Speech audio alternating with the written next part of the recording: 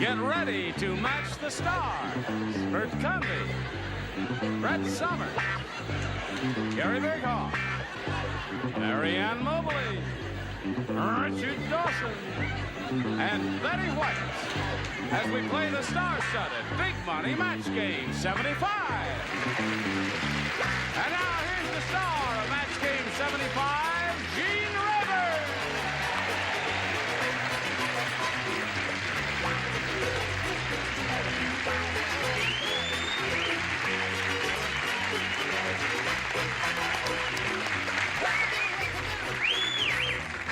Johnny Owen, dear friends. I'll say it if you will. What? What's the matter? Couldn't you afford the pants to go with that suit? It's the best I could do. I see. They're hand-me-downs. Cheap. I think you look resplendent. Thank you, my dear. You are a woman of superb perception and taste. Well, I tasted it. She didn't taste that good to me. Didn't you used to be Harry Truman? No, Tell me the I truth. was No, never I'm- Harry Truman. Would you like to be Harry Truman? No, I don't want to be Harry Truman. Would you want like to to say be hello to Best these two Truman? pretty Oh, ladies? all right, All yes. right, let's say hello to these Dolly Pressler and Linda Tejeda. How much money have you won? $5,600. That's right. You have won $5,600, and you've already spent it, haven't you? That's for sure. All right. Now, we started this game, didn't we? And Linda, you didn't score in your first round question, but you did. So it's 1-0. And round 2 is coming up, but first we've got this message for you. All right, I push this button, reveal our second round questions. Ask Linda to make a selection. A, please. It is, here we go. It is. I have a TV guide listing for you, ladies and Well, gentlemen. give us the question first, I then don't give want us this listing. Try this. Okay. Sunday night, CBS, Apple's Way. It is a sad day at the Apple household when Apple discovers his family has a blank in it. A sad day at the Apple household when Apple discovers his family has a blank in it. Right. I love the old Apple way. Got it? Yes, got it. I got it so It is. fast it made my Very head good. spin. Oh, really? Too Wait, say bad. that again. Okay. What is wrong with Marianne Mobley? She's been living in Africa Do too something. long. We Okay. can't wait for you forever, my Hey, Heat while we're box. waiting, let me What just happens when you make your explain home in the something. bush? Hogan's Heroes, we were on for 6 years on this network. Yes. We were not taking off because of low ratings. No. Why were you taken off? Word of mouth killed us. All right. Just a little filler for you, Gene. Linda. TV guide listing, Sunday night, CBS, Apple's Way. It's a sad day at the Apple household when Apple discovers his family has a blank in it. A child? I couldn't think of anything. I've never seen the show. Come on, Linda. I've never seen the Apple. show. She says a child. I've never seen the show. You haven't. Well, you really don't have to see the show in order to respond to this yeah. question, as you will find out in a moment, Linda. Bert, Yes. show her what a good answer is for this question. Sad day when the Apple family discovered a worm. A worm in the apple. A worm in the apple. There it is, Brett. I've never seen the show either, but I've seen an apple. And I put worm. Apples have worms. All right, Gary. A worm, there it is. That's a... Oh, that's terrific. Charles Nelson Riley couldn't do that, could he? Charles Nelson Very good. Riley wouldn't want to do that. You, sir, would be surprised. Do you have a worm in your apple? I hate to go along with the group. Oh, you do? What they discovered that they had a rotten core. A rotten core? I thought that was funny. Well, you're all alone, back to the dear. person's opinion. A what? Now, Apple's Way would never say they had a liar in the family. They had a fibber. They had a fibber in the family. Most disgusting sound I have ever She heard. didn't understand Somebody the quick, question, play the Linda. national anthem. I liked it. I don't care what they say. Will Miss Mobley's nurse please step to the front of the house? It's time for your bath. I've been doing this for long. I used to do this. You go and sit over with Linda. Sad day at the Apple What did household you when Apple say? discovers his family has a blank in it. A child worm. A worm. Gotta match Betty to stay in the game. I'm another seedy groupie, a worm. 6 worms. So Dolly wins again. Come on down. Congratulations.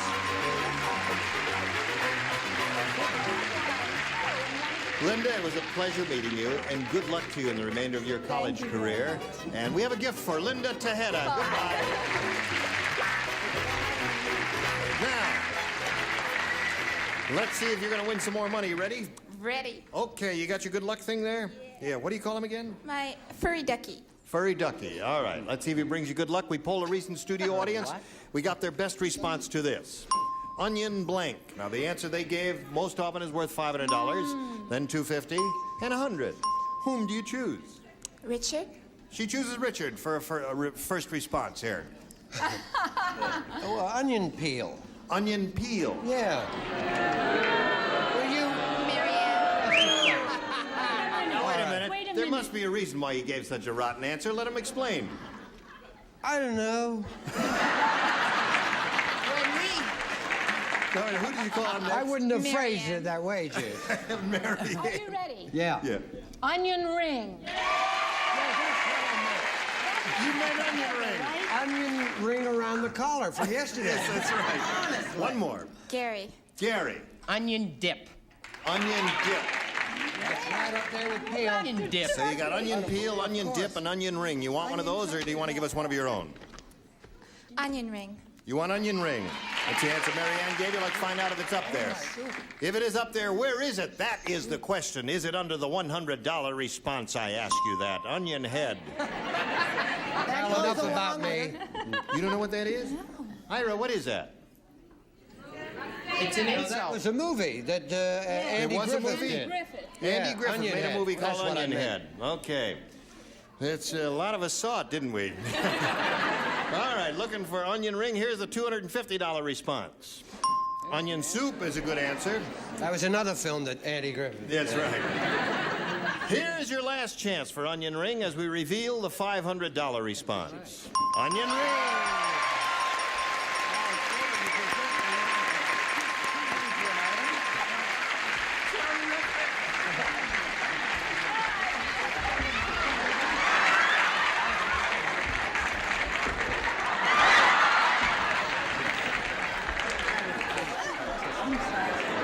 Give me my microphone. No, no.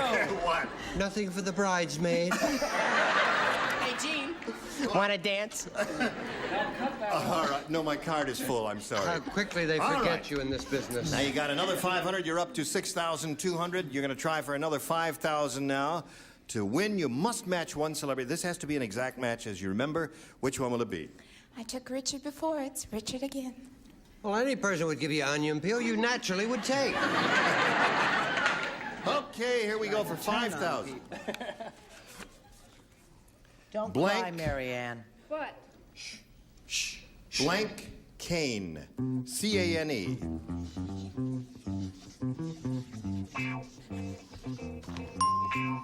Okay, he's finished. Now, we need an answer from you which you think will match the answer he's written down and put in the slot there. Blank cane. Sugar cane. Sugar cane, she said. About one-third of the audience thinks that's going to be a match with Richard. Candy cane? Probably candy cane. You think it's candy cane? You think it's candy cane? One-third think it's sugar cane. Two-thirds thinks it's candy cane. We're going to find out right now, Richard. What is it? All of you hamburgers who think you know, you are wrong.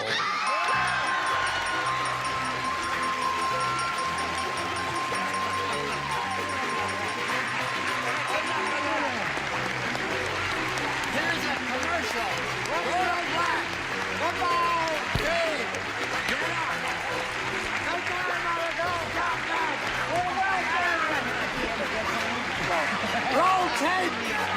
Roll tape for the commercial. With dingbats. We're ready to have another go at it. Are you calmed down, Dolly? Yeah. Okay, now let's meet your new opponent. Let's welcome Bob Schaefer. Hello, Bob.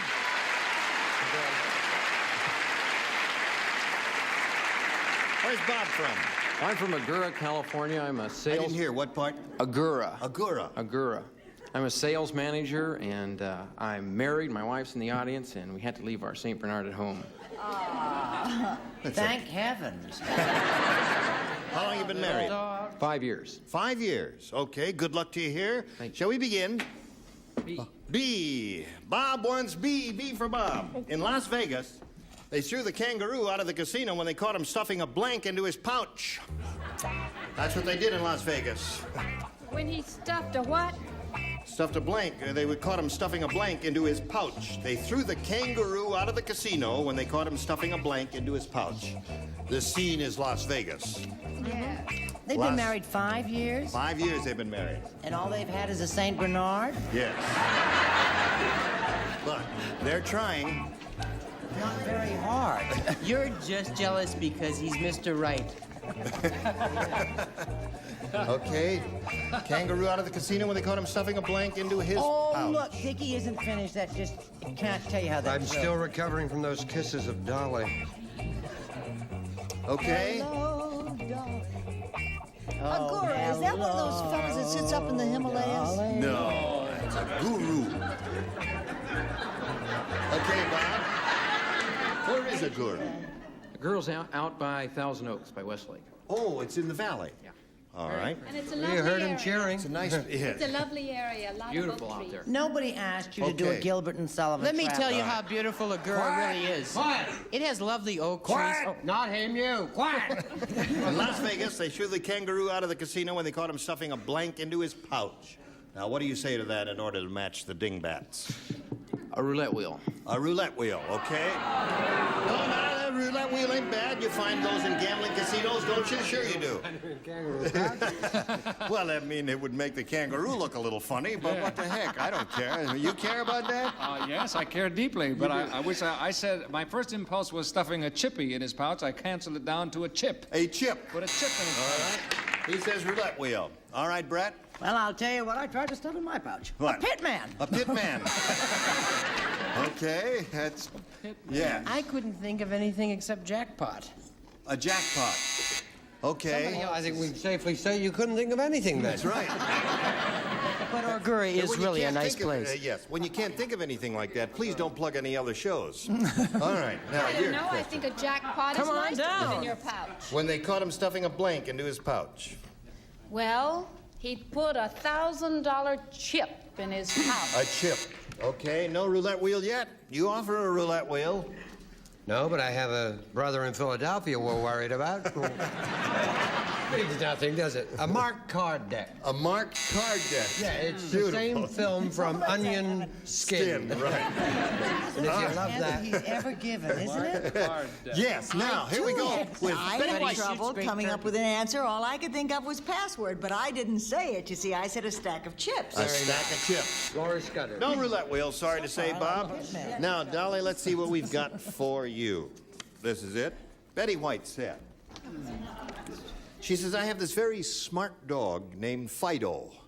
Not only does he watch TV, but whenever my husband, Alan Ludden, comes on, Fido blanks the set.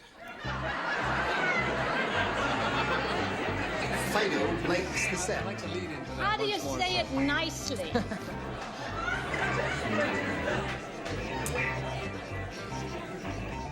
Big Brother is watching. Oh, yeah, I'm sorry. I have this very smart dog named Fido. Not only does he watch TV, but whenever my husband, Alan Ludden, comes on, Fido blanks the set. Is it smart dog? Is that Smart dog. Smart. Oh, Yes. smart I got dog. it. I got it. I know. How Yeah, could someone smart so dog. young be so deaf? Well, he's a pretty face. Marked cards. Marked cards. That's You true, ever- yeah. Oh, that's it. Very good. But really, Dickie, that was the worst answer you've Here ever we given. go. Dolly Presto. Betty White said, I have this very smart dog named Fido. Not only does he watch TV, but whenever my husband, Alan Ludden, comes on, Fido blanks the set. Tinkles on.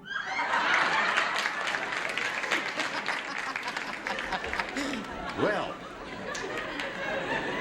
no comment. No comment at all. Do you wish to comment? I think I should, don't you? Yes, I think you should. I said he goes on the set. He goes on the set. All right. All right, Brett.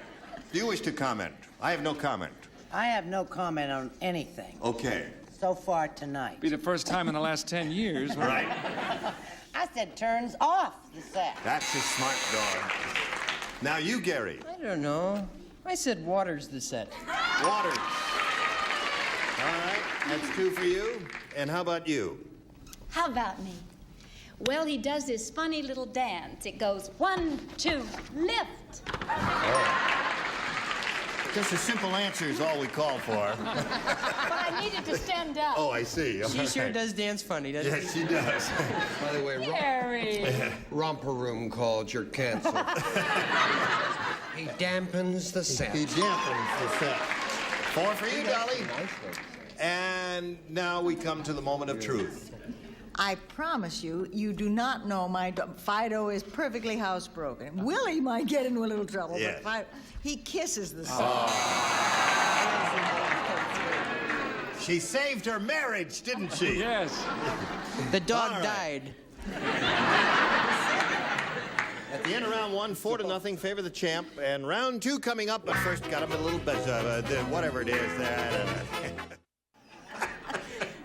I'll push this button and look what happens. We have 2 questions, second and final round. Bob, please make a selection. I'll try A. All right. Everybody plays. Bernie would do anything to embarrass his relatives. He even wore a gorilla suit to his own blank. Bernie would do anything to embarrass his relatives. He even wore a gorilla suit to his own blank. Don't he like his relatives? He would like to embarrass them. He don't like them. He don't like them. Hi, Dickie Bird. You're the best. How goes things in the cages?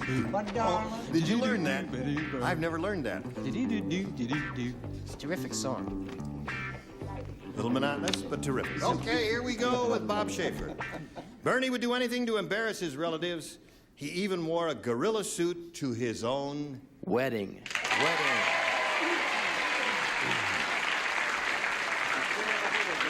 A long time. Annie, it sounds to me as if someone up here doesn't say wedding, he's going to get lynched by that crowd. What do you say? Well, You don't say wedding, I can tell that right now. Oh, the heck I don't. Oh, yes, you do. So there's 1 for Bob. How about you, Brett? Did he say wetting or wedding? Wedding. that was the other question. Darn it all. He'd say. I said wedding. That's 2. And we're up to Gary. This is terrible. You said he'd do anything, and I said he wore it to his own funeral. His own funeral. Oh, just a minute. I don't have to take this. What's the difference? We're ready for you, my dear. We're ready I've for been you. waiting. He even wore a gorilla suit to his own. He wore a monkey suit to his own wedding. Well, that's 3 for you. 1 more, and you've got a tie there. He also married King Kong. Wedding. There it is. Now we got a tie. And Betty. I mean, it's up to me again. Is a Yep. gorilla a female from Agora? No. Wedding. Wedding. Okay. So at this moment, the score is 5-4 in favor of Bob. Oh, is it 5-4? I gotta go. No.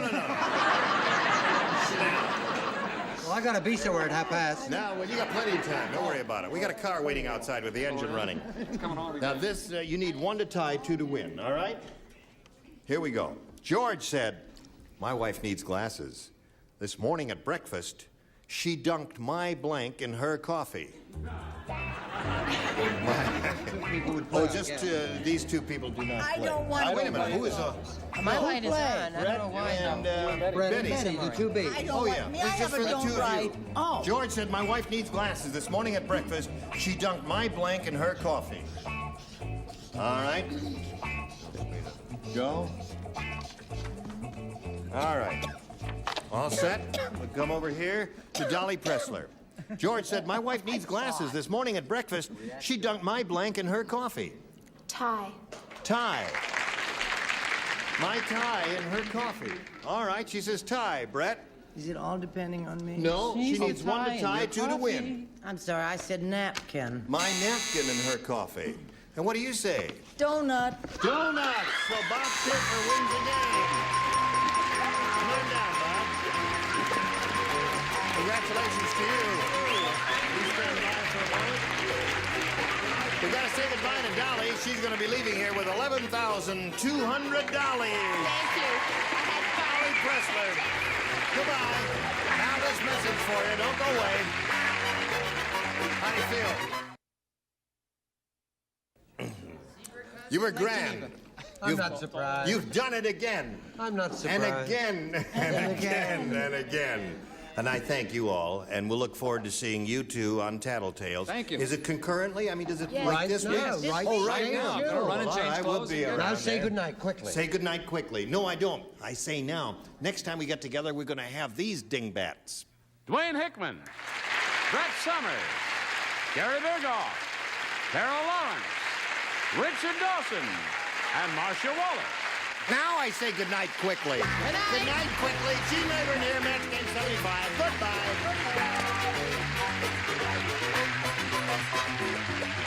This is Johnny Olson speaking for Match Game 75, a Mark Goodson, Bill Tubman production.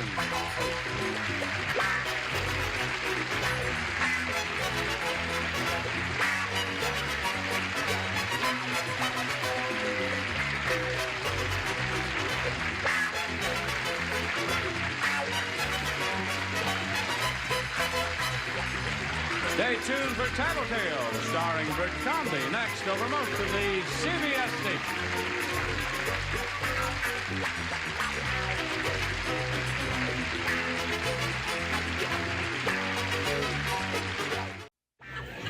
Get ready to match the star.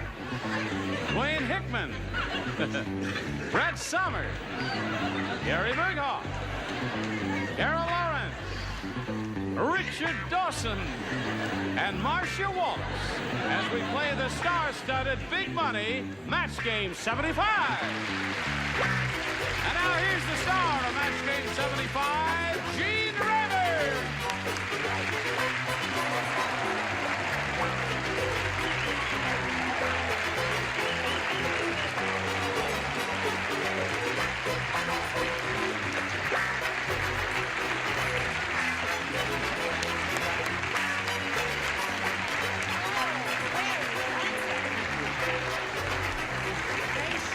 I'm all mussed up and the show's just beginning. I was just aflame when I saw your best.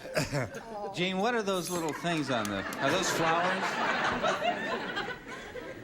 All my friends told me I died on a match game. You're dying.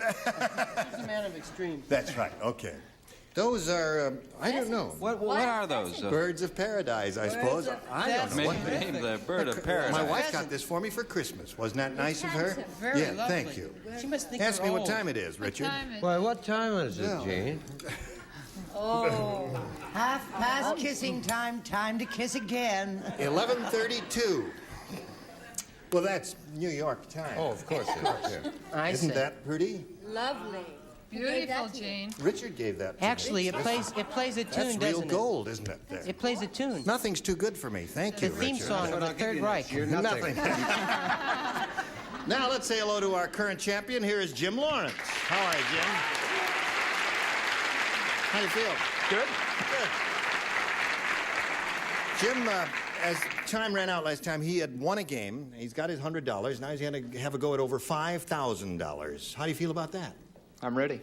Okay, we'll do it right after this message of interest to one and all gathered here on this day. Here we go with Jim Lawrence. Jim, we polled a recent studio audience and we got their best response to this. Young blank. Now, the answer they gave most often is worth $500 if you match it. Now, if you match the next one, you get $250, and the third, $100. 3 celebrities are permitted to help. Whom do you choose? Richard. Young. Yeah, young at heart. Young at heart. Which you are. Yes. Forever. Toujours gay and young at heart. But Dwayne, please. Young blood. Young blood. Okay, you got 2 now. Gary. All I can think of is young and foolish. Young and foolish. Why is it wrong to say young and foolish? Okay. It was the only answer that I had. All right. So you've got. Thank you. Must have been the... What was There it? will Who be was that, no the editorial songwriter? comment at this stage of the proceedings, please. So you've got young blood, young and foolish, and young at heart. You can choose one of those, Jim, or give us one of your own. What would you like to do? Young at heart. You want to choose Young at Heart. All right? Okay, that's the one we're looking for. Young at Heart. Let's find out if it's up there, and if so, where. Is it under the $100 response? Is it Young and Restless? Oh, that was my answer. Young and Restless. Right. It's another... CBS. Was That's a CBS soap opera. Oh, yeah, it's on at around 1 o'clock or so in the East, yeah. All right, we're looking for Young at Heart. Here is the $250 response. Yay! You've got it. Congratulations. So you got the $250. I know what it is. What do you think is up there? Young Mr. Lincoln. Young blood. Young blood? All right, let's find out right now. Young blood. Chinese. Didn't I think of that? Of Chinese anybody expression. Because you haven't experienced it for Young years love. and years. Yes. Oh, that's beautiful. It's a great thought. It was a romantic audience we had. All right. Now, Jim, you're up to $350, and now you're going to try for $2,500. To collect, you've got to match one of them.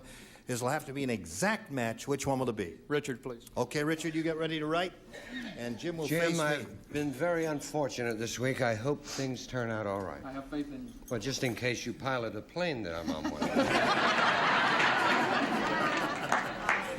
All right, here we go.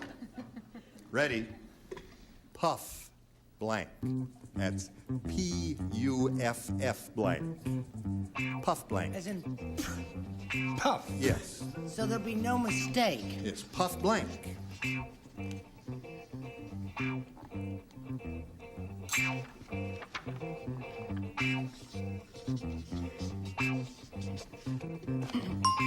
All right, he's finished. Now, Jim, what answer would you give us that you think would match his? Puff blank. The Magic Dragon.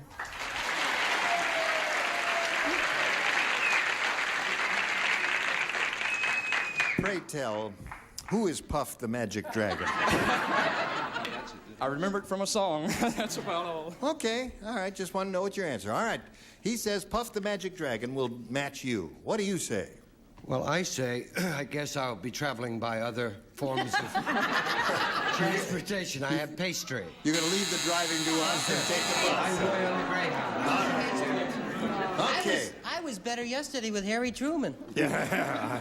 All right, so Jim's got his $350, and he's still the champ. He's going to play another game, so let's meet another player right now. Here comes Carol Tucker.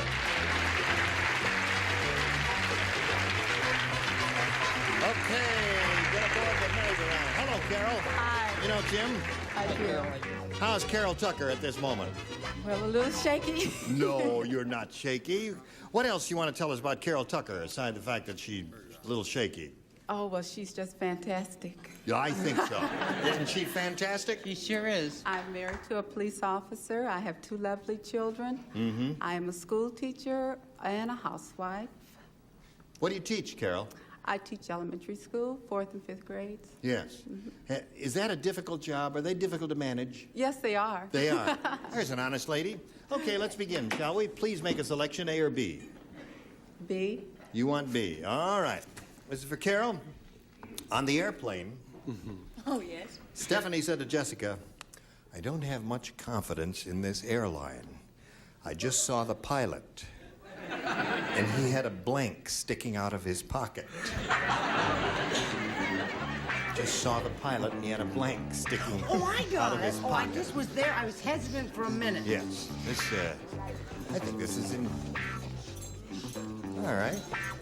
Interesting. Very interesting question, in my opinion. Everybody ready down here, and everybody ready up there. So we'll come over here to Carol Tucker. On the airplane, Stephanie said to Jessica, I don't have much confidence in this airline. I just saw the pilot, and he had a blank sticking out of his pocket. Bottle of booze. A bottle of booze.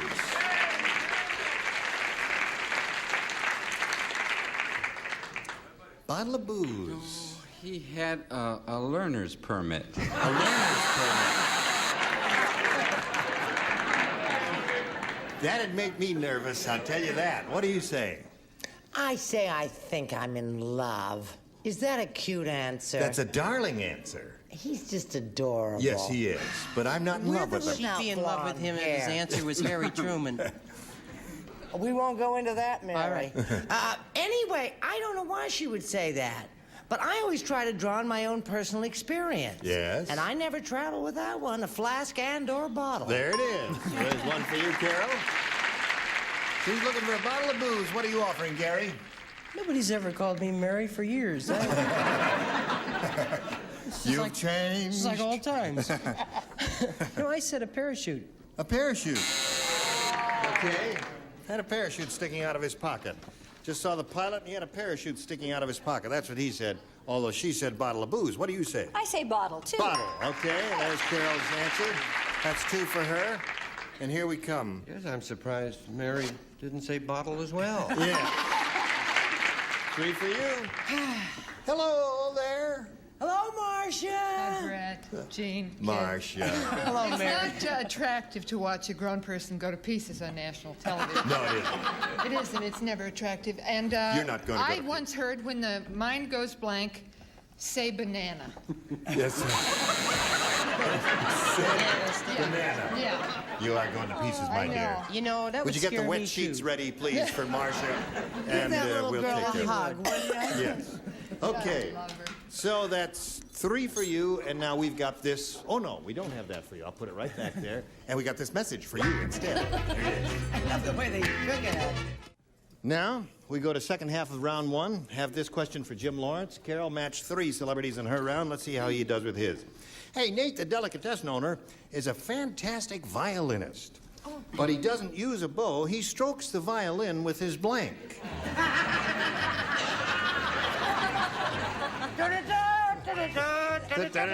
Everybody plays.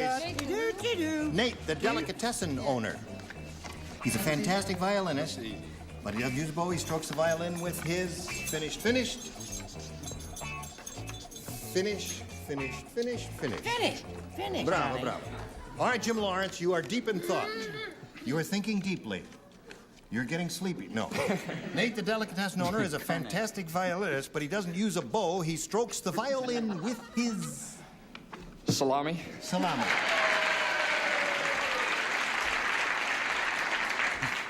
He says salami. It's coming to me. What will you say? Salami. Salami. Ah! Extrasensory perception is at work, and the psi phenomena is rampant in the field. Here you are. Hey, lady. What's the first cousin to a salami? Bologna. No! Pastrami, is that a match? No, pastrami it's and not salami a are match. totally 2 different I could things. have told you that when you wrote it. It's easy for you to say you didn't have that answer. Yes, I did. What do you say? My uncle told me I was doing bad on the show. Your uncle has good taste. When it comes to salami. The salami is very good. Okay. So now at this moment, the score is 3-2. What do you say? Oh, I said wiener. Wiener. No, wiener is Sorry about that. it's not even a small salami. It's Well, a it's totally sort of a different- long hot dog. Yeah, well, no. Couldn't With be a small done. violin. Oh, no, you couldn't. You'd have to be Tom Thumb to do that. What do you say? Salami. Salami. Salam alaikum. All right. You hang in with Well, me, Marcia. Remember, Marcia. we're roomies. I've done that. Now, Brett. Marcia, there's nothing to cry about. No, there isn't. Marcia, we have to have There you is back good more news often. tonight, You're Marcia. terrible. Remember this moment. Banana.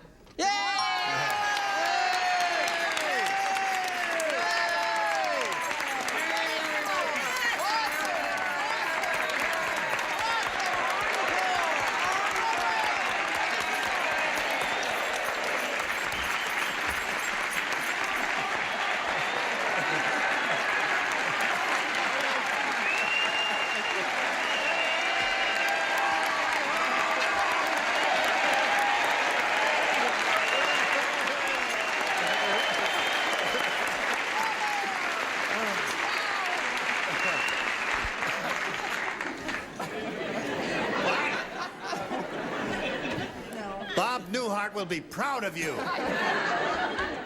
And he's going to raise your salary for that, too. 3 bananas a week. Yes,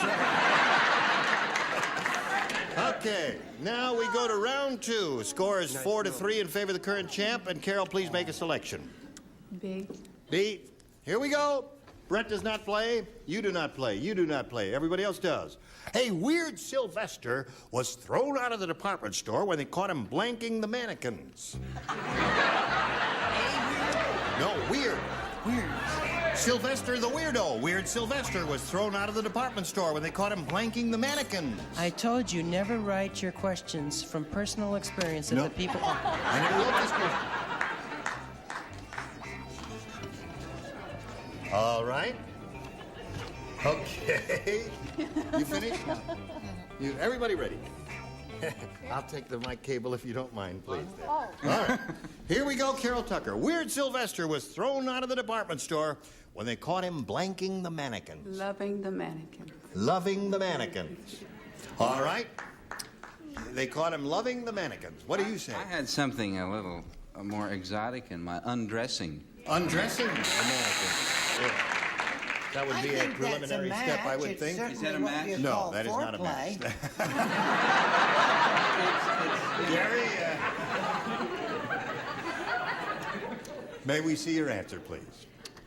Wait till they finish laughing over that terrible joke. I said kissing. I think that's a match. That's a match. Kissing and loving? How about that? All right. There's one for you, Carol. Now we have one more person to call on, and it's sweet, lovable Marcia. Marcia, you can do it. You can do it, Marcia. Marcia, you know what they say, good dress rehearsal. Fame is so fleeting. How soon they forget that. Well, Short-lived. an all-American person. Dating the mannequin. Dating.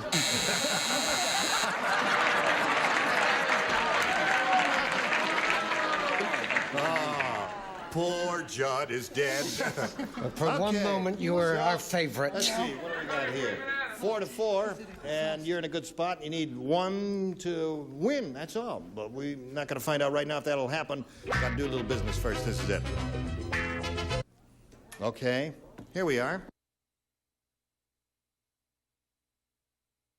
Poor Judd is dead. For one moment, you were our favorite. Let's see, what do we got here? 4-4, and you're in a good spot. You need one to win, that's all. But we're not going to find out right now if that'll happen. Got to do a little business first. This is it.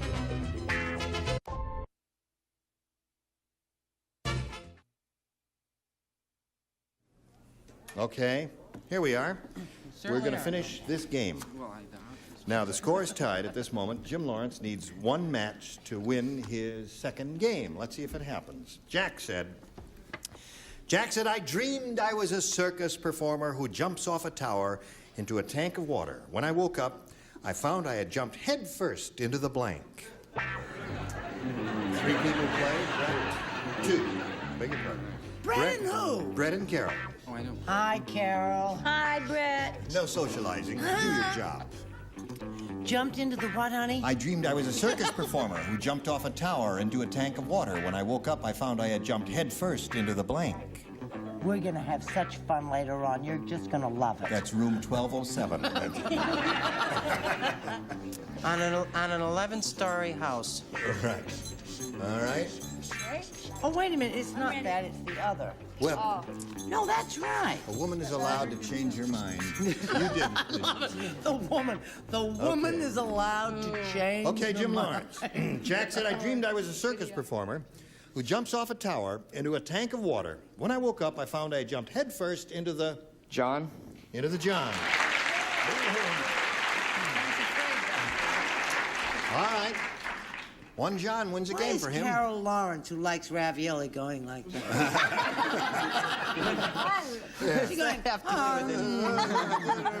Mi piace il ravioli.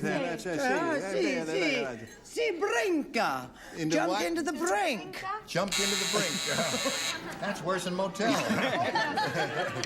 All right, the new record holder up there. See why I was going like this? Because I said,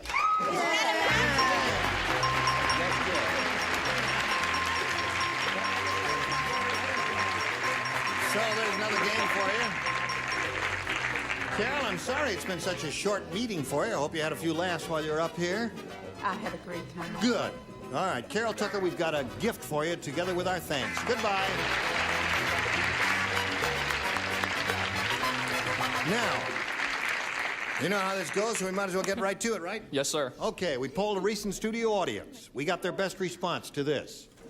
Valley blank. Now, the answer they gave most often, worth 500, 250, and 100. You know all that. Whom do you want here?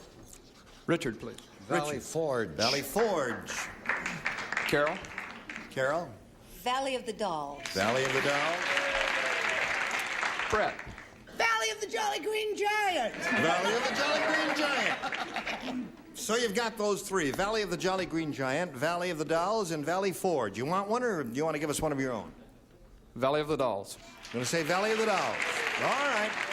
Let's find out where the Valley of the Dolls is. First, may we see the $100 response? Valley of the Jolly Green Giant. Atta girl, Brett. A likely story. Yes. We are looking for the Valley of the Dolls, dear friends. Let's see if it's under the $250 response. Valley Forge. Believe that? All right, last At chance. least That was it'd be a Richard's can answer. of peas. Now let's see if Carol Lawrence's answer comes about up as the we Valley reveal the restaurant? $500 response. Valley of the Dolls. Very good. Congratulations. Thank you, sir. Okay, got the 500. Now you're gonna have a go at 5,000. Which one do you want to try and match?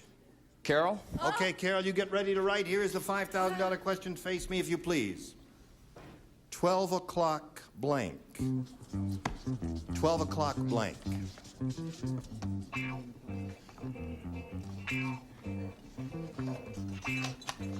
Okay, Carol's finished now. What do you say to that? 12 o'clock blank. Noon. 12 o'clock noon? And you're a pilot? May we see your answer, please? 12 o'clock high. 12 o'clock high. You thought of it and didn't do it. Oh, that's too bad. He's a pilot. Yeah, and he is a pilot, too. Oh, boy. Crossed his mind, he rejected it. Okay, you got $950, Jim. Stand by now. Here is a message for you. Oh, hello there. Oh, listen, just time to say goodbye here. Thank you from the bottom of my black old heart. Gene, you were thank you. splendid. Thank and you. Oh, I love your birds of paradise. Thank you. May Those the are birds bird of paradise Marsh, fly I'll up never your forget nose. this moment. I hope you'll come back often and make a fool of yourself over and over again. Gene, I'll Sweet certainly lady. try. Coming up next. Oh, listen, you want to know who's going to be here next time we get together? I'm going to tell you right now. Avery Schreiber, Brett Summers, Gary Berghoff, Trish Stewart, Richard Dawson, and Patty Deutsch. Gene Rayburn here, Match Game 75. Join us next time. Bye. This is Johnny Olson speaking for Match Game 75. A Mark Goodson, Bill Trotman production.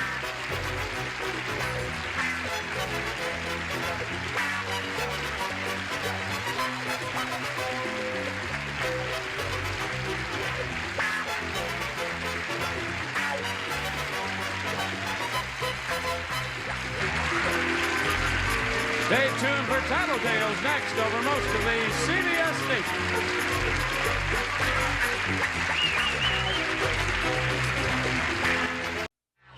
Get ready to match the stars.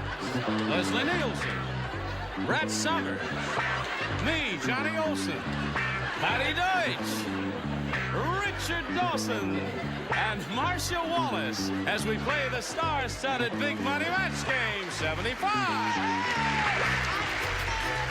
And now here's the star of Match Game 75, Gene Rayburn.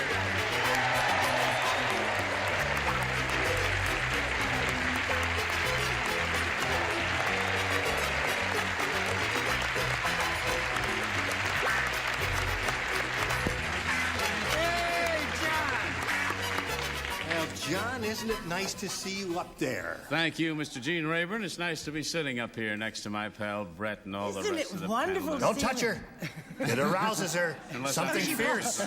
She falls apart. I guess a word of explanation is in order here. We make no pretense about the fact that these shows are taped a couple weeks in advance. I mean, all daytime shows are done that way. And this particular day happens to be the day when the clocks were supposed to have been turned forward 1 hour. And somebody who usually sits in that seat forgot to turn his clock forward 1 hour. And so he ain't here. And you may never ever see him again. Actually, we're live, but the audience is on film.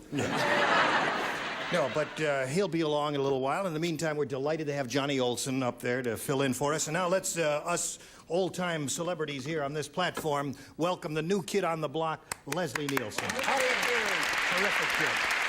How are you? Thank you. Very good. How are you? Glad to be here. Now, Leslie? Yeah. I've seen a great deal of you on television. I've always enjoyed your performances, but I've never seen you do any kind of game show. Is this, No, I've done a few. You have you've done a few. Very badly, Yeah. though. Really? Yeah. Well, you're going to be... He did your show? Oh, well. Yeah, He's a veteran there. All right, good luck, kid. And now let's say hello to our current champ, John Levinson. Hello there, John. How are you? Pretty good, you? Good. When we were together last time, John had just won one game. He's got his $100, and he's going to try and collect a big pile of money now as we go to the audience match. You ready for that? Sure am. We'll do that right after we do this message for you.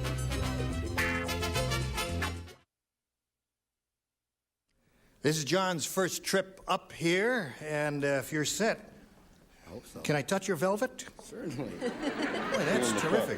Where can I touch it? It fits him, doesn't it? Very nice. Yeah, pretty natty guy. Get off the stage. All right, John, we polled a recent studio audience and we got their best response to this. Blank Robinson. Now, the answer they gave most often is worth $500 if you match it. You match the next one, you get $250, and the third, $100. 3 of these celebrated people are permitted to help. Whom do you choose? Richard. Greatest fighter of all time, Sugar Ray Robinson. Sugar Ray Robinson. Okay. Richard would say that since he's a fight fan. Right, Marcia. Marcia? Hello. Marcia, The darling. famous Mrs. Robinson. Mrs. Robinson. Please, Mrs. Robinson. Yes? Patty. Patty, what do you say? Hello. Hello, Patty. Blank Robinson. She's playing for two, you know. Family. Swiss Family Robinson. So you've got Swiss Family Robinson, you've got Sugar Ray Robinson, and you've got Mrs. Robinson. Do you want to choose one of those, John, or do you want to think up one of your own? I think I'll go with Mrs. Robinson. You go with Mrs. Robinson? I think she'd like your velvet jacket there. Okay, Mrs. Robinson is the one he's looking for, and of course he hopes it's under the $500 response. We're going to start at the bottom, though, and see first if it's under the $100 response. Smokey Robinson. Who in hell is Smokey Robinson? That's Mr. Robinson. That's Mr. Robinson. Oh, yeah. Husband and all the time around. It was very smoky in his house. All that activity there. All right, we're looking for Mrs. Robinson. Here is the $250 response. Swiss Family Robinson is up there, the one that Patty gave you via what's his name. All right, last chance for Mrs. Robinson. Here is the $500 response. Jackie Robinson. Oh, Leslie had it. You had it too. Edward G. Yeah. You what? I was between that and Mrs. Robinson and Jackie Robinson. You were in the middle of that trio? Yeah, right. Yeah. Well, that was an interesting experience, but I'm sorry you didn't get the money. Smokey Robinson got billing over Sugar Ray Robinson? I don't understand that. Isn't that amazing? Listen, in all candor, I must ask, and no offense, Smokey Robinson, whoever you are. Well, he is. He's a fine rock singer. He what? He's the lead singer of the Miracles. Smokey Robinson and the Miracles. Who are the Miracles? It's a singing group. That worked with Smokey Robinson. I I got to see. catch up. All right. Well, John, you've still got your $100. You're going to play another game right now. You ready for that? Okay. Let's meet another player and welcome Sue Hooker.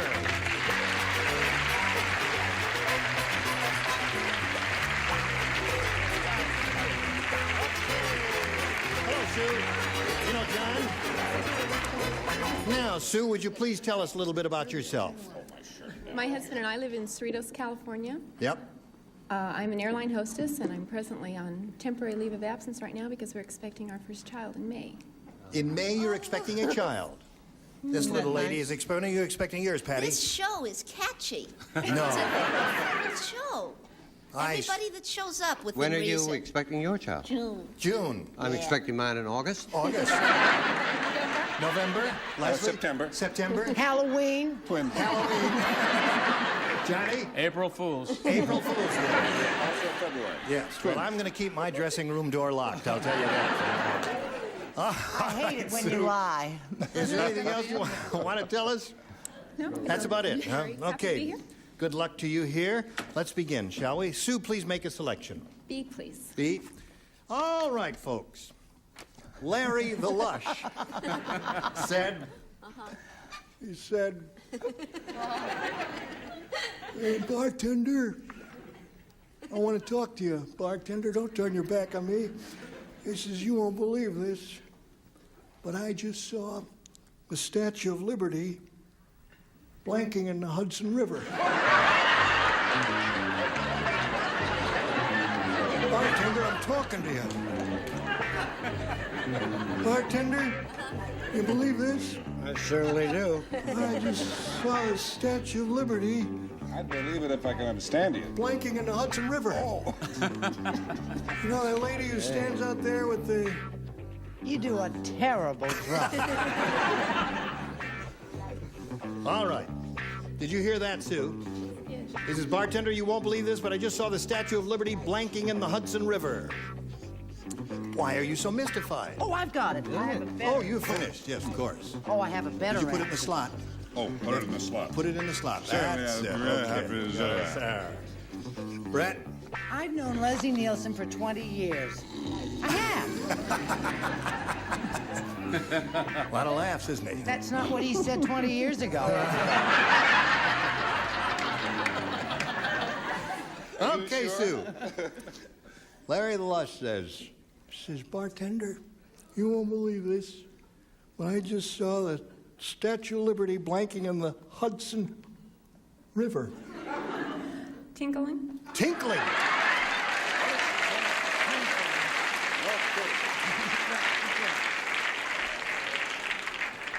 That's why, you see, she's standing there with one finger raised like this.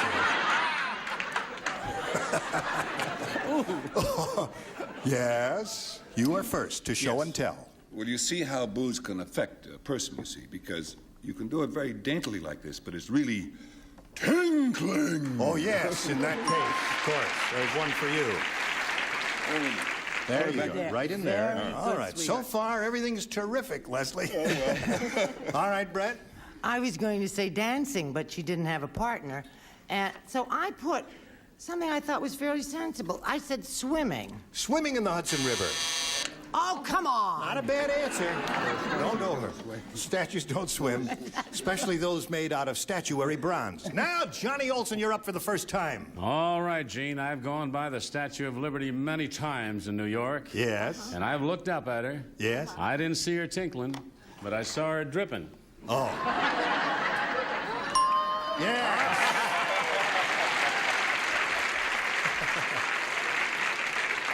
I must say, Johnny, that is more politely put than any celebrity has ever put it on this program. Thank you, Gene. How about you? How about me? Yes. Yes, well, I wasn't even close, she cried. I said backstroking. Backstroking. Another swimmer in the Hudson. All right, Sir Richard. Isn't it about time the show bought a drink? I said tinkling. Tinkling. That's three for you, Sue. What? Do not frown. Well, once again, my innate good taste has gotten me in trouble. It has. I passed by all bodily functions Yeah. and went to swimming. Swimming. Yes. What we Bell have ringers. Okay, so she did pretty well with hers, didn't she? 3 for you. Your first round question comes up after this message is passed along to you. All right, I want to say something. It's the second half of round 1. John, this is for you. Sue did pretty well with hers. Now, you're all familiar with the television detective Cannon, right? Yeah. Sure. Okay. Now, Mrs. Cannon said, "My husband is really lazy. Every morning, to get him out of bed, I need blank." What? Huh? Mrs. Cannon said, "My husband is really lazy. Every morning to get him out of bed, I need blank." She's talking about Cannon, the TV detective. TV detective. The TV detective. I just want to know, do you have an answer for that question? Yes, I do have an answer for that question. Well, Would you give like it to to share me. it with anyone? No, I can't do that. That's not fair. Now, Cannon, you know, is a very large man. Oh. Does that That's of equal help to both John and to her, and really no help at all, I suppose, but I'm just telling you who he is. There now. Did you get one, John? I got it. You know John Cannon gave there. a terrific answer. I saw him one night when I was with Charles. Terrific. Thank you. Yeah. Wrong. No, no right or wrong here. John, you ready? Are you familiar with Cannon? Yeah. Right. Mrs. Cannon said, my husband is really lazy. Every morning, to get him out of bed, I need blank. Help. Help!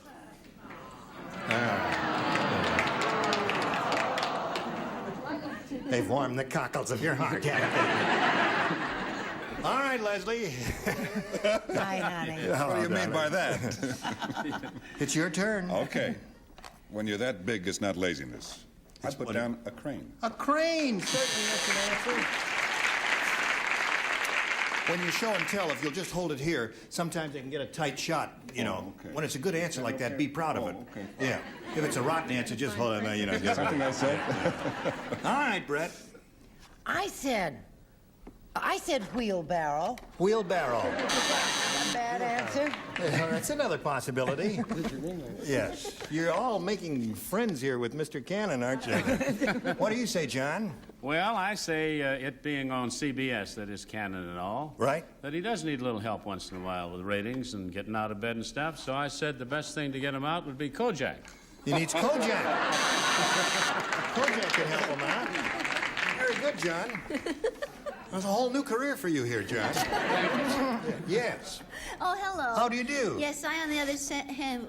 It's catchy, isn't it? It's terribly catchy. I said that you would need a forklift. A forklift. Well, the audience hasn't really responded positively to anything yet. Let's see what you've got, Richard. Could a show tinkling again? They respond to that. Yes, no, they did. A very large gentleman. Right. She couldn't lift him. No. So to get him out, she would need grease. And shove him out, right. Grease him up and slide him all the way to CBS. Slide him to the sea, all right. Slippery little devil. Yes, he is. Every morning to get him out of bed, I need blank.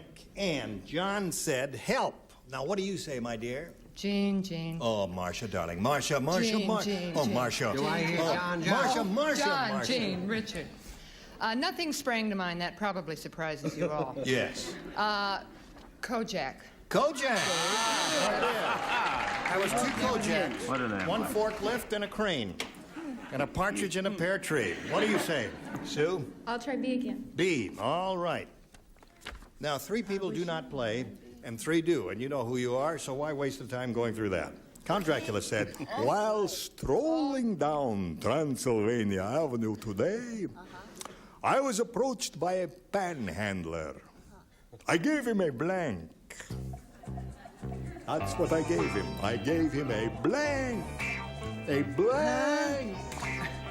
That's what Count Dracula said while strolling down Transylvania. Oh, you didn't play. Why should I bother? No, tell me, by all means, Jesse. While strolling down Transylvania Avenue today, I was approached by a panhandler. I gave him a blank. Blank. Blank. Blank. Okay. Please don't talk about me. Willem Sue. Count Dracula said, while strolling down Transylvania Avenue today, I was approached by a panhandler. I gave him a blank. A bite? I gave him a bite.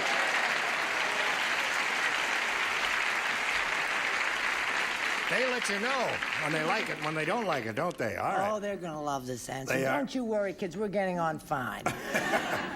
He happened to have a paring knife with him. Yes. And I thought he was going to give a portion of his body. Oh. He gave her a finger. A finger.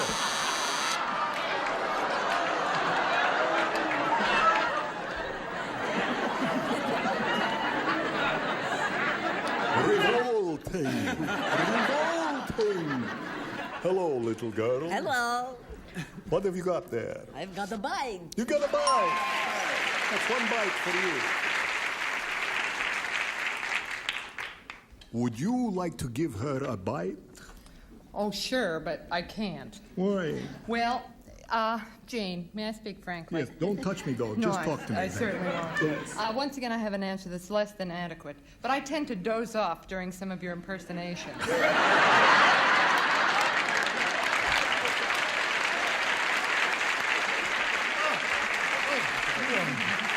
Talk about a bite on the neck. What about a stab in the heart? You sure know how to show a guy a good time. Now show us your answer. Oh, sure. And Now, be humiliated. Hickey. A hickey.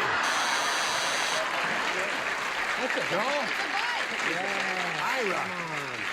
Now, hold everything. I will appeal on your behalf to the Thank judge. you. Now, if you do a hickey right, it's really almost a bite. Sure. Ira, weren't you ever a teenager? Yeah. Now, wait a minute. Ira, how do you do a hickey? Come over here. How do you do a hickey? How? Haven't you ever been in the back seat of a 19... That's right. Now, isn't that a bite? No?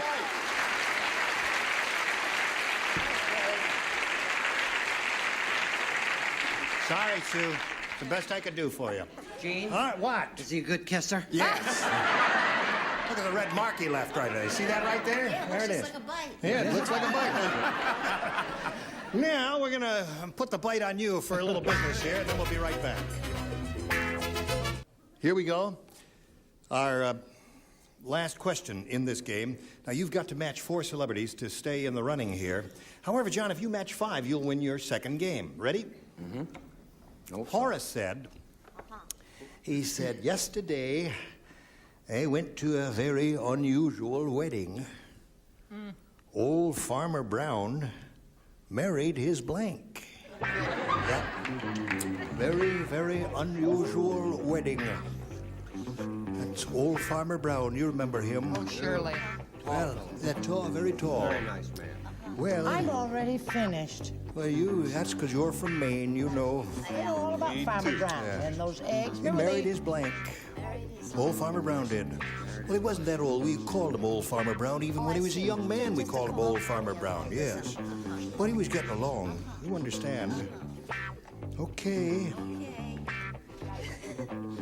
Remember Farmer Brown with the eggs in math? You know, Farmer Brown had 7 eggs. He gave 3 away. He put 2 under 5 chickens. You know, all that? You know, I could never do math. I finally figured I confused it with literature. It's the truth. It's like with all those stories, I got so involved in the story, I was unable to figure out that 4 from 2 was 6. You were waiting for the eggs to hatch. I was so upset about Farmer Brown failing. All right, John Levinson. Horace said, yesterday I went to a very unusual wedding. Old Farmer Brown married his blank. Cow. His cow. I got one here. You got one there? All right. Tis the Farmer Brown who is now in Folsom because Right. he married his cow. Oh, splendid. You, my dear. He gave away his chickens, and he took us to cow. Aha! Johnny O! He married his favorite moor, cow. The cow. You need one more to tie, John. Do you offer him a cow? No, his cow is spoken for, so he married his pig. Oh. Well, that's what they said about A her. lady pig, a sow. Uh-oh. You need one more cow Wasn't an unnatural to marriage. stay in the game. There it is. You got a tie score. Okay, 4-4. We got to go to a tiebreaker, but before anything happens, we got to go to this message for you. I'm sorry, I was gone for a minute. I was bleeding here a little bit. Very nasty Yeah, fight. right. That's Very nasty. Our producer was showing me, demonstrating what a hickey, and it got my shirt all. I had to have it cleaned and all that. Irish hickey. Say good night, and we'll go to the medical Oh, place. all right. Join us next time for Match Game 75. Gene Rayburn here. Goodbye.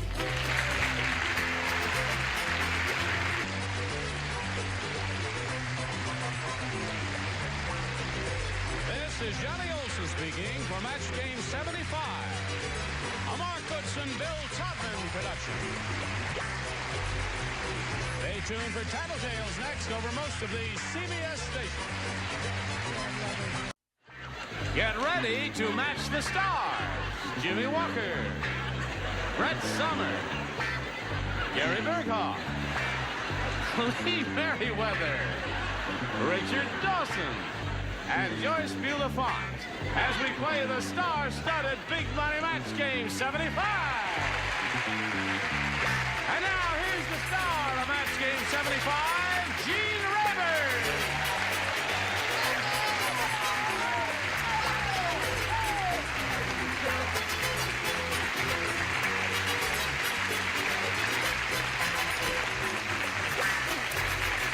Thank you, Johnny Olson and dear friends. To the Now, king. just to touch all bases there, Good Times, MASH. M-A-S-H, Newberries. Newberries. Newberries. Yeah, Penny's I Woolworths. forgot Newberries. Barnaby Jones. Thank you. Saks Fifth Avenue. Saks Fifth Avenue. Yeah, there's a gay bar on La Cienega. J.C. Penney. Mary Tyler Moore. Mary Tyler Moore, yes. And I'm sorry, I really... That's all right. You're terrific. Mwah. And not a bad kisser either. There. What do you do on Mary Tyler Moore? Alita Lee. How are you? Good. How much money do you want? $700. You have $700 to your credit. Yes. You're hoping for more. Sure. You got a good chance to go over $5,000 here now because the big money audience match is coming up. You ready for that? Okay. I'm getting ready. Yes. You've been doing your exercises? Yes. Working hard. Keep What in exercises shape. do you do? You do the, really? You do it? Okay. All right. What can I say? All right, don't say anything. You say something for the people of America out there, and then you come right back. Some of you might not have been around the day we introduced this lady, and she told us about herself, and I just assumed that everybody knew. So I guess I better explain now what I was talking about just before the commercial there. This girl is majoring in belly dancing in college, right? No.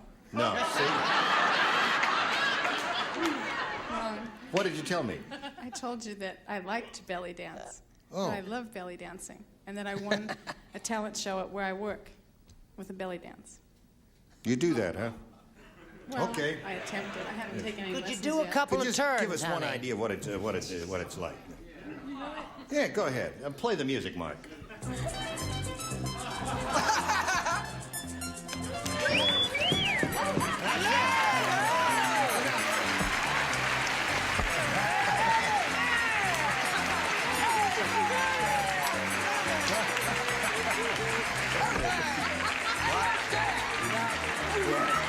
Without answering any questions, she's won the money. Give her the $5,000. Okay, no, we've got to go on with it now. You're going to have it go at over $5,000. Ali, you ready? Yeah. I'll say you are. Here we go. We polled a recent studio audience, and we got their best response to this.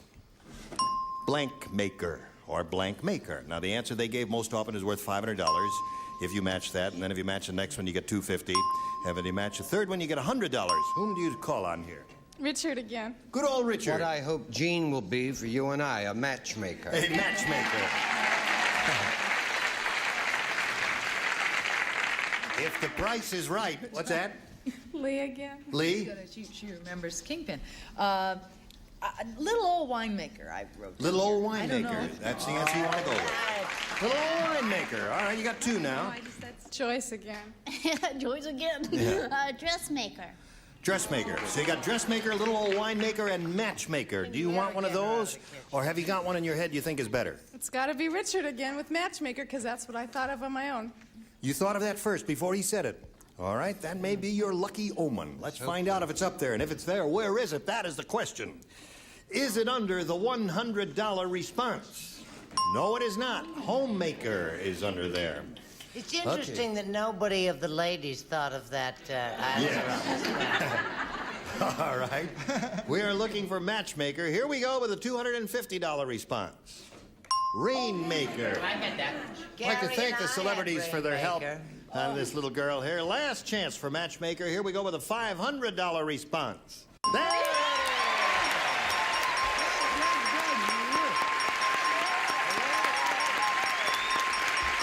Congratulations.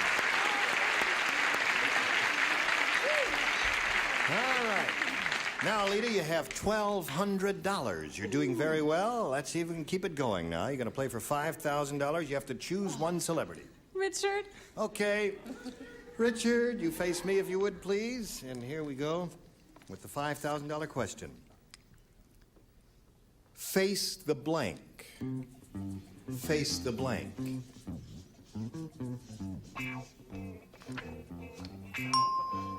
All right, he's finished with his, and now, Alita, we call on you for your response to match him.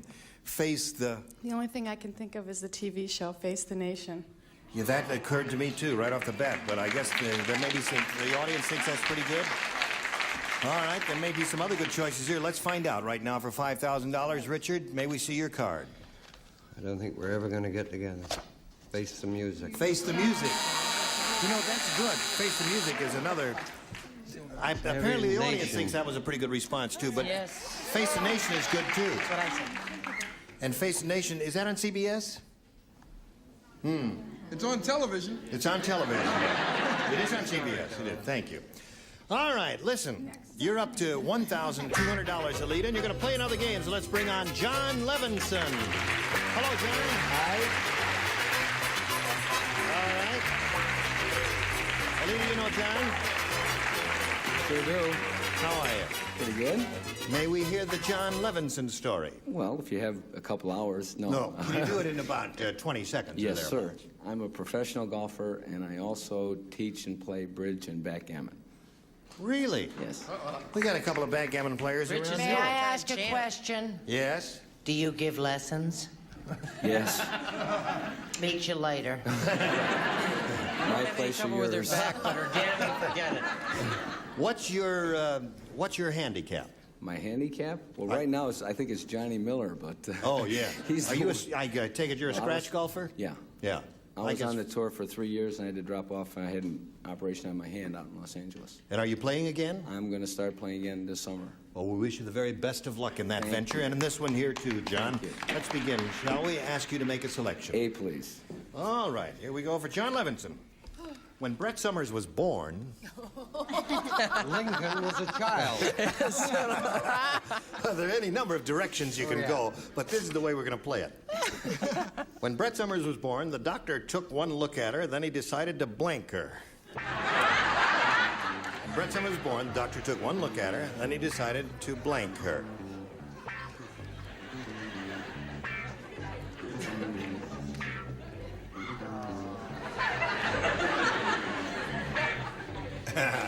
You have to play, I don't too. mean to appear brutally ignorant about America's most important endeavor, but what in hell is scratch golf? Scratch golf means when you shoot par golf.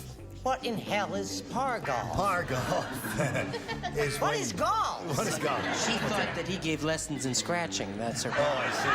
That's not true. I'm really interested in this.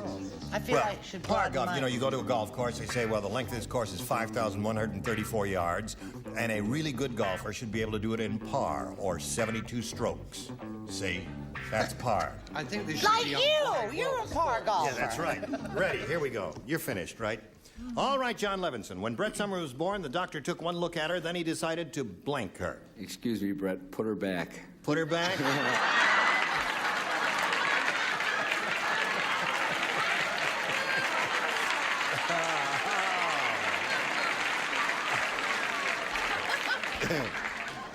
It's really not a hostile thought, my dear. All right, Jimmy, go on. Decided why not? To spank her. To spank her. All right. And he decided to blank her. What did you say, Brett? Well, having had 3 children, Right. replacing the child in the original position is the neatest trick of the century. Yeah, no doubt. He was so crazy about me, he decided to kiss me. Naturally, because you were an adorable child. Gary? See, that was a very good answer, but I didn't think it fit with the question. Blank her, put her back her. I didn't know, so I said slap her. Sorry. Slap her. Well, she can take that I liberty. thought of that first. You know, people can take that liberty with the questions Oh, if they you want. can? Oh. What liberties did you take, my dear? Ask it over. I took the only liberty I saw fit to spank her. To spank her. All right. Richard? What about I that, did doctor? not want to specify the actual place But I did say the doctor took one look and then decided to hide her. To hide Well, I'd like to appeal to the judges. To hide her, yes. What would be the Would you best hiding rather place I'd of all? written it out Judge? clearly? All right. Joyce, what did you say? Never mind that. Well- She was at the door. She was sweet, and just like all babies, he had to spank her. All right. So that didn't score for you, John, but it was a splendid idea, and we thank you for that. And your question will be along in a minute or so, but right now, this for you. Somebody in the audience says, how come Johnny's never been on television? And I just wanted to dispel that. Yeah, there's nothing wrong between us, is there? Absolutely not. I'm over there and you're over here. And Johnny is the best in the business, and we're delighted to have him with us. Okay. All right, oh, you. Ready? Yeah. I tell you, I did a show without Johnny once, and it was a rotten experience. Who was He's that? terrific. That was Johnny Olson. You remember Johnny. Here we go. Everybody plays. Sally said, my husband, the artist, was even better than Vincent van Gogh, or Van Gogh, as they say over there. Van Gogh cut off his ear, but my husband cut off his blank.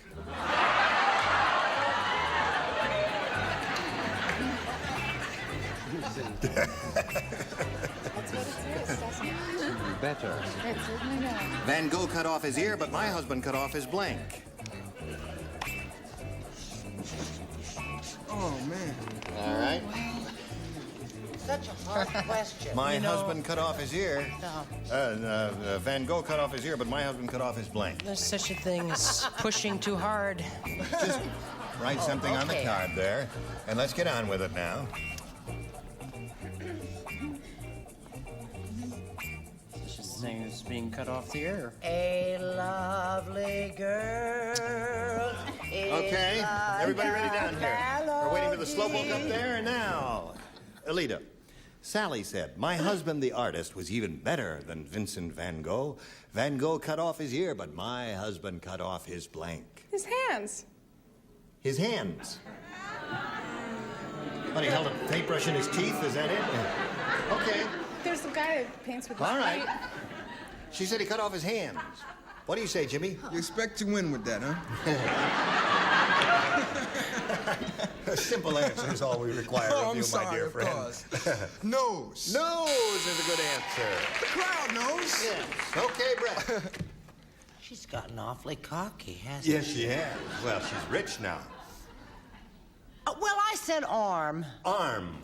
Because it's attached. The arm nose is attached to the... Well, Yeah, no, you can't do Shin that. bone. Yes, and the knee bone can... Yes, In sir? all fairness, I would like to see the hand remain once the arm is gone. He has a point. Well, look, you chopped that off. The He hand has a point.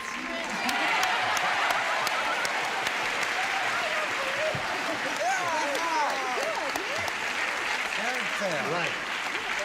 Not only very fair, but it proves once and for all that it is not only a woman's prerogative to change her mind. Is it, Bessie? That's Bessie Scutch over there, our producer. There's no light over there. You can't get a shot of him in the dark. Let me see what that looks like. Oh, there he is! There he is! Yes, sirree. That's Ira Scutch, our producer. Film, give him a big hand. Right. Now I ask you, is that the face of a man that bends under pressure? Go, Gary, you're on. And now, I think this is a match because I've never seen anybody who's cut off their nose without their hands going. Never mind. So far, Alita, you got one. Let's see what we get down here. The artist was even, Sally said, my husband, the artist, was even better than Vincent van Gogh. Van Gogh cut off his ear, but my husband cut off his hands, according to her. What do you say? I went right along with Gary, with the nose. The nose. That seems to be the answer. El Nozo. Right. El Nozo. El Nozo, there it is. Oh, we got lots of El Nozos there. So at the end of round one, 1-0 in favor of the nose. And now, here's a little message for you. We're ready to carry on. If you're ready to carry on, here we go with round two. John? B, please. All right. Everyone plays.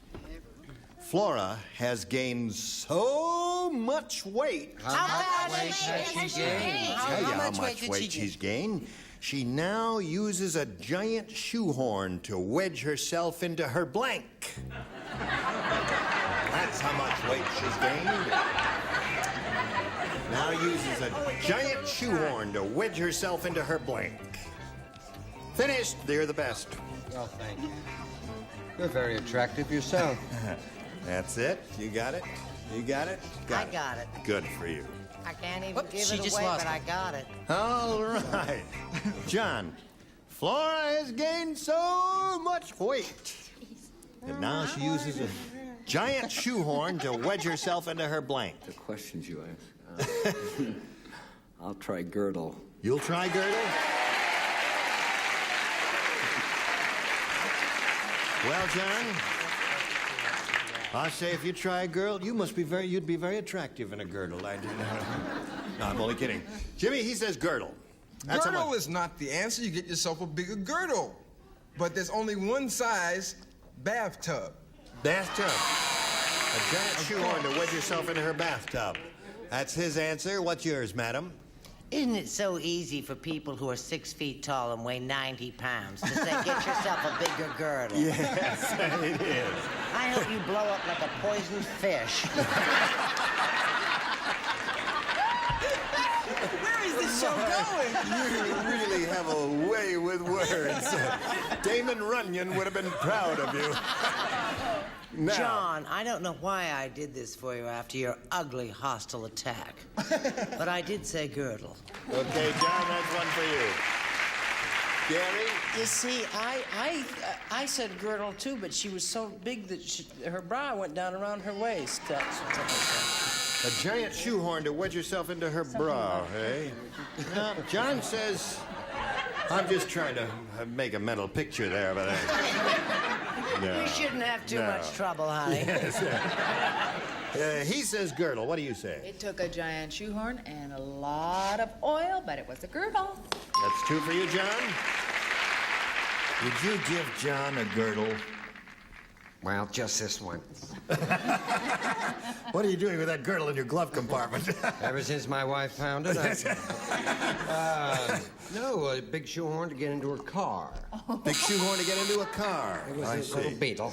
Okay. Or Now, Joyce, what are you offering? We have the same fat friend. I said into her Volkswagen. Yeah. Into a Volkswagen. Okay. So you picked up two there, and at this moment, it's 2-1 in favor of you, John. Now, Alita, you need 1 to tie and 2 to win. Dumb Dora is so dumb. How dumb is she? How fat is she? No, she's dumb. That's the last. Dumb Dora is so dumb she thinks a taxidermist is a man who works for blank. That's how dumb she is. She thinks a taxidermist is a man who works for blank. Everyone except Brett. You're not writing this time, But Brett. I have the perfect answer. I know it. You may. Can I give it when it comes around to my Sure. turn? Right. I said girdle last time, didn't I? No, that was girdle was for him. This is for her. Been you here see. 5 days, now you Just do blank what I out. tell you to now. Dumb Dora is so dumb she thinks a taxidermist is a man who works for blank. Okay.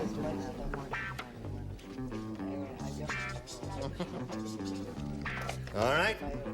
Everybody ready? Everybody makes fun of me. Alita. Dumb Dora is so dumb How dumb is she? she thinks a taxidermist is a man who works for Alita. Hurry up before the buzzer sounds. The IRS. The IRS. Well, that's not bad. Taxidermist, taxes. She says the IRS, Internal Revenue Service. That's one of the possibilities. A rotten one, but it's one. Jimmy? So you're trying to throw the game, huh? Taxi company. A taxi company. Of course. Keep the gray matter flowing. Now, I know I'm not supposed to play, and it's no offense, Jimmy, but I said yellow cab. See? Right. After I wrote it, she said, You thank you said very yellow much. cab, Two too. points. All right, she says IRS. Along and the you same say line, cab company. And you say yellow cab, and you say yellow cab. And there we are. John Levinson wins the game. Come on down, John.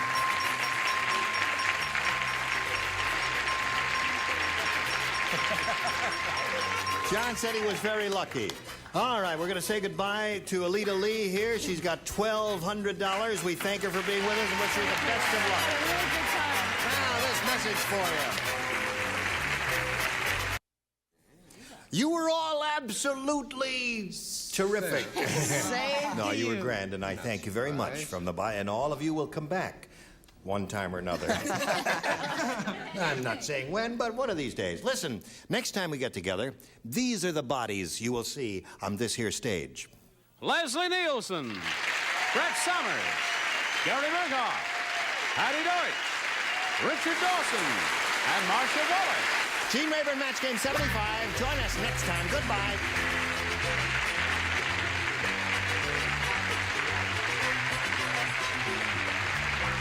This is Johnny Olson speaking for Match Game 75, a Mark Goodson, Bill Todman production.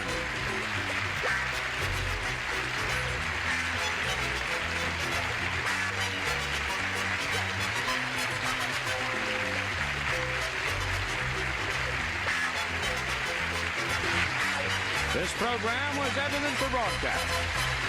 Stay tuned for Tattletales next over most of the CBS stations.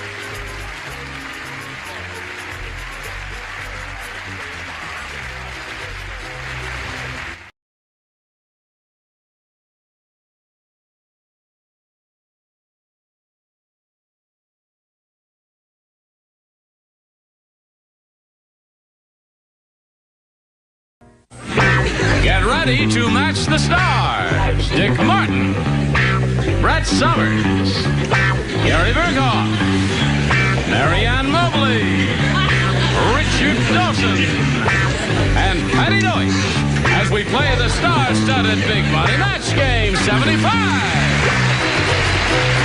And now here's the star of Match Game 75, Gene Rayburn.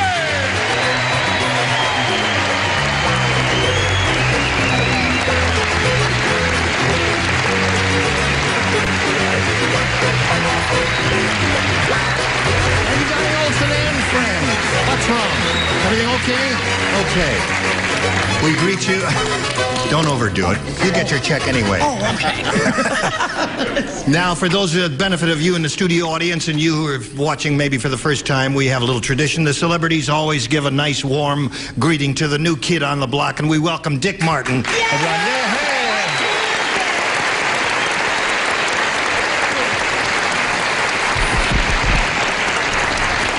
How are you? Just fine, Gene. We're delighted to have you here. You with have us. a delightful show. Thank you very much. Have you ever seen it? Yeah. I wouldn't miss it. Good for you. Come on down. And he wouldn't miss it. Okay, now let's say hello to our two players here, Evie Phineas and Susan Copperthwaite.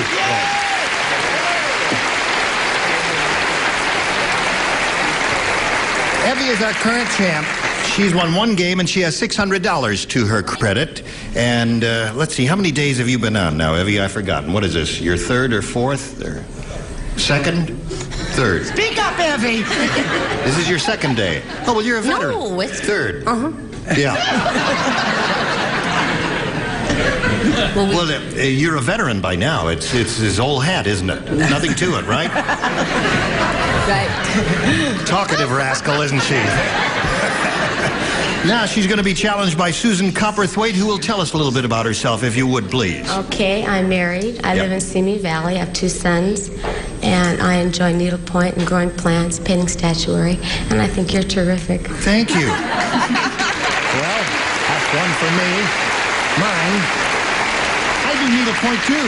Do you really? Yes. Isn't it fun? Oh, needlepoint is marvelous therapy, yes. You see what it did for me? Now, we'll start this game in a moment or so, but first we got this message for you. Here we go. Yeah, here we go.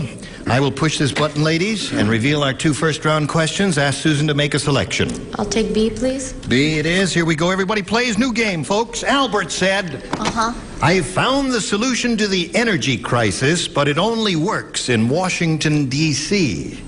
I've invented an automobile that runs on blank. I found the a solution. Think about that, Susan. I found a solution to the energy crisis. It only works in Washington, D.C. I've invented an automobile that runs on blank. You know, Oh, I got it. I got it, honey. Yes, you use it all the time. Right. Look at, he was the first one for. All right, here we He's go. smart, isn't he? Call on Susan. Albert said. I found the solution to the energy crisis, but it only works in Washington, D.C. I've invented an automobile that runs on blank. Tapes. On what? Tapes. On tape. Did you hear what she said? She says, That's funny. But there's an that is 18-minute gap between Los Angeles and San Francisco. That's right. Car only goes for 18 minutes, huh? Yes. She said tapes. Dick, what did you say? Well, I'm afraid I said something a little more prosaic. Hot air. Hot air.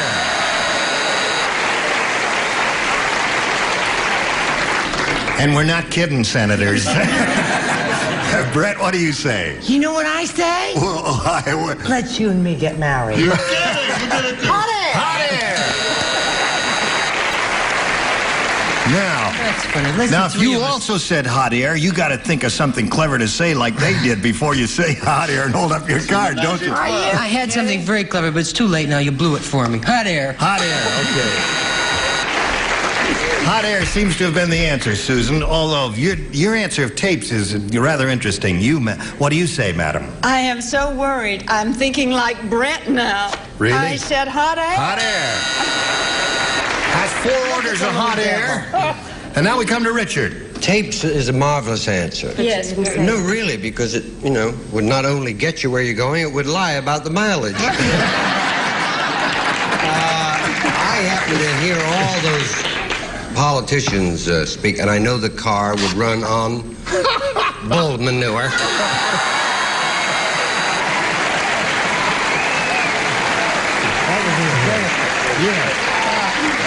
Now listen, you may think he's doing jokes, but the fact is I read a long technical article about a guy who makes methane gas out of bull manure, and he ran a car in England, and you can do it out of garbage, out of chicken droppings, out of all kinds of... Well, the only trouble is when you go for a drive in the country, your car keeps attacking cows. Oh, that's right.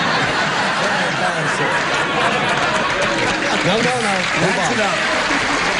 Now, I really didn't see, excuse me, I didn't see this until this moment. It says Fanny Flagg on your Of course it t-shirt. does. That's very cute. Well, there. thank you. How are you, Patty? I'm just You swell. gonna play the game with us? I suppose. Let the baby play. Yes.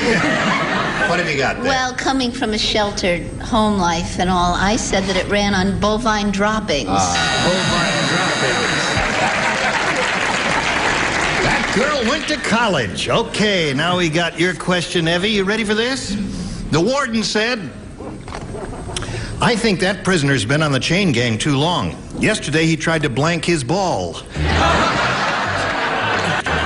it. Oh, look, me, the warden's talking. What am I? I'm just the middleman here. Everybody look at the writers. Yeah. The warden said, are you listening, Evie? The warden said, I think that prisoner's been on the chain gang too long. Yesterday, he tried to blank his ball. Right. Okay. Okay. Yes. Now, Marianne? Yes, I'm thinking. Oh, you Yes, are thinking. right. Okay. Okay. That's Dick, a you're lot. very quick. You have a quick mind, don't you? I don't know whether. May I just peek there? No. It's my show. Get your own show if you want to peek at answers there. No, Dick, you're supposed to write something on the card. Okay. Yeah. The upper tier is finished. Are you fiddling around? What are you doing, Marianne? What are you? Okay, now she's ready. It's a disaster anyway. Evie Phineas will now give us a response. The warden said, I think that prisoner's been on the chain gang too long. Yesterday, he tried to blank his ball. I'll say kiss. That's all I can think.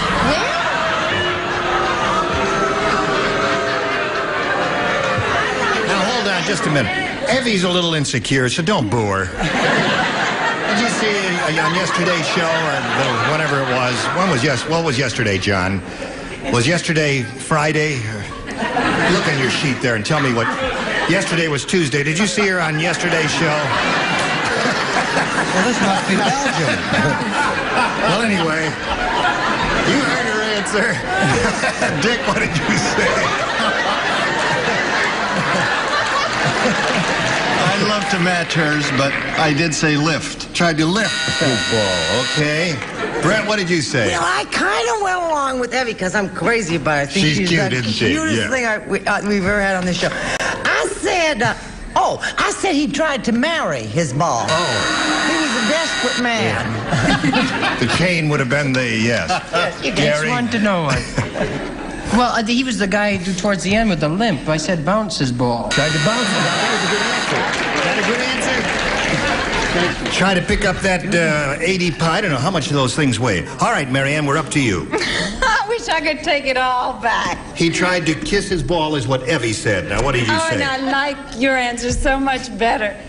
Well, you know how terrible food is. Yes, in yes. the prison. Well, I've never been in prison, but I hear it's pretty bad. Oh, he tried to eat it. Okay. All right. Now. There's someone crazy like me in the audience. That's right. There are a lot of crazy people in the world. What did you say? And they're all out there. I'm with Brett. Al Mario. Tried to marry the ball, yeah. And they were very happy, actually. That's right. Then sort of drifted. Well, you know, you really had the same idea that Evie had because, you know, all right. I didn't want any hanky-panky. Right. Get married first and then do what you like. Okay, Fanny. Fanny, what do you say? Well, my prisoner wasn't about to make a lasting commitment, just, you know, one of those things. Yeah. He tried to bet his ball.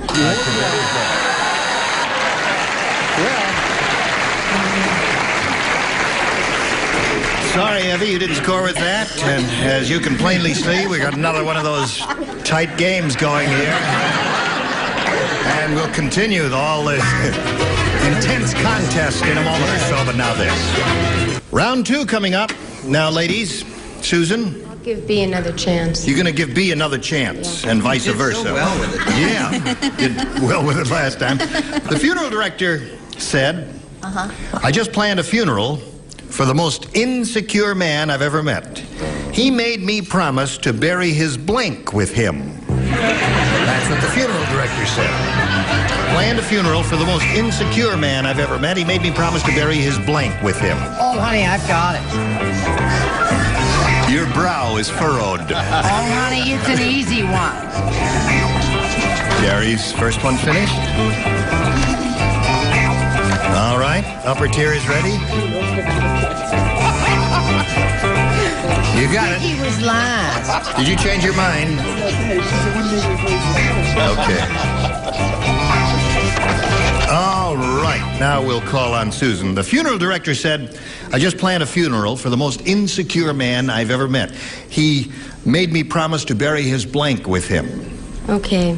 Teddy bear? Teddy bear. That'll be good. Yeah. That's a symbol of security, isn't it? Teddy bear is a symbol of security. I did an interview once with the actor Peter Bull. Is that his name? He has thousands of teddy bears. Yes, thousands. And he told me that many men went into war with their little teddy bears. Well, that's how we lost the British Empire. It's a teddy bear is a security symbol. What did you say, Dick? I said his wife. Oh. Bury his wife with him. Well, that'd make you feel secure, wouldn't it? She was, anyway. What did you say? Well, honey, it kind of goes along with that, but not completely. He wanted to take his little blankie with him. His security blanket. Sure. Security blanket is what she said. What do you say? What do you think Radar O'Reilly would say? Of course, his teddy bear. His teddy bear.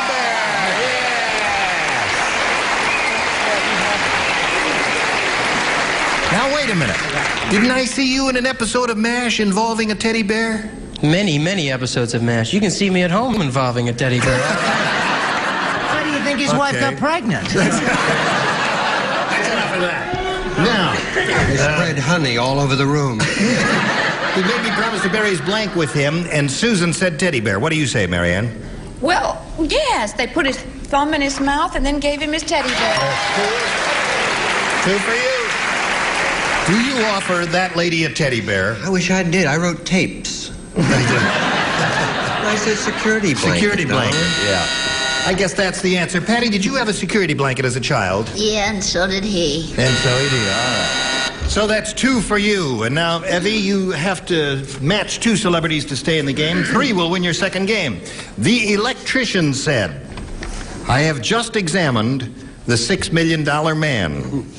And I don't know how to explain it, but he's blank.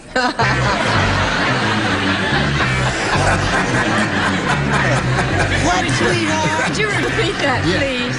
Effie, are you confused? Well, I'll read it again for Effie's benefit. The electrician said, I have just examined the $6 million man, and I don't know how to explain it, but he's blank. Think about it for a second while they're finishing writing. They haven't even started You writing said yet. is the operative word electrician? The electrician said, I have just examined the $6 million man, and I don't know how to explain it, but he's blank. I don't know. I can't tell you what the operative word is, because that'd be leading you to an answer. I can only repeat it over and over again, 50 times if I have to. Endlessly. She is a little slow, you see. Huh? All right, now. Don't forget we need you. I'm with you. I don't have a clue, Effie. Flour. All I've right. answered it anyway. Put that right in the slot there. There we go. Now, Effie Phineas, the electrician said, don't say no until I've read the question. Take your time. Oh, okay. What you're trying to tell us is you've heard it 3 times, you haven't thought of an answer yet, huh? All right, I'll read it very slowly for you. You have green eyes, don't you? Very pretty. Thank you. Yeah. How many kids have you got? 2. Oh, how old are your kids? I know that today. Yes. Last time she didn't know how old her kids were. 10 and 2. Good. All right, now the electrician said... I have just examined the $6 million man. Have you heard of him? Yeah? You have, okay. And he said, I don't know how to explain it, but he's blank. He's blank. Well, I said that, you see.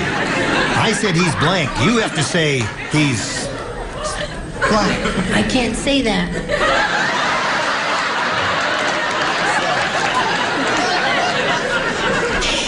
I can't. Well, now, wait a minute. Okay. You want to whisper something to me and I'll tell you? I don't think I can. Well, now, wait a minute.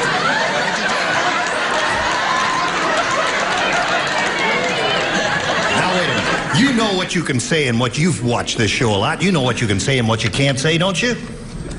Mm-hmm. Okay. Okay. All right. I don't have any answers, so I'll just say, he's what?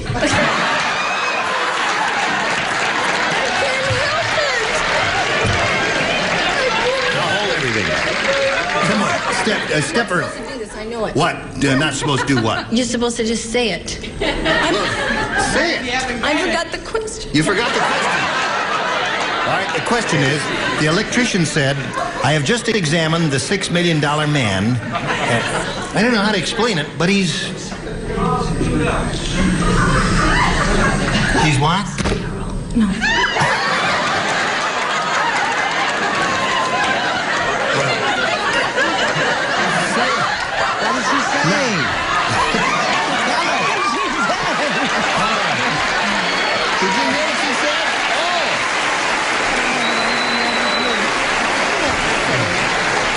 Well, that's the answer we have to go with because the audience heard it and I heard it. She said he's sterile.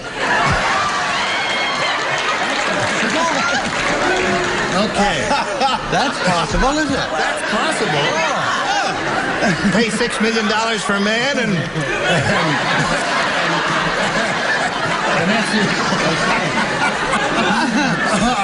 would you show us your answer, please? I say it's very close to sterile, really. It's short-circuited. How about that?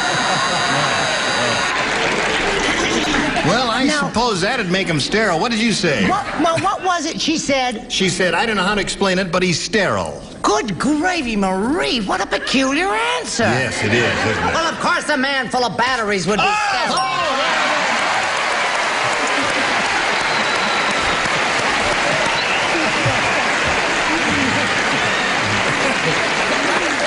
Effie, I knew she would. Well, why did you torture me that way? Why didn't you tell me right away? I think she was scared. That's right. If we uncover one more sterile man, you will tie the game then. What do you say? Yes. Are you nervous? No. Would you repeat the question? Yes. I don't know how to explain it, but he's blank. Sterile? Sterile ties the score. All right, Marianne Mobley, what do we got there? Well, you pay $6 million for a man and nothing works because he has a short circuit. Short circuit. Okay. Now, looking for another sterile man? We're looking for another sterile man. Bragging about it. Her answer is... It's an old war. The question is... I have just examined the $6 million man. I don't know how to explain it, but he's... AC and DC. He runs both ways. I see. Okay. Now we come to Fanny Flagg. Yeah, likewise, AC. ACDC. Tie score. Okay, this game ends in a tie, and we'll tell you what happens when we do have a tie right after we tell you about this. Now, here's what happens when we have a tie. You ready, Evie, to break the tie? Okay. We wipe the slate clean, and we push this button and reveal our 2 tie-breaking questions. 1 question for each. The one who scored the most will be the winner. Susan? I'll take B again. B again for the 3rd time in a row, eh? Gotta get it right. The Godfather didn't have any confetti. So when the parade went by, he threw blank out the window. Godfather didn't have any confetti, so when the parade went by, he threw blank out the window.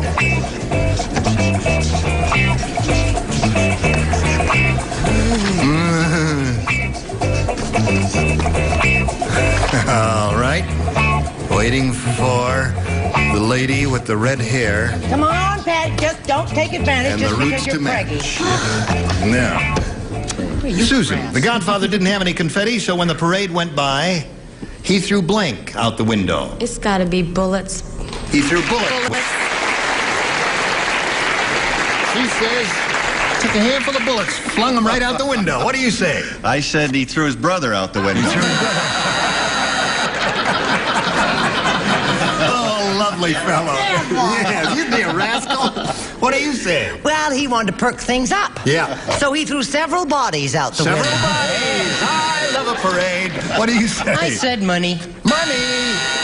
Okay, Marianne, money. What do you say? I said bullets. Bullets. There's one, Susan. Spaghetti. Spaghetti. So that's 1 for Susan. And now, Evie, we don't have a question for you now. What we have for you now is a commercial message. Are you ready for it? Yeah. All right, watch. I can't move because my mic is busted and it'll make a lot of noise, so I just say goodbye. Goodbye.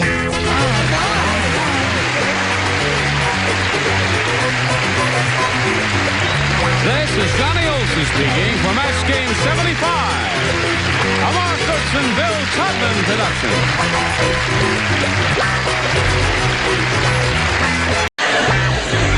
Get ready to match the stars. Orson Bean, Brett Summers, Gary Berghoff, Linda Day George, Richard Dawson, and Betty White as we play the star-studded Big Money Match Game 75.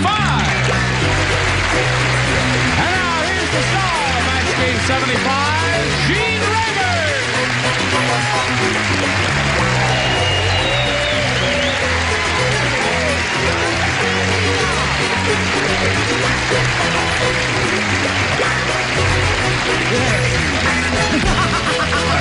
Just feel like walking slowly. That's your old today. Gladstone and Disraeli impression. I always enjoyed That's it. I've done them both at the same time. When did you And he's injure just as yourself, old. Well, that's how Henny Youngman started. He used to wear a vest. Ring bong. That's it. Take my wife, please. No. Why don't we meet these lovely... You don't want to meet these people, do you? Well, they got money. Why Let's not? do that. Let's say hello to Peter I Tripp wanna and meet Kathy somebody. Heberly. How much have you won? $5,700. This guy's won $5,700. How about that? And he's very happy about that, and he's going to spend that money and live it up, right? Well, yeah, I've got this invention that I've had on paper for 3 years, and I've never been able to do anything with it. Now I can. Really? And it's, wow, it's just a blow. If you can imagine what the astronauts must have felt like walking on the moon, that's how I feel right now. You're an inventor? Yeah. No kidding. Have you patented this device? I've got the poor man's patent, if that makes any sense. It's Right, but you're going to take copyrighted some of and this all, but- money and perfect it and patent it and go forward with it. Yeah, I Well, sure good am. luck with that. Thank you. Now, let's say hello to your new opponent here. Kathy, please tell us a little bit about yourself. I forgot. You forgot. I'll tell you how it goes. I'm married to a wonderful man. You're not married? I'm single, but I fool around.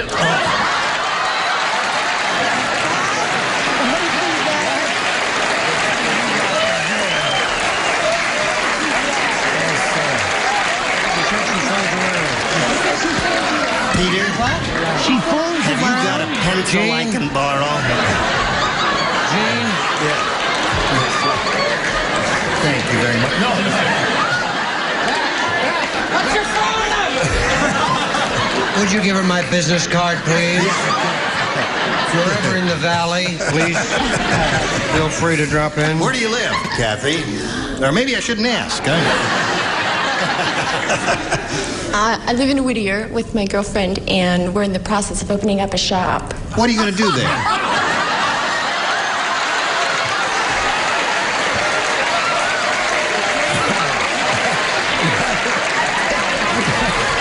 Thank you very much.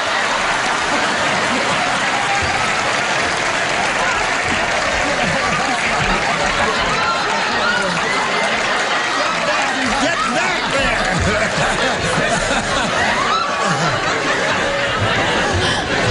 So, this girl's gonna and her friend are gonna have a storefront blink. What kind of shop are you gonna open up there, Kathy? I think we ought to have more details on this. I'm afraid to say anything else. I do artwork. Yeah. That song before, honey. Yes. Body painting, is that it? No, it's all legitimate. Yes. I mean, I'll bet it is. Okay, well, good luck with that venture. I hope your friend is an artist also. No, she... No. A working girl, probably. I think, yeah, well, I guess we know more than we care to know about this lady, so we just welcome her and wish her good luck and wish Peter good luck and go to this message of interest. Well, what could be of interest after that? But listen anyway. Okay, here we are. Ready to have a go at it? Kathy, would you please make a selection? B. B, all right. Now, Vito said. Vito. Vito. Where have you been, She asked Brett? me to save her seat. I don't know. Save her seat. Brett. Hi, honey. All right, let's get on with All this. right, let's go. Win some money. Vito said, I don't think the Godfather likes me. Sure, he gave me a scuba outfit for my birthday, but the air tank was full of blank. That's what Vito said. Darling, I just got here. Could you... Yeah, I know you just got here. Vito said, I don't think the Godfather likes me. Sure, he gave me a scuba outfit for my birthday, but the air tank was full of blank. What is that stuff? Shh. Don't talk. Don't think out loud. Oh. You got it, right? Not reading and moving your lips at the same time. Brad, who's minding the store? Huh? Don't break her chain of thought because it's just going to delay us that much longer. Thought. Adam is upstairs. He is watching the show. All right. We're in the green room. Watching Cher. Yeah. Put your gum in the... Now, Kathy, Vito said, I don't think the Godfather likes me. Sure, he gave me a scuba outfit for my birthday, but the air tank was full of... Gas. Gas? Gas. You mean something poisonous that would make him expire when he put the thing on and tried to breathe through the self-contained underwater breathing apparatus, well, the acronym for which is SCUBA. What do you say? The acronym for this gas is carbon monoxide. Carbon monoxide. You said gas, there's one match. All right. Brett. I was trying to think... Are we going somewhere? No, his bird was just flying into the sky. I was trying to think of the thing that goes... Right, and I think I did because I said helium and or gas. Helium and or gas. That's true for you, Kathy. Gary. Helium isn't poisonous. It makes you talk funny when you breathe Sure it. does. Yeah. Anyway, I said poisonous gas. Poison gas. That's 3. I really didn't think she was going to score with this one. What do you say, Linda?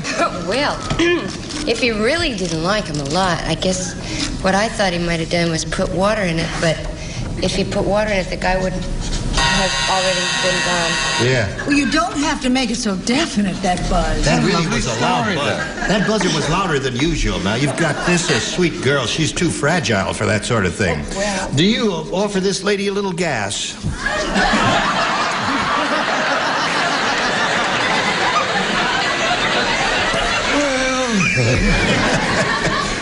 No, because he would suspect that. You always test. Yes. Before you go down. Oh. So. Yes. Had it filled with lead. Lead. Down to the... All right. Move on. Now, all right. Save us, Betty. Save us. That's a better answer because that's very hard to get out. You said you didn't think she'd score. I never doubted it for a moment. Really? However, I did say water. Water. Okay. So that's 3 for you, and a first-round question for you. But right now, dear friends and gentle hearts, we've got this for you. Now, shall we carry on? Peter, Yes, your indeed. first-round question will read as follows. Now, everyone knows, Peter, that Betty White loves animals. You may not be aware of that, but everyone else in the world knows that Betty White loves animals. Heavens, yes. But Betty is also a terrific animal trainer. She's even taught Alan Ludden to blank.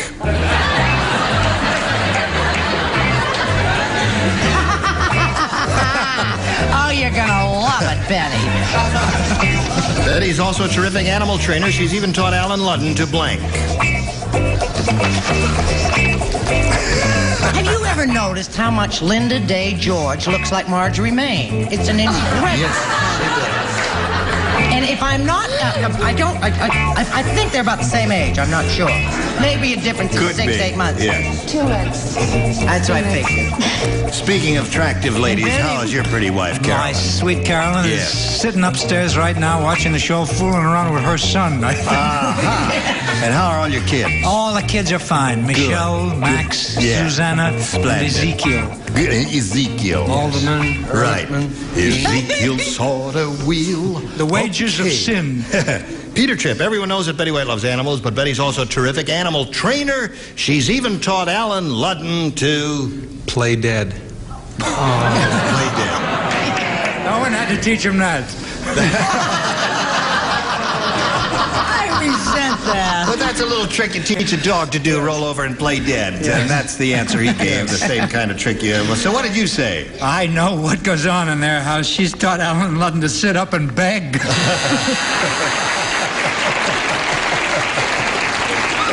Disgusted. Yes. Now, hello there. Hi, sweetheart.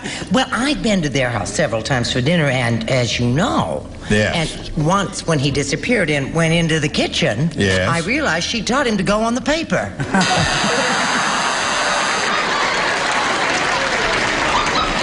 Difficult, isn't it? It's not easy. The free press. Yes.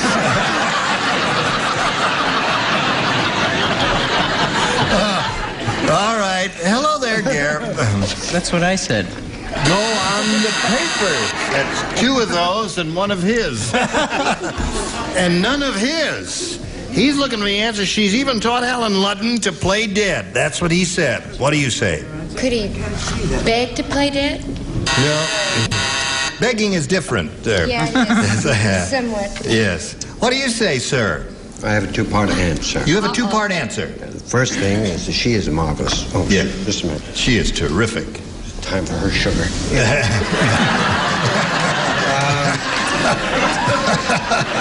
I'm sorry. She did get him to roll over and play dead. Yes.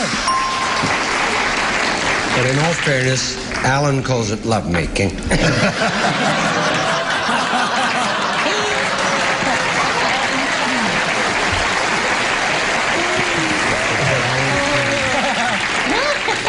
Now, Betty. Over You know, my dead body. Haven't changed a bit. And there's more truth than poetry in that, dear. now listen, Betty, you know, we kid Brett a lot, and we're kidding you, and we're kidding Alan, but we do, we're very fond of both of you. We're just funning you a little bit. Are you funning, too? I am hurt. I am deep. I don't get hurt often. Are you hurt? Right. I'm I Doc. understand. This is Sleepy. I haven't quite gotten him to sit up yet, but he does beg. Don't give in.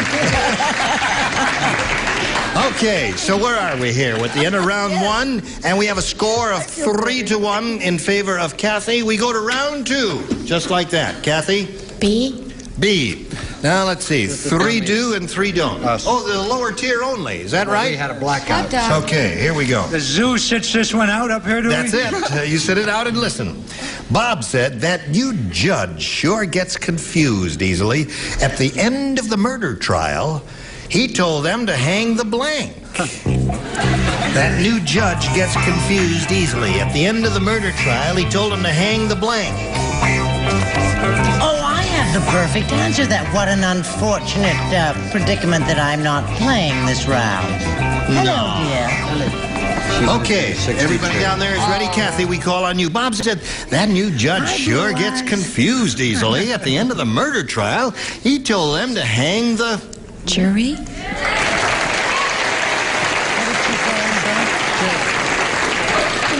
She said hang the jury. What a good answer. It is a good answer. They'd have a hung jury then, wouldn't they? Ah. Hello there, pretty girl. Hi. You're not going to show it, huh? You don't like it, huh? No. Oh, too But bad. it's not what you said. Lawyer. You said lawyer, Kathy. That's a good idea. Hang the lawyer. Yeah, it's not a bad idea. Hang jury is an excellent answer, of course, if you're going for laughs. If you're going for money, you say lawyer. What did you say, lady? I've been trying to imitate Linda Day George ever since we started this week, and with Fat my luck, I chance. caught her answers. Lawyer. Lawyer. So you got 3 lawyers and no juries. And Peter, your question is yet to come up. At the moment, you're behind by 2. Now we've got this message for you. Ready? Second and final round question for Peter Tripp. He needs 2 to tie, 3 to win. Mrs. Olson said to Josephine the plumber, Josephine, your coffee would taste much better if you would keep your blank out of the coffee pot. That's what she said. Josephine, your coffee would taste much better if you would keep your blank out of the coffee pot. Keep your blank out of the coffee pot. What a terrific Russian accent you do. Richard is the only one who does not play this round. Ready? Draw a picture of it if you can't think of the name of it. Josephine. Did you hear all of that? Josephine, your coffee would taste much better if you would keep your blank out of the coffee pot. Ready, Orson? Okay. Are you ready, Peter? I guess so. Josephine, your coffee would taste much better if you would keep your blank out of the coffee pot. The plumber's helper. The plumber's helper. Okay. The audience says mezzo on that. Plumber's helper. Which is that thing, you know, wooden Yes, thing I know what it is because I wrote it and Gary talked me out of it. He looked over and said, no, never. I had plunger, you know. I told you never to speak to him. Well, what I finally wrote was if you keep your comment out of the thing. Yeah, that'll... It's good, but it doesn't match. What do you say? Well, darn it all, I put wrench because that's what they're always wrenching around Oh, with. she always carries a wrench. Yeah, that's right. And I you, said sir? cleanser. You said cleanser. Right, because well, he that's what told she me to. tells, isn't it? Now, Peter, you've got to match the remaining players to stay in the game, Linda and Betty. We are looking for a plunger or plumber's helper, as they are called. What have you got? I don't have one. You don't have one? No. Well, what have you got on the card there? Comet. What do you have, Betty? Comet. That's it. So, Kathy, Heaven is the winner. Come on down, Kathy. Congratulations. Now, you stand by for a moment, and we'll talk to Peter Tripp here. Well, I hope you've enjoyed yourself, Peter. You're really not leaving empty-handed. Your wife has enjoyed it. She's chewed up her fingernails there. Me too. You have too? Yeah. Well, good luck to you. And with that invention, I really hope that works for you, and I'm glad we're able to pass along a little money to you to help perfect your invention. Thank you very much. Will you write to us and let us know how it comes out? I will. Indeed. Everybody will get one. Peter Tripp, $5,700. Thank you. Goodbye, Peter.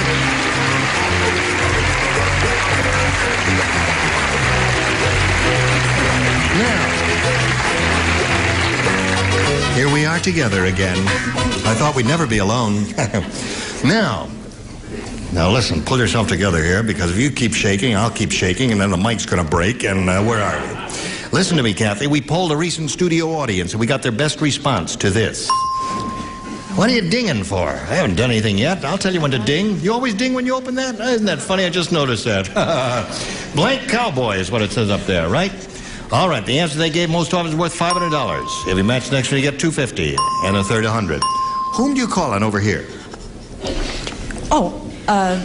What's his name? The one in the middle? Richard. Richard, yeah. The person who's coming to Whittier to see you, darling. Midnight Cowboy. Midnight Cowboy. That's a good one, right? All right, and you've got two more here. Brett, because no one ever talks to her. Oh. Brett. You can't She get a says word no in one ever edgewise. talks to you, so she wants to talk to you and call on you for an answer. And I'm going to go and work in her shop because every art shop needs an old one, a young one. How about ride 'em, cowboy? Right. Blank, what'd you say? Ride 'em, cowboy. Ride 'em, cowboy. Okay, you got two now. And Betty. Betty. Oh, I was afraid you were going to say that. Texas Cowboy. Texas Cowboy. So now, Kathy, you've got Texas Cowboy, Ride 'em Cowboy, and Midnight Cowboy. You may choose one of those as your answer or give us one of your own. Midnight. Midnight Cowboy's the one she's looking for. They agree with you. I hope they're not leading you astray. Well, anyway. I'll do that when I get to Whittier. Let's find out if Midnight Cowboy's up there, and if so, where. First, may we see the $100 response? Lonesome Cowboy. Orson had that. You had that? I did. From that old song, you don't know what lonesome is till you get to herding cows. Remember that old song? You sound like Tex Ritter. Yeah. Getting older by the minute. Song. I used to, well, anyway, we're looking for Midnight Cowboy. Here is the $250 response. Ride 'em, Cowboy. Well, who was that? That was Brett's That was answer. me. What do you mean, who was that? All right. Last chance for Midnight Cowboy. Here's the $500 response. Midnight Cowboy. Congratulations.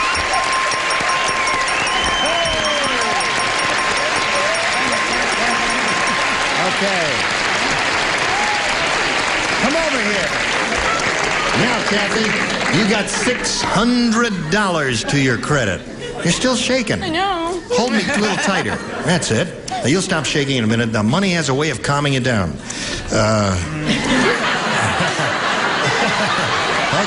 listen. I think it's time to go to a commercial, folks. Go to black. Do something. I've had a Jim Dandy time all week with all of you. And I just think you were just grand. Is there anything anyone would like to say before you are dismissed temporarily? Because you're all coming back one of these days. All right, I'd like to say that if at first you don't succeed, give up. No need to be silly about That's right. Is that true? Do you agree with that? Yeah, but I also think that Bill Bixby's a very good director. You said it. Yeah. Yes, say indeed. goodbye Now, as next well. time when we get together, these are the people you will see on this here very stage. Ron Masak, Brett Somers, Gary Berghoff, Patty Duke Aston, Richard Dawson, and Joyce Beulah Fox. Gene Rayburn, Match Game 75. Goodbye.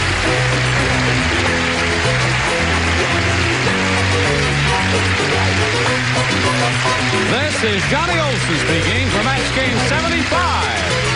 A Mark Goodson, Bill Todman production.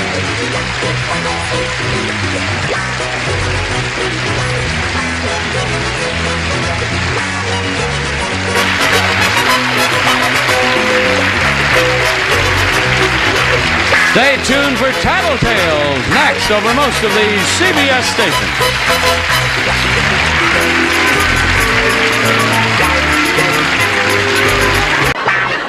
Get ready to match the stars. Buck Owens, Brett Somers, Gary Berghoff, Gloria DeHaven, Richard Dawson, and Patty Deutsch as we play the star-studded Big Money Match Game 75.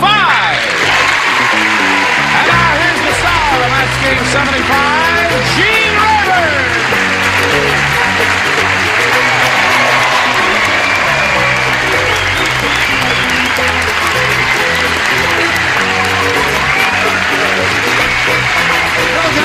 Thank you, friends.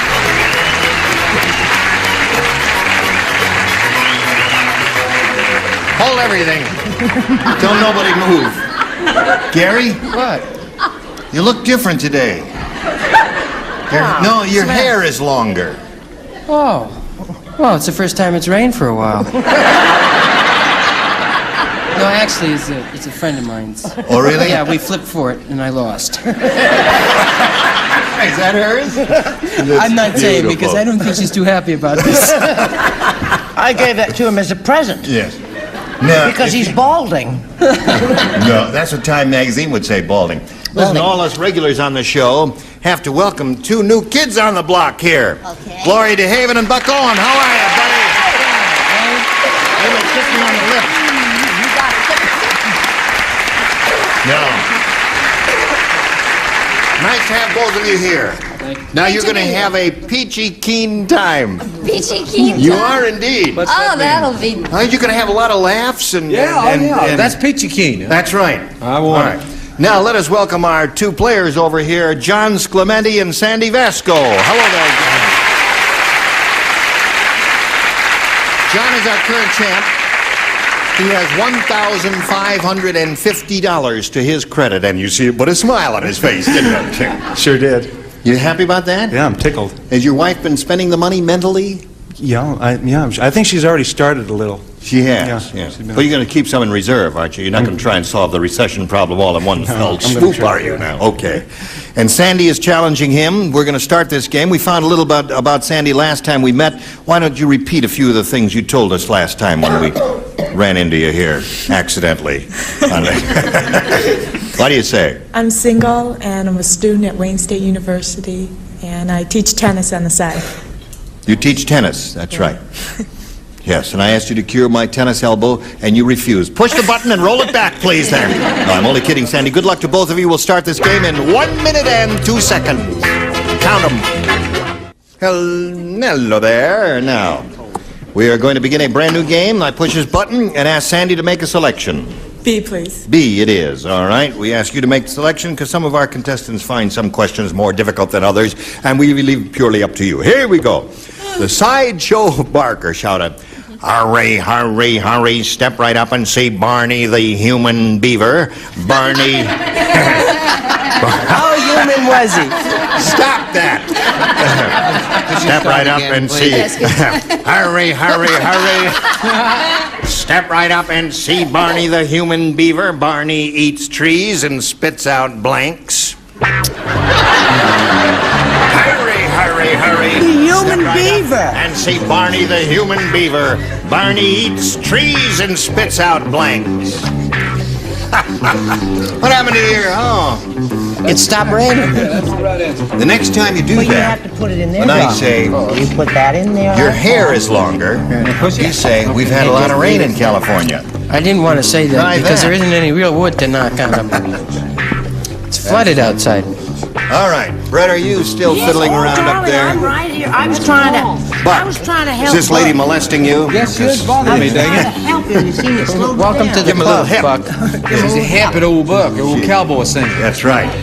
Now, when you finish, then you put it right in the slot there, right? Yes, I'm learning here. As expeditiously as you can because we only have a half hour. Oh, all right. I Okay. was having a little trouble with my spelling. Sandy, the Sideshow Barker shouted, "Hurry, hurry, hurry, step right up and see Barney the human beaver. Barney eats trees and spits out blanks." Toothpicks. Toothpicks, that's not a bad answer. Yeah. All right, Buck. Well, I thought they'd probably spit out leaves since they ate trees. Yeah, you just eat the wooden part and you spit out the leaves, eh? well, We're off to a bad start, aren't you? Don't listen to the lady sitting next to you. Okay, I won't listen to her, but I'll read her card. Oh, okay. We may have to have a meeting on this. All right, let's have a meeting. At the motel in Encino. No. Oh, I forgot. We're on the air. Hi. I said splinters. Does that match with Trees and toothpicks? spits out splinters. No, they say that is not match because a splinter Somebody's could be at the that door. All right, what do you say? Toothpicks. Toothpicks, naturally.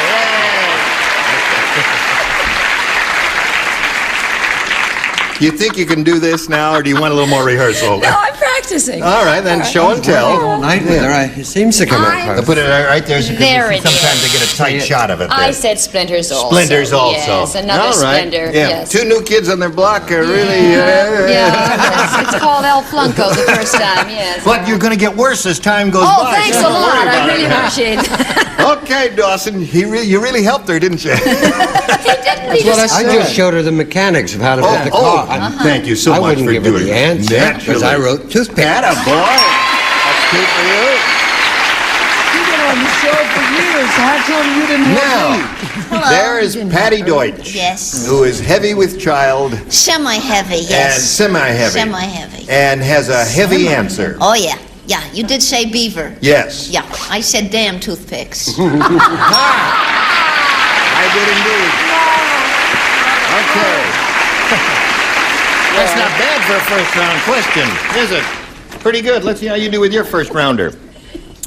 Arthur's waterbed sprung a huge leak. How big was the leak? I'll tell you. Arthur plugged the hole with his blank.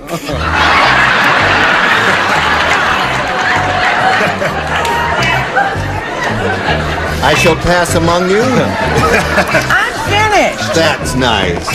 I'm finished. Buck is finished.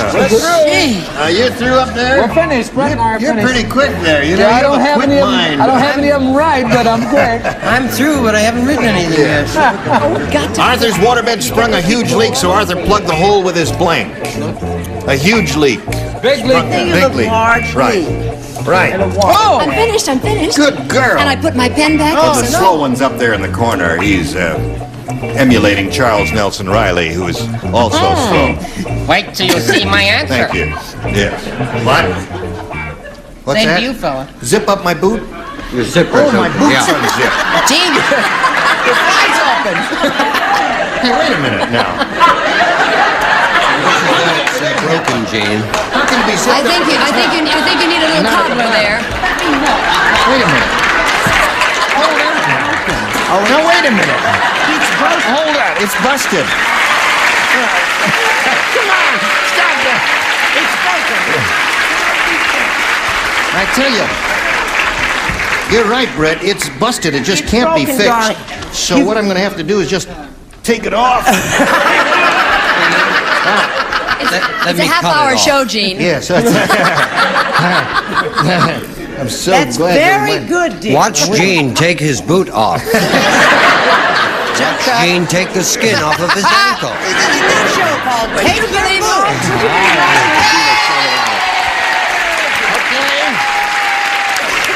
Oh, that feels good. What's that? Now, Gene, Now if I'm you'll gonna- find who can wear this, I'll take him to the ball. Arthur's waterbed sprung a huge leak, so Arthur plugged the hole with his blank. It's mine. Oh, it's you. I take my shoes off and my head doesn't work. Hello there, John. Did you hear all that? Yeah. You got an answer? Yeah, I'm going to say rear. It was a big leak. Yeah. With his what, darling? He said his rear. Oh, it's rear. Oh, well, His rear what? I'm sorry, but I didn't say that. I said pillow. With a pillow? Yeah, That would because- that would be good. No, that's not a bad answer. Pillow's pretty good. Don't they make you feel good? Thank you, folks. It's sure as hell nice to be here. Throw that away, Aren't you glad you sweetheart. got in show business, Buck? No, I want to keep that. What would you plug it with? I mean, We'll is find it out. rear? Now wait a minute. Now hold on. We'll find out. We may come to when they come to a good answer, they'll scream and holler and faint and do all that. What do you say, Bet? What's a good answer? He sprung a huge leak. And It was so huge he had to plug it with his wife. put his wife right in the big one. Right? Well, there's not right or wrong, but they seem It's to good think or that's bad. better than pillow. All right, Gary, you're on there. If I was a I wife, am? I'd get mad about that. I said wife. Wife. So that's two wives. You guys didn't And do here we go better with than I Gloria. did. Well, I'll tell you something. I just want to ask one question before I show this. Are you sure this is the way Betty Davis started? Yes, indeed. Yep. Made her famous. I said rear end.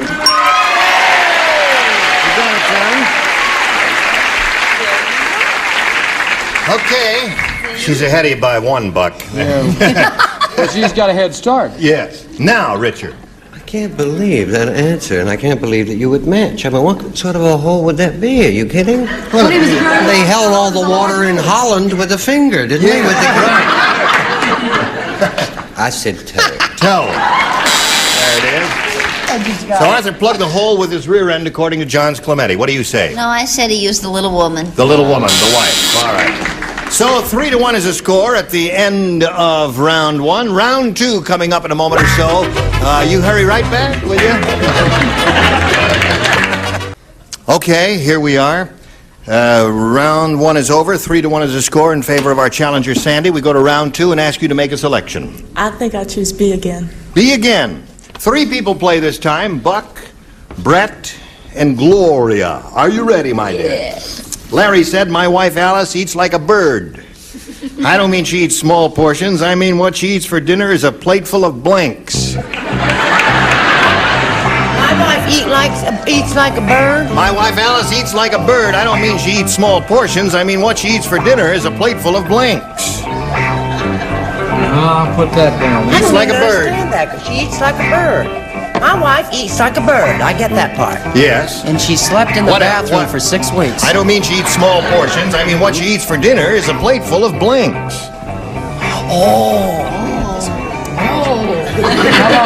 How long do you get to answer the question? Not too long, Buck. How many times do you get to ask about it? That's all. A couple times. That's wrong.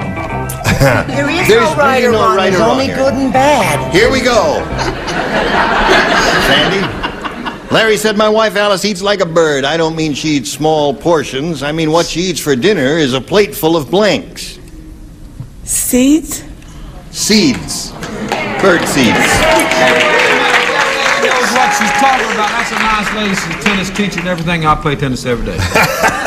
She said seeds. Well, that's what I said, honey.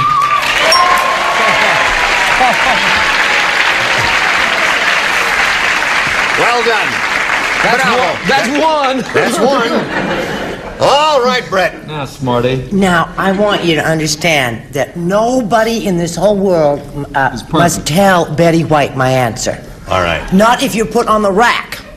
I said she ate a plate full of canaries. No. No? She eats like a cat. What are you talking about? That would be a wife who eats like a cat. He's right. Yeah. All right, let's see what you have. Some sensible answer. Well, I had, let's see, Charles Nelson Riley sat here.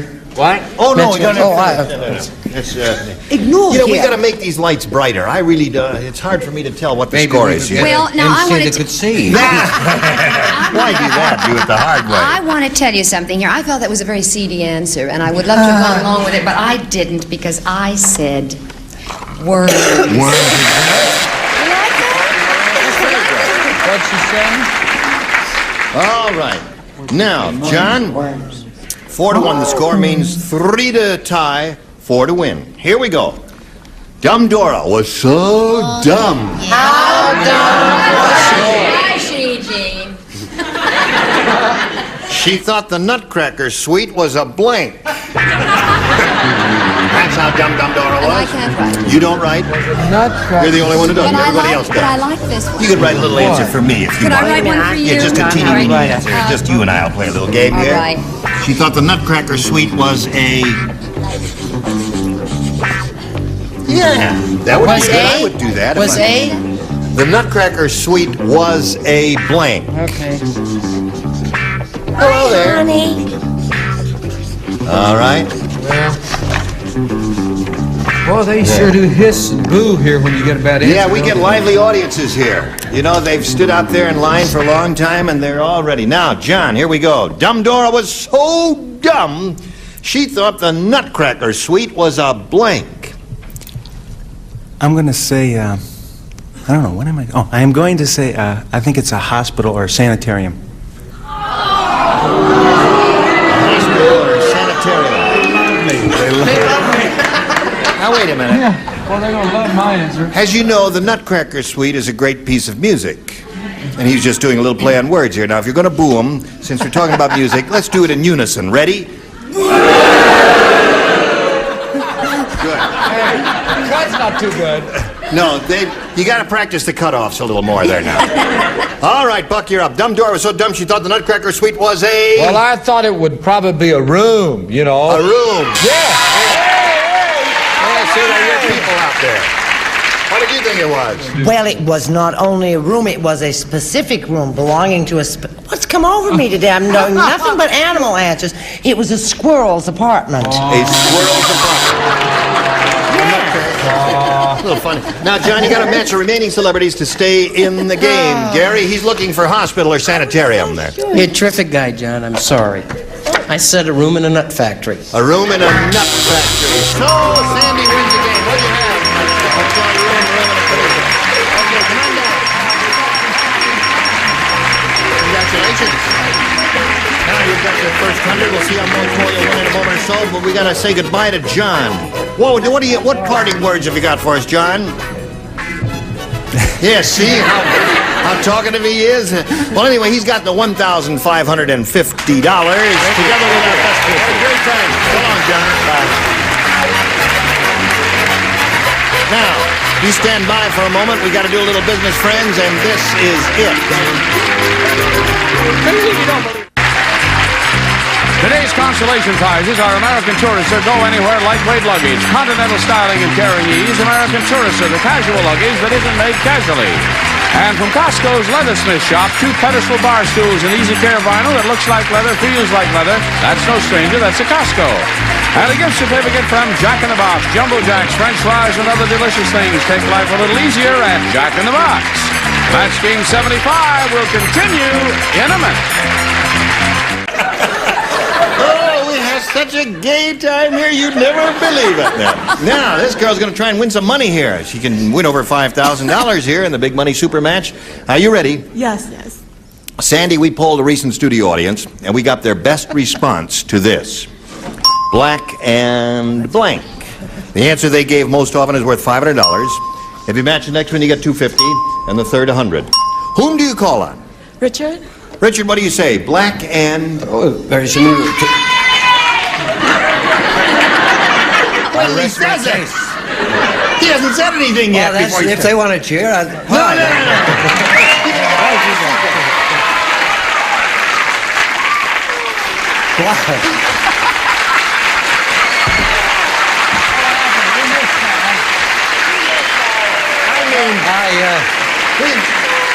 Now, listen, I just want to say one thing. Wait, I just want to say one thing. I'm obviously ready for my own show. As long as I don't talk. No, I mean, we've had some weird audiences. I mean, if they'll applaud my taking my shoes off, they'll applaud anything then. Now, what did you say? Black and white. Black and white? Yeah. Okay, there's one. What did he say, Gare? What did he say? Black and white. Black and white. Wait a minute. What did he say? He said black and white. Black and white. Well, I'm going to say black and blue. Okay. And Patty, please. Patty, have you got one? Black and beautiful. Black and beautiful. So you have black and beautiful, black and white, and black and blue. Do you want one of those, or have you got a better one in your head? Black and white, please. Black and white. That's the one she hopes is under the $500 response. We'll find out where it is right now. Shall we reveal the $100 response? Black and tan. I remember the Black and Tans. They were an White Irish on white group. and, Yes, and black and tan, right. What about the Black and comedy white. team of Black and Black Schwartz? and white. May we see what's under the $250 response? Black and blue. Black and blue.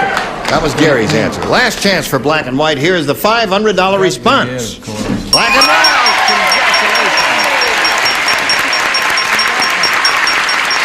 Congratulations. Okay, Sandy, you got $600 now. Now, since you won the $500, that means you play for 10 times that amount or $5,000. To collect, you got to match one of them. Head-to-head has to be exact. Time to choose one now, as if we didn't know. Richard? Oh, yes. Richard, you get ready to write, and you will face me. And here is the $5,000 question. Napoleon blank.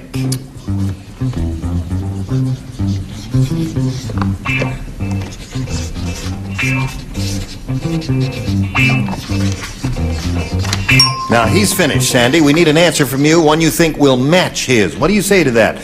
Napoleon blank. Bonaparte?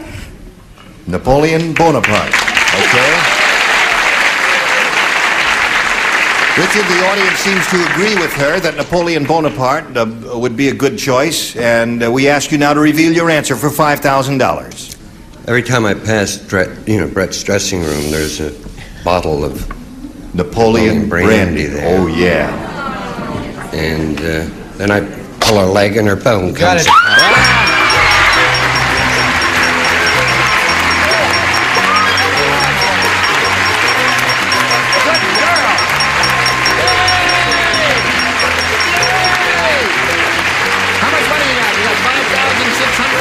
Isn't that grand?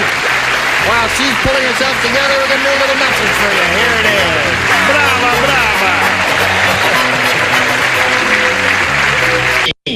22. No. Bingo. Gene Rayburn, Match Game. Listen, you are marvelous, I think. You too. Join us next time for Match Game 75. Goodbye.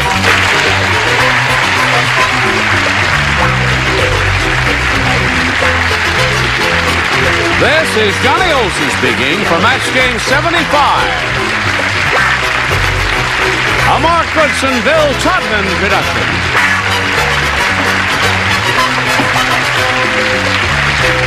This is Match Game 75, and it's production number 0471, and Harry's take one.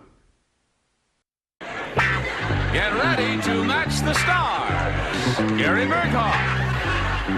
Brett Summers, Charles Nelson Riley, Madeline Root, Richard Dawson, and Betty White as we play the star-studded Big Money Match Game 75. And now here's the star of Match Game 75, Gene Rayburn.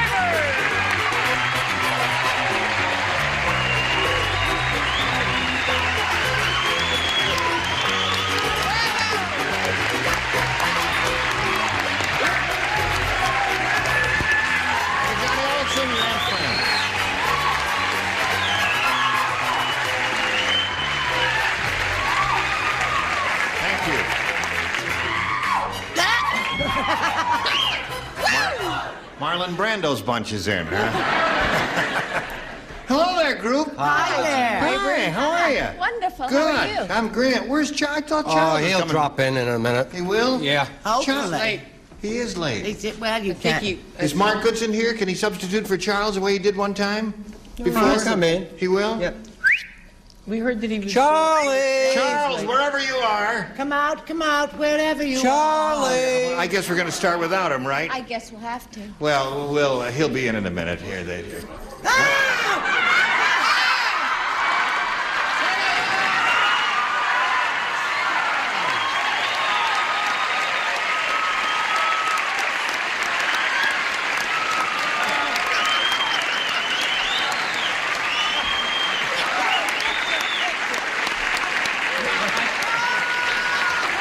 I couldn't get a plane. You what, Charles? I couldn't get a plane. This is Harry. He hello. flies out of Staten Island, and we had terrific weather except over Arizona. He lost a few feathers. You couldn't get a plane. No, but I'm here now, and I want to thank you and everybody for being so nice to me when I was away. And to the audience for writing the letters. And I just have to thank Clyde, who flies me up and down. Clyde? I gave him $20. Why did you give him $20? I figured if he could fly me in, he could fly Brett out.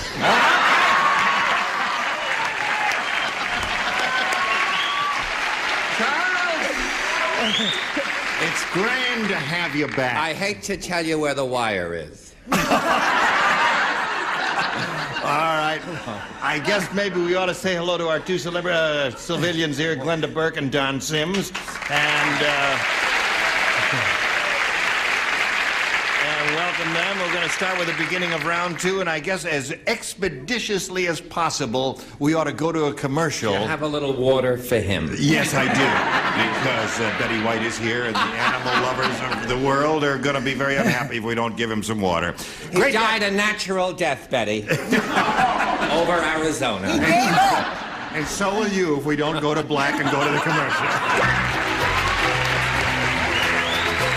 All right, here we go. Ready, Don and Glinda. Now, the score at this moment is 0-0, and here's our second and final round, and we ask Don to make a selection. A, please. A it is. Here we go. Is everyone ready to play? I've heard of a no-frills flight, but this is ridiculous. Does anyone have any talcum powder?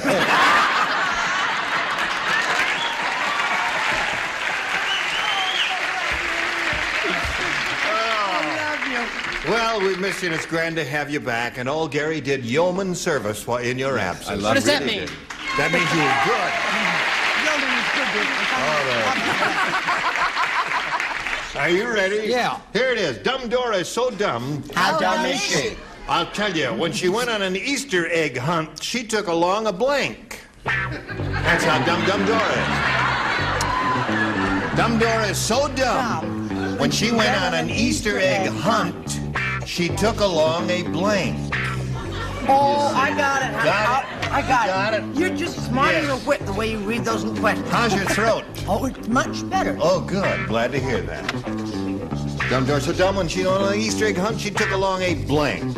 See, the absence didn't hurt you at all, did it? No, I just scribbled a letter. Atta girl. I missed you, though. I missed you, my dear.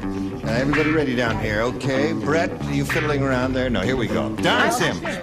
Dumb Dora is so dumb when she went on an Easter egg. You've seen Easter eggs, haven't you? When she went on an Easter egg hunt, she took along a rabbit. A rabbit.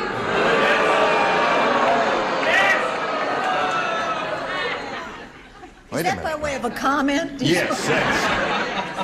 Now, some of the dingalings might have said rabbit. You never know. They might have misunderstood it as much as he did there. What did you say, Gary? Well, what I said was... You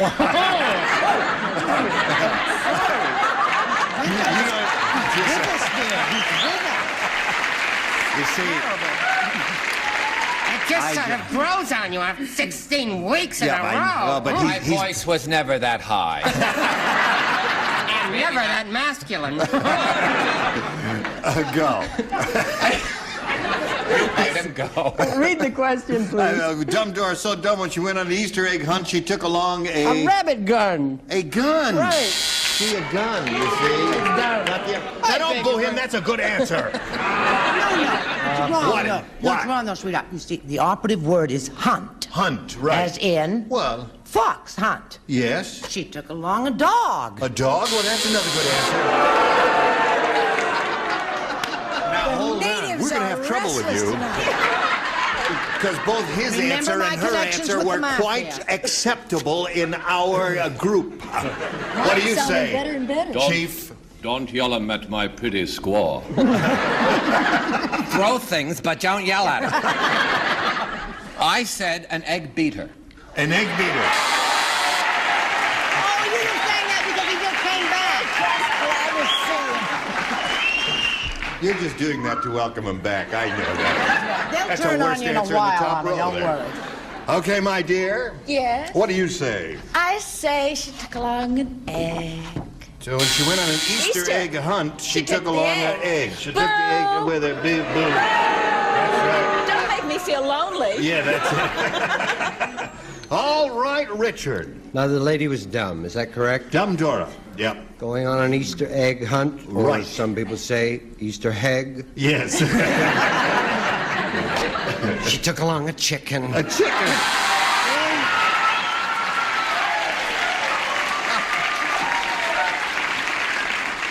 You're just saying that because he's English. That's all. Why is that a better answer than dog? Or gun. Or gun? I don't know, Or but egg. I just think we got a weird audience today, that's all. Yeah. Betty White, straighten us out, will you? Oh, I'd love to. But I've got to tell you, I was so ashamed of my answer in the beginning, and it's gotten so much better. So I have to say. Now I actually, you know, we start slow, folks. It gets better. I said chicken. Correct. That's 2 chickens. Okay. Now, Glenda, when we come back from this message of importance, you're going to have your question. You will need 1 match to win the game. We'll see if that happens right after this. Here we go. Second and final round. Glenda, you need 1 to win the game. The marshal said to the hangman, I don't want this outlaw killed. I just want to teach him a lesson. So instead of putting a noose round his neck, put the noose round his blank.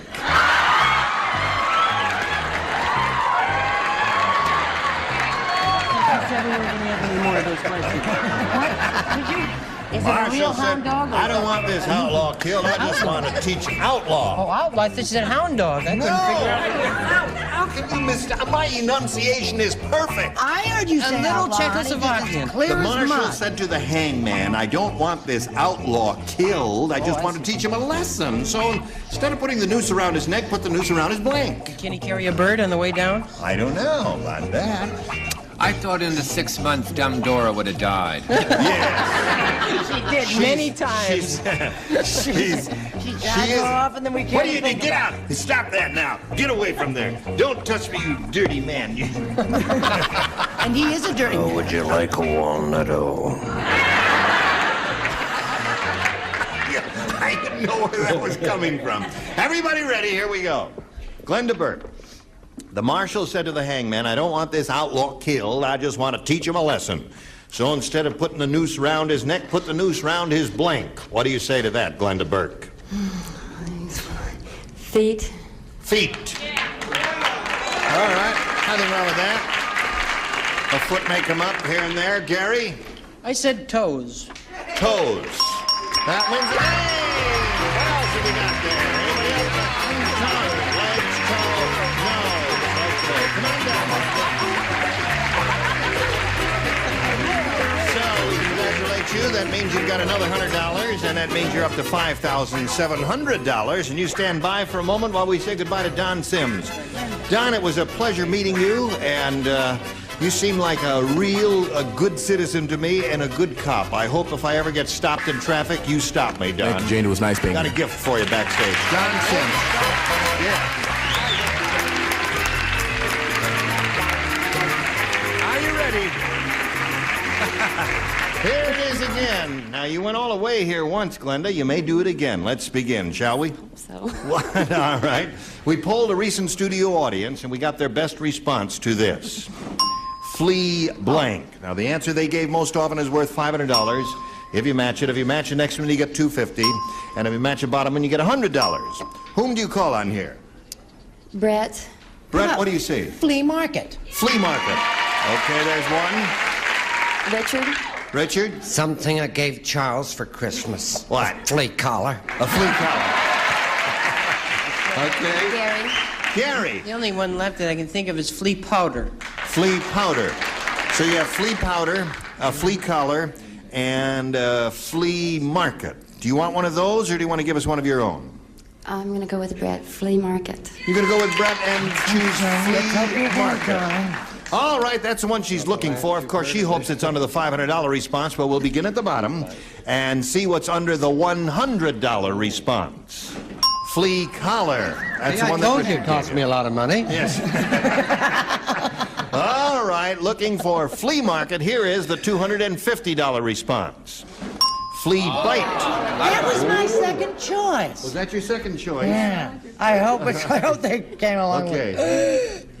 You want to turn around while I reveal it? No, you're going to look at it. All right, here we go. Here's the $500 response. Flea market.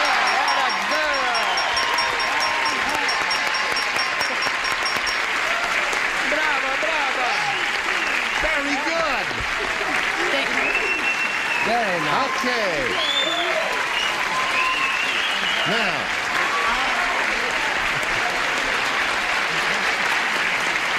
Now, Glenda, you're going to go for the big money. You're going to play for 10 times $500 or $5,000. And since the last time you won the big bundle here, you chose Richard Dawson, the rule says you can't choose the same person twice, so you'll have to choose anyone other than Richard. I'm going to go with Brett, please. All right, Brett.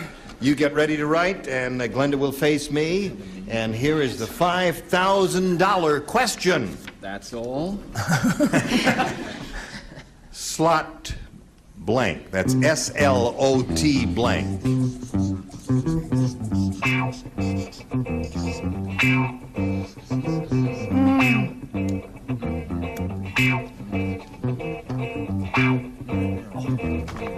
Okay, now she's finished. Glenda, we ask you, what answer? What answer do you want to give us which you think will match hers? It's slot, S-L-O-T blank. What do you say? Slot machine is your answer. Oh, they think you're right. We'll find out right now if you're right or wrong. Brett, she says slot machine will match you for $5,000. May we see it? Wait a minute. Could you touch that with the magic feather? I touch with magic feather to bring much money from heaven. Machine!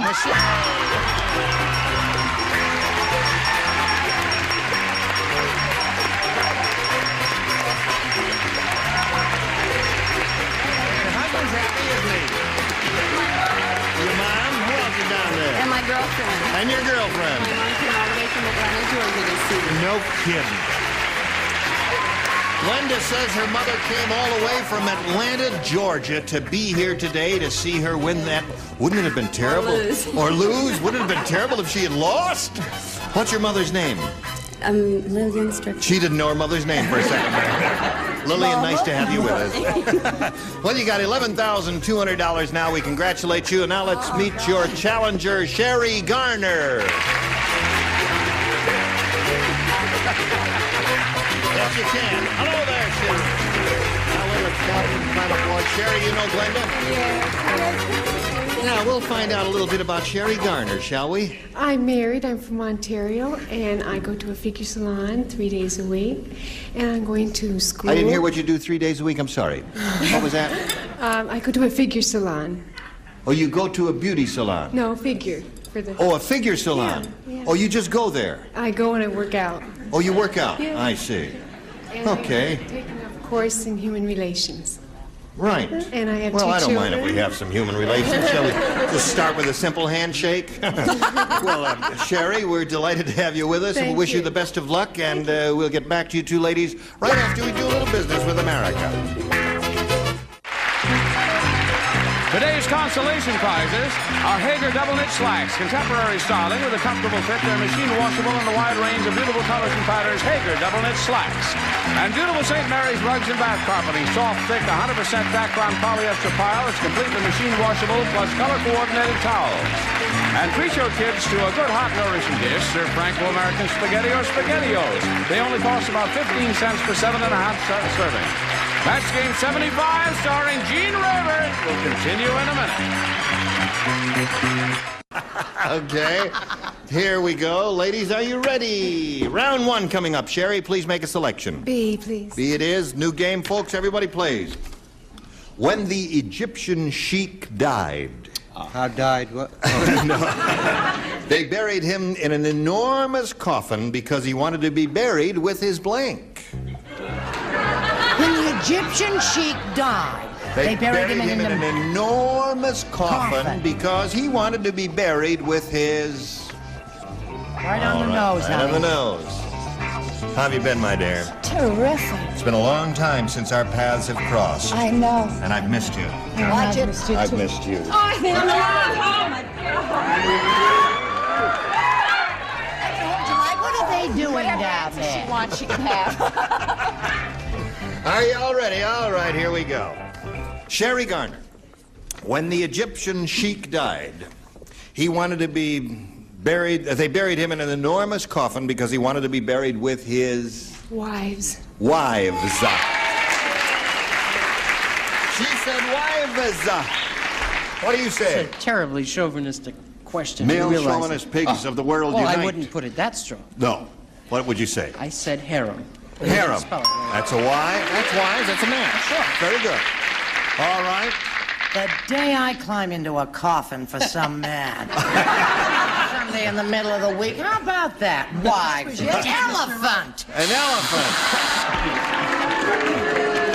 Now, wait a minute. Stop it. She didn't really say an elephant. She said an elephant because... Yes, I did. Oh, Brett, you've gotten worse. No, wait a minute. No, hold on. Now, some sheiks are a little strange. That's all. I mean, he loved his elephant, didn't he, Charles? Rode him right into the grave. Like I love my bird, Harry. Yeah. No, but anyway, Gary, I'm so proud. He was my pupil years ago, and he's up for his 3rd Emmy. Isn't that wonderful? Marvelous. But it's just very nice. Yeah. But as his teacher of yesterday, I have to say he spelled harem wrong. Harem, wrong. And yours is upside down. What kind of harem is that? Right? Yeah, that's it. H-A-R-E-M. All right, I there. never had one. H-A-R-E-M. Hello, Madeline, darling. Hello. Well, since he was Egyptian, I said he wanted to be buried with his mummy.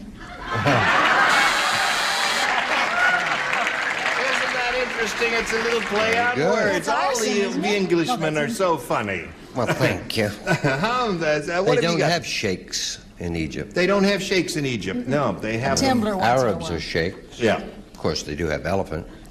But it is true. He was very close to his mom. Mummy. They were just good friends. Yes. Now, If I remember the wording of the question, was he wanted to be buried, or did they bury him? no, they buried him in an enormous Oh, they coffin did. because he wanted to be I buried see. with his blank. Did you misunderstand? No, not at all. Mine is an excellent answer. It's wrong, but it's an excellent answer because he had to go hunt for himself. The camel, I said he wanted. The camel. Pick on me for elephant? All right. Now, let's see what we've got here for you, Glenda. Round one question. Alan Ludden said, my wife, Betty White, has been around dogs so much she's begun to pick up their bad habits. She's even started to blank. Starting to pick up their bad habits. She's even started to blank. You're very speedy today. May I just Sure. peruse the... That's very interesting. Yes, here we go. As expeditiously as you can, yes. because There, we're... now we're right Press on there, Charles. All right. Now we come to Glenda. Alan Ludden said, my wife, Betty, what's-her-name, has been around dogs so much, she's begun to pick up their bad habits. She's even started to... Scratch. Scratch. Not bad at all there. Scratch, she says. Not bad at all. What do you say? Scratch. Scratch it is. There's one match for you. Brett? Listen, she rooms with me, and I know the truth. She started to bark. Yes, sir, Charles. And the way she's running around on every show on television, she should heal. Heal. What do you say, Madeline? I said she should scratch. Scratch. That's two for you, Glenda. I got a tie score at this moment. Richard. What worries him? Yeah.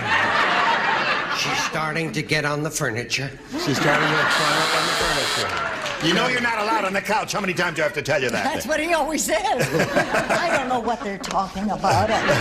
Scratch it is. So that's three for you. Okay, 3-2 to score. Now this message for you. Oh, hello there. Oh, hello. What, you want me to be here, or do you want me to be here? Well, I'll be anywhere you want to be, because it's time to say goodbye. Goodbye, all. Join us next time for Match Game 75.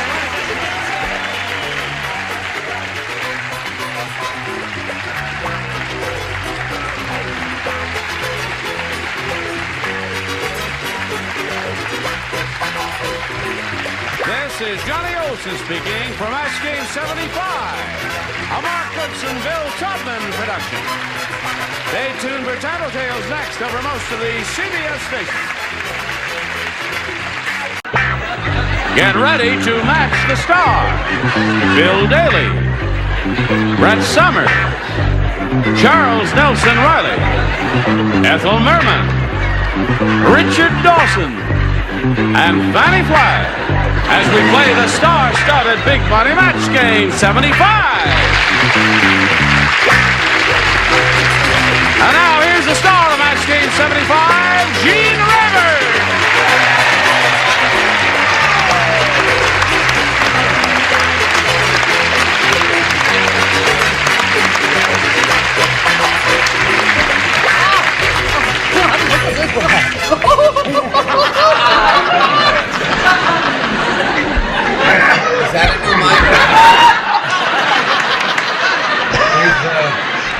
had to, make several cuts Yeah. financially, and those other thin Under ones the cost. bee, 3. Oh. Right. They cost so much, so I got that one out of radio. You know, I haven't seen one. This is an old cardioid microphone. They used to use these in the early days of radio. We used to call it fondly hernia time. Hernia! Come on now. No, you're going to work with it. All right, that's it, huh? I, however, am going to work with this. All right. Now listen. We're a little late, folks, so good night. I'll let you borrow this one. Oh, all right. Excuse me.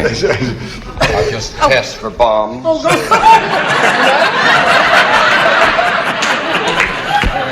right, here we go. Oh, dear me. Now, Maggie Moore is our current champ. She's got $600 to her credit, and she's being challenged by Ron Valeni, and we found out a little bit about him yesterday. Would you repeat a little of that, what you told us yesterday at the end? I am a high school physical education teacher in Bakersfield. In Bakersfield? Yes, sir. And you're married? Yes, I am. You're trying to conceal that fact from us, I feel, No, Ron. I'm not. You're not? No, I'm not. Are you proud of the fact that you're I am married? proud of the fact Well, that- say it out loud. I am married. I am married. And I'm proud of it. Say I am that. married and I am proud of it. Okay, now, there's another commercial message for your consideration. All right, are you ready here? We'll just push this button and begin with Maggie Moore's first round question. After Abdullah had the accident with the bed of nails, he had so many holes in him, his wife used him as a blank. Did you hear all that, Maggie? After Abdullah had the accident with the bed of nails, he had so many holes in him, his wife used him as a blank. All right?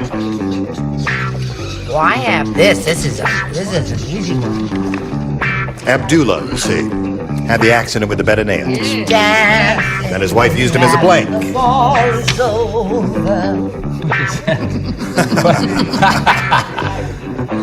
I'm all through. Oh, you're finished? Yes, Charles darling. is I don't. finished? I never sing Isn't that unless funny? The I'm upper loud. tier is finished way ahead of the lower tier for a change. Oh, look, Richard isn't finished. Richard is the last one Richard's finished. very pokey. Oh! Shut up, bat face.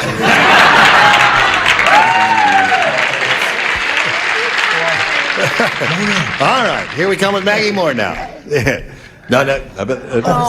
After Abdullah had the accident with the bed of nails, he had so many holes in him, his wife used him as a...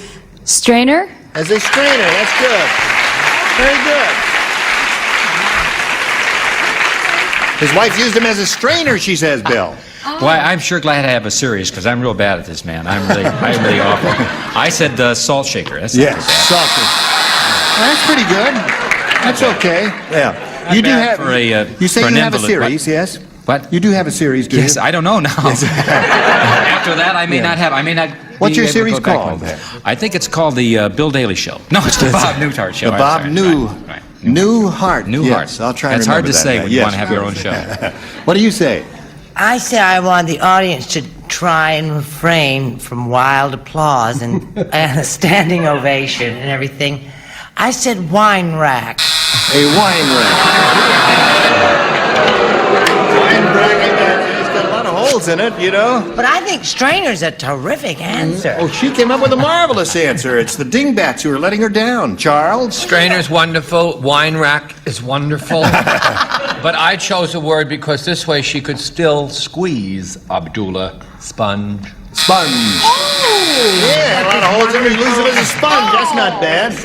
After the accident of bed of nails, he had so many holes in him, his wife used him as a strainer, according to Maggie Moore. What do you say? Charles Nelson Riley and I think the same way. I said sponge. Sponge. Well, we got two sponges there. What do we do with them? Nothing. Nothing we can do. Clean up the wine rack. Little bubble bath, and away we go. Fill up the wine rack. All right, Richard. Yeah, she used to get a hose pipe. Right. Stick it up his nose. Oh. Use him as a watering can. I see. That'll do, yeah. Keep all your plants alive. He had so many holes in him, his wife used him as a... They're crazy. They are crazy. She used him as a hairnet. A hairnet. Didn't she? You know, you're the only one who came up with a decent answer there.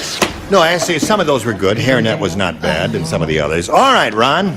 Be again. Be again. Here we go. Two people do not play. Ethel and Fanny do not play because you matched in the first round. Here it May is. we sing? Oh, You could sing, well, softly. Yeah. I can't sing something. You can't sing softly, so I've heard. Well, you hum a few bars. Snow White said, "Last night I tried out a new recipe on the 7 dwarves. Oh, sweet. After dinner, one at a time, all my little men blanked."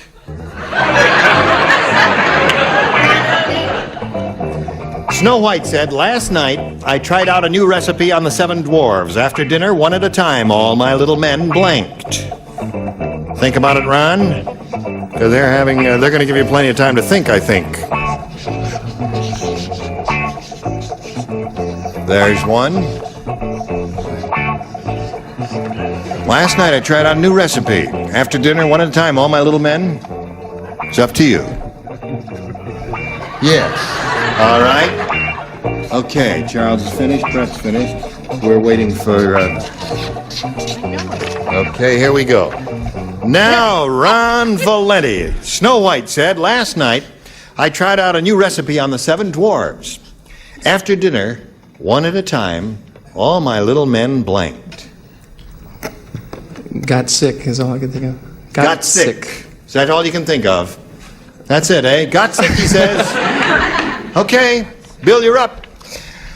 Well, I think I'm going to go along with it. That's kind of neat. I got threw up, right? Is that match? Yeah. There's one match. Okay. All right, Brett, you're up. What? You're up. I said, why is Charles whispering in my ear? Can't he be still for a minute? I'm 9 feet from you. Your hearing is improving. What do you say? Float up. Throwed up. There's 2 for you, Ron. Charles. I said burped, but since they were dwarf, they don't burp, they burp pet. And it came out, they burp pet dead. Burp pet dead. All of these will be out in hardcover for the Christmas season. All these funny Now sayings. let's see. You've got 4, and let's see what you do with Richard Dawson here. What's he gonna do with you? One, make me into a rug. Look, you said Brett was absolutely correct. Yes. She said Froed. Of course, Froed. the correct English is Frua. Fru. Yeah. Better grammar. Okay, 5 for you. You got your work cut out for you when we come back. Right after this message. Here we are. This is your last chance. Got a match. 5 to stay in the game. If you match everybody, you're going to win, though. So you got a chance. Nasty Norma said, "My best friend Margaret has radiant beauty. Her blank is shaped like a light bulb." Nasty Norma said, "My best friend Margaret has radiant beauty. Her blank is shaped like a light bulb." Oh, I get that, honey. Nasty Norma said, "My best friend Margaret has radiant beauty. Her blank is shaped like a light bulb." Her blank is shaped like a light bulb. Oh. All right. I got the idea. I guess we could put a chair over here if you really wanted it. Think up your own answers today, dear. Do you think there's a little bit of hostility going on between the 2 of those? Well, I don't know if you'd call it hostility, but there's something going on. Oh, really? Just in love. She does you pretty good, you know. Oh, yes, I'm Yeah. getting out of the business. I'm not going to... Yeah, as long as you... Sure. Very versatile. Can you do girl. her? Do her doing what? You.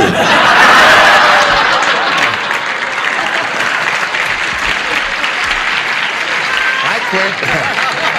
All right, what do you say we call on Maggie Moore here? Are you ready?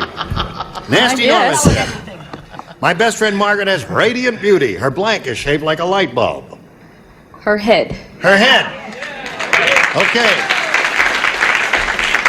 Her head is shaped like a light bulb, she says. What do you say, Bill? Well, so far, I think I'm going to, that children's show I do, I think I'm going to lose my audience, because so far I've had a couple tinkles, and now I'm coming up with the boobs, so I'm really going to... Now you got to match everybody else, Maggie, to stay in the game. Brett, she's looking for the answer. Her head is shaped like a light bulb. Brett, you're responsible. Go ahead. You're responsible. Go, boom. Excel. I'm so You're embarrassed. responsible. I hate Fanny Flagg. I'm never going to New York with you again. You can Aren't go by you yourself. guilty? I said no. No! What do the rest of you have here? May I see your card? No! No! Come on down there, Ron Valenti. So we congratulate you. Sorry to see you go, my dear. So I'm sorry to go. Pretty lady here with the ochi charnia, beautiful dark eyes, is going to leave us now $600 richer, together with our thanks for being with us on Match Game 75. Thank you. Goodbye, Maggie. Now, Ron, see this big thing? Come over here. Stan, you don't have to be afraid to stand next to me just because I'm a star. And you're a big athletic director. Sorry if I put my arm around you? No? Okay.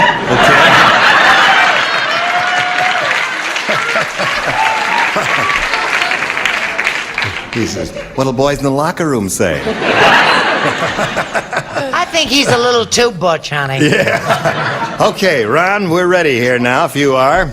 We polled a recent studio audience, and we got their best response to this. Passion blank. See, you should have let me put my arm around you. Okay, the answer that audience gave most often is worth $500 to you, Ron, if you match it. Now, if you match the next one, you get $250. If you match the bottom one, you get $100. Whom do you call on for a little help? Fanny. Fanny, what do you say? I bet all the girls in your school love you so. Yeah. If I'd had him for a gym teacher, I would have muscles today. You did. You got two of them. There, sir. Now, I'm going to have to ask a question because I want very seriously to give a good answer. Yes. And this is not my answer. Would ATE passionate, that would not count, would it? Then Well, I don't forget know. it. Let's ask the judge. What is hey, judge? Could you want? Yeah, that's oh, possible. I don't think that's right, though. Let me say passion fruit. Passion fruit. Yeah. Okay. Richard? Present. Passion blank. Yeah, I'm going to say passionate. All right. She wanted to say. Okay. So we got passion fruit and passionate. One more. Charles. Charles, have you got one? I once was in it years ago, a very religious production, The Passion Play. Passion play, right? So you got passion play, passionate, and passion fruit. Would you like one of those, or have you thought of one of your own? How about passion fruit? Passion fruit. Okay. Let's find out if it's up there, shall we? And if it's up there, where is it? That is the question. Is it under the $100 response? Passion play was Charles' answer. I shall now do a few moments from... Oh, no. No. No scenes, please. No auditioning on stage here. We are looking for passion fruit, friends. Here is the $250 response. Passion flower. That's not a bad. Flower. That's not a bad answer, is it? Okay. Last chance for passion fruit. Here is the $500 response.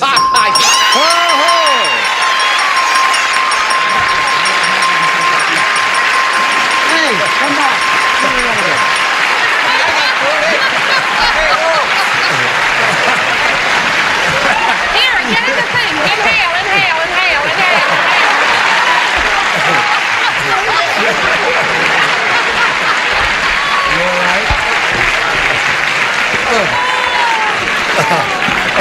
Listen to this. We're a bunch of fruits, that's what we are. Listen, You can't say that. passion fruit gets to you, doesn't it? He must be quite a kisser. Oh, he is quite a kisser You all right in there. now? All right. Now listen, you're up to $600, Ron.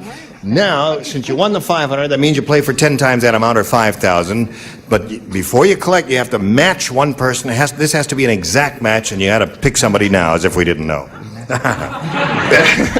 Fanny. Fanny, he's picking you. Oh boy, if he wins.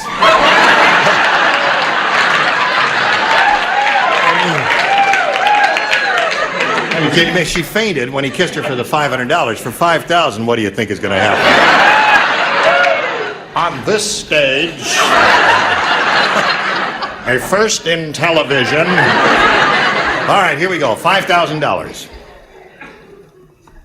atomic blank. Atomic blank.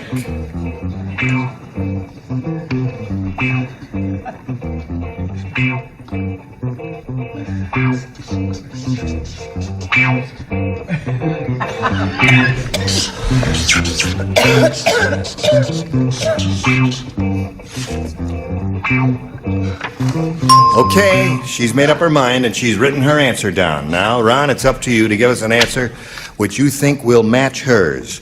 Atomic blank. Bomb. Bomb. The audience agrees with you, Ron. Okay. He's very happy that you agree with him, but he says to me, well, it's more important if she agrees with her. All right, for $5,000, Fannie, may we see your answer? He says atomic bomb will match you. What about blast? Atomic blast? But I didn't write that. I wrote bomb.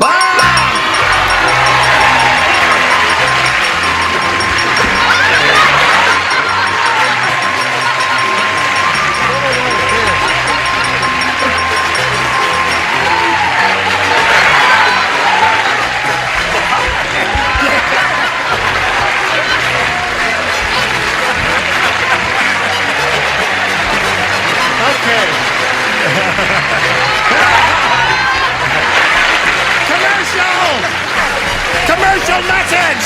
Turn to black! Fade! Fine! Fade! Go to black! Commercial! Fade! Go to black! Fade the camera! Here we go. Are you ready? All right, Ron's ready, and we're going to present a new player now. We very happily welcome Karen Moe. How are you, Karen? Fine, thank you. Good. Karen, what do you say we get right to it, and we'll talk to you later and find out a little bit about your life, all right?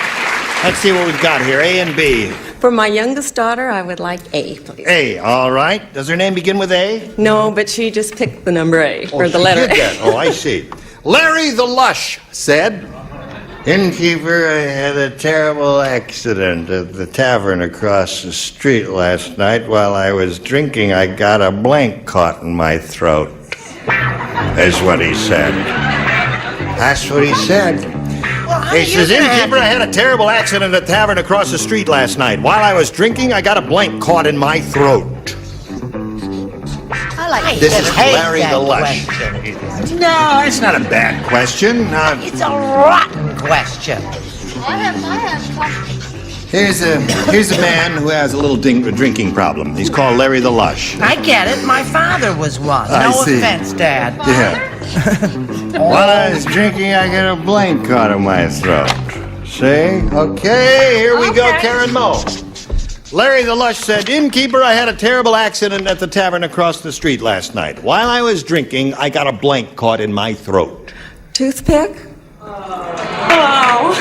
I guess the toothpick could have been in the... On an olive. On the olive, and he got it caught in his throat. There's some logic to her answer, Bill. I got, well, could we be, I have an olive with a toothpick on the end. Yeah, there's... Right? Yeah. No, wrong. Some olives have no toothpick, so Oh, we yeah, can't do they that. don't. Yeah, right. Oh, All right, Brett. Okay. Did everybody hate that answer too? Not bad. Why, you got to write a funnier one? Olive. Oh, all right. 2 olives so far. Charles? I used to date a chick named Olive. Ice Cube. Ice Cube? Toothpick, olives, ice cubes. All the answers are good so far, but no match. What do you say, Ethel? He was a martini drinker, so He was? we got an olive. Yeah, lots of olives here, Karen. And Richard. Well, I used Chuck's maiden name. Olive. And you? Olive. Olive. All right, sorry. No toothpicks, lots of olives, though. And so that's your first round question, and yours is yet to come, Ron. But right now, friends, we've got to do a little business, and this is it.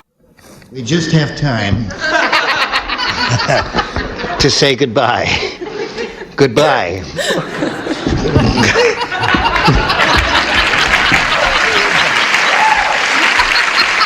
Goodbye. This is Charles Atlas saying goodbye. Goodbye.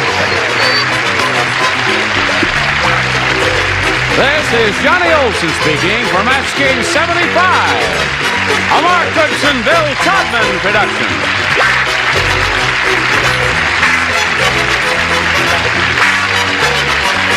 Stay tuned for musical chairs next over most of these CBS stations.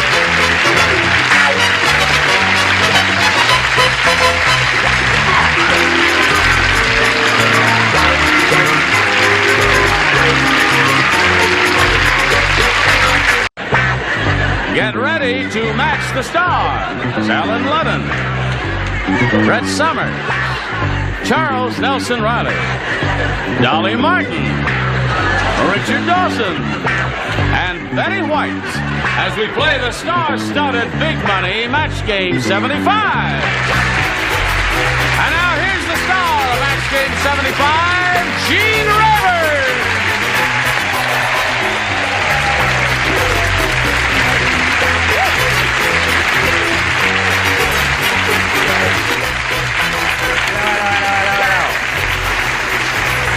Hey, Gene. That's Betty Boop, isn't it? Gene, Yeah. we should have called. Oh, yes. Oh, well, we're twinsies. Yeah. Sorry about that. Yes, well, it's my show. Sorry, I should have checked with the stars, shouldn't Well, I? you can do the show in your shirt sleeves if you like. If I'd known. Yes, ma'am.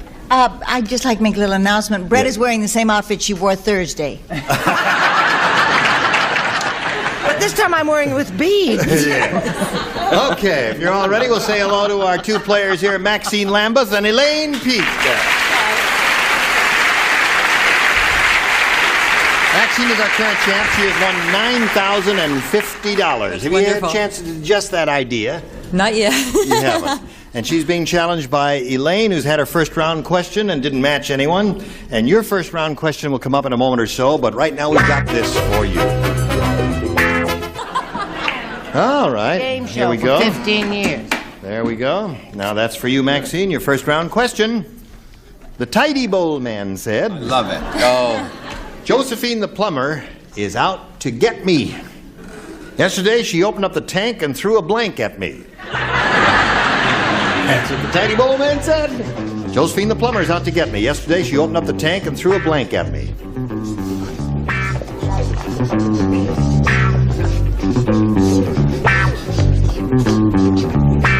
Ready? Oh, Ready. I have a better. Upper tiers ready? Love my ass. Am I allowed to say that? That if you want to. What are we doing over here? Come on. Okay, she's now finished. She changed her mind twice because she's a very exact person. Maxine, the Tidy Bowl man said, Josephine the plumber is out to get me. Yesterday she opened up the tank and threw a blank at me. Plunger. A plunger. She say plunger.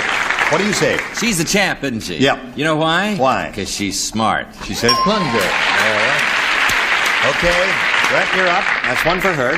I didn't want any cleansers coming my way, so I did not say can of comet. I just said a comet. Comet, okay. No I plugs. don't like to clean. Don't send me anything, folks. All right. Charles. What have you got? Charles, you have a medal. Yes, I'm wearing a medal from the Television Academy. Is that a medal It's for from the the- FSNTBWGBA Award. What is the SFNWGBA award? For sitting next to Brett without going bananas.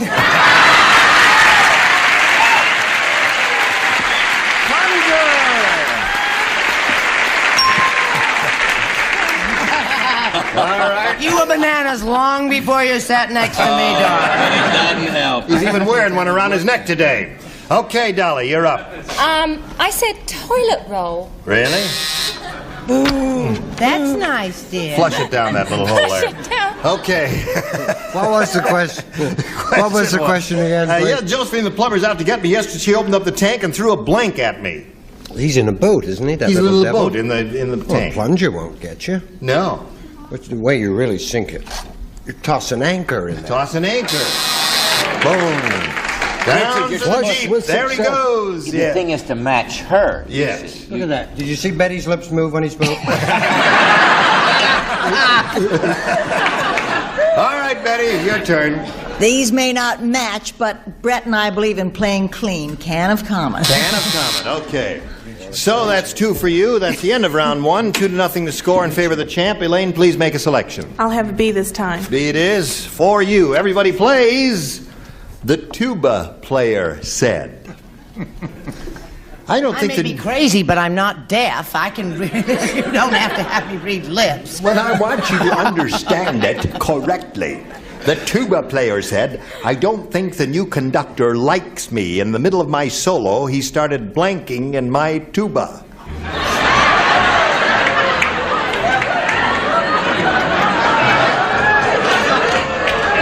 What'd you say, dear? He says, I knew you'd ask me again. I don't think the new conductor likes me. In the middle of my solo, he started blanking in my tuba. How far was the tuba from the conductor? And what was the trajectory? The tuba player said. How old was the conductor?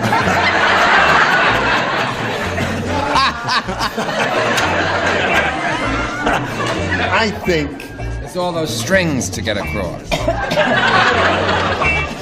In the middle of my solo, he started blanking in my tuba. That's good, Betty. That's good. Just put it in the slot there. You're all ready.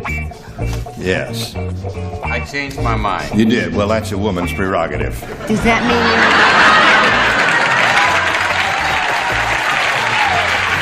That is a sexist remark. mean you leave him alone? Brett, would you finish your... Okay, It's just how you handle her. Here we go to Elaine Pete. The tuba player said, I don't think the new conductor likes me. In the middle of my solo, he started blanking in my tuba. Tinkling.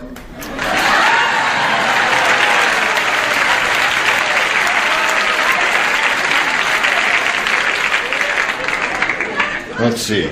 In a symphony orchestra, Margaret Ferguson is going to be very surprised. violins are here, the cellos are there, the drums are up there, and the tubas are way back from... No, I don't believe it. Even with my medal, he couldn't do it. No.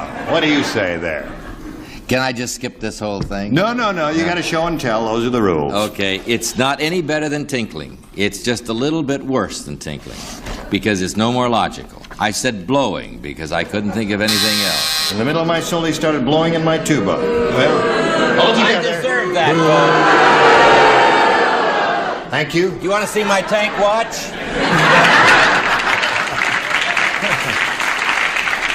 He got his tank watch from the Tidy Bowl man in the tank. What do you say? Alan told me that if I was nice to him, he'd let me wear his tank watch. Oh, really?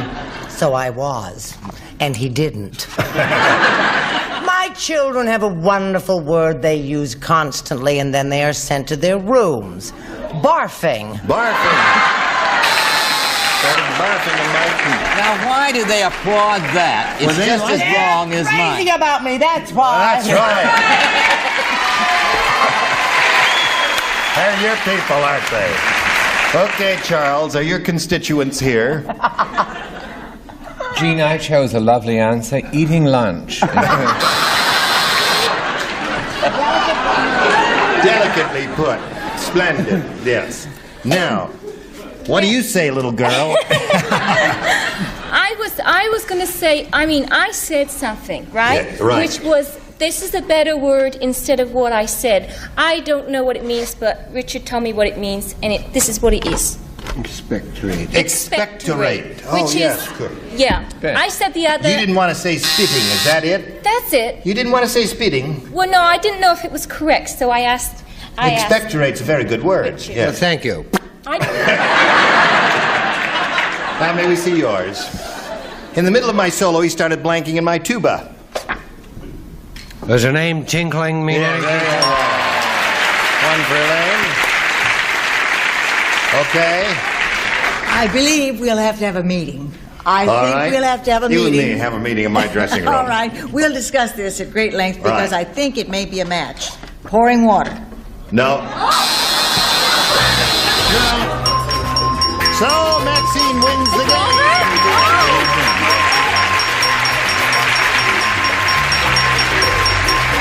Congratulations. That's another $100 for you. Well, Elaine, I'm sorry to see you go. It was a pleasure meeting you. I enjoyed it very much. Thank you, and we've got a gift for you, together with our thanks for being on Match Game 75. Bye-bye. Goodbye. While we spin her off. Elaine, how many times do I have to tell you? I don't like long goodbyes. Here's a little message for you. Goodbye.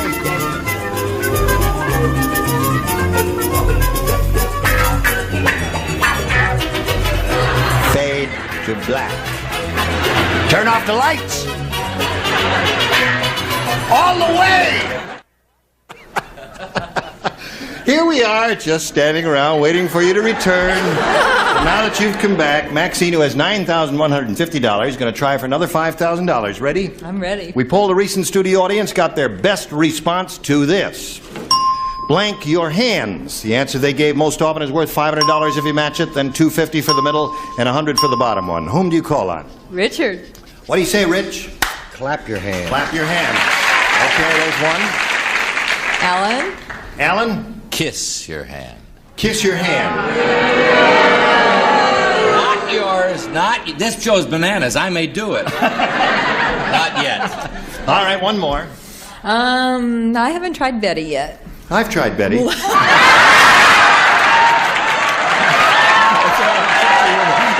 there, that's all.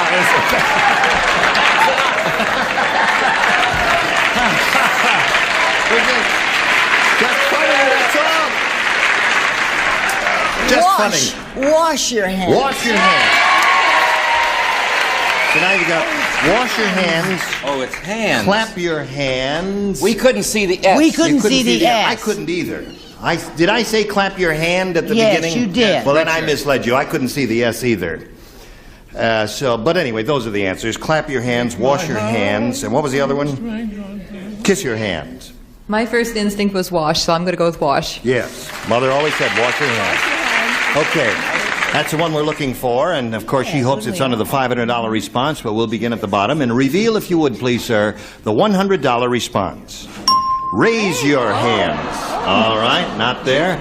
Looking for wash your hands, here's the $250 response. Clap your hands.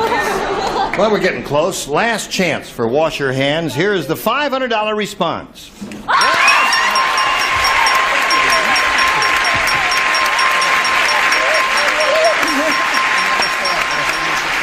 Congratulations, my dear. Now you're up to $9,650. You're going to play for 10 times the 500. Another $5,000 at stake here. You got to match one celebrity head-to-head. Which one will it be? Richard. Richard. 3 times the charm, right? What's that? 3 times is a charm. Really? Okay. You face me if you would, Maxine. If you win this, you know what you have to do. You ready with the belly dancing music? All right. That's the trouble. Worth $5,000, and it goes like this. Thomas blank. Thomas blank.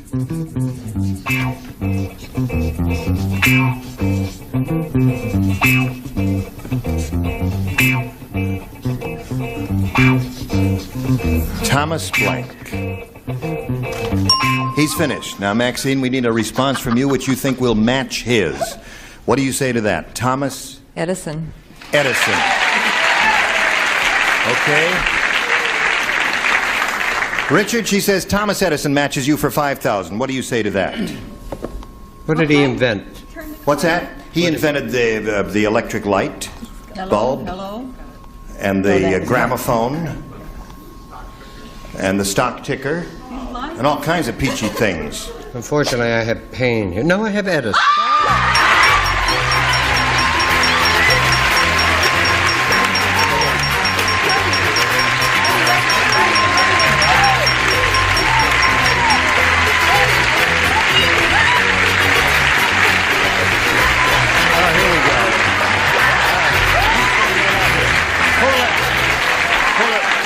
She promised she'd dance for us if she won the $5,000, so may we hear the belly dancing music?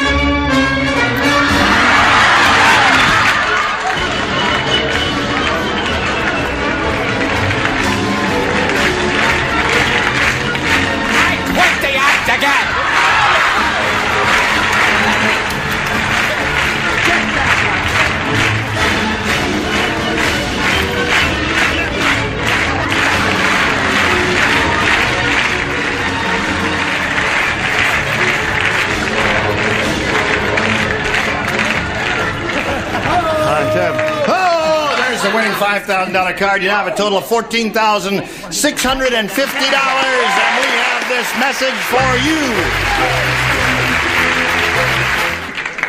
All right. Now we're going to ready to start a game. Are you ready to start a game? Ready.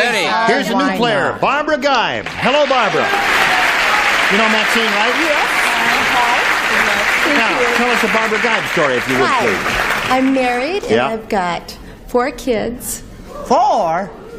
Mine, his, and ours. I see. And I like to water ski and I love plants. And you like plants? Plants, uh-huh. All right. You have a green thumb? Yeah. Okay. All right. Nothing to be ashamed of to have a green thumb, is it? No. All right, Barbara, if you're ready, I'll ask you to make a selection. B, please. B for Barbara. Here we go. The passenger said, on the airplane, the movie projector broke down. Yeah. So, the pilot came out of the cockpit and showed us his blank. That's what it says. I was on that flight. These guys are getting weirder every day, you know that. Joe, we're going to get you on camera someday. Honey, Just, you're going to have to read it because it's got a little complicated. The passenger said on the airplane the movie projector broke down, so the pilot came out of the cockpit and showed us his blank. Somebody stole my, Somebody stole my gal. You know, I've enjoyed sitting next to her so much this Yeah. week that I gave her my tank watch. Look at that. Oh. Eat your heart out, Betty. Can we have a That was 2 days tight ago. shot of the tank watch, which really is a handsome gift. That's a lovely picture. Which Alan got. It's like an arrest at a riot. Not his anymore. No, I'm on my head. Mark Goodson gave him that on the last day of Password, which we played recently. This is a bicycle watch. Used by bicyclists during World War I when they were run over by gentlemen in tanks. That lousy watch. Brad, are you slowing down in your old age? Don't you say old age to me. No, it's a long answer, dear. All right, Barbara, if you're ready. The passenger said, on the airplane, the movie projector broke down. So the pilot came out of the cockpit and showed us his blank. Okay, I can't think of anything. I'll say... I would say... What would you say, Barbara? I will say his... the dashboard thing? His dashboard. Well, whatever that is. His instruments. That's it. His instruments. Yes. Okay. Anything you say, Barbara? Okay. All right. I wonder if she has any children. She took so long to give any kind of answer. I think you put that in her mouth somewhat, but it was... No. No, but I knew what she wanted. The dashboard. Yeah. The instruments. Right, the instrument panel. Had nothing to do at all with what I thought of. I thought he'd come out and show his snapshots. That's a good idea. Sure. So we don't have any movies, but I got some snapshots here of my family. Here we go, Brett. He came out, and that's why it took me so long, sweetheart, showed his pics of his wife and children. Equally boring. Yes, Charles. You told him it was a good answer, just because he shortened it up. No, because when you wear the same suit, what else you gonna say? I said close, maps. Maps. All right. She says the pilot came out of the cockpit and showed us his instrument panel. I said he showed his map plan or navigation thing. Oh, Holy mackerel. You know? Can you show your navigation thing? Not on television. As long as you have if you're a direction pilot. finder, yes. That's right. Now, wait a minute. I'm an aerial navigator. That's a sextant. But I'll say. Be that as it may, May we see yours? it was a very cheap airline. Yes, out of the cockpit. Pilot was a wino. Oh, he was. Projector broke down, came out and showed his tattoo. Well, it's a picture, isn't it? Yes, it is a picture. Yes, hello, Betty White, honey. Well, speaking of pictures, the projector broke down. The pilot came out and showed us his shorts. They're doing that on the airline. Short subjects. Yes. So, Barbara, no matches for you in your first round. Your first round question will come along right after this message comes your way. Ladies, we're out of time. And we'll look forward to seeing you next time. We're in the middle of round one, and we'll come back to you. Now, what did you want to say? Well, this is for Dick because he does the nose on the microphone trick. You want to see it? Yes. This is for Dick, okay? Is that it? That's it. That's it. Okay. That's for Dick. That's for We special. should point out that was for Dick Martin, not me. I don't want to be Yes, you're involved. wearing the medal now. Oh, yeah, this is a different medal. It's the FWB WSJO DTCANGB medal. What does that mean? That's for watching Betty White strip Johnny Olson during the commercial and not going bananas.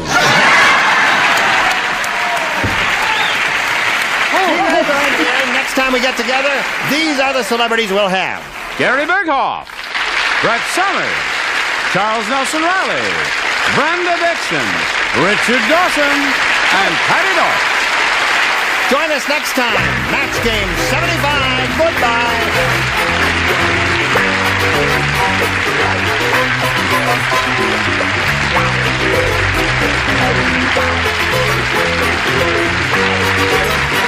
This is Johnny Olson speaking for Match Game 75. A Mark Goodson, Bill Todman production.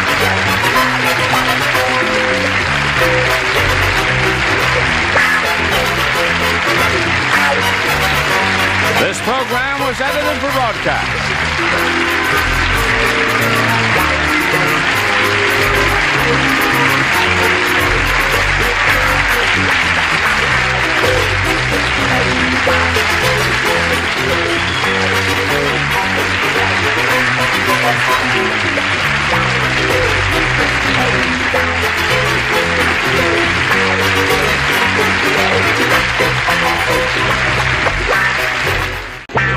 Get ready to match the stars. Scoey Mitchell, Brett Summers, Charles Nelson Riley, Joan Collins, Richard Dawson, and Patty Dorff as we play the star-studded Big Money Match Game 75. And now here's the star of Match Game 75, Gene Rayburn.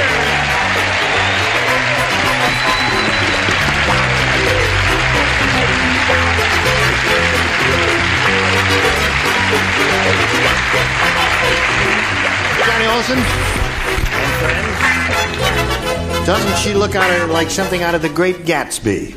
The Great Gatsby. Yeah, that was. Oh, they had a lot of That was the chicly dressed. 1930s. And she looks as old as Zelda Fitzgerald. I didn't mean it, Joan. I was only kidding. It's a little touchy. She was just funning you a little bit. You look very chic. And So do you. Thank so you. do you. I Yes. love your tie. Thank you. We make a lovely couple, don't we? I'm Make me a couple and I'll tell you. Ridiculous thing I ever heard. All right, what do you say? We say hello to the two players here, Doug Brady and Lynn Taylor. Okay. Doug is the current champ. If you were with us last time, remember he won a total of $600, and he just missed winning the $5,000 by hair's breadth. Yes, one letter of the alphabet, as a matter of fact. Now, we started this game. We're in the middle of round 2, and it's 2-1 at this moment. When we come back and give you your question, you must match one celebrity to achieve a tie. 2, however, will win the game for you, Doug, and we'll see how that turns out right after we see about this. Okay, we are ready to carry on. Are you ready to carry on? Yes, I am, All right, Doug, this is all yours. Listen carefully. Count Dracula said. I wish I had a quart of blood. No. The Transylvania Blood Bank just foreclosed on my loan. By dark of night, they came and repossessed my blank.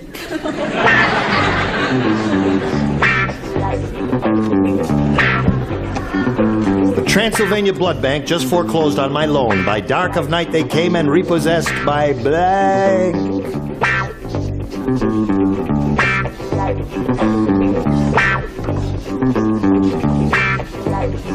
Everybody ready up here? No. Not quite. I was trying to remember what the word was. You're the only one who doesn't play. That's right, old Because Bright you matched Eyes you in the over first here. one. Right. Okay, Scoey's ready. Joan, Richard are ready. Waiting for Brett and Charles. They're not worth waiting for. All right, come on now. Put that thing. All right, we come over here to Doug Brady. That's not what my new beau says. Count Dracula said, the Transylvania Blood Bank just foreclosed on my loan. By dark of night, they came and repossessed my blank. Vampire teeth. My teeth. That's not bad.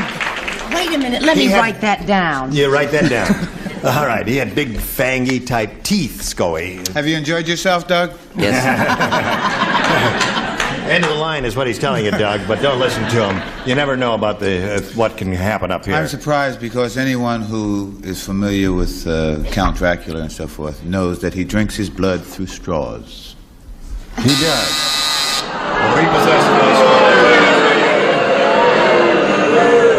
Same audience, huh? They love you. Enjoyed yourself, Skelly? What's on with him? I'd go with Doug, huh? The two of them are leaving together. What'd you say, Brett? Well, it took me a little time to think of what it was I wanted. But as it turned out, it wasn't worth the effort because I said syringe. Syringe? No, don't boo me. What are you thinking about? Oh, wait, we'll find. When they start applauding, you know we've come to a good answer. Charles? Don't count on it. I said his bats.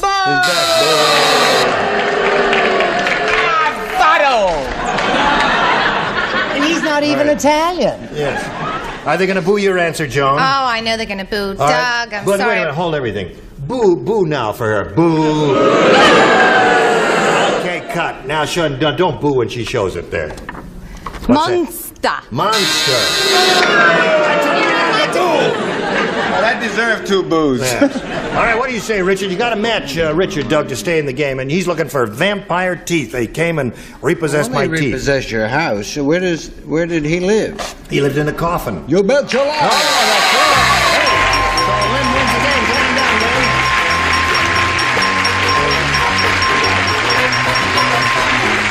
Here you go. Stand by for a moment. We're going to talk to Doug Brady. Doug, you won just enough to get back to Daytona Beach, didn't you? It was well worth it. I enjoyed it very much. Now, did you bring the group with you? Any of the family? No, just myself. You just came alone, eh? All right. They'll welcome you back with open arms because you're a peachy kid and a nifty dancer, and we say goodbye to Doug Brady. Oh, there. You ready? I guess I'm good. Now, Lynn Taylor's going to have a go at over $5,000 here. Let's see how she does. She said she's ready, so we'll go right ahead with it. You've got your 100. Let's see how much more you're going to win. We polled a recent studio audience, got their best response to this. Buy blank. The answer they gave most often is worth $500 if you match it, $250 if you hook up with that one, $100 for the bottom one. Whom do you call on? Brett? Brett? Bicentennial. Bicentennial. Yeah. Look at me like that. That's, there's one.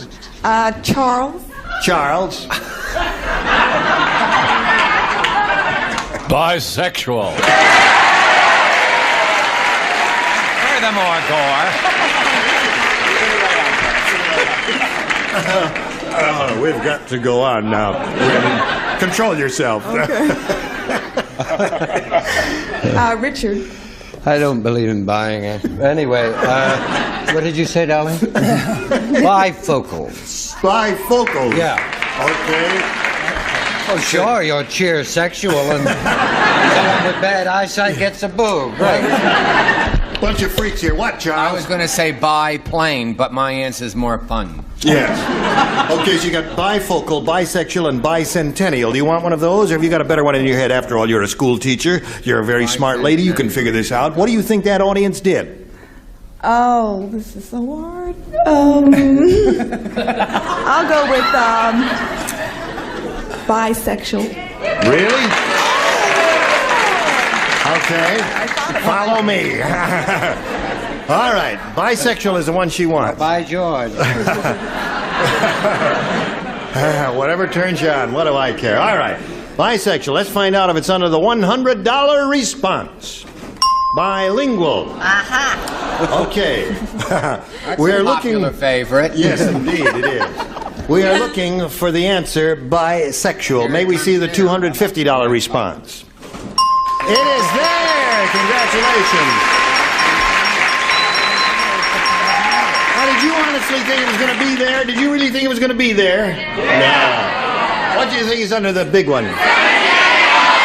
Centennial. All right, here it is. Earl Slide at Centennial.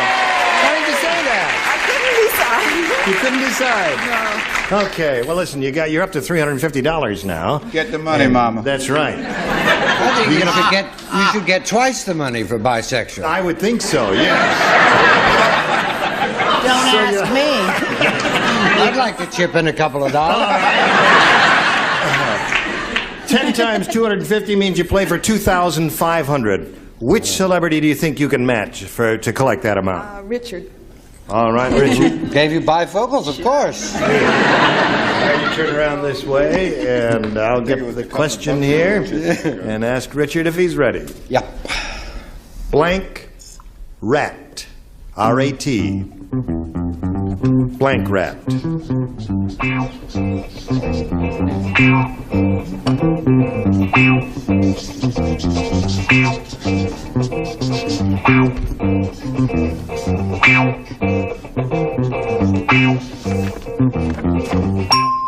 All right, he's finished.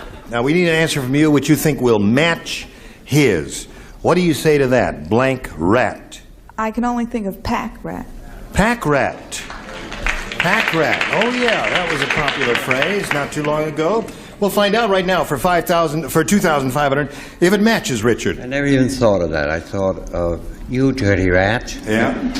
And a picture that I did called King Rat. Yeah. King Rat. Rat. The only two that I could think of. Yeah. You never thought of King The Rat? reviews, by the way, were exactly the same for the film. Yes. As you gave me for this card. You dirty rat, did you think of that? Now that he said that, yes. It stimulated your memory. Now, Lynn, you got your 350, and a little bit later on, you'll meet another player and play another game. But right now, we're going to do a little business with America, okay? Okay, fine. All right. Now I'm ready. Are you ready? Hello there. Let's welcome Vicki Gerald. How are you, Vicki? Now, would you please tell us a little bit about yourself, Vicki? Sure. I'm from Washington, D.C. Yes. And I came out here this summer with some friends for Yep. vacation, and we've decided to extend it and stay for good because we like it so much. Well, that's marvelous. Well, I hope we can contribute to your stay here. We wish you the best of luck. Let's begin, shall we? Ask you to make a selection. A, please. Hey, here we go. For Vicki, I have a TV guide listing for you now. Listen carefully. It says Sunday night, CBS Kojak, and the synopsis, the plot goes, Kojak is kidnapped by a weird artist who paints Kojak's head to look like a blank. Yes? Was that a male artist or a female artist? It just says a weird artist. I don't think the gender has anything to do with the I'd answer. like to know gender because according to gender, it would be according to what that person, was it a male artist? It would be a certain kind All of... we have is the adjective weird. Weirdo. Weird or heads to look like a... Okay. You know who Kojak is? No. who He's is a it? bald-headed actor. He is? Yes, from 2nd Avenue in New York City and 71st Street. I thought he Yep. was Hubert Humphrey's cousin. Write an answer already. That's good. Just put it right in the slot there. That's it. Your manual dexterity is remarkable. My manual. My e-manual. Yes. What did you say? Leave her alone and Castadas. Leave her. She came with me and she's leaving with me. And all right. Pick up picks. That's what that says. I have to remember to do that tomorrow. Vicki Gerald. A TV guide listing, Sunday night, CBS Kojak. Kojak is kidnapped by a weird artist who paints Kojak's head to look like a...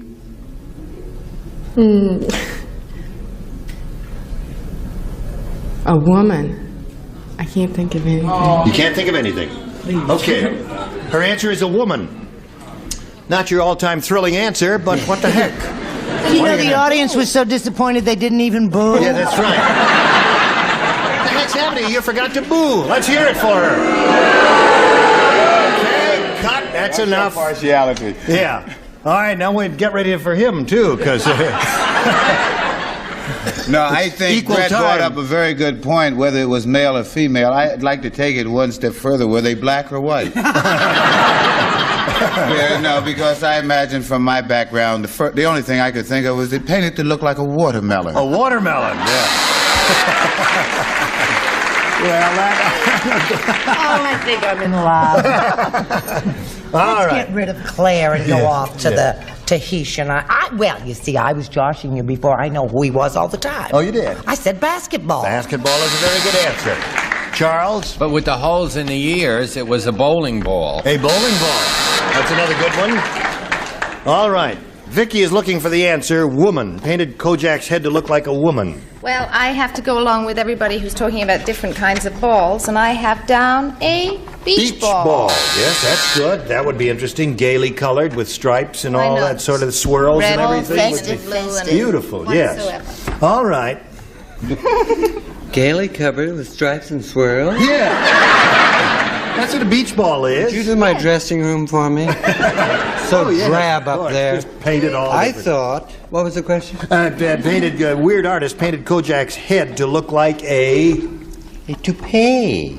A toupee. Oh, wouldn't that be Isn't that a interesting? pretty picture? Yeah, that's a beautiful picture. This is from the people who brought you King Rat. Yes. Now, that's called lukewarm applause. Now listen, either Well, it's do better than the shock we had when that's right. Either do it or don't do it. Now, don't be indecisive. Applause, please. Okay, that's enough. You really haven't got your heart in it. We're going to have to get rid of you. Yes. You Clear can the make them studio, like an John. orchestra. Oh, baby, wait a minute. Before you go, listen to Patty's answer. It's not necessary. Yeah. Strike. Strike a bowling ball. Okay, so I'm Tepid. sorry, that's nothing for you, Vicky, and your question will come along later, but right now we've got this especially for you, so pay attention.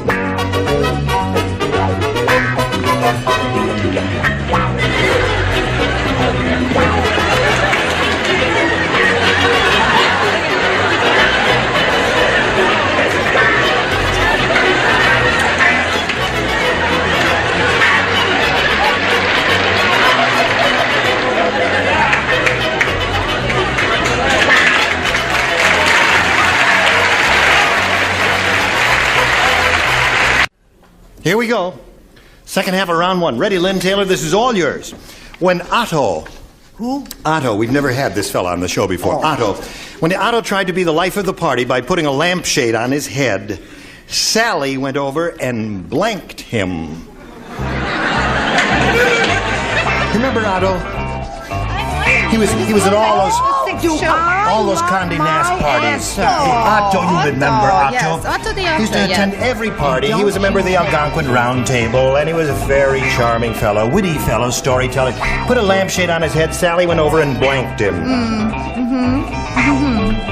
course she did. All right. You can throw that one away. That's it. Ready up there? Is there an obvious answer to this When one? Otto tried to be the life of the party, well, the first round questions are, can be... A little out of You kilter. can run afield there. I'm sorry there. Sally went over and Cut it out, you two. Oh, thank you. We're just sitting We here weren't talking. doing anything, officer. Yeah, nothing. We're all in the back seat. What are you doing down there? I don't know. Come on now. You got to do something here. Okay. Okay. Everybody's ready. The redhead is going to put in the slot in a moment now. Lynn Taylor, it's up to you. When Otto tried to be the life of the party by putting a lampshade on his head, Sally went over and blanked him. Lit him? Lit him is a good answer, yes. The past tense. Sally went over and lit him because he had a lampshade on his head, Well, in order to lit him, Yes. you must plug him. Plug him. Oh, she plugged him in. Right. Okay. I don't know. Well, blanked, you see, lit is the past tense of light. And she How said, does one do that? well, you see, have when the to- lampshade's on the head, Yeah. all right, you just turn the switch. Look at that. See the way his eyes lit up? Don't stop now. You made an old performer very happy. I'll show you what kind of show this is. Oh, it's one of those. Yes. All right, Brett, you're up. Well, you know, I was thrilled with my answer, and I turned to Charles and I said, and yours is already in the slot, so don't try and steal it, right? We have the same answer, and it matches hers. Turned him on. Turned him on. A little play on words. Lynn, Charles. Couldn't you just turn it over that long story? Turned him on. Okay, two for Lynn. Joan Collins, what do you say? I just say that she punched him, that's all. She punched him, slugged him. That's good. I knew it. I was waiting for that. That's enough. Don't make her feel insecure. What do you already say? do. She's already a You nervous do. wreck. Oh, No, poor. not too much. No, good. Plugged him in. Plugged him in. That's all I could think That's of. all you can think of. All right, and you, my dear. A reprise of Plugged Him In. A reprise of Plugged Him In. Okay. Thank you. So that's 2 for you. Now we go to round 2 and see what happens here. Vicky? Take B this time. Okay. B, here we go. Didn't match anybody last time everybody plays. Don Rickles said, I'll never insult a plumber. The last time I tried it, the plumber rammed his blank down my throat. Hey, I'm sorry you went so fast. Well, Don Rickles talks fast. He's I know it. I'll never insult a plumber. The last time I tried it, the plumber rammed his blank down my throat. Quickly now, the plumber. Well, I am. I'm going Don as quickly Rickles. as Don Rickles. I love Don Rickles. Do not.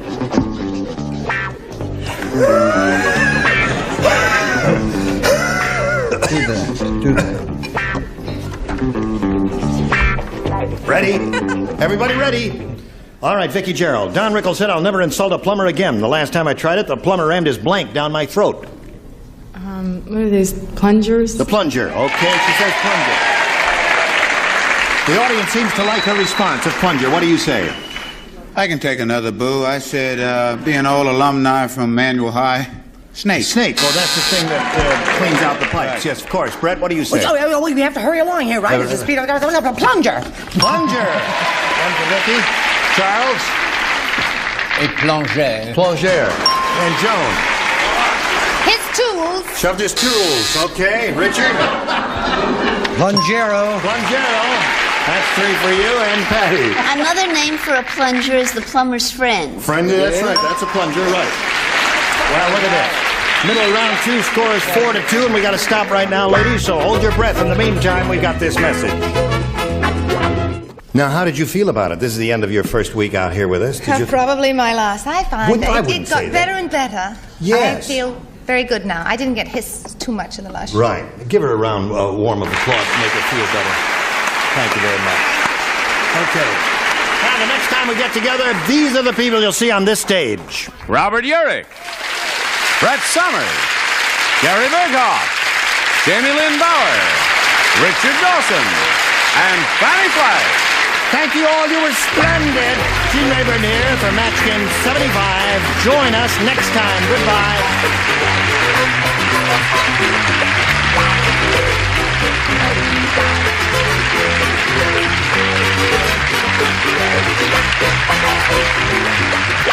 This is Johnny Olson speaking for Match Game 75, a Mark Goodson, Bill Todman production.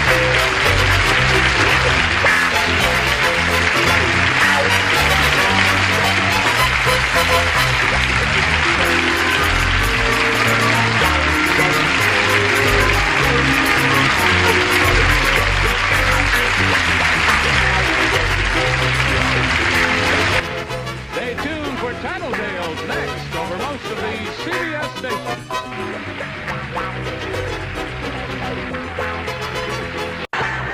Get ready to match the stars. William Shatner, Brett Summers, Charles Nelson Riley, Lee Merriweather, Richard Dawson, and Joyce Bulifant as we play the star-studded Big Money Match Game PM. And now here's the star of Match Game PM, Gene Rayburn.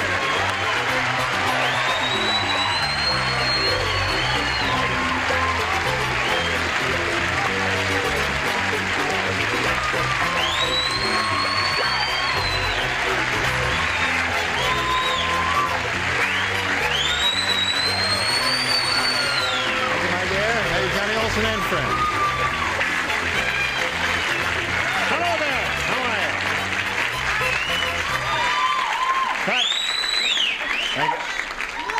you? Cut. Don't whistle that way. Dawson has very sensitive eardrums. Pardon? Very handsome. Thank you very much. You're all a beautiful, gifted, gay bunch here. How are you? Not all Watch of us. that last one. Listen, What you're is doing a that show. you've got in your hand? What? That's my microphone. Isn't that beautiful? It looks... It'll go small or it'll go big. And it's I mine. wouldn't It's touch that with a alive, 10-foot alive. pole, Listen, you're doing a show called Barbary Coast. Barbary aren't you? Coast, When is Monday that nights thing? at... When is it? You want to know when it is? When is that? It's on Monday nights, the Barbary Coast, on 8 o'clock? ABC. 8 o'clock? 8 o'clock. Or following the football game or before the football game, depending on which coast you live on. Which coast do you live on? Is it steady work? Firm 13, folks. Okay, all right. All right, you're going to be just terrific tonight. Now, let's say hello to our two players here, Dottie Stiles and Karen Mouton. Ladies, we greet you. We welcome you. And we ask you, in this order, to tell you a little bit about ourselves. To tell you a little bit about myself. No, you tell me about yourself. All right. What? I'm single. In fact, I'm very single. Oh, really? Uh-oh, very single. I'm from the Bay Area. You're not alone, honey. Right, specifically Oakland, California. Excuse me. She's got a better chance than you have, Brett.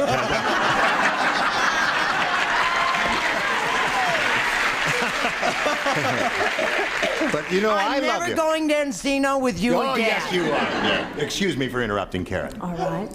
I'm employed for several libraries in Oakland, and I also commute to San Francisco, and I work for a record producer manager of a rock group out of the San Francisco area. And that's why you go to San Francisco? Well, basically, not. Oh, all right. I don't want to ask any more about that. Please don't. If you want to go to San Francisco, that's all right with me. Okay. Now, what interesting little things do you want to tell us about yourself, Dottie? Well, I'm originally from New Jersey and now living in Ventura. I have two children, a boy, Michael, and a girl, Kimberly. And I'm very happy to be here, and I hope I get a chance to kiss Richard. Oh, really? Now, wait a minute. What have you got for me? A kiss, too. Oh, you have a kiss, too. All right. Before either one of us can kiss you, you have to win some money. All right, we'll find out if that's going to happen or not. Now, I want to remind both of you that you're going to be trying to match as many of our celebrities as you can, and the winner goes on to play the Big Money Super Match, which can pay off over $10,000. Now, we'll push this button and ask Karen to make her selection. A or B, if you please. B. B. Here we go. We're off and running. Off and running. King Kong said... Hi, This is, Faye. hey! Anybody got a huge toothpick? I've got a blank stuck between my teeth. That's what King Kong said. I need a huge toothpick. I got a blank stuck. All right, I didn't see your answer, but you're finished. So handsome. Aren't you sweet? But you must get to the business at hand here now. There'll be time for that later. Darling. Come to my dressing room after the show, and as Groucho Marx said many years ago, bring a loaf of rye bread. No, he didn't say that. Yeah, Groucho Marx said that. No, he didn't say that. Who said that? Karl Marx. Karl Marx said that. Charles, we're waiting for you. There has to be one slow-witted one in every group, and Charles is ours there. All right, here we go. Karen, King Kong said, hey, anybody got a huge toothpick? I got a blank stuck between my teeth. Don't boo. A banana. A banana. William. It's all right. She'll go back to San Francisco if you're not careful. Leave her alone. William, what did you say? I said, King Kong said, I've got a girl stuck between my teeth. Okay. That's good. It's not bad.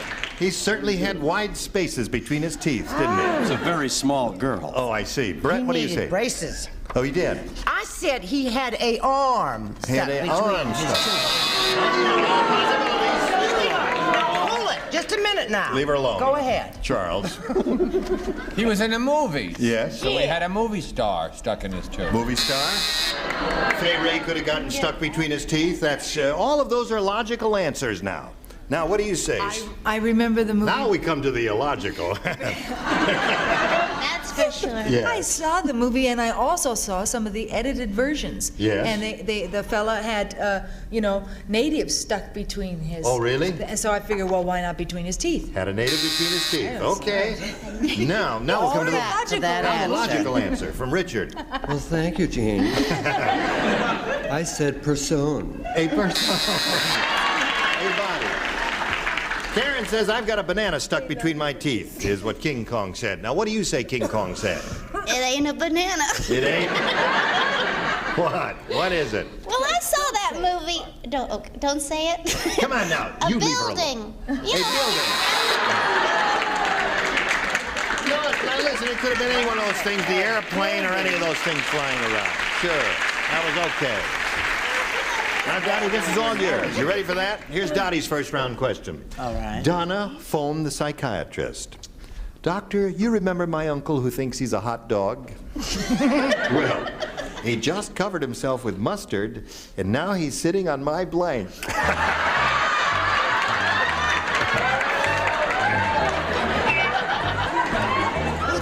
Hot dog or things I shall walk among you with trepidation in my heart.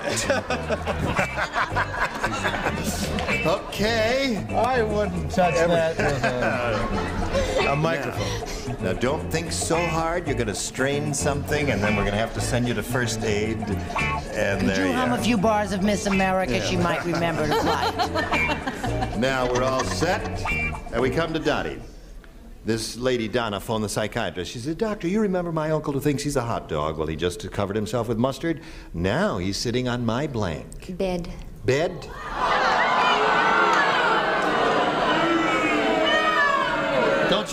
Don't you feel warm and loved and wanted?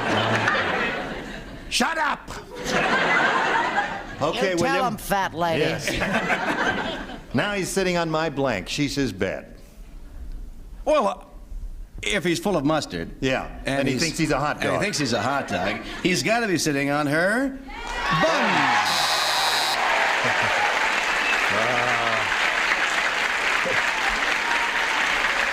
Now, all I meant by that, of course. No. I don't have to explain. No. Okay. I won't get bleeped. No. Yes. Don't stop applauding. Yeah, why? I said roll, which is the same as buns. Yes. Right, that's good. All right. It's Now. a variation. What do you mean it's not that good? Oh, I didn't say that. I said that's good. Oh, That's just pardon me. equally All good. right. Yeah. Charles. Couldn't we get her own show and get her... I said very similar to Williams, but in the left one she recently had a shot, so it's bun singular.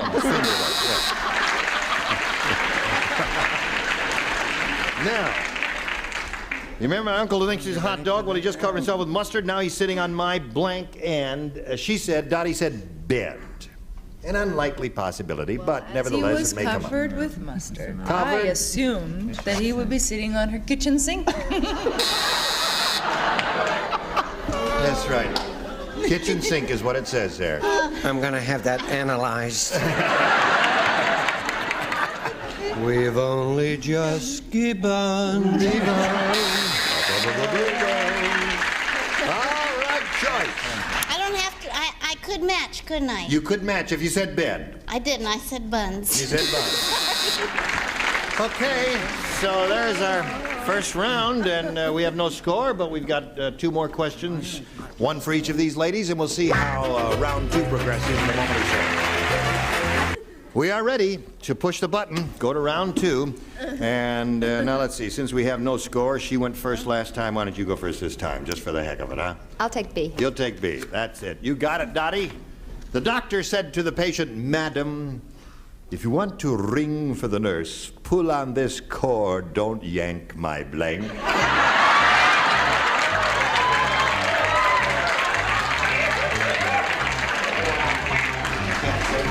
Yes, Charles, are you having trouble? No, I'm fine. Oh, that's good. What, will you read it? Did I jostle Charles would like you, another sir? reading. I didn't mean to jostle you. There you go. Would like Jean Charles would like another read. The doctor said to the patient, Madam, if you want to ring for the nurse, pull on this cord, don't yank my blank. He's the first one the finished. doctor. The doctor said Oh, the that. doctor. The doctor said to the patient, Madam. All right. Have it anyway. No help from the audience, if you please. We appreciate your enthusiasm, but you know, you may be calling out rotten answers. And we can't have that now, can we? All right. Everybody ready? Here we go. Joyce, what? Oh, Joyce. I'm learning how to spell. Spelling doesn't count. Just put that. Just give us a clue. I got the idea. I know what you're trying to say there. All right. Here we go. The doctor said to the patient, Dottie, Madam, if you want to ring for the nurse, pull on this cord. Don't yank my blank. The stethoscope, is that? Stethoscope, that's a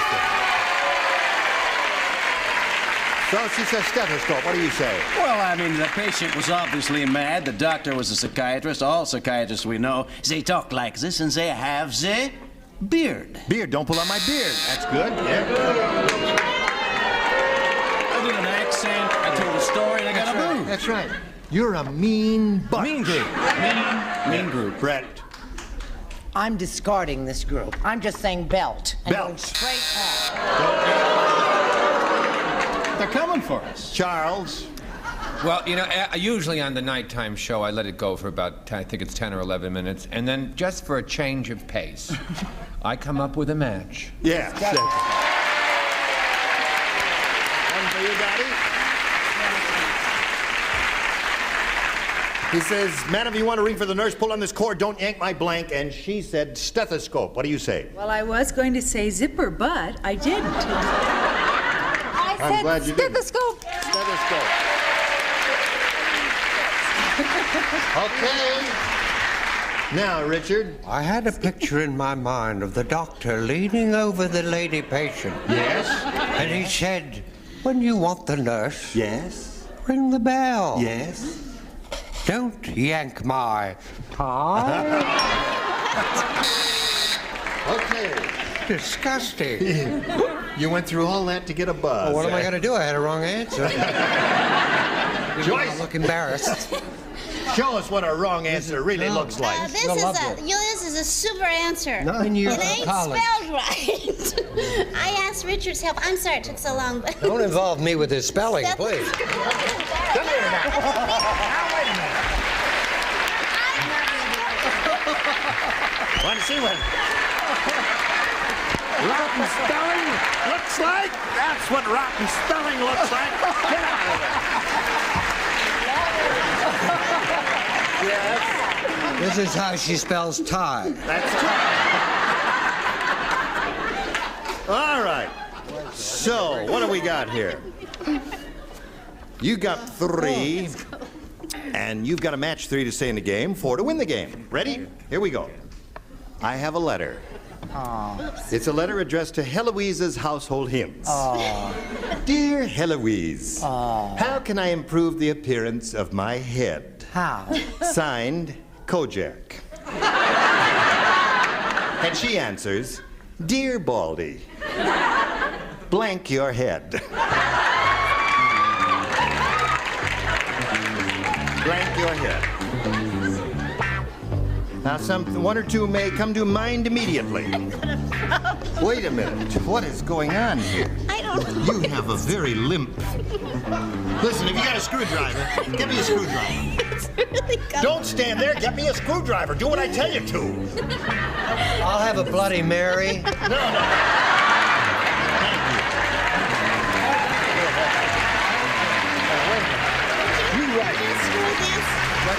Yeah, I'll fix that for you. Now, wait a minute. It's really. I forgot the question. No, there's it. Now, read your own card there. Wait a minute. I gotta Here's get a this. letter to Heloise. Yeah. That's right. Doctor, will I ever play the piano again? There we go. Very nice. There it is. Now, Show's is really it still rolling, limp? Oh, yes, it's still limp. Give me that card. Oh, that's a Put that in there. I didn't spell it right. Signed Kojak. Dear Baldy, blank your head. Very Everybody good, ready? Joyce. Lee, would you put that in the slot? We're just stalling all this time waiting for you to get your small mind going on this enormous problem. Now, let's go. I love it when you're strict. Letter to Heloise's household hints. Dear Heloise, how can I improve the appearance of my head? Signed Kojak. Dear Baldy, blank your head. Soak your head. Soak your head. Little lady, good answer. Very good answer there. What do you say? I figured if it was a pretty girl asking the question, she'd want to see herself on the top of his head. Polish. Polish your head. That's good. Yeah, I like that. You got a good one, too? Well, you know, in Maine, we're awful clean and neat. We Yeah. believe that cleanliness is next to godliness. Do you Right. know that Joyce went to private schools? She did. That's why why she I've can't. kept my children in public schools all Yes, these that's years. I said wax and or polish. Wax and or polish. It's not getting close to soak your head. We may Instead have of boring answer, paint your head. Paint your head. Paint your head. Karen, you got to match the 3 bottom celebrities to stay in the game. And Lee, you are up. I'm sorry. I couldn't. Well, you made me do it too fast. Cover your head. Cover your head. What do you have there? Smart as a wax collar. Come on down. Congratulations. Now, Karen, we thank you very much for being with us here on Match Game PM. It was a pleasure to meet you. Thank you. And good luck on your trips to San Francisco. Okay. Goodbye, Karen Mouton. While she's spinning off, we'll give you these messages. You ready? Here we are with Dottie Stiles, and it's time for the Big Money Super Match, where you can win over $10,000. Now, to do that, we have 2 audience matches for you, and whatever you win in these audience matches, you'll have a chance to multiply by 10. Are you ready for this? Yes. Okay. Here we go with the first one. We polled a recent studio audience, and we got their best response to this. Blank lift. Now, the answer they gave most often is worth $500 if you match it. If you match the next one, you get $250, and the bottom one gets you $100. 3 celebrities are permitted to help. Whom do you call on? Richard? What do you say, Rich? Forklift. Forklift. That's a well-known thing in industry, right? Lee. Lee, have you got one? Facelift. Facelift. Think of that. All right, that's 2. William? William Shatner. Oh my gosh, I've got to think of something for lift. Yes. Yes. What's that? Ski lift. Ski lift. You know, for years and years, I've been saying if he's got anything, William Shatner has a quick mind. I learned lines very quickly, Gene. Quick. No, all right. Now you got forklifts, facelift, and ski lift. You want one of those? Forklift. You do. Okay. Forklift. Did you let the audience influence your selection on that? No. No, you didn't. That's your own choice. Okay. Forklift is what she is looking for, and she, of course, hopes it's under the $500 response, but we'll begin at the bottom and reveal the $100 response. Facelift. All right. Looking for forklift. Here we go with a $250 response. Ski lift. Well, you got 2 out of 3 that the celebrities gave you. Let's see if forklift is under the $500 response. Forklift.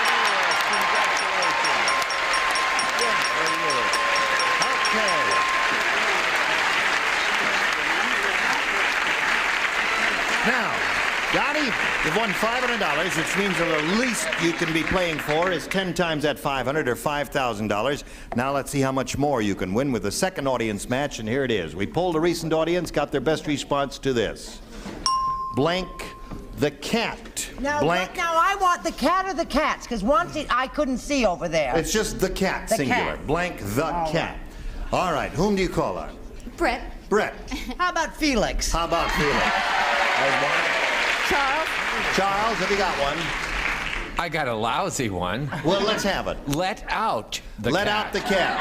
All right. Joyce? Joyce. Why do you do that? Take the garbage. Say put out the cat. Oh. Put out the cat.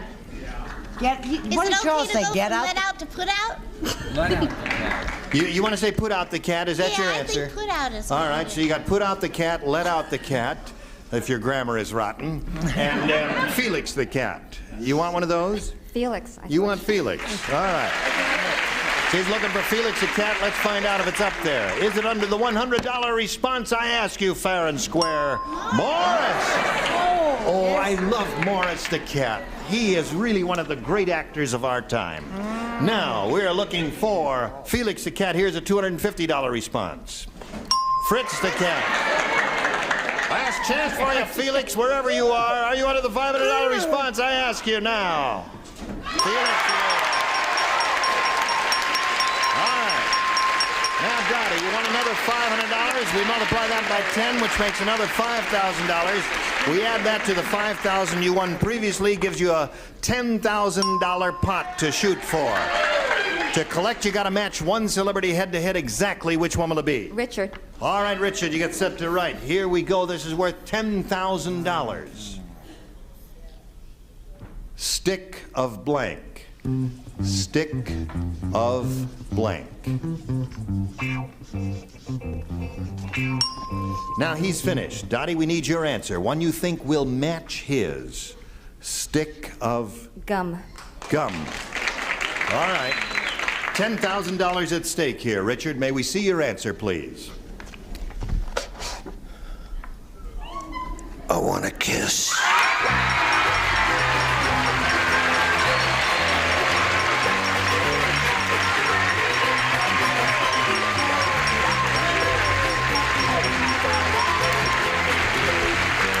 Oh, you're a powerful kisser. $11,000. $11,000. How about that? All right. We'll be back in a moment or so, right after these messages.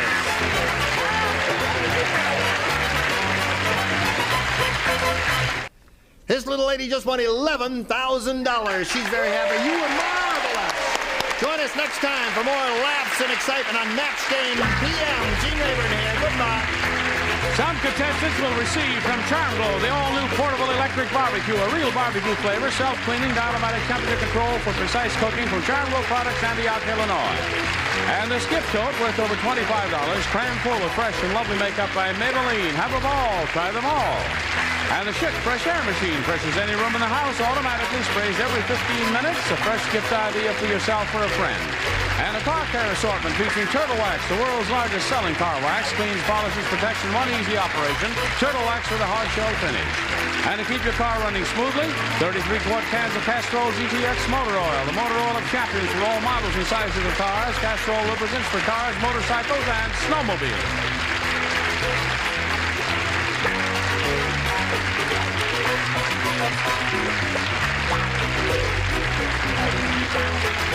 This is Johnny Olson speaking for Match Game PM, a Mark Goodson, Bill Todman production.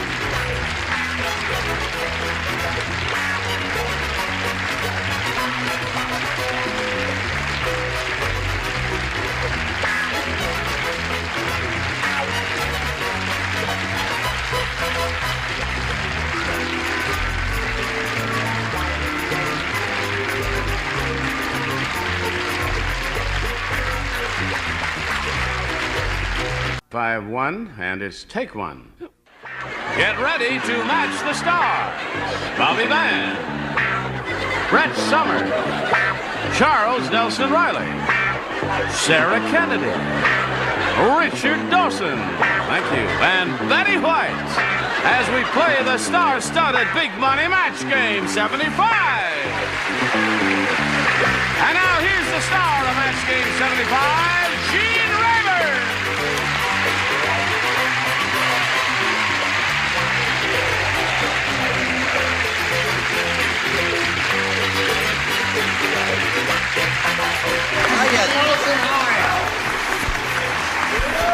Thank you. Hello there. Oh, I had to put nice my glasses to see you, my dear. I on haven't today. seen you in a while. Oh, and you, not sir, bad. we saw Very Dawson and I nice. saw this character recently when we did show-offs together and had a marvelous time. Really? And I want to thank you for being a gracious host. Thank you, and I want to tell you, we're going to have you and Dickie back immediately because we had such a good time. It was a Yeah. fabulous show. Well, thanks a lot. Oh, You and Alan were terrific too, Betty. I tell you what you're Alan going and to me get. back. You're going to go back there.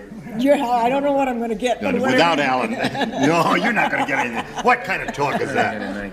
All right. Is there something I can do for you? I loved you. You're having a talk? Your vision and blue. I Yes, love you your look very nice with the outfit. turtleneck. I look and nice I with the like turtleneck. your belt. I have a Smart. long swan-like neck. That's why turtlenecks Cavalier. look beautiful on me. Shall I You are model it for you? cavalier. Now let's say hello to our two players, Deanza Brock and Mary Lattimore. Yes, sir.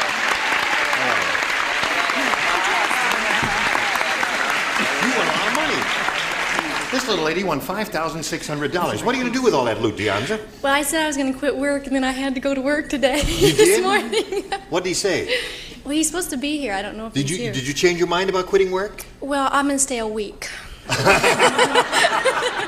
How did your boss greet that news that you were quitting? Well, I think he was happy for me. He was? Yes. I mean, you didn't go in and spit in his eye or anything. Say, I quit. No. I'm rich. I don't need your job. I got a lot of money. You didn't do that, did No, you? we had a party this morning in the office. Well, terrific. Okay, now, Mary, it's nice to have you with us. Shall we find out a little more about you, Mary Lattimore? Be nice. I'm Mary Lattimore, and I work for the Los Angeles City School System. I'm an assistant principal, and I'm married to a sergeant in homicide, and I have 3 beautiful children. Well, you should have, because you're a beautiful lady. Isn't Thank she a you. pretty lady? Yes, She must she be. Beautiful baby. All right, we'll start this game in a moment or so, but right now we've got this message for you. Here we go. I'll push this button right over here and ask our challenger, Mary Lattimore, to make a selection. Please. A it is. New game, everybody plays? Right. Eddie asked Dumb Dora to play post office. So, Dumb Dora blanked his foot. Are you astounded? I am astounded. You are astounded. Eddie asked Dumb Dora to play post office, so Dumb Dora blanked his foot.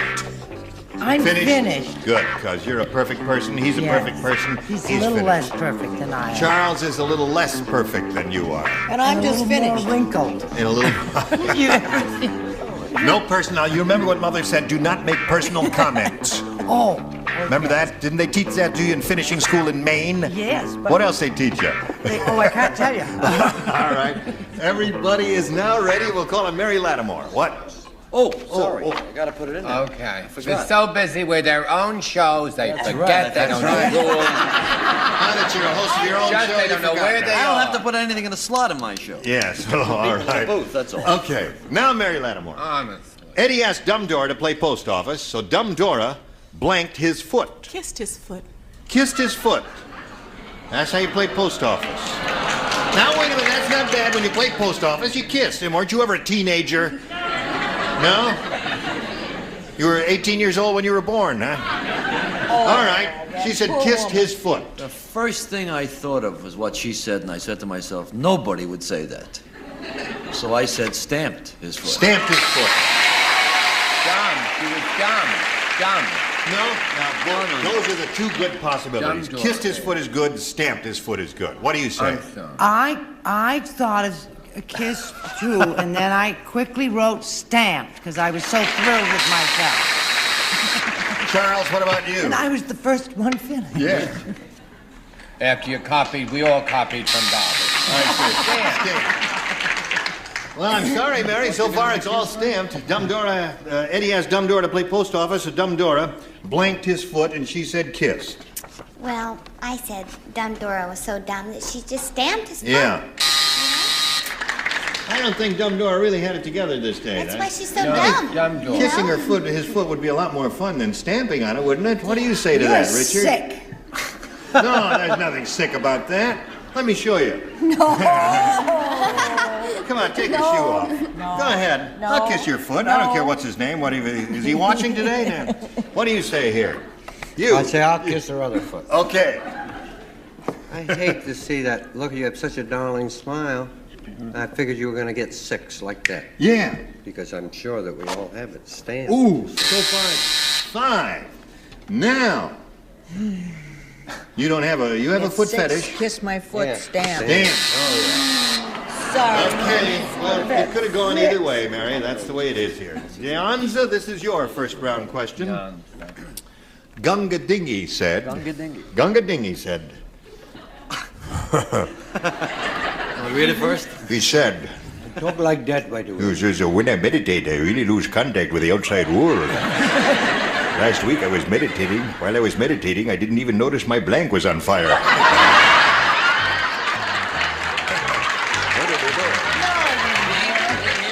Now say it in English, sweetheart. When I meditate, I really lose contact with the outside world. Last week while I was meditating, I didn't even notice my blank was on fire. Got it, sweetheart. While I was meditating, I didn't notice my blank was on fire. My blank was on fire. My blank was on fire. My blank was on fire. My blank was on fire. My blank was on fire. Would someone kick the record player? Can't shot Tone play him? Who played No. What's her name? What's his Do not break your concentration because Franchot Tone has nothing to do with this question. French Tone was in that other one. Bengal Lancers. Yes, The Lives of the Bengal Lancers. The bamboo tells me sticks he's under the What is 41 that? years old. Yes. Betty, I know when you're fiddling around with my ankle down there, something goofy is going on.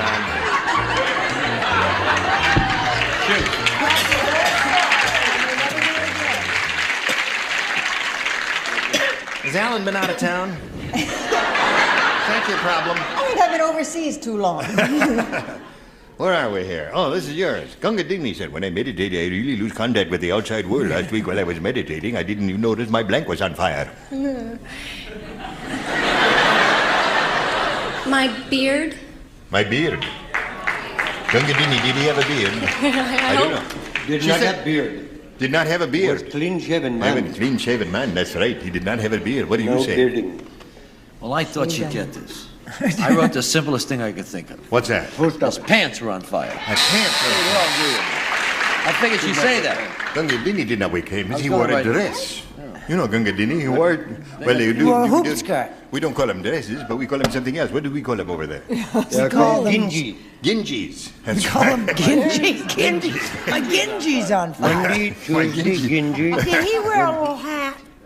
Gunga Dinny? little close? Yes. Sure, I think. Little close, yes. Yes, his little turban was on fire. Turban, yeah. Of course, that's not bad. That's better than Charles? I don't know, but Gunga Dinny will never be the same. No one knows if he had a beard, wore a dress, or what. Sounds like a... Toga, dress, or caftan, or robe, or whatever the... That's the idea, too. Okay, now we're up to you, Sarah, my dear. Yes, we are. Well, you don't want to quick show she it. is? You're ashamed about it, right? No, I'm not ashamed. It's, Oh. Well, maybe I should be. No, I thought that if he lived in a house or a hut, he was just sitting there and his little house started burning. As we were meditating, I didn't notice my house was on fire. It's a bad answer. You are not only underweight, you are weird. What do you say, Richard? I say, why don't we go somewhere quiet and kiss? You're too right, yeah. But I hear the question again. Gunga Dinny said when I meditate, I really lose contact with the outside world. Last week while I was meditating, I didn't even notice my blank was on fire. The little trousers they wear. The trousers? Little things. Oh, yeah, Very- the little I said loincloth, but the real name, Gingy. Gingy. That's what they're called. They call it Gingy. Right. Gingy, yes.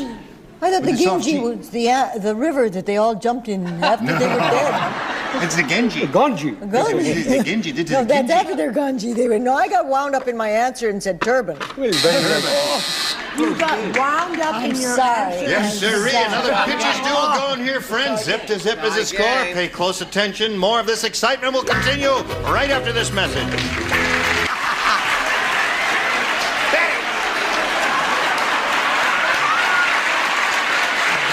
Where's my shoe?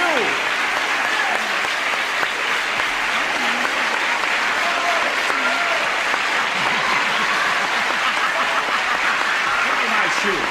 I can't wear barefooted.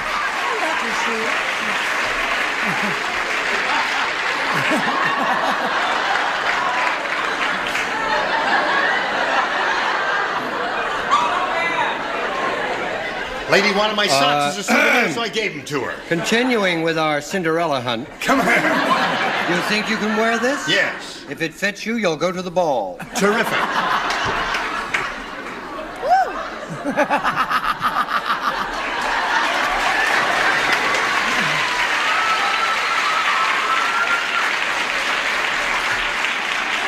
Or would you like to see something in green? No!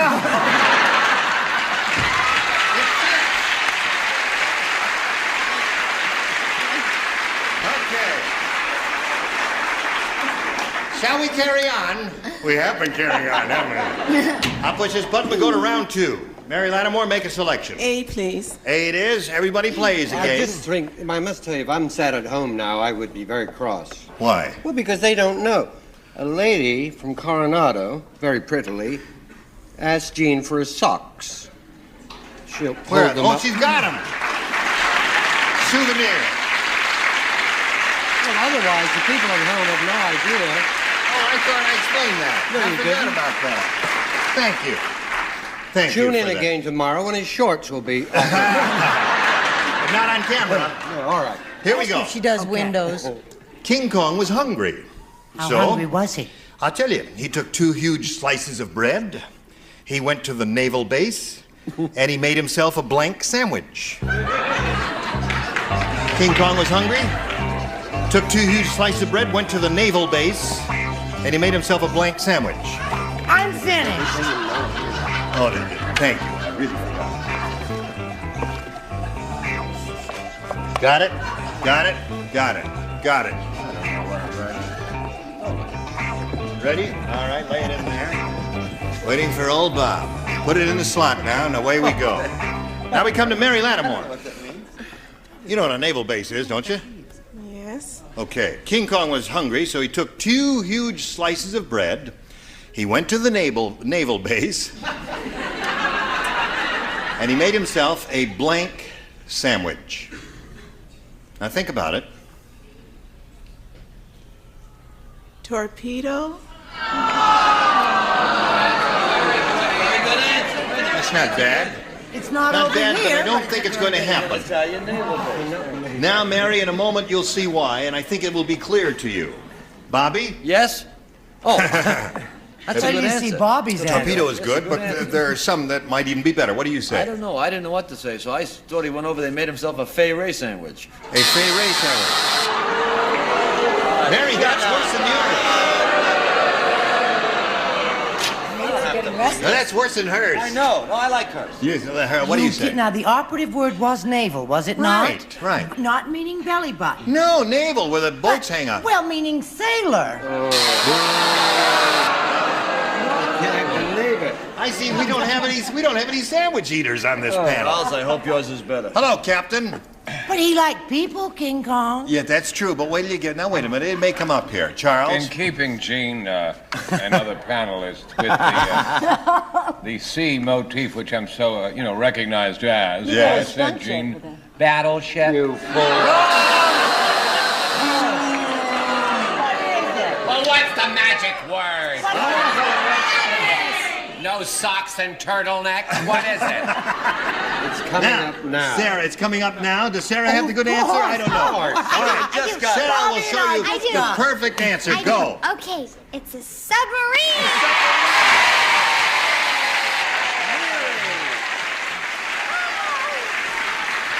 Mary, may I ask, have you ever heard of a submarine? Yes, you have. Okay, well, I guess it just slipped I her must mind. tell you that I thought it was going to be like Stamped. I thought it was going to be 6 submarines. Yeah, I did too. I thought We have everybody 3 say people. submarine. Yes.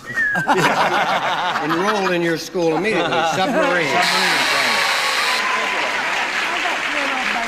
Are you a sandwich eater? No ship? We have 4 people. Some of us come from wealthy families. We'll have your second round question in a moment, but right now we have this for you. Now, Deonza here is in a very good spot to win her second game. She's got 5,600. All she has to do is match one celebrity to win a second game. All right. Little Johnny was thrown out of the zoo when they caught him blanking in the kangaroo's pouch. Little Johnny was thrown out of the zoo when they caught him blanking in the kangaroo's pouch. Now, if I don't get it this time, I'm winning. Well, you haven't Spelling doesn't count. Don't worry about it. We'll figure it out somehow. Okay, put it in that slot, Sarah.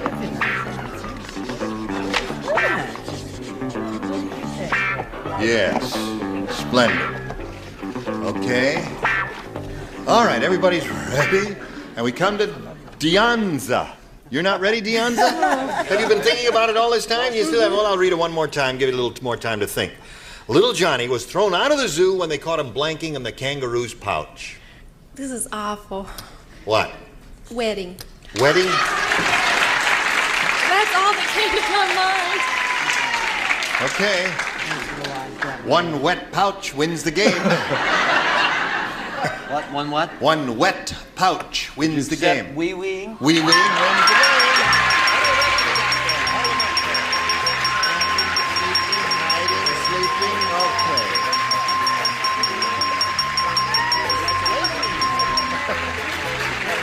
She's very excited. I'm sorry to see you go, Mary Lattimore.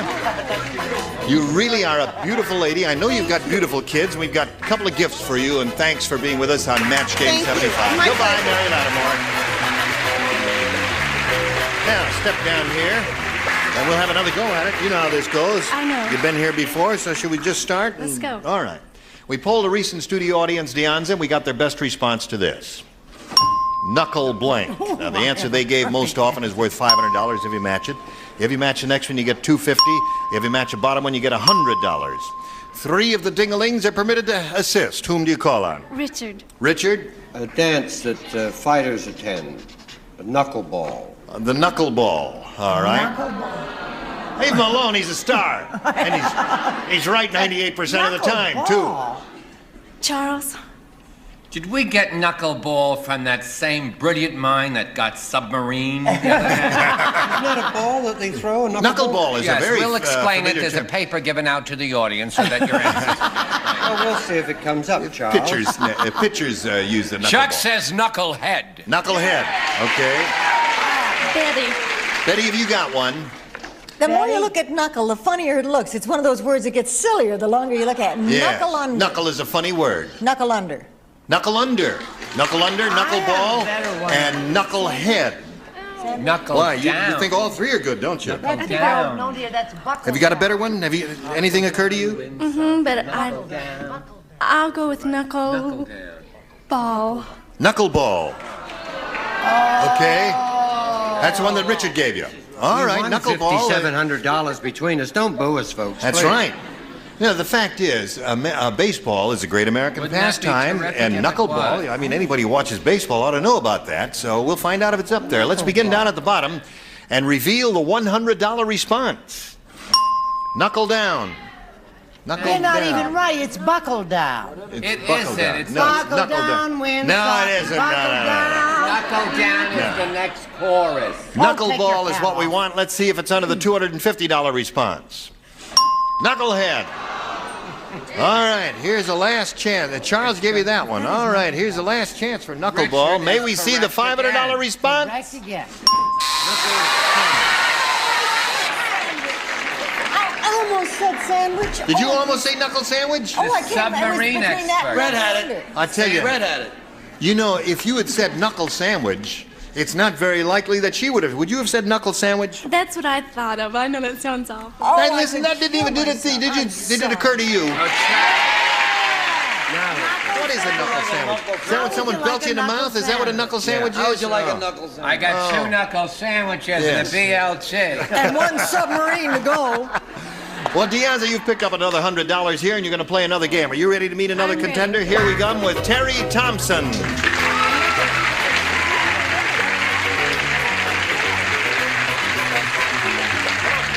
Deonza.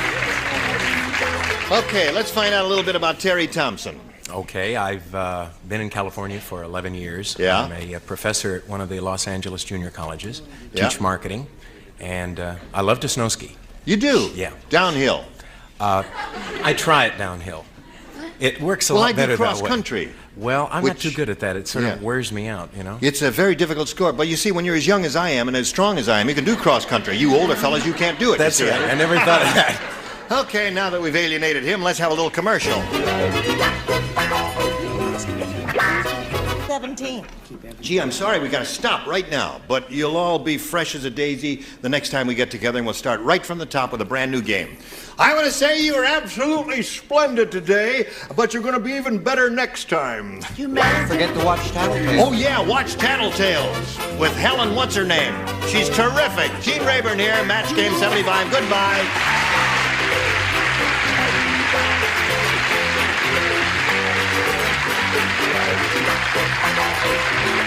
This is Johnny Olson speaking for Match Game 75, a Mark Goodson, Bill Todman production. Stay tuned for Tattletales next over most of these CBS stations. Get ready to match the stars. Avery Schreiber, Brett Summers, Charles Nelson Riley, Sarah Kennedy, Richard Dawson, and Marcia Wallace as we play the star-studded Big Money Match Game PM. And now here's the star of Match Game PM, Gene Rayburn.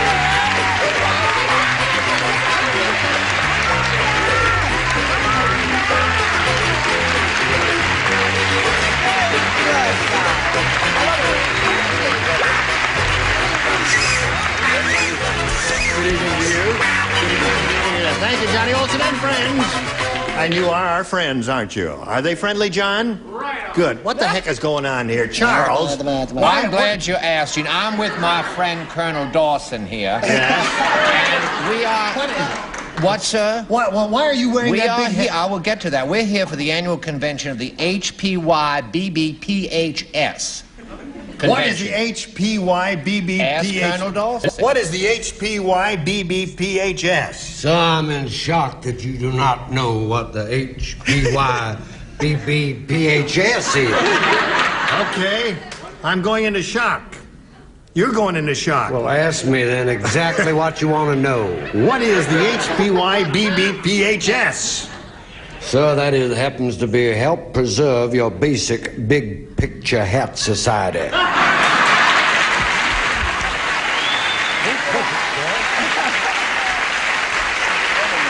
Crazies! The crazies are loose again. Now, juleps for everyone, and let's meet our guests. Including Greg Valone and Bonnie Roberts here. Okay. Now we want to find out something about each of you. We'll begin with you, Bonnie. Please tell us where you're from. Okay, I'm from Los Angeles. I was born and raised in Mount Carmel, Pennsylvania. I'm married to a wonderful man, and I have a daughter, Julianne, who's 12, and a son, Jay, who's 11. And I'm very happy to be here. Well, we're happy to have you here, Bonnie. Do you have a straw hat, madam? No. You have a straw hat? Not with me. No, but you do own one. I certainly Okay, you're in the club. Now, how about you, Greg? How about you, Greg? I'm from California, and I have a lovely wife sitting in the audience, Diane. Yes. 2 children, John and Mims. Wonderful children. Great children. Great Wonderful children. Wonderful children. Okay, Greg. I wish mine were wonderful. I'm a teacher. A teacher? Yes. What do you teach? I teach history. Really? Thank you. What happened in 1066? I forget.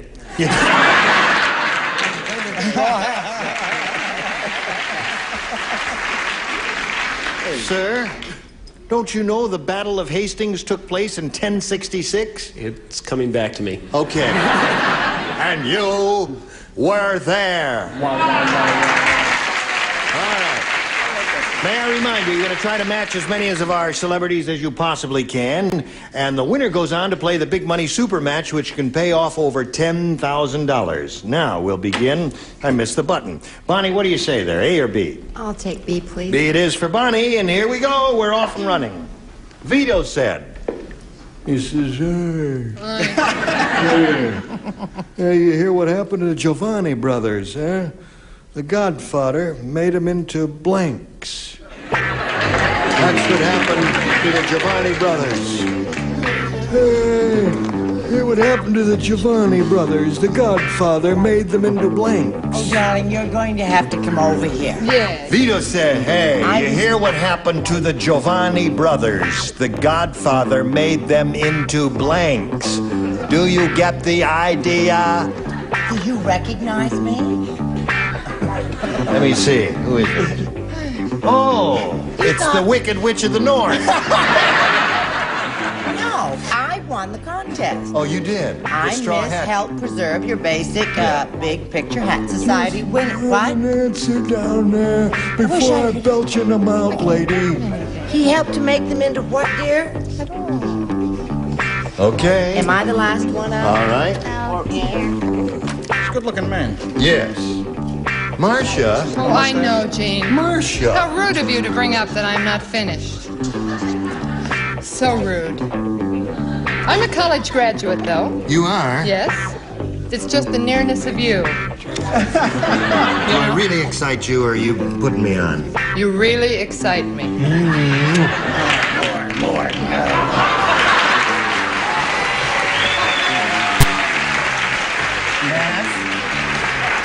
How would you like a walnutto?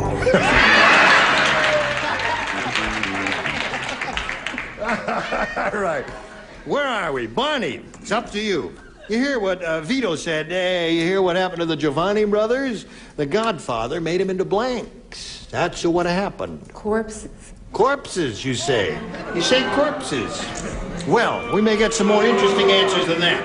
Avery? Don't be so quick with those Avery! bullets. Avery! Turn yourself on. He turned them Yes. into anchors. Into anchors. That's what I had. Yeah. Well, into the East River with them. Avery continues his winning ways. Now, Brett. The winner of the Big Picture Hat Preserve Your Basic Society says corpses. Corpses. One for Bonnie. All right, Charles, what do you say? I said bookends. Bookends. Now you can boo. The lower tier is yet to be heard from. We may get some interesting answers. All right, Sarah Kennedy, go. And yet? Oh, all right. Well, this doesn't really make any sense, but Dino, and who were the brothers? The Giovanni brothers. Giovanni. Giovanni. Well, I could only think of grapes. Maybe they got smashed and turned them into wine. All together. Wait till the whole row's finished. Yes. They may want to boo all. I want you to work out a little harmony on that next time. Altos, sopranos, and tenors, mix it up a little bit. Speaking of tenors, Richard. Do I hear 12ers? Oh, Godfather. What? We took the Giovanni boys. The brothers. Put them in a meat grinder. Yeah. Turn them into meatballs. Now, I got a feeling that you're going to give us an interesting answer. And yet? Yet? All I can guarantee you is that it's wrong. Interesting, I cannot guarantee. But along the same line, the nearness of Richard, pizzas. Pizzas. How come... Quiet, sir. How come nobody said what happened to the Giovanni brothers? The Godfather made them into sisters. How come nobody said that? Listen, you stand up here and run the show. I'm going to play the game. No. Full moon. No, there isn't. Okay, where are we? I don't like Round that one. answer, You ready? that's why. All right, Greg, this is all yours. Farmer Brown was so absent-minded. Better. You're getting better. He was so absent-minded, he left the seeds in the barnyard, and he spent the afternoon planting his blank. Got it, honey. I'm Rebecca of Sunnybrook Farm now. You are? I yeah. was the mystery lady. Oh, yeah. Now keep the brim up so we can see your eyes. Eyes and teeth, right. Now I'm Rebecca. Farmer Brown was so absent-minded, he left the seeds in the barnyard. He spent the afternoon planting his blank. Seeds in the barnyard. Plant the Seeds in the barnyard with seeds in the barnyard. What is that song? 2 by 2. Seeds in the barnyard. 4 by 4. Seeds in the barnyard. Onan's here. You ready up there? Everybody ready up in the upper tier? Seeds in the barnyard, and he planted the blank. All right, here we go. Greg. Farmer Brown was so absent-minded, he left the seeds in the barnyard, and he spent the afternoon planting his blank. Eggs. Eggs. Okay. All right. He said planted the eggs. Left the seeds in the barnyard, planted the eggs. Avery, what do you say? Greg, I said tractor. Tractor. Okay. All right, another winner. Brett, what do you say? Let's shave Avery's head. Don't help. It may help. All right. I don't think any air's getting through. Well, I didn't say eggs, but I said chickens. Chickens, close. All right, Charles. We're getting closer to eggs. Chicks. All right, chicks. Greg Maloney's looking for eggs. What do you offer? We're getting a little larger. What? I said cows. Cows. He spent the afternoon planting his eggs. Richard? Which came first? The chicken or the egg? Okay. Marcia? Gene? Oh, darling. You do care. You do Gene. care. Oh, darling. You'll only Why hurt- do you keep covering up your front there? You'll only hurt me, Gene. No, it won't hurt him. Yeah, go. Chicken feed. Chicken feed. Yeah. Another winner. Okay, round one is over. 1-0 in favor of Bonnie. And round two will come along in a minute or so, but right now this for you. Now, the magic finger moves near the button and pushes the button and reveals around 2 questions. Bonnie, let me see. Yeah, Bonnie, you're ahead, so you go first. I'll take B again, please. A? B. Oh, B. B for Bonnie. All right, thank you. Because Harvey has 17 fingers on each hand, he is able to blank faster than any man alive.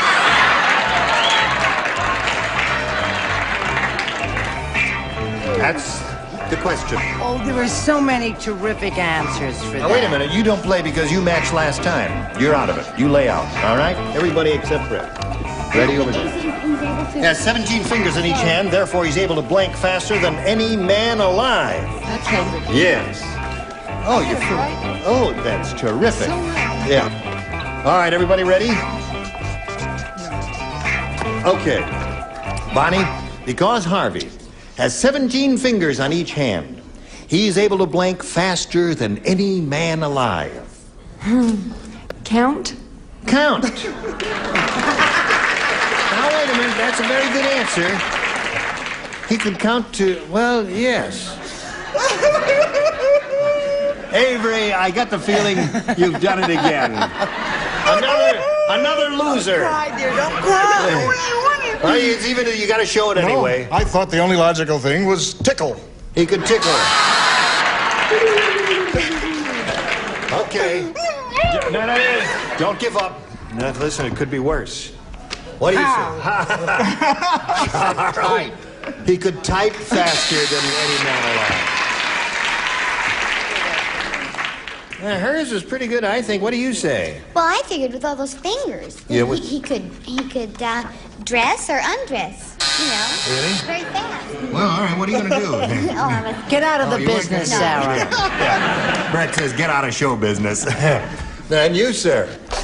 I said type. You said type. And Marcia? I'm stunned. I've said something so logical and right that I scared myself. It's not what she said, it's type. Type. Very good. Getting better. Yeah, actually, now listen, if you think about it, count to 34 is really the best answer. Yeah. Count to Yeah, I see you're 34. thrilled with it. He's got 17 fingers on each hand, you see. All right, shut up there. Do you know how fast Okay. you can milk Greg, a here you cow go. with 17 Got a fingers? 1 to tie, 2 to win. Gloria said, I'm not going back to that new doctor again. Why? As soon as I undressed, he blanked. That's what Gloria said. I'm not going back to that new doctor again. As soon as I undressed, he blanked. Charles, you're ready.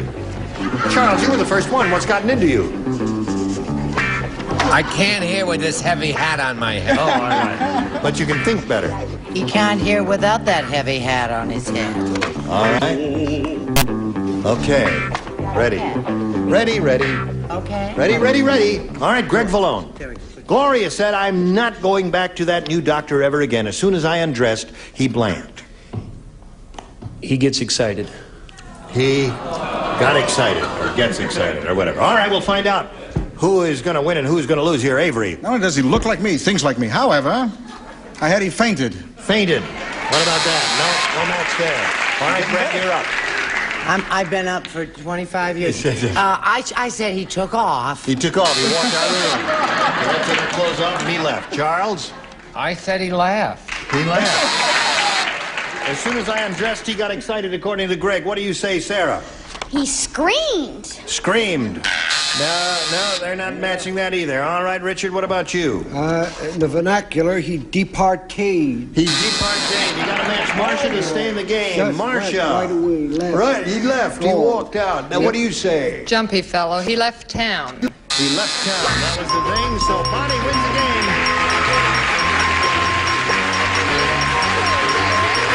All right, congratulations to you, my dear. You stand by for a moment there. We're going to say goodbye to Greg Valone. It was a pleasure meeting you, Greg. Same here. Thank you We've very got a much. gift for you together with our thanks. Bye-bye. Goodbye, Greg Valone. And while we're spinning him off, you watch these messages. Here we are with Bonnie Roberts. Are you ready, Bonnie? I did. Okay, we're going to have a go. It's a lot of big money here. You can win over $10,000. Now, to do that, we have 2 audience matches for you. And whatever you win here, you'll have a chance to multiply by 10. All right. Now, we are ready to begin now. Bonnie, if you're ready, let's step down here so we can see a little better. We polled a recent studio audience, and we got their best response to this. Which blank? Now, the answer they gave most often is worth $500, and the next one, $250, and the bottom one, $100. 3 of these people are permitted to help. Whom do you call on? Richard, please. Witch Hazel. Witch Hazel is Wonderful one. woman. Yeah. Charles. Charles? Witch Doctor. Which doctor? Okay. And Brett. Brett? Well, number 3's always tricky. What about witch hunt? Witch hunt is good, all right. So you have witch hunt, witch doctor, and witch Hazel. Do you want to choose one of those or give us one of your own? No, I'll choose which doctor. Which doctor's the one we're looking for? We're going to find out right now where it is, if it is up there at all. And we'll begin, as usual, down at the bottom, and reveal the $100 response. Which doctor? That's the one that Charles gave you, and that's the one we were looking for, and you got it. But I'm curious to see what's under the 200... I thought Rocky was going to be first. What's under the $250 number? Which Hazel? And the 500, if you please? Witchcraft. Did you think witchcraft? Yeah, they ready to. Anyway, Bonnie, you've won the $100, and that means that the least amount you can be playing for is 10 times that amount, or $1,000. Now we're going to find out how much more money you can win. All right. Here we go. Let's slide it, Earl, and see what's under there. Blank cone, C-O-N-E. All right, let's see what help you get from your celebrity. Richard. Ice cream cone. Ice cream cone, all right. Charles. Yeah. Charles. Re-entry cone. Re-entry cone. All right. Brett. Well, the only thing I can think of is... Isidore cone. How about snow cone? Snow cone. Okay, you want one of those? Snow cone, re-entry cone, or ice cream cone? I'm going to take ice cream cone. Ice cream cone is the one you want. All right. Again, we are going to begin down at the bottom here and reveal the $100 response. Nose cone. That's what I meant. That's the re-entry cone. That's what you meant there. Lots of luck. Okay, ice cream cone is the answer that Bonnie is looking for. Let's find out if it's under the $250 response. Snow cone. That's the one that Brett gave you.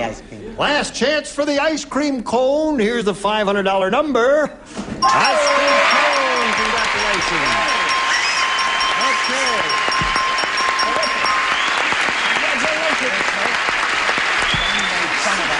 Now, Bonnie, you've won $500 there. We multiply that by 10, which makes $5,000. We add that to the $1,000 you won previously, which gives you a pot of $6,000 to shoot for.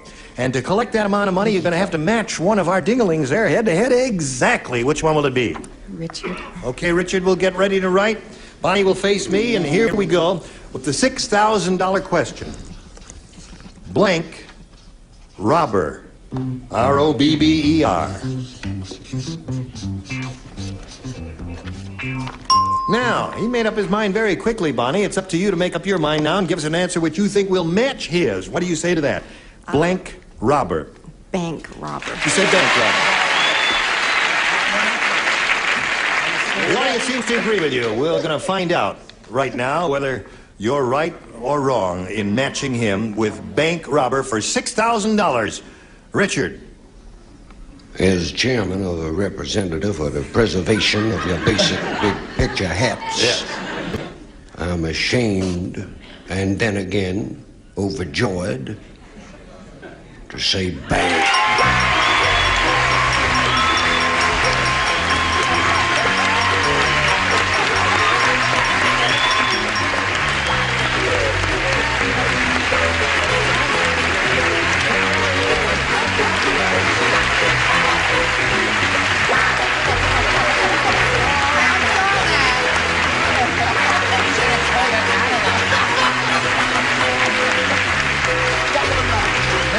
This dance.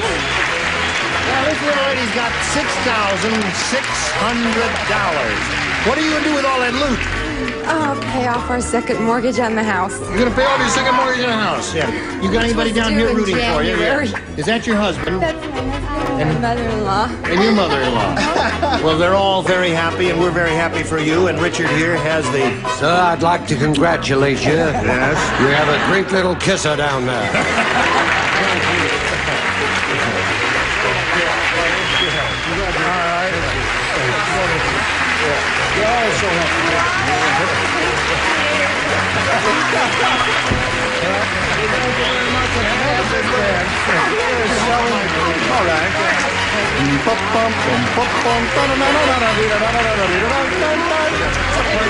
Commercial message for you here, friends. Coming right back. We did not do that there.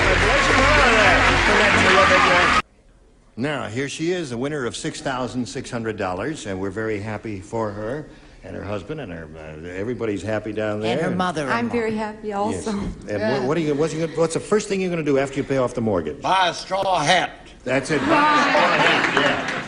Well, listen, we thank you all. You were all We're delighted to be here. Yeah, thank you, Colonel. Sure are. My pleasure. All right, I'm going to get me a straw hat, too. Will it make me talk funny also if I buy a straw hat? just whistling You just make the reservations in Encino, honey. I'll get you the hat. All right. Gene Rayburn here. Listen, join us for a daytime match game, and join us next week for another session of Match Game PM. Goodbye.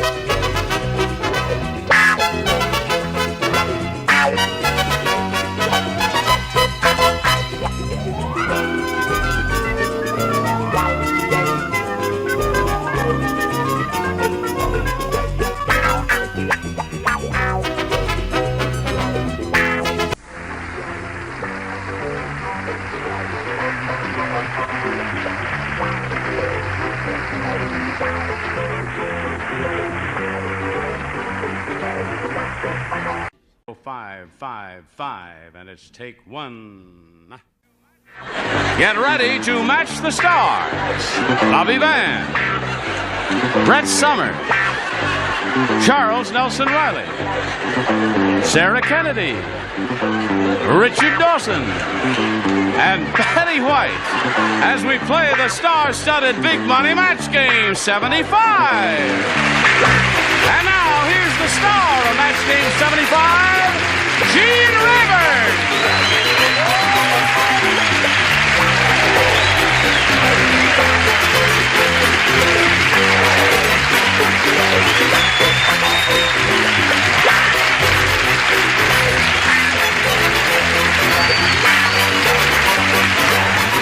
Thank you, Johnny Olsen and friends. Are they all riled up, John? Are they ready? You're going to have a good time tonight because all of these beautiful, gracious, talented gay people. Today. We don't know what they're going to do tonight. Oh, today. I beg your pardon. It's 3 o'clock in some places and 2 o'clock in others. I have 5 minutes after 8. Wrong! Are you all ready? Yeah. Your watch is always 5 minutes after 8. Are you all gay and full of vim, vigor, and vitality? I'm not gay, I'll tell you that. I want to see each and every one of you applaud as we welcome Missy Gallant and Margaret Kirkpatrick. Charles!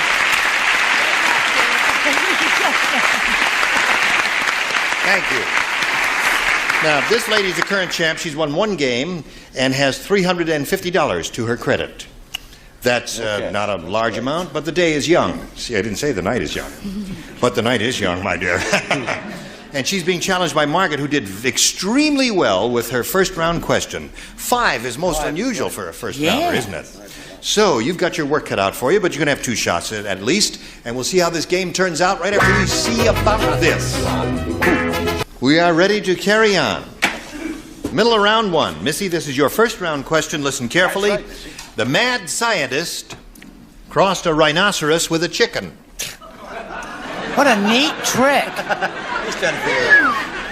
He got a 2-ton chicken that blanks wherever it wants to.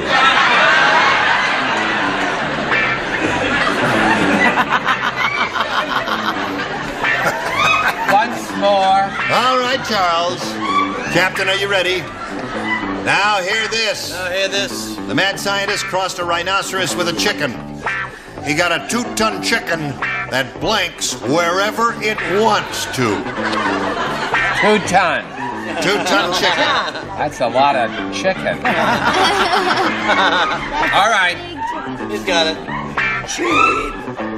Somebody's having hysterics out there. I think she's laying an egg. She's cackling enough.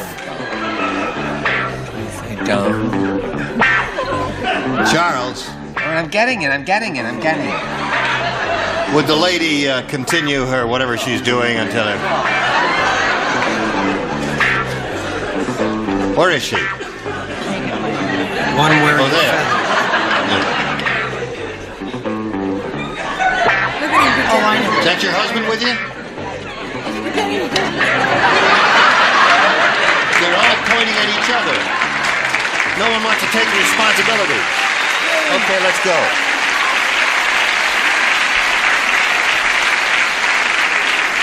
Are you ready? Okay. The mad scientist crossed a rhinoceros with a chicken. He got a 2-ton chicken that blanks wherever it wants to. Clucks. What? Clucks. Clucks.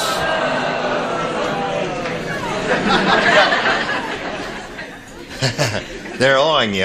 I don't know what that means, but maybe we'll find out now, Bobby. Find out. I thought for sure she was going to say lays eggs wherever she wants. Lays eggs. Did you think of that, Missy? And you rejected it. Yes. Why? I don't know. Clucks was such a great answer. Yes, right. What'd you say, Brett?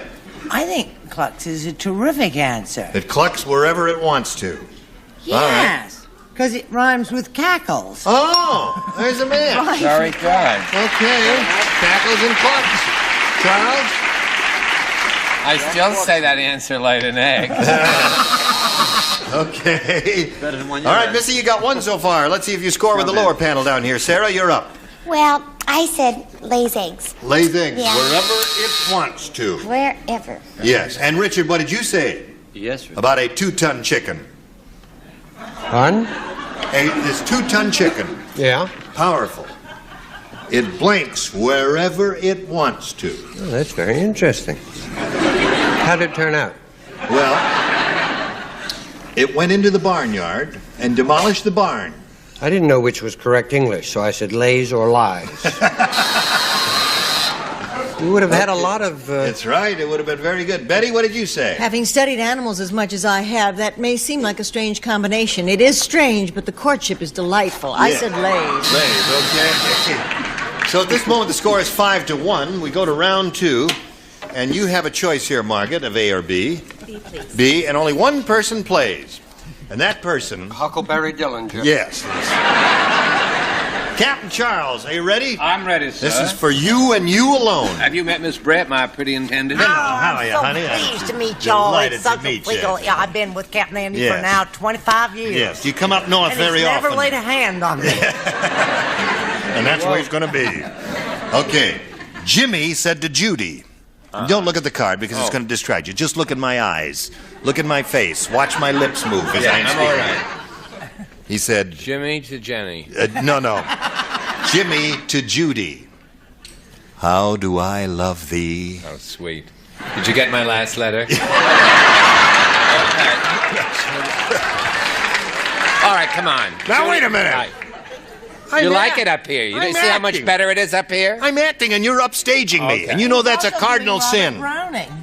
How do I love thee? Let me count the ways. I love thee like Howard Cosell doth love his blank.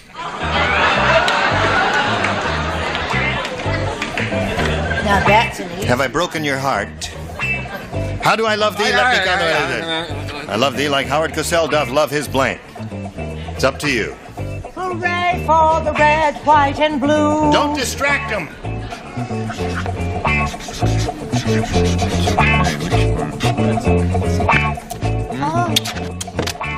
How do I love thee? Why are you looking at Richard? Nothing. Are you ready, Charles? All right. Let me count the ways. Margaret? One. Jimmy said to Judy, how do I love thee? Let me count the ways. I love thee like Howard Cosell doth love his blank. He's a disc jockey, isn't he? Howard Cosell? No. You know how Howard Cosell is? Yes. He's the guy in the football, you know. He's the guy that has the voice that I'd recognize anywhere. Right. And he occasionally delivers an opinion, if you urge him a little. What do you... Loves his sports. Oh. Good luck, Margaret. She did very well in the first round, didn't she? Charles, she says loves his sports. What do you say? Annie, Brett, did you see that man come visit me just a little while ago? I said his big mouth. Right. You got it. I was 20 minutes before them. So in the middle of round 2, 5-1 the score, and it's going to stay that way for a moment or so while we do a little business with America. Here we go. Now, Missy, you have to match 4 to stay in the game, 5 to win, okay? Johnny, would you come over here, please? Oh, this is charming. I want to tell you, not only is Johnny Olson one of the world's greatest announcers... Yes, sir.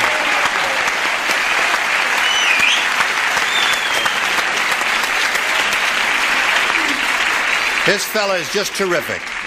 I've done shows with him and shows without him, and I gotta tell you, it's better with him because he's just marvelous. He's not only one of the world's greatest announcers, but he has been for over 2,000 years. As a matter of fact,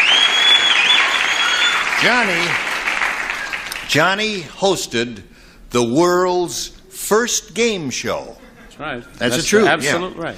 And the show opened. Where's the rest of it, fellas? You give me a 2-part question. Would you give me 2 parts of the question? Where? You must have it. Oh, you've got it. Oh, you've got it. I have a question. So you got the question. But you got to get ready for this, all right? You ready for this? Lead line up to there? The show opened like this. Live from Cairo, it's our favorite sweetheart, Cleopatra, starring in ancient Egypt's funniest game show, You Bet Your Blank. All right, that's the question. Fill in the blank. I may have to ask you to repeat it one more time, so hang around here, John, would you please? All right, everybody ready? Charles, you finished. That was wonderful, Johnny. All He's right. wonderful. Now, would you do wonderful. it? Would you do it for Missy Gallant one more Very time, talented. John? Stand up here where the light. I want everybody to see you there. Just hold a second. Yeah. Oh, you're not Well, it finished. was misspelled. Oh, all right. Live from Cairo, it's our favorite sweetheart, Cleopatra, starring in ancient Egypt's funniest game show, You Bet Your Blank. And a boy, John, thank you very much. Now,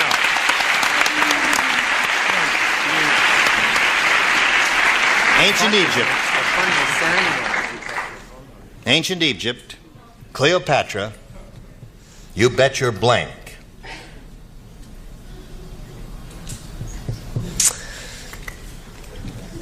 It's easy for you. It's easy for me. Mommy?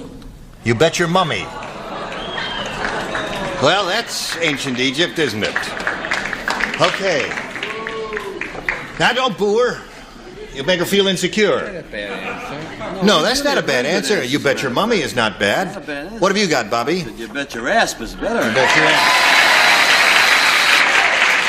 You don't watch this show very often, do you? Brett, what'd you say? You got to match everybody else to stay in the game. You have to match everybody else to stay in the game? Everybody to stay in the game. Everybody. I feel terrible. What? Oh, Brett doesn't play? You want the Charles? I want to say it anyway. Curtain up. All right, Charles, bet you're your up. ass. What do you say, Charles? Guard! I said ass. Ass. Oh, what the rest of you have?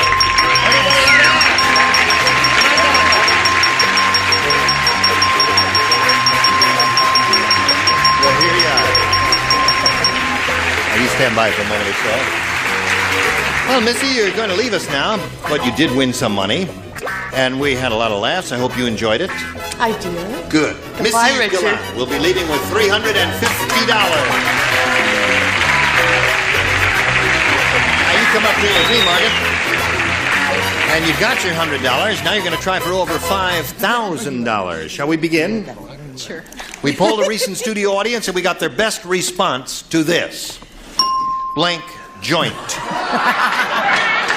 Now, the answer they gave most often is worth $500 if you match it, $250 for the middle, and $100 for the bottom one. Whom do you call on for an assist here? Betty. Clip joint. Clip joint is one. Betty. Charles. Hello, welcome to Good Morning America. Blank joint. Blank joint. This is all blank. Do not get bone joint.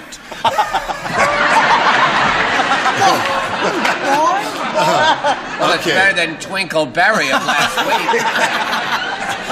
week. Okay, so that's 2. You got one more to go. Richard, please. Present. What was the question? The question is blank joint. Well, first of all, of course, I would say bone joint, that being so popular. Has anyone said that? Yes. I thought they might. That's been taken. Okay. Then I would say clip joint. Has anybody said that? Yes, that's been taken too. I hope they buzz me out very soon. Knee joint. Knee joint. Yeah. Okay. Well, I thought. So you got knee joint, clip joint, and blow the audience down, please. And bone joint.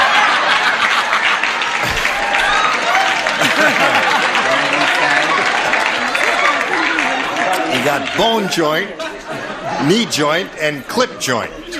You want one of those? Being married to a policeman, I Yep. have heard of clip joints, so that's what I'll go with. Right. Very good choice. I tell you frankly, I never heard of the other You're two. really missing a big one with bone joint. No. I'd say that. Bone joint would never make it. joint we can get. I am You're not curious to going see with what I bone- can't think of anything other than bone clip joint either. Quiet! We all can't talk at the same time. Yes, we can. Yes. Pow! All right, we are looking for clip joint. Let's find out if it's under the $100 response. Knee joint. I'm not surprised. Right. All right, let's take a look at the $250 response. Clip joint, congratulations, you got it. What is it? Oh, you got a good luck charm there. I had a piece of chicken for dinner. You had a piece of chicken for dinner? And I saw this sticking at the side, and I thought, my gosh, I have a wishbone. I hope I have the good half. And I did, and You so did I've have the carried good it half. with me. So. Well, all right. You're going to be playing for $2,500, but I'm curious to see what's under the $500 response. Elbow. Beer joint. Very good.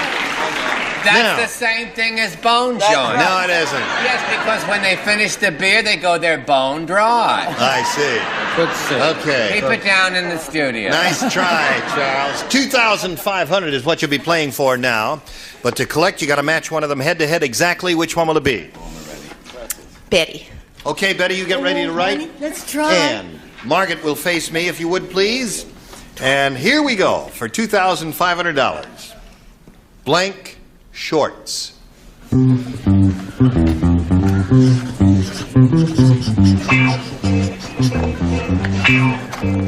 She's got it. Now, we want to know if you've got it. And are you on the same wavelength with Betty White there? What do you say to that? Blank shorts. Boxer. Boxer? Okay, Betty, may we see your answer, please? She says that'll match you. Oh, darling, I'm so sorry. I said jockey shorts. Jockey! Jockey shorts. It's been Well- so long since I get those all mixed Yeah. up. Is that the first thing you thought of? No, well, there's two types. There are two types, yeah. Of those. Jockey and boxer. Yeah. Did you think of jockey and rejected it? No, boxer came into my mind, and I thought I should go with my first. What does your husband wear? It's always my very. Actually, he wears the jockeys, but I don't like them. I prefer the boxers. So.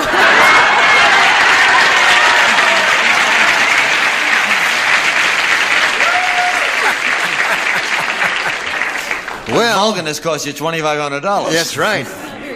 You could have bought a lot of jockey shorts for $2,500, I'll tell you that. Listen, Margaret, you got $350. You're going to meet another player in a moment, but right now we're going to meet this commercial.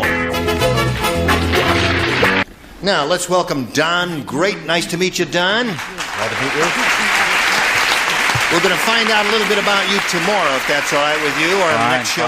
But right now, let's start the game right now. Shall we do that, Don? Would you make a selection, please? Let's go with B. B. Anything you say, Don, is okay with us. Everybody plays. Edna's cooking is so horrible. How horrible is it? Don't interrupt.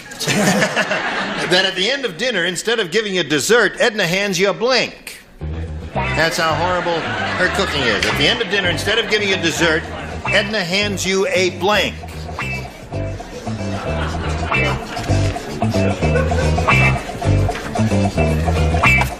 Put something on the card because that's the way the game is played. Charles has not figured that out yet. I see. All right. Okay. Oh, that's cute, sweetheart. All right. Just lay it in there. And Thank away you, we go. Auntie Brat.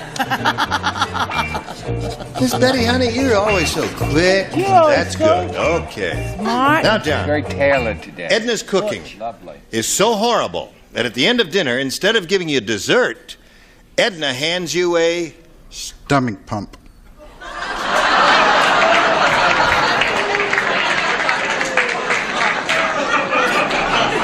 Your creative powers are to be admired. But good luck with the answer. What do you say there? I said Alka-Seltzer. Alka-Seltzer. Brett. Good answer. What are you doing? I'm writing down stomach pump because it's such a terrific answer. Oh, I can't use it. No, you can I? can't do that. Oh, okay. Nice I try, feel though. terrible. I said an airline's paper bag. An airline paper bag. Charles? Ta-da! Da-da-da-da-da. John combed his hair, got all dressed up, looks very nice, has a suit and a lovely tie. Someone give him the correct answer. Aha! I thought you were going to bomb out completely with it. Sarah, what'd you say? I said Alka-Seltzer. Alka-Seltzer seems to be the one. Richard? Alka-Seltzer 2. Alka-Seltzer 2. That's 2 glasses of Alka-Seltzer. What do you have? I didn't say stomach pump, so let's just forget it, okay? Okay. Here's doggy, Come on. Doggy bag. Doggy bag. One One for you. And your first round question is yet to come, but right now, friends, this is coming your way. No, stop. That's the way it is. We've got to stop right here now, but we shall look forward to seeing your beautiful bodies again sometime in the near future. All right? Not yours, his. I'm only kidding. And your beautiful bodies. Thank you. Would you all bring them back sometime? My beautiful body will be on Tattletales next week. That's right. I love it when you're strict. Buddy, you going to be on Tattletales. Oh, don't leave me. All next week, right? Say goodbye. No, I'm not going to say coming? goodbye. Who's coming? Next time we get together, some of you will be here and some of you will not. These are the ones who will return. Bill Daly, Brett Summers, Charles Nelson Riley, Dr. Joyce Brothers, Richard Dawson, and Patty Deutsch. Gene Leonard from Match Game 75. Join us next time. Goodbye.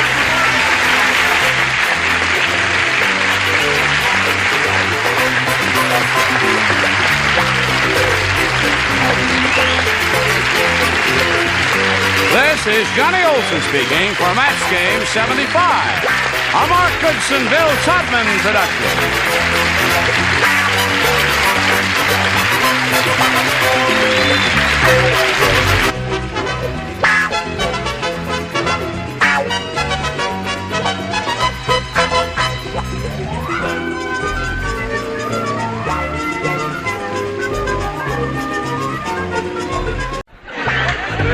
Get ready to match the stars.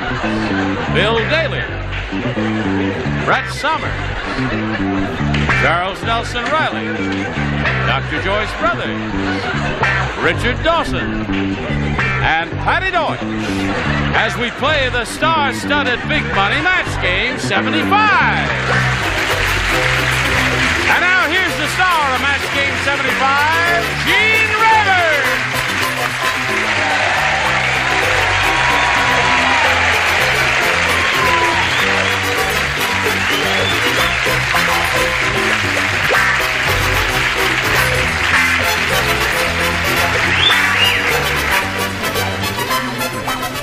Testing 1 2 9 8 7 wait, there we are. Okay. They told me I have to treat the microphone very gently because it's getting temperamental.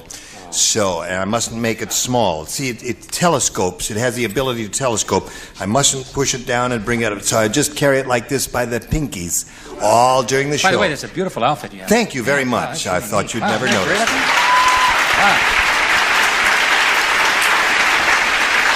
Okay. There's a touch of the tomboy in you, Jim. Yeah. Our What? vest still in style?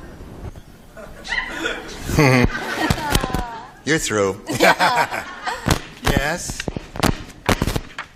Oh, I feel so much better now. See, I'm not touching it. I'm not making it big or small, but it's making that funny noise. That's my stomach. I just ate. It is. Yeah, that's right. It's their indigestion things there. I'll just be very careful. Whoops. You're stepping on the... Shall I grab the other one? Wait a minute now. Hold everything. Get the spare mic. Get the spare. Hold everything now. Is this the spare? No, that's the coupling. Where's the spare? Where's the spare? Where do you keep the spare mic? Hey, where's the spare mic? Hey, come on, find a spare mic. Where the hell? Where? The spare mic.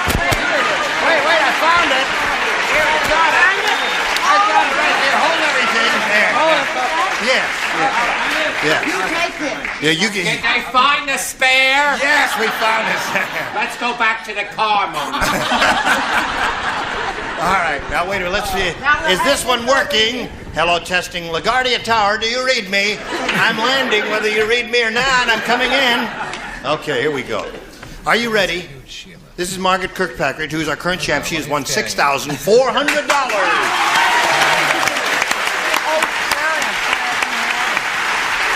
Margie Johnson has been challenging her, and they both had their first round questions, and as any fool can plainly see, nobody has done nothing so far. It's zip to zip here. And after this commercial message of terrific importance, during which absence we will get another microphone, you will come back and see how the game will end. Go! All right, are you ready to go? We'll go. Big, push the button, and we begin. Now, it's the beginning of our second and final round. We have no score, and Margie, you are first here. B, please. B it is. It's her choice. And this I thought the show was over already. No. It's been a long time. I thought that was Just the hang ending. around, Bill. Fuad, the Egyptian sheikh. Who? Fuad. Fuad.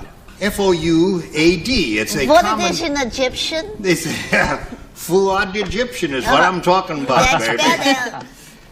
Got so hungry. Yeah. How hungry did he get? How hungry did he get? He got so hungry that he tried to eat his blank. Are you sure?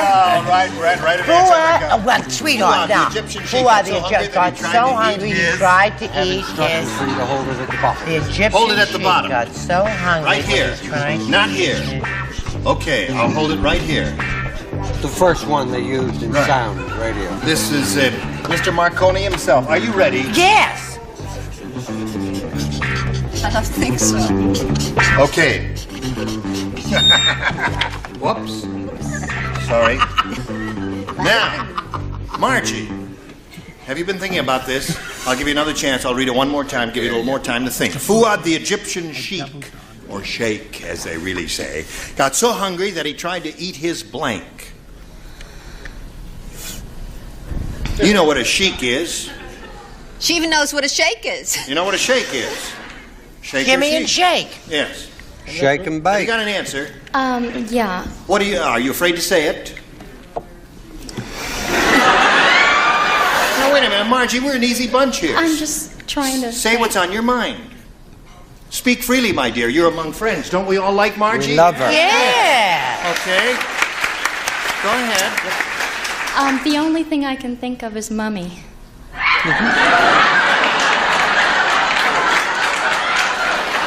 Margie, wonderful answer. I think I'll you write just that lost down. 7 friends. She said he tried to eat his mummy. Now that I think about it, it's rotten. What do you say? Well... Come on, Bill, show your answer. Well, I swear to you, now, I don't know how we can get out of this, but I swear to you that that's what I meant. But I said dummy, but I meant mummy. I really meant mummy, but I really swear I meant mummy. No, Bill, we're sorry, dear. You must say mummy. mummy. I don't know why I said dummy. Yes. I don't know why you did either. I meant mummy. There's one dummy, I Brett. said dummy. Here's One another dummy, dummy. One dummy. I said he was so hungry. Is it camels that have humps? Camels have humps. Good. He tried to eat his camel's hump. Tried to eat his camel's hump. Okay. Oh, no, Boo, that's a wonderful answer. All right, Charles, what do you say? There's no meat on a mummy. I said camel. Camel. Margie would be a terrific answer if you'd only thought of camel. Okay. Joyce Brothers, you're up. Fuad, the Egyptian sheik, got so hungry that he tried to eat his mummy. According to Margie, what according to you? It's Camel. Camel it is. Lots of camels, Margie. And Richard. Oh, Margie, you look so sad. Margie. I'm always thinking. Will you be happy if I bring your mummy? Mummy!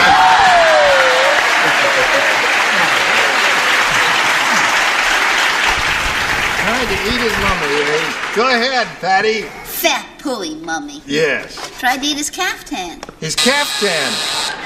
Well, it's a little dry, I suppose, but if you put a little sauce on it, who knows? So, that's one for her, and now your task is easy. You need to match 1 to tie, 2 to win. Jerry, the football player, was so dumb. How was he? You're getting better. When the coach told him he was going to be a guard, Jerry came to the huddle with a blank. When the coach told him he was going to be a guard, I think came to I've the got huddle it. with a blank. I think I have it. Say it I one think more you've got time. it. I think I have it. Jerry, the football player, was so dumb, when the coach told him he was going to be a guard, Jerry came to the huddle with a blank. Jump through that, honey. You know, in football teams, they have quarterbacks and fullbacks and tackles. Be careful now. We and don't want to guards alienate anybody. And halfbacks and all that. And when the coach told him he was going to be a guard, Jerry came to the huddle with a blank. The best answer I've had this week. Everybody ready? We go over here to Margaret Kirkpatrick. Jerry, the football player, was so dumb. How dumb was he? Well, so when the coach told him he was going to be a guard, Jerry came to the huddle with a... What would you say? Sneaky little rascal, isn't she? This is an easy one. This is an easy You one. drew an easy one. I drew an easy one. All right. I think my answer is very stupid. What? Well, guard, my husband being a cop. Yeah. I think of security guard, and I think of gun. Oh, I thought it was very stupid. You think that's a stupid answer? I don't. I thought so, but it got kind of a good reaction. Yeah. Happens to be the perfect answer. Oh. Bill, tell her how good an answer it is and show us your gun.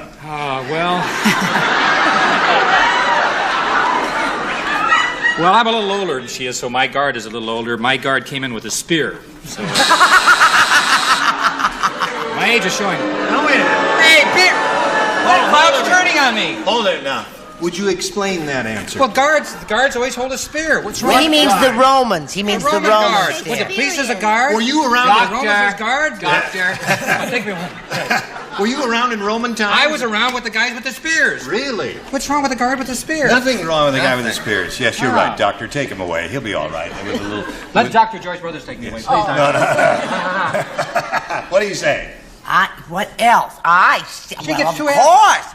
No, I don't get two. I get 2 cards. I said a bunch of keys and a gun.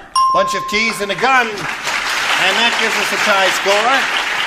Charles, one more gun wins a game for... You told me this was the first A round. rifle. A rifle wins the game. What are the rest of the guns? 45. Okay. Here we go again. Wait a minute now. I don't want you to step on that, and they'll holler at me because... Margie, you're going to leave us. Oh. That's all. Margie. Margie, it was a pleasure meeting you. We've got gifts for you, and our thanks for being on Match Game 75. Margie Johnson, goodbye. While she's spinning off, we're going to spin this commercial for you. We'll come back and see how she does here in the Big Money Super Match. Here we are with Margaret once again for the 5th time, right? Right. How do you feel about it now? You getting used to it? I feel at home, yes. Good. Now, at this moment, you have $6,500. You're going to try for over $5,000 one more time, and we'll begin right now by pointing out to you that we polled a recent studio audience here, right in this very studio, and we got their best response to this. Life of blank. Now, the answer they gave most often is worth $500 if you match it. If you match the middle one, you get $250, and the bottom one gets you $100. 3 of our celebrities are permitted to help. Whom do you call on? Richard, of course. Life of Riley. Life of Riley is one. Joyce. Life of Ease. Life of Ease. All right. You got 2 now. Oh, could I take that back? What? No, you can't take it Okay, back. can she take it back? No, I guess she can't take it back once she said it. No refund. Brett. Life! What I always am, my darling. What? Life of the party. Life of the party. Thank you, Jalou. So you have Life of the Party, Life of Ease, and Life of Riley. Do you want one of those, or do you want to give us one of your own? I'll stick with Riley. Life of Riley is the one she's looking for. Let's find out if it's up there, and if so, where. We'll begin, as usual, by revealing the $100 response. Life of Leisure, whatever it is, your pleasure. Leisure. Pleasure. Leisure, leisure. Pleasure. What's your pleasure? Leisure? Pleasure. Pleasure? Yes. No. Shake. Life of Riley. You know Let's what Phil find out. Daly would say? What? Instead of dummies for mummies, he would say life of seizure. And he'd think it was the same. Yes. Get the camera off of Charles. You can't win them all, Yes, Charles. he's dying. You had to all be right. there. All right. We are looking for the Life of Riley. Here's the $250 response. Life of the Party is the one that Brett gave you. And that Last was chance number for Life 3, of Riley. folks. Here we go with the $500 number. Riley it is. Congratulations.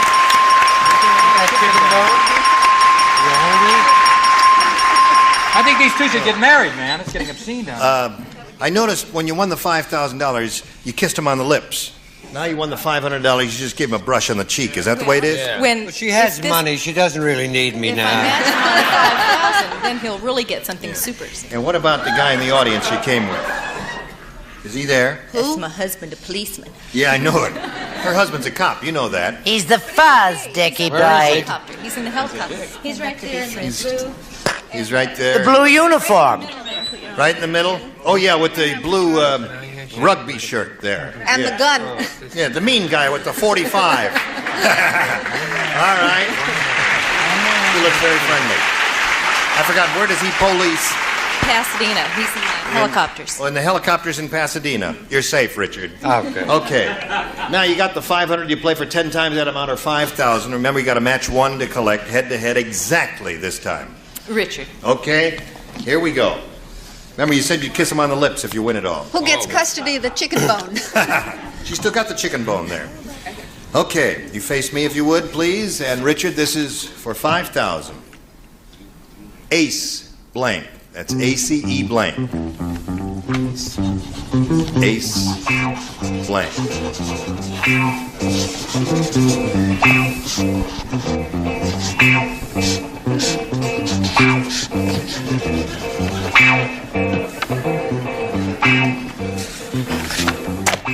Okay.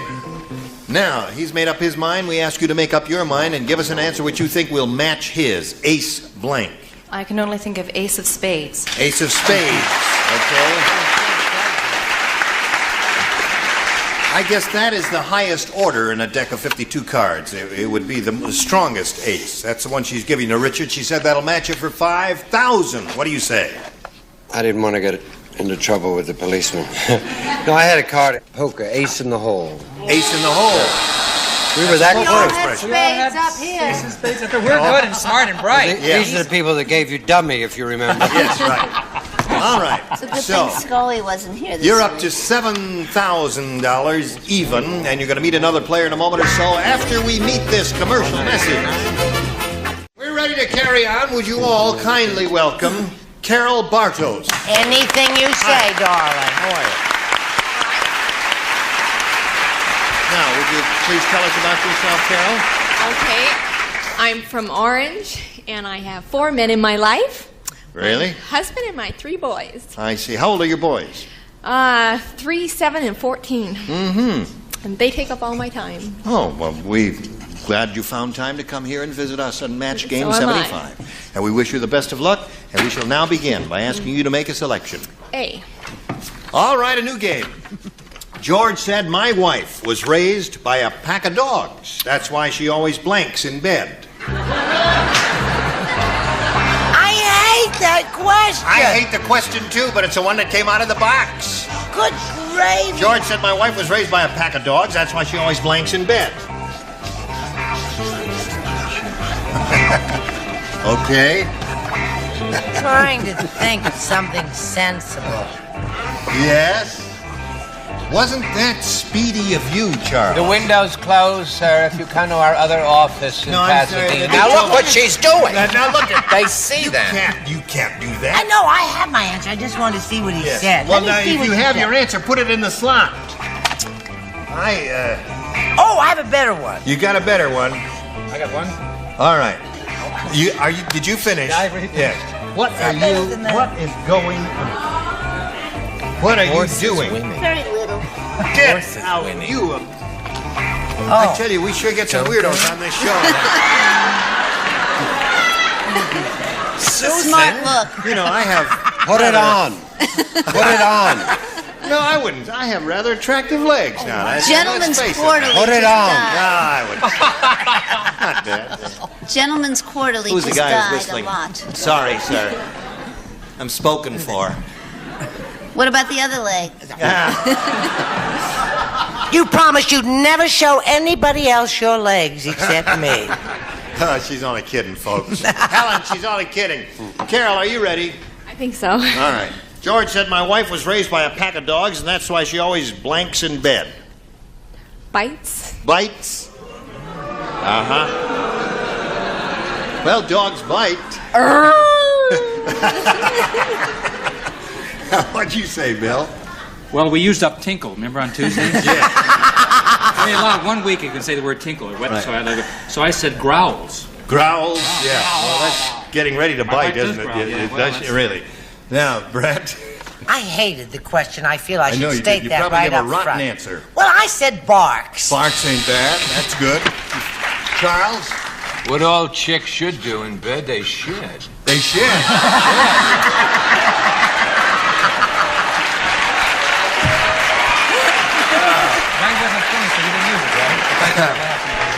George said my wife was raised by a pack of dogs. That's why she always bites in bed, according to this lady. Bites is a I like perfectly sheds reasonable better. answer because sex and love and aggression are all mixed up. She's right, but I'm wrong. I said bark. Oh, you said bark. Huh.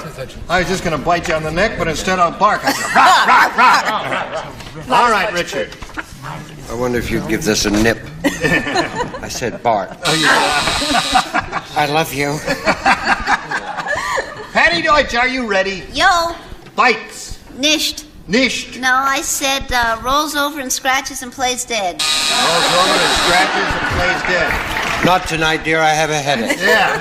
Not bad idea, though. So, Carol, that's nothing for you in your first round. Margaret, yours is yet to come. But before anything happens, we want to do a little business, America. And this is the business we want to do with you. Yeah. That's an Ready? Here I come. Ready or not? I got this question for you. It's your first round question. Okay. Okay, the answer's doorknob. The chief of police said, around here we don't send lawbreakers to jail. Instead, we chain them to a TV set and make them watch blank. Got it. Got it. Okay, I'm ready. Are you ready, Charles? Very good. Okay, you've all Ready. got- Okay, everybody's got it. All right. Waiting for That's you, a Patty very Deutsch. good answer. It's not a winner, but it's a good answer. Margaret, the chief of police said, around here we don't send lawbreakers to jail. Instead, we chain them to a TV set and make them watch blank. There's so many police movies on. So, What's your answer? Police Story. Police Story. Oh, they're groaning. The audience is indicating she come gave on, a Max. rotten answer. Well, I You gotta show wait us till he finishes. a good answer. I said the reruns of Highway Patrol. No, that's Everybody not- likes that Brad, show. What'd you say? I say speed up, speed up, speed up. Match game. Match game. We're going to get you in the parking lot for that. Charles? We are supposed to go fast. Yeah. Match game. All right, Joyce.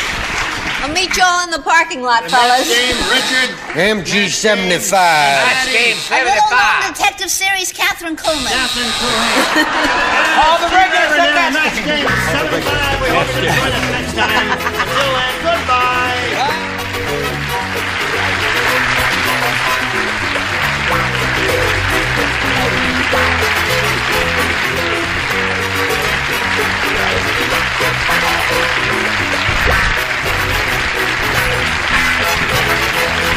This is Johnny Olson speaking for Match Game 75, a Mark Goodson, Bill Todman production.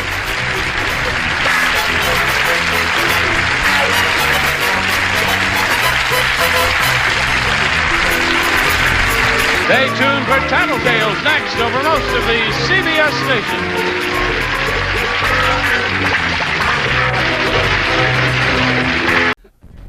Close the doors.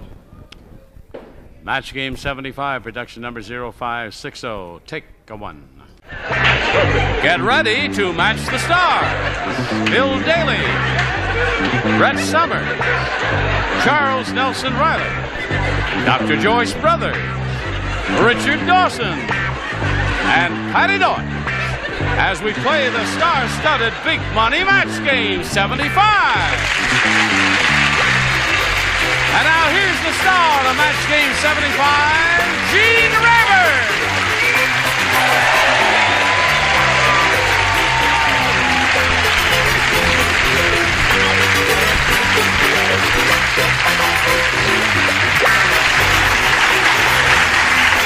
Oh! Your mic's getting smaller.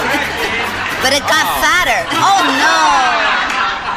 no. What is this? The present, Gene. Thank you. From the 40s. Are you getting taller or is that mic getting smaller? No, the mic is getting smaller. You gained 4 feet. And fatter. Yeah, it got fatter. What do you call this? A microphone. Ah, that's a special kind, isn't it? It's a thing, Gene. Yes. Is this tougher? This one won't break like the others, huh? That's a you can working do anything mic. with this one, and it will not break, right? Mike. Can you do that with it? No. No. Okay, I won't do that with it. Can't do that either. Nicely Got done, my though. stripe tie. Okay. Got What do my... you say we say hello to Margaret Kirkpatrick and Carlo Bill? Carlo Bill. Carol Bartle. Bartle's Carol. This little lady has won a total of $7,000 even. And blow your whistle. Does that blow? You broke the microphone.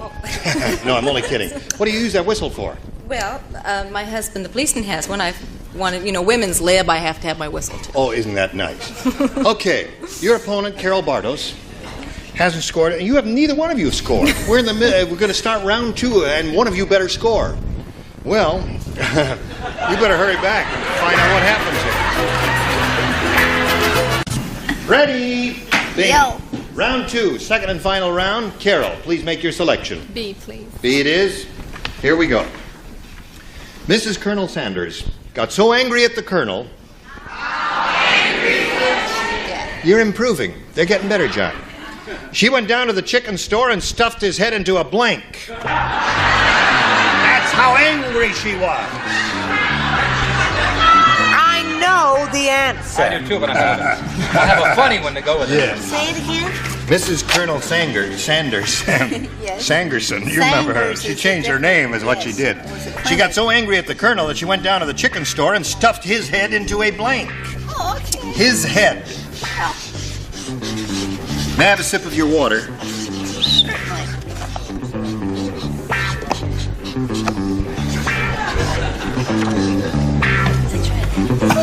Thank you. Anytime. Hey!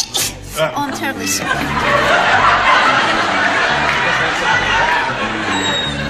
Everybody ready? Okay, Bill. Now, Carol. Mrs. Colonel Sanders got so angry at the Colonel that she went down to the chicken store and stuffed his head into a... Chicken. Into a chicken. No. Now, that's a logical answer. Wait until you see what the weirdos say. Bill, what do you say? What'd she say? She said stuffed his head into a chicken. I was going to say breast, but we can't say it on the air. Right. So I'll say bucket. I thought bucket. Into a bucket. Yeah. That's a pretty good answer. Thank you. Could You not got have booze today. That's right. You got the right one there. Brett, what do you say? This is a religious question. Yes. Do you know what the Pope's nose is? Yes, I do. So she stuck it into the chicken's neck. I'm with you. That's there. the clean end, isn't it? Yeah, all right. I Charles? said what this sweet boy said. Yeah. With the city clothes, I said bucket. Sit in the bucket. Thank you, Captain. All right. What do you say, Joyce? How much do I have to pay you not to show my answer? I'm sorry, this game does not operate that way. She went down to the chicken store and stuffed his head into a chicken, according to Carol.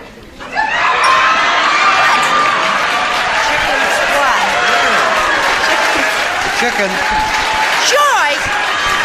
Joyce Brothers! Oh, come on, too far. You're getting back on the box. Get back there. We're taking you back to New York and straighten you out. Now get back. Get out there. Don't you come back until I tell you you can come back. The idea. She said, I told you not to come back. Now get out of here. It's all right, she's a doctor. She can do it. All right. Richard? Doctor, your mind works in peculiar ways. I wonder if you care to come to a party Gene and I are throwing. I said bucket. Bucket, naturally. Bucket seems to be the popular favorite. What do you say there? Well, those of us that do a lot of commercials refer to the commercial vernacular. Yes. A bucket o' cluck. A bucket o' cluck, yeah. Okay, so that was 2 for you, right? Okay. More than enough. Now, you've got a match 2 to stay in the game, 3 to win. Harriet said. Oh, her again. She said, I'm going to sue that plastic surgeon. How much is she going to sue? I don't know, probably $200,000 at least. She said, last night at the restaurant, my blank fell into the soup. Oh, my goodness me. That's why she's suing the plastic surgeon. I get it, sweetheart. Suing the plastic surgeon. Oh. She said, last night my blank fell into the soup. Charles, ready? You are the sunshine in my life. Sing the other one. What was it? I'll The be Beatles. singing No, the Beatles one that he in does. So all great. the old familiar places. Someone. Something. That is In the way you smile. I love that song. Sing it to me tomorrow. What makes me think of Howie Cowie? Laverne and Steve. An actual never. All right, everybody ready over there. Margaret, have you been thinking about it? I'll give you one more chance. Harriet said, I'm going to sue that plastic surgeon. Last night at the restaurant, my blank fell into my soup. My nose. My nose. All right, give the little lady a nose, Bill. Okay, let's hear it for a nose. One nose coming up, please. One nose. A nose is a nose by any other name. All right. Now, Brett. I was moving further down into the shoulder and the arm area. Yeah. I said her chest fell in. The chest. Isn't that a cute answer? It is. I say you Must never have been a big can- splash. That's right. Bang, all over. You can never trust All that. over your clothes. Charles. Hello, I darling. was moving down in the same area, but with a Spanish flavor. Not too far down, I hope. El Busto. I don't think we better move down anymore. No, I think that's as far as we're going to go. I say you could never trust that silicone.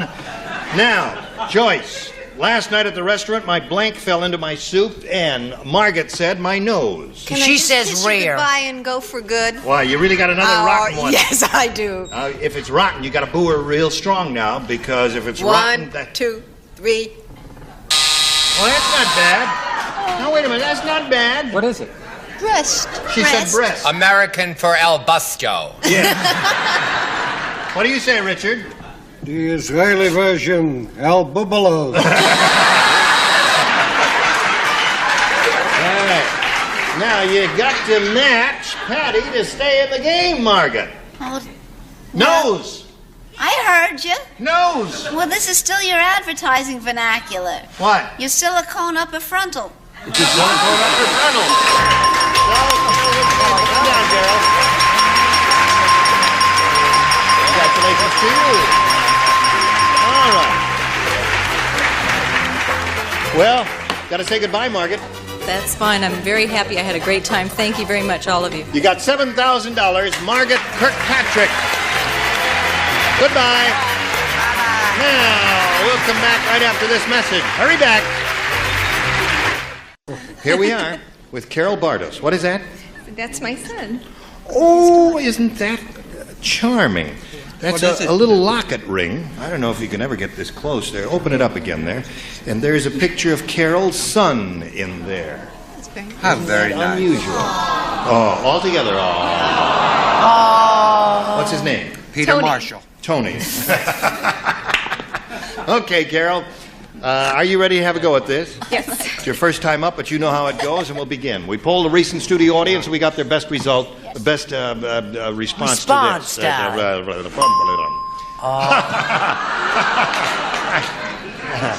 Says Gene Blank. Okay, the answer they gave most often is worth $500 if you match it. If you match the next one, you get $250, and if you match the bottom one, you get $100.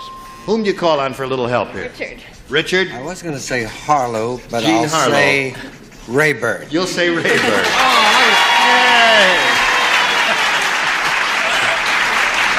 Brett.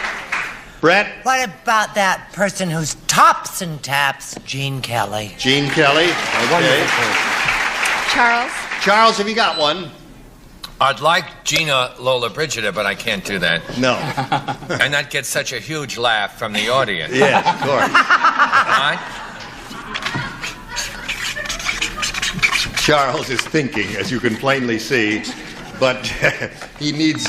No, I know, but I'm just keep checking adding. these answers. for his brain to work. Gene Autry! Gene Autry. Okay. So you got Gene Autry, Gene Kelly, and Gene Rayburn. Now, you may choose one of those, or you may come up with another one if you value your life. No, it's your choice entirely. You can make your own free decision here. Whatever you say is okay with us. What do you say? I choose you. Oh, I thought you never asked.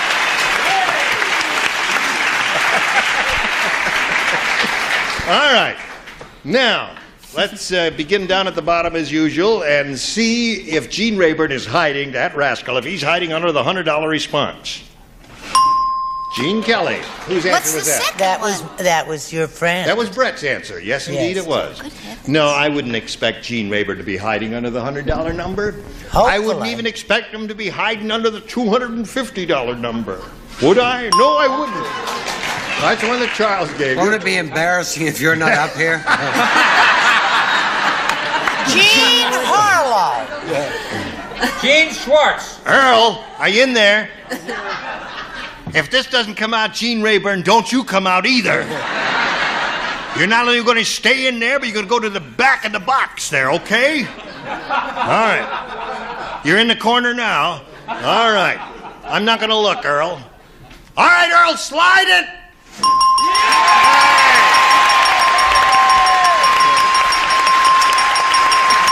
Congratulations, my dear.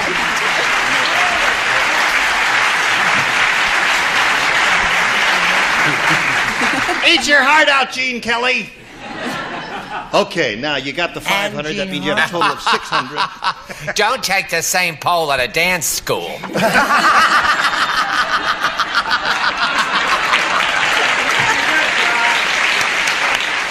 Okay, you're going to play now for 10 times $500 or $5,000. But remember to collect that. You have to have an exact match with one celebrity. Which one will it be? Richard, please. Okay, Richard, you're up, and you're going to face me. And here it is. It's worth $5,000. Blank Motors. M-O-T-O-R-S.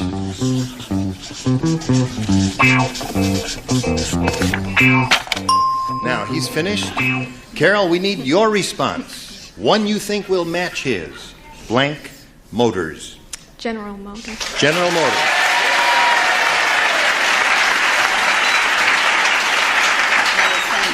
You're not trying to put American Motors out of business, are you? No. No, okay. All right, she says General Motors will match you for $5,000. Richard, what do you say to that? I didn't know we could advertise. Oh, you can't advertise. All right, General Motors. Oh!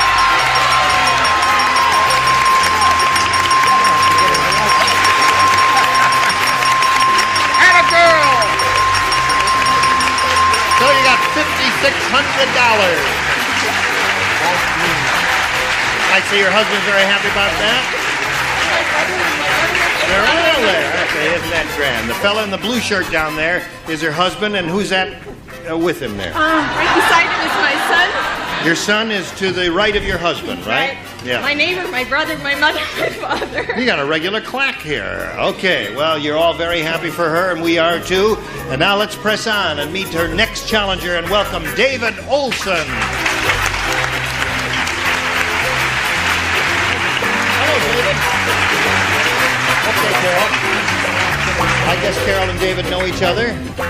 And she's very happy, and while she's catching her breath, David, we'll find out about you, please. I'm a senior in business administration, a senior at Cal State Northridge in the San Fernando Valley. Yeah? And I just celebrated my first wedding anniversary. Well, congratulations to you.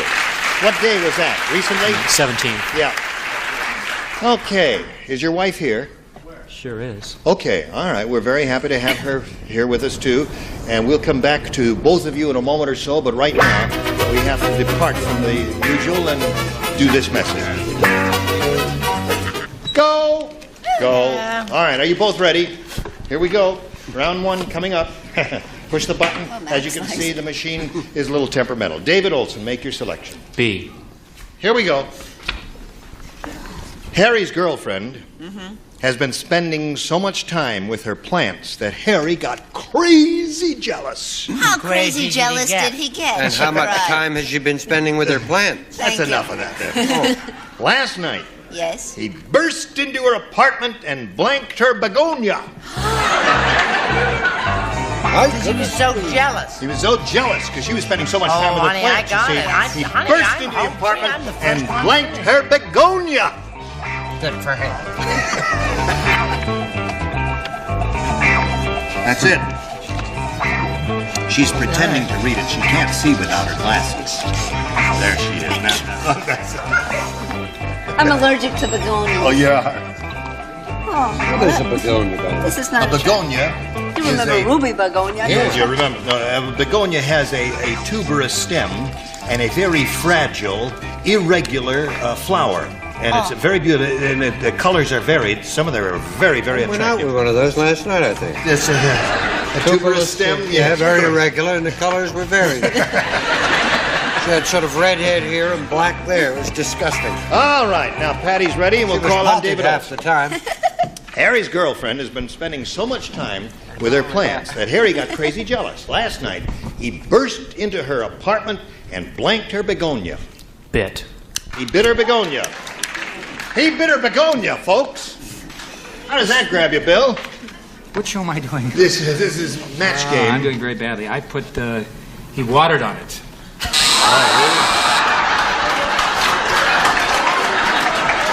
Throw it in the slot, sweetheart. Well, that'll kill him. Or... That'll show him. Bert, what do you say? Darling, I thought he just rushed in there with his big old ugly fat knife and stabbed it. Stab the begonia. He said Well, then. stab, Poor stab, flower. Charles. The only thing you do to a begonia. What? You bed it. Bedded. He bedded the begonia. That's like some... Don't go on with it, honey. You just died. Give him a chance to explain it. What is bedding a begonia now? I know a little bit about flowers. Well, it's a love triangle of passion, and anything can happen. Okay, anything. Like in my neighborhood in Hartford Street years ago, there was this man.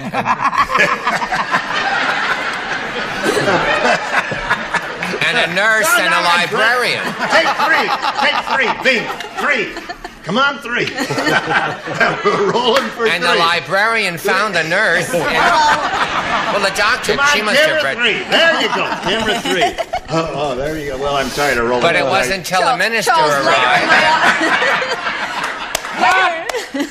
Joyce. Charles, later in my office. End this Okay, madness. honey. Okay.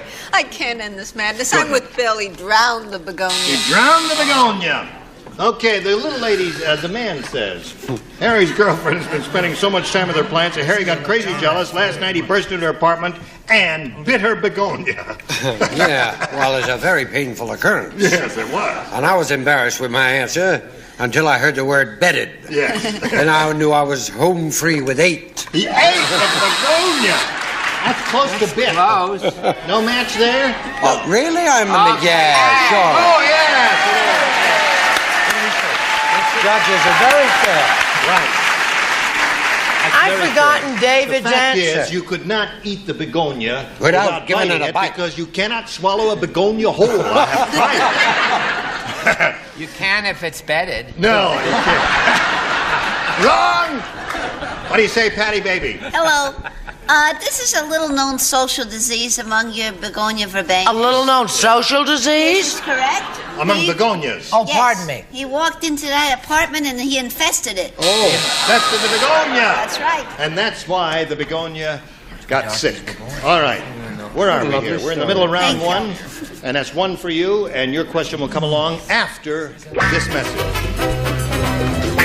Are you ready? Well, we're not.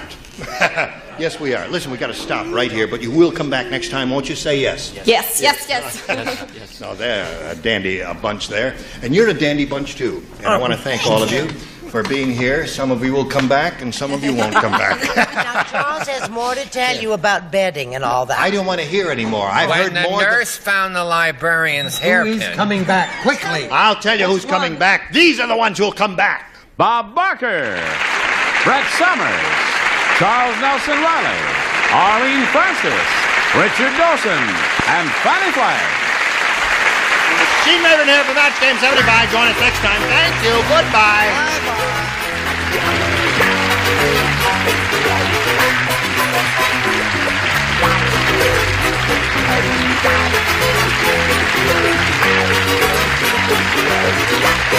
This is Johnny Olson speaking for Match Game 75, a Mark Goodson, Bill Todman production.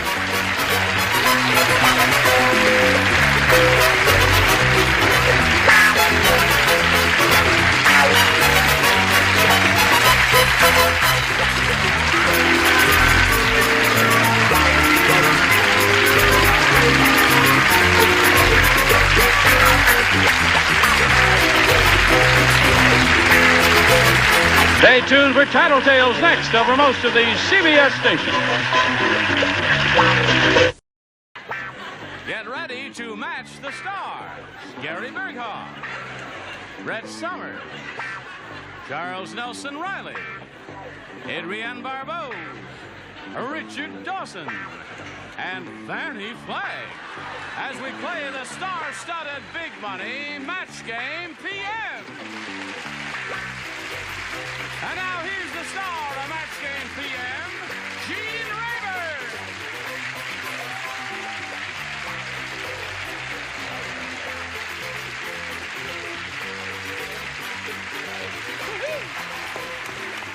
Hello, John. What do you think of that?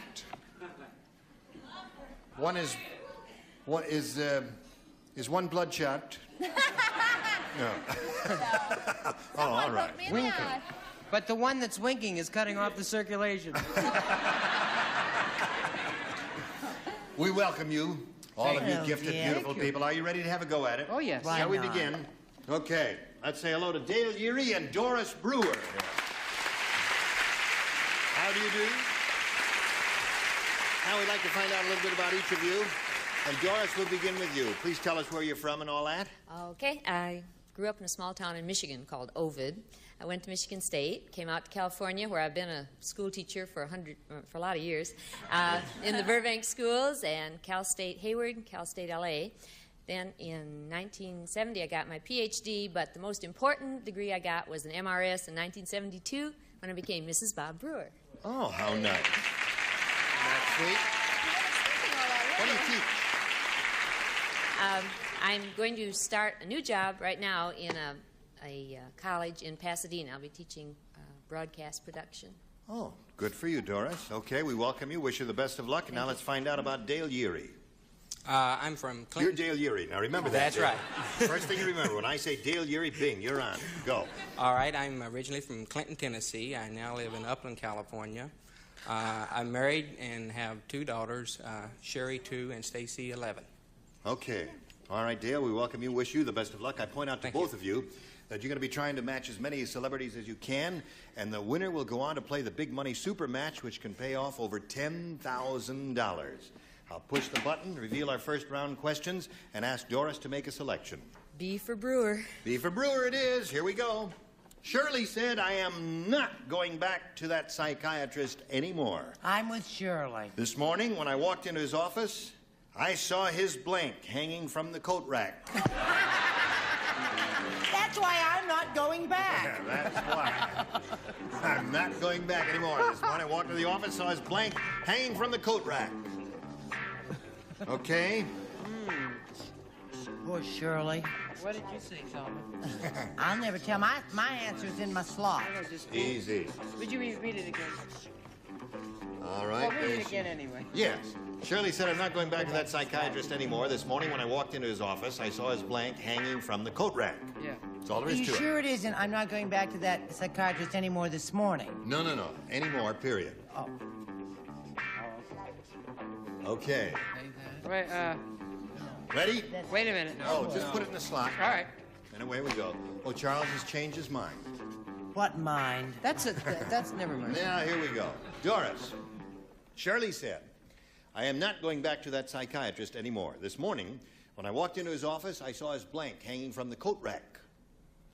Oh, this is dumb, but I'll say his psychology books. His books. That's dumb, yeah. Yeah. Altogether, dumb. Dumb. But that's enough. Yeah. Try in a higher key next time. All right, Gary. Not quite as dumb as mine, fella. Oh, really? He's got a dumber one, Doris. Oh, You're yeah. gonna feel good. Well, I figured that she had to be perhaps a little off balance to be going to a psychiatrist, which isn't necessarily true in real life, folks. You know, just a cliche. So I said... Oh, that's the worst answer you've ever given on Well, this all right, show. then I'll write another one. No, come on, let's see it. I said his coat. His coat. His coat was hanging from the coat rack. Right. Yeah. Fox! Now, wait a minute, hold on. I'd like to point out to you that he works steadily on MASH, and he doesn't need us, so be nice to him. Why does he bother us then? What do you say, Brett? You know, my psychiatrist is very thin. Oh, really?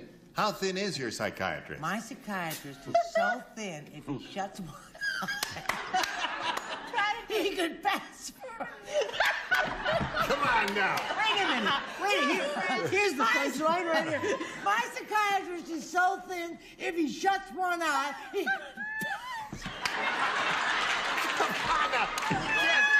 She hasn't finished it yet. Come on now. It's really a funny story.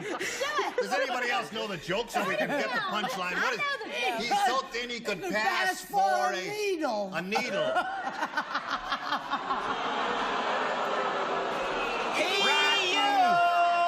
No, if he shut one eye, don't you get it? If he shut... Will you show us your answer and stop that nonsense? I love that so much. I just make it up. Give me that answer. Wife. Oh, I tell Who you was that what a noodle I fella saw you has to with put last up night? with. Charles, the question is... What you have to put up with. Yeah. You're 20 feet away, you. This chair is nailed down. Shirley said, I'm not going back to that psychiatrist anymore. This morning when I walked in his office, I saw his blank hanging from the coat An rack. L. crummy answer, but so was hers, his couch. His couch. Give us a good answer, Adrienne. I have the right answer. Go. Because I went to a psychiatrist. Yes? And I saw his trousers hanging from the coat rack. Oh. They were. I didn't go back. There's no need for smut. And now you know why I'm so messed up. That's right. No, you look like the normal all-American girl to me. What do you say? I say anyone who goes to a psychiatrist should have his head examined. I said the clothes were His hanging clothes on the coat hanging rack. from the coat rack. El Nudo. I walked in his office, saw his blank hanging from the coat rack, and she said psychology books. I think this will be excellent. I just have a feeling. Yes. My mind does not run to clothes. I said it's teddy bear. Teddy bear. Weirdo. There's a garble. Nobody matched anybody. No. There were no two answers. Well, yeah, we Does were. this mean Oh, that's right. Yeah. Does this mean I don't have to dance with her? Yes. Can I tell that joke again? No. Once a millennium is enough. I think she sniffs Babbo. Cool it. Let's listen. What? Hey, listen, you may not know this, but Gary Berghoff raises earthworms. I've been out to his house and I've seen him. He does this in his spare time to feed his fish. Anyway, Gary's wife said Gary has gotten too involved with this hobby. Every night before he comes to bed, Gary blanks his worms. He said, what did Janet say?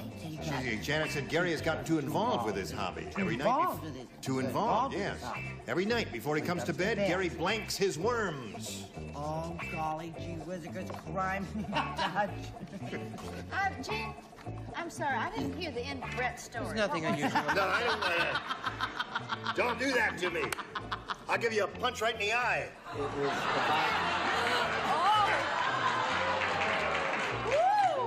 It was about this needle. Are you sure you don't want to hear that again? All the way through with Needle opened his eye. It looked like a psychiatrist or something. I didn't understand. Dale, are you ready? He was very Gary Berghoff raises earthworms. He has a big trout pond, and so he has to feed the trout, so he has earthworms. He does this in his spare time, and his wife Janet said, you know, Gary's gotten too involved with this hobby. Every night before he comes to bed, Gary blanks his worms. Kisses? Kisses his worms. Yeah! Is this true, Gary? Are you a worm kisser? I resent the way you are looking at me, sir. There is nothing unusual about that. Kisses and tucks in. Kisses and tucks in his worms. Okay, Dale? That's one for you. What do you say? Gary's lost a lot of weight. Come on. And he's very thin. Show me that cut. Her answer is hugs and kisses. That's another match. And tear it up and throw it away. Oh, Charles, I really feel for you having to sit up there next to the wild. What did you say? I heard a different drum. It's a cute answer if you think about it. Counts his worm. He counts his worms. Like, was that Like your your end or blessings. is that the other end? Oh, I see. All right. You count your blessings, see, What folks? does Let's give Charles a daughter little of laugh. Maud say? I'm with you. Tucks in and kisses them good night. kisses. Okay, that's three for you, Dale.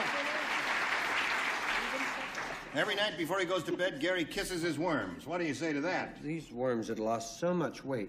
Are they thin? I don't want to get involved. He kisses them night. Okay.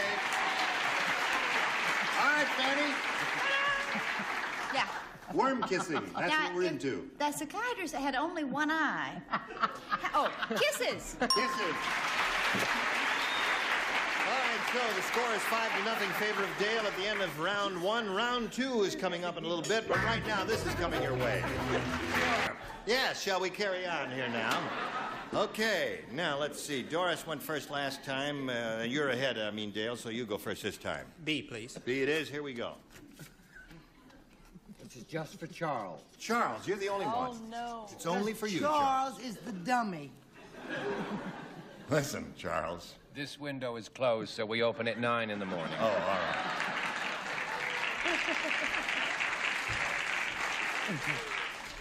Dumb Dora was so dumb. How dumb was she? When the girls invited her to a shower, Dumb Dora showed up with a blank. Now that's easy, Charles. Now that's as easy as... Okay, he's finished. Oh. That's one possibility. There are a number of other possibilities. But he made his decision, and we come over here to Dale Urey. Dumb Dora was so dumb. When the girls invited her to a shower, Dumb Dora showed up with a... Towel. Towel. Charles, stand up and be counted. I said cap. Shower Proudly I cap. say cap. Now, wait a minute. Helen. Hold, now, wait a minute. Matsuruya. He wears a shower cap every morning when he takes his shower, don't you, I Charles? have to. Yes. With his wig.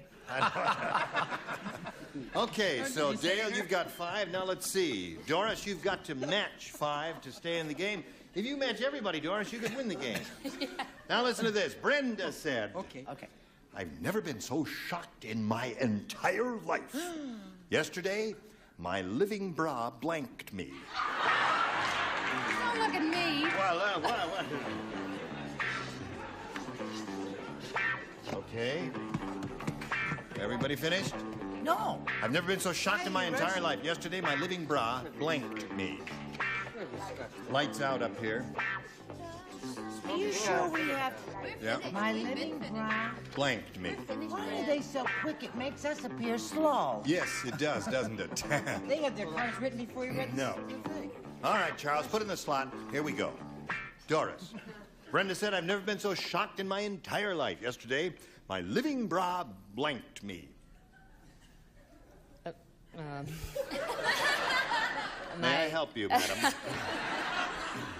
My living bra Living bra blanked me. squeezed me or squeezed me. Squeezed me. That's Okay. I don't know. We'll find out. She said squeezed. What'd you say? Well, I said, it's, you know how you can squeeze between two fingers and you call it a pinch. Is that a match? Yeah. Okay. Can't squeeze everyone between two fingers. The Italian in me that made me say Adrienne that. says you can't squeeze everyone between two fingers, and I know what you There's somebody on this panel you take couldn't objection squeeze to that. between two fingers. I know That's the that. guy with the one eye. Show. I said bit, which I think is a match. No, bit is not squeezed. The bit is a good answer.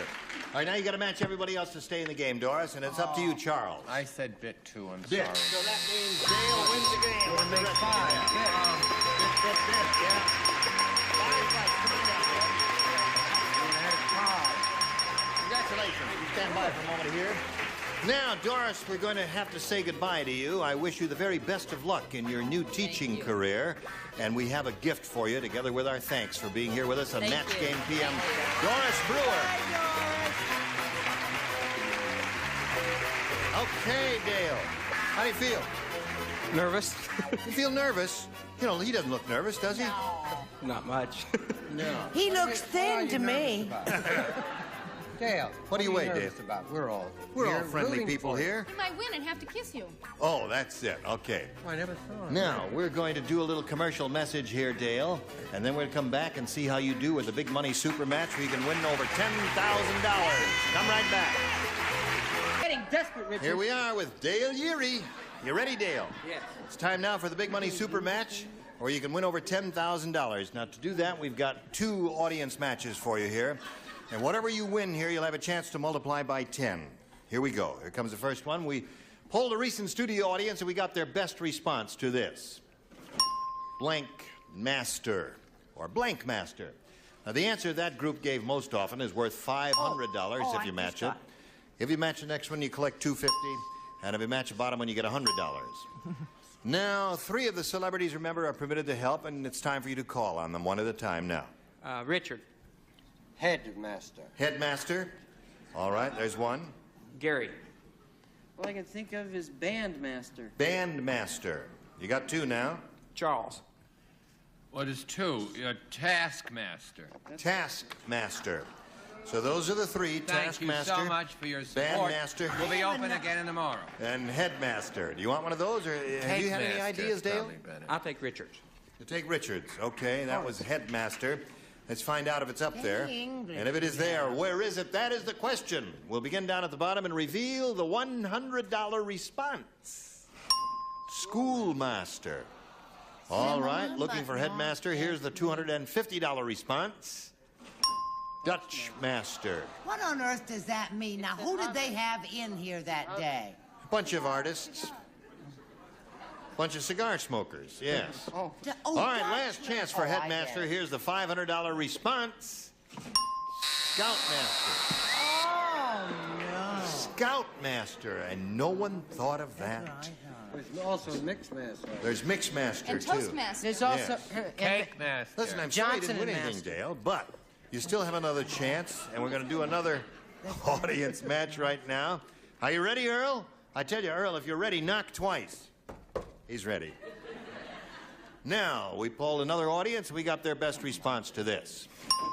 Blank a leg. I got it. I got it. Okay, who do you want? Richard. Shake a leg.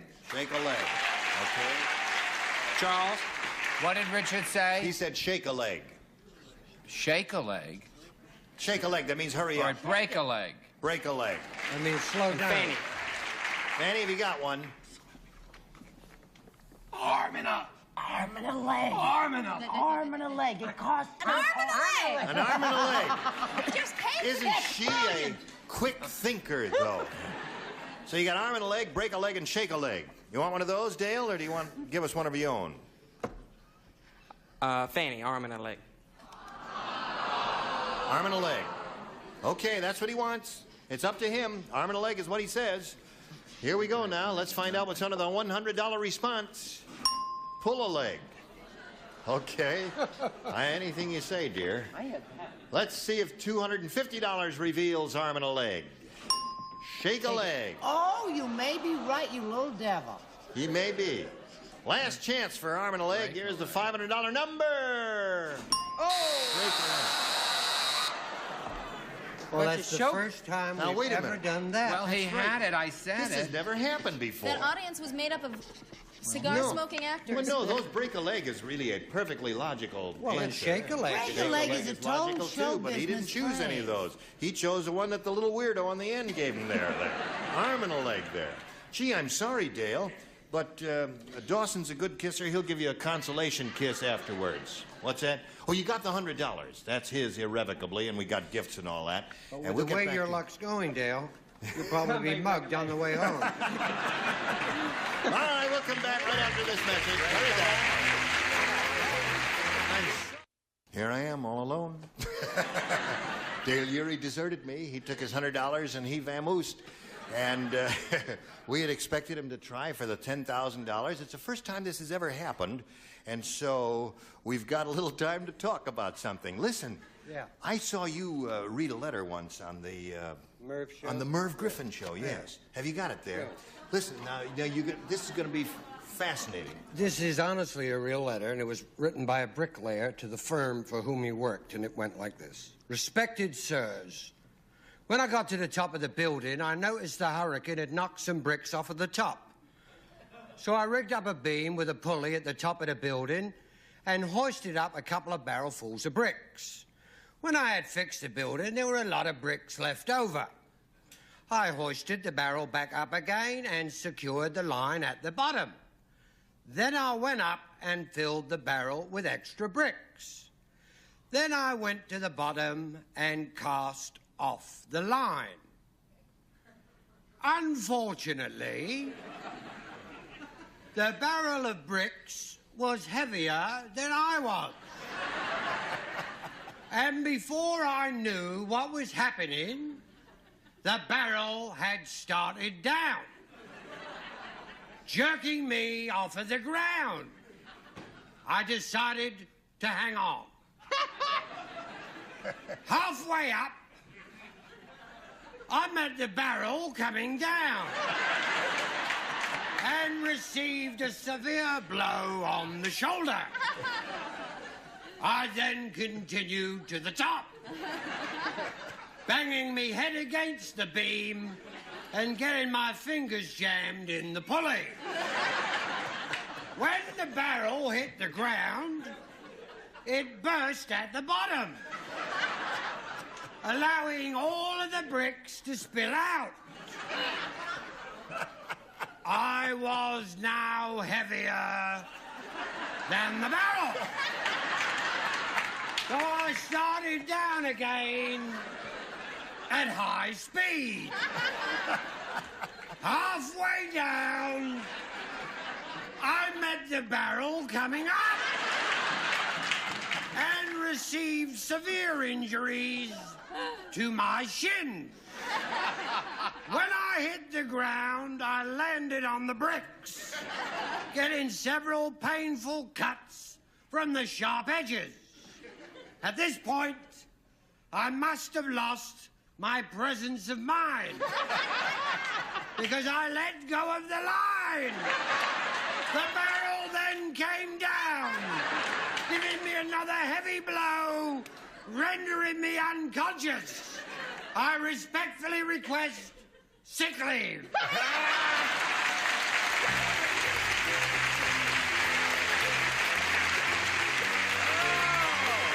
Marvelous, Richard. Marvelous. Join us next time for Match Game PM. Gene Rayburn here. Goodbye. Some contestants will receive a Cardinal heating system. Turn your fireplace into a mini furnace with a Cardinal Firebird heating system. Saves fuel by doubling fireplace heat output. Firebird from Cardinal. And 5 pair of Hager double knit slacks. In contemporary styling with a comfortable fit, they're machine washable in a wide range of beautiful colors and patterns. Hager double knit slacks. A new pulsating water massage from Polonex featuring 4 shower heads in one lets you dial how you want to feel. Installs easily. And a gift supply of Capri's new bath oil buds. Fragrant oils captured in tiny buds that blossom to smooth and soften your skin. And for a smooth running car, Castrol GTX motor oil for all models and sizes of cars. Castrol lubrication for cars, motorcycles, and snowmobiles.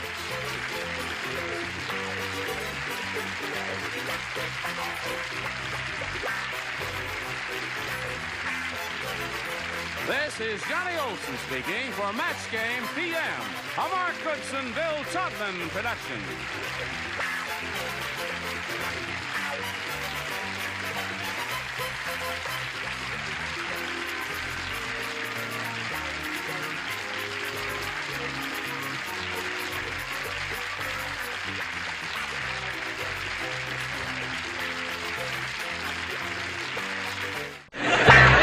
Get ready to match the stars. Bob Barker, Brett Summers, Charles Nelson Riley, Arlene Francis, Richard Dawson, and Fannie Flagg as we play the star-studded Big Money Match Game 75.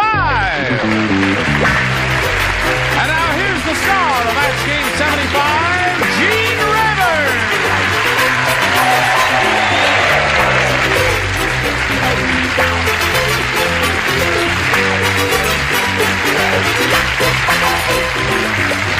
Testing 1, 2, 3, 4, 5, 6, 7, 8, 9, 10. Hello, Johnny Olson and friends. You got a good group here today, John? Yeah. Good. We got a good group up here. Nice to see all of your beautiful faces. Well, we're so thrilled. Gee, and your lovely bodies. Yes. Are you all ready to meet our players over here? Okay, let's welcome Carol Bartos and Sandy Pound.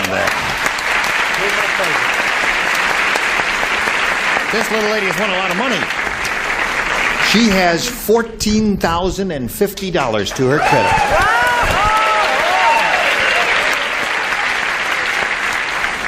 She has her little good luck talisman right here, which has brought her $14,050. And, of course, her own skills and judgment here on Match Game have also helped.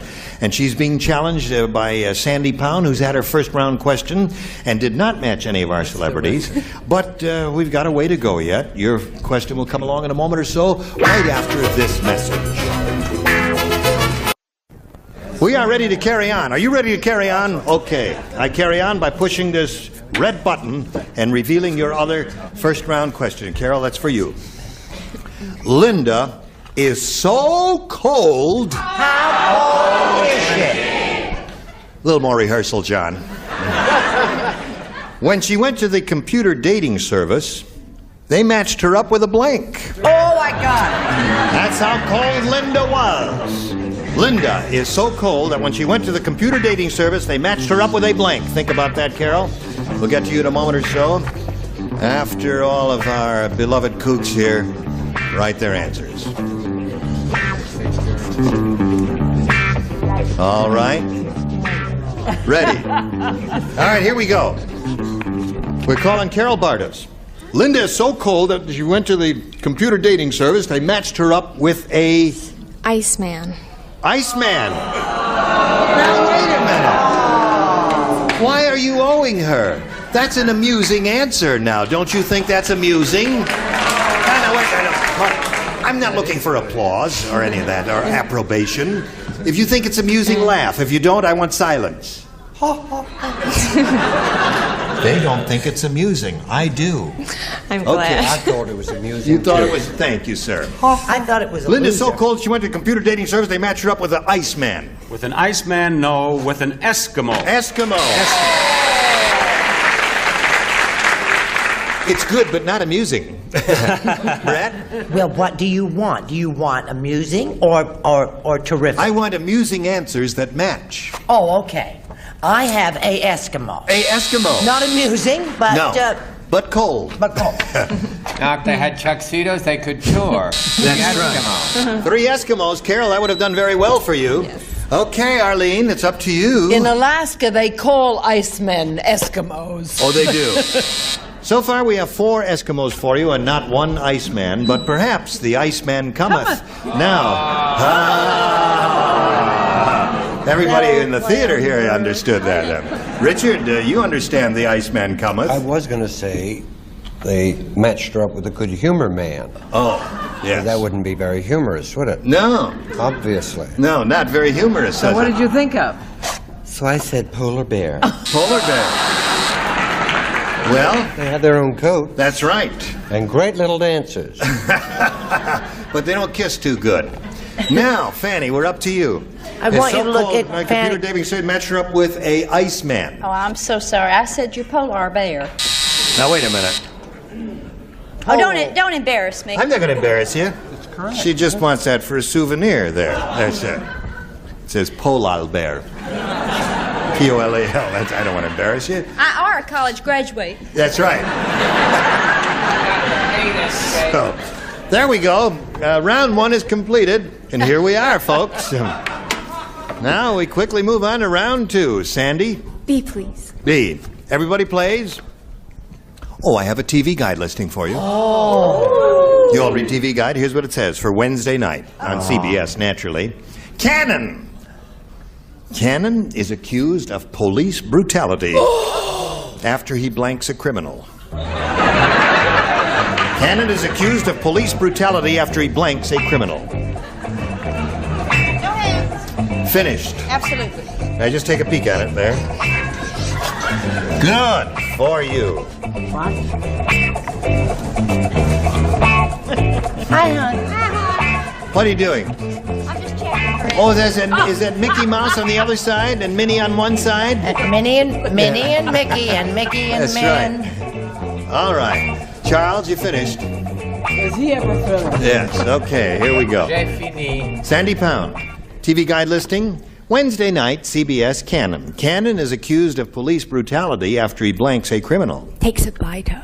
What's that? Takes a bite of. Cannon takes a bite of. Have you ever seen Cannon? Have you seen the movie? Have you seen him, really? Takes a bite of, eh? Okay. Well, it's rather charming. Funny. Yes. That's very funny. Yes. But now, after your remark about my answer being good but not humorous, there are many ways to be humorous with this, but I think we desperately need a match. Oh, I mean, we the score certainly is, do. That's and right. so I said what I said beats a criminal. He not beats funny. a criminal. Not funny. But nothing. I know. But don't be a quitter, Bob. I think I will. Because where's your mother? Is she My here? mother's in the green room. She Oh, quit. She left the audience. Oh, She's I on her see. way Oh, out. well, he's all right. We're not going to let him quit, Mom. All right, Tilly, I'm sorry. I didn't mean to Do call you him know out. that he didn't even get a boo with that answer? No, he didn't. That's Well, that answer made sense now, didn't it? Now, wait a minute. Was that for my answer or the answer coming up? Yes. This is a little play This is on not an words. audience. This is a mob. Yeah, that's true. Anarchy. This is a little play on words. You know, when the kids say you're cooked, it means Yeah. you're dead. So I said he cooks. He cooks. Is accused of police brutality after he cooks a criminal. You don't care for that? No. I don't care for you.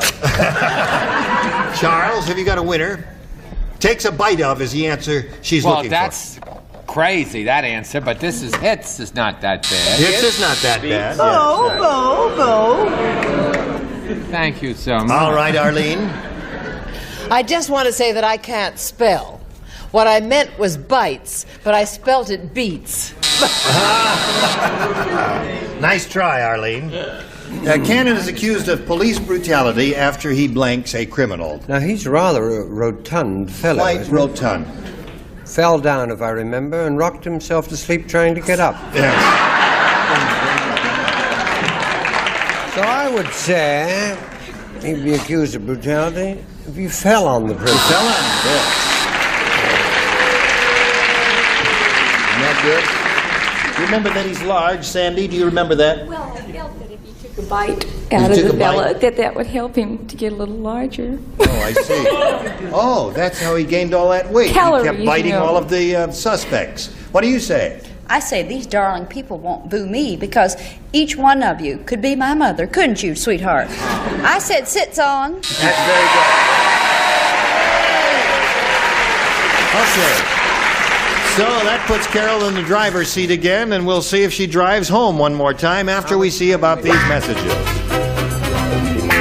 No, stick around here. We're going to have a lot more fun. Are you ready? All right. Now we see how this game is going to end. Carol, all you need is one match to win another game. You got $14,050, and here it is. Jacques Cousteau said, he says to his wife, he says, Mon chéri, Hello, baby. Tonight, I want you to set the table in the bathtub. And I want you to set it for 3. I am bringing home a blank for dinner. Set the table in the bathtub and set it for 3 because I am bringing home a blank for dinner. Did it ever occur to anybody that this is going to be a Z to Z tiebreaker?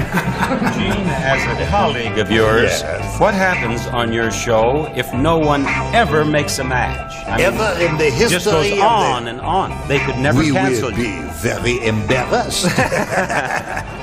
And the whole show would go down the blank. I think, frankly, we're in the blank right now. If Charles does not write his answer soon, I am going to pull off his wig. You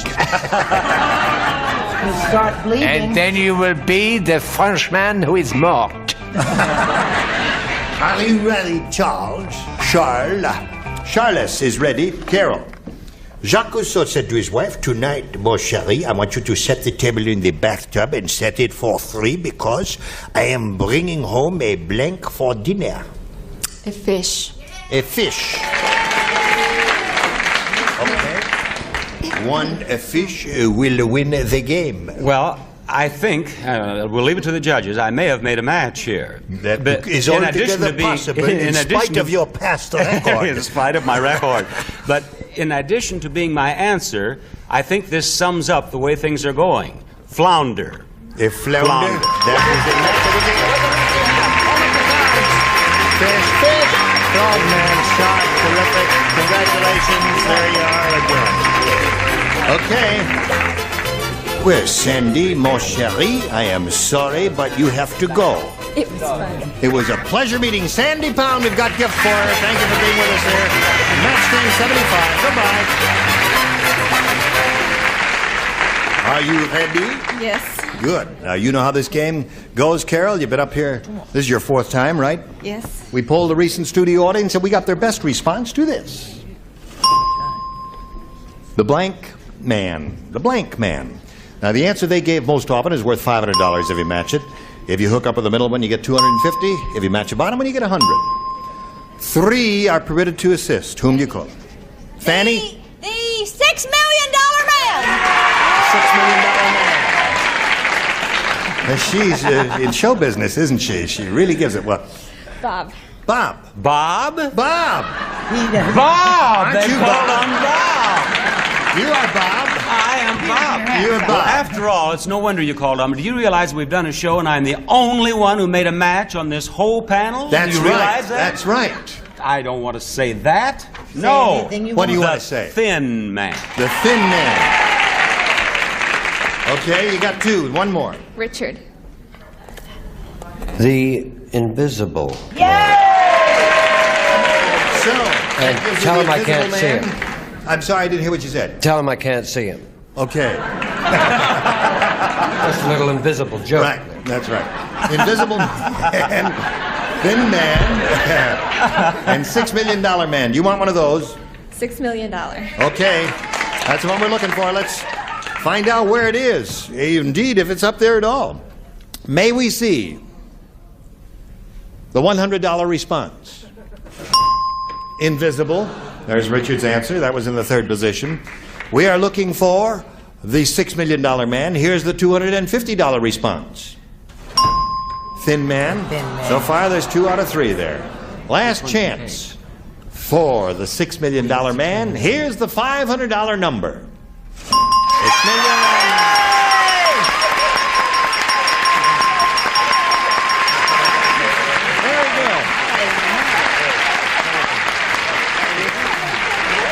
So that means you got $14,650. It also means you're going to play for $5,000 now. But to collect, you got to match one of them head to head. Which one will it be?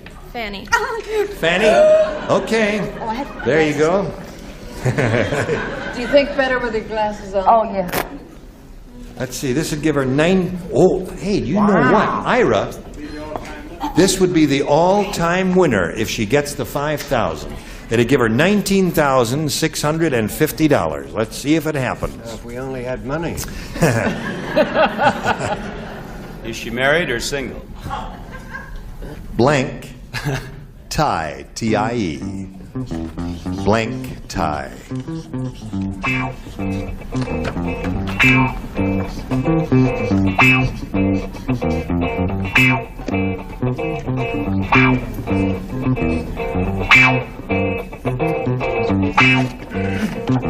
Okay, she's finished. Now, Carol, we need your answer. One you think will match Fanny's and will make you our new all-time high money winner for $19,650 total. What do you say? Bow tie. You say bow tie. Okay. Fanny, she says bow tie will match you for $5,000 additional.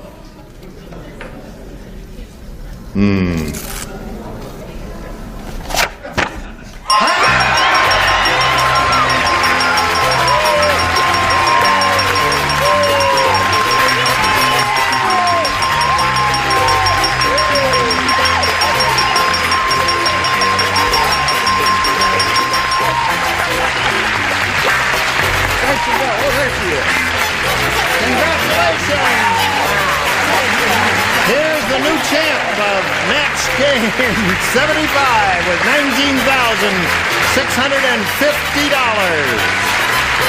Okay. Oh, she's a very happy lady, Carol Bartos is. And I can't stand pressure, she says. Listen, we'll be back in a moment or so. You hurry right back on Match Game 75. Now, we've all calmed down here after the big win, and we're ready to carry on and meet another player. Let us all graciously welcome Jan Herman. Hi, Jan. Good. Want to tell us a little bit about yourself, please? Yes. I taught school for 6.5 years. I taught foods, and now I sell... You taught what? Foods. Foods. How to cook. What? How to cook. Right. Oh, okay. And I sew now at home for people and my husband's school, the cheerleaders. And I'm married, and we have a little girl, Christy, and she's 16 months old, a little doll. And we love to travel, and I'm from Lenexa, Kansas. And I didn't hear the last statement. What was that? I'm from Lenexa, Kansas. Oh, you're from Kansas? Yes, oh. and I flew out here just to be on the show, and I'm just thrilled. Well, we're thrilled to have Jan Herman here. Let's push a button and get underway. Jan, ask you to make a selection. I'd like A, please. She wants A, and she gets A. And this is the way A goes. The Godfather said... Oy vey. No, the Godfather did not say oy vey. Oh, pardon me. That was the rabbi father. No, when I was a little boy, I was in a Boy Scout troop. All the other Boy Scouts tied rope into knots, but me, I tied blank into knots. Would you read that again? All right. Godfather said when I was little, I was in a Boy Scout troop. Yep. All the other Boy Scouts tied rope into knots, but me, I tied blank into knots. Finished. No heads to you. Finished. 3 are finished. Charles is He did not tie rope into knots. He tied blank. He was a Boy Scout troop. He was a Boy Scout. All the other Boy Scouts tied rope, but me, I tied blank into knots. All right. Okay. Tilly, your son Bob was last this time. No, I think fast, I write slow. Oh, all right. Now, here we go. Jan Herman. Godfather said, when I was little, I was in a Boy Scout troop. All the other Boy Scouts tied rope into knots, but me, I tied blank into knots. Spaghetti? Spaghetti! Very good. Don't boo her. That's a good answer. What? Well, I probably make enemies every place, but the scout leader. That's good. All right, Brett. They like that, and I thought that was one of my worst. No, that was pretty good. I think I'm beginning to understand this audience. Yes. You'll understand them better when they mug you in the parking lot, sweetheart. I said, spaghetti is a terrific answer, isn't it? Terrific. I wish I'd thought of it. I said they tied other Boy Scouts because he was mean as a snake. He did. Godfather tied other Boy Scouts in a knot. I Charles? said the same thing as Bob. Scoutmaster. Scoutmasters. No spaghetti so far, Jan. Let's see if we get a little spaghetti out of Arlene. He tied sheets in a knot. Sheets. Okay, for a getaway. Richard. Spaghetti. Spaghetti. Italian Godfather. Good old reliable Nathan. What do you say? Forgive me, Debbie Reynolds, Scoutmaster. Okay, so that's one for you, and yours is to come, but right now we've got this message for you. Okay, we've come to the end of the road for today, but you will return next time, and we shall look forward to seeing your smiling faces. Okay, Jan Herman and Carol Bartos, you were all splendid today. Thank you. Thank you. Yes.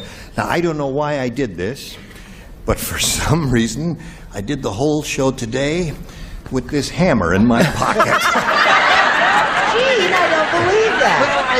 Well, it was sitting there on the ledge when I made my entrance. I said, "Oh, I'll pick that up. Maybe it'll." But it didn't. You had in mind? You could never work Thing you it can in. do with a hammer. What? Come here. Yes. Now this will hurt a little. Listen, could you use that on The Price is Right? Certainly What could. time are you on now? I could use that. Who'd like to bid on the hammer, please? Yeah. The lady in the front row with the gray hair. What do you bid on the hammer? How much? Higher. Yes. Yes. How about $19,000? It's time to say goodbye to the hammer. The doctor says it's time for your bath. Okay. I've got to go to the wet sheets.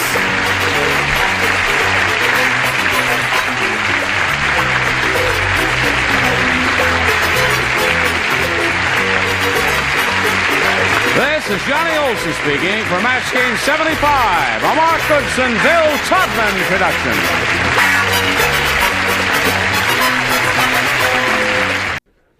This is Match Game 75, production number 0578, and it's take one. Get ready to match the stars. Scoey Mitchell, Brett Somers, Charles Nelson Riley, Patty Duke Aston, Richard Dawson, and Patty Deutsch as we play the star-studded Big Money Match Game 75. And now here's the star of Match Game 75, Gene Rivers.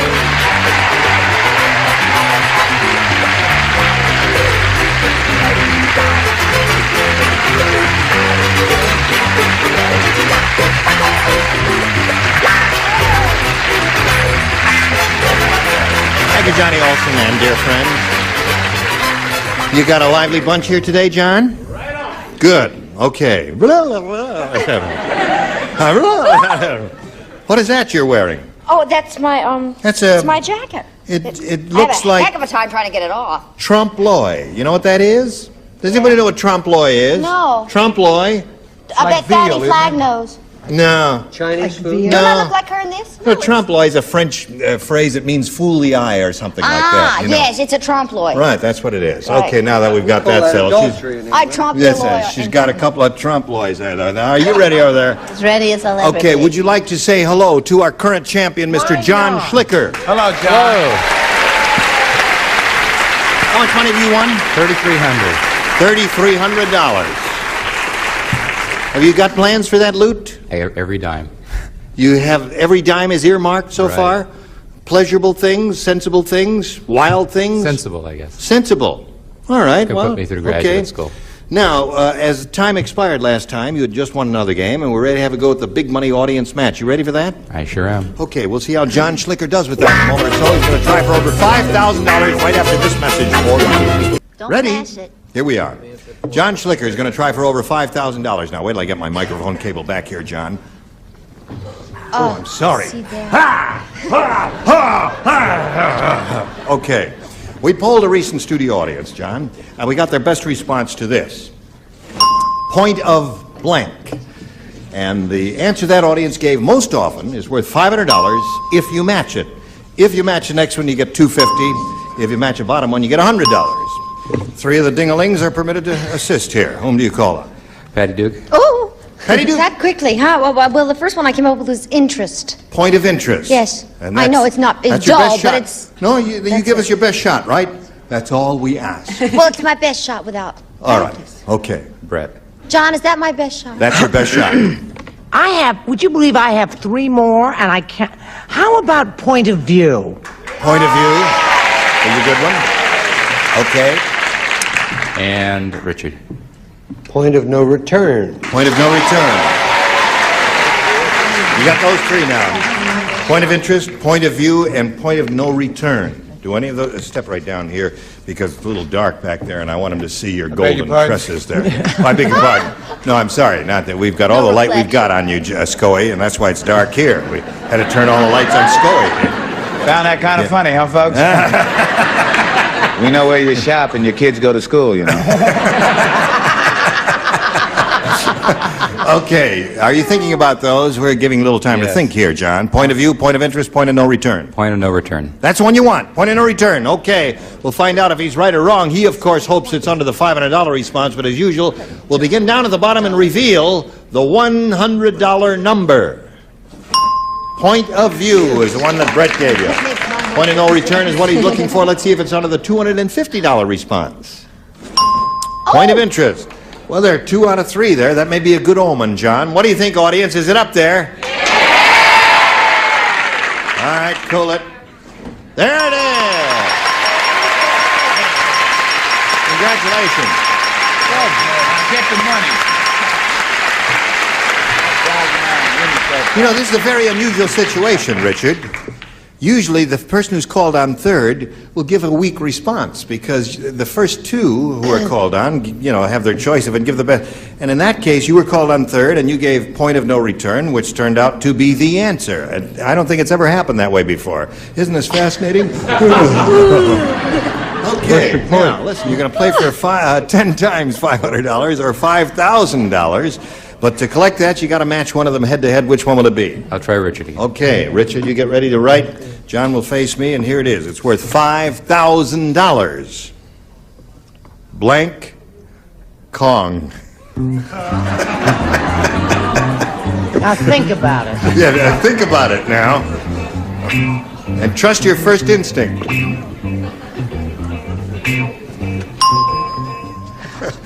Okay, he's finished his answer. Now, John, think hard. We ask you to come up with an answer which you think will match his. What do you put in that blank? Blank Kong. King. King? Oh, wait a minute. How would you say? Would you say king? Yeah! Oh, Hong Kong. Uh-oh. Oh, it could be Hong Kong. Oh, boy. Never. Well, you say Hong Kong, he gonna be very unhappy. You say King Kong, he gonna be very happy. Happy, happy.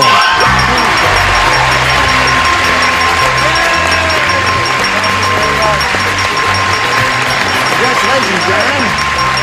We did it again. How about that? You got $8,800. $8,800. Okay, well, we'll give John a chance to catch his breath. Let's bring on another player. Here is Lauren Huntley.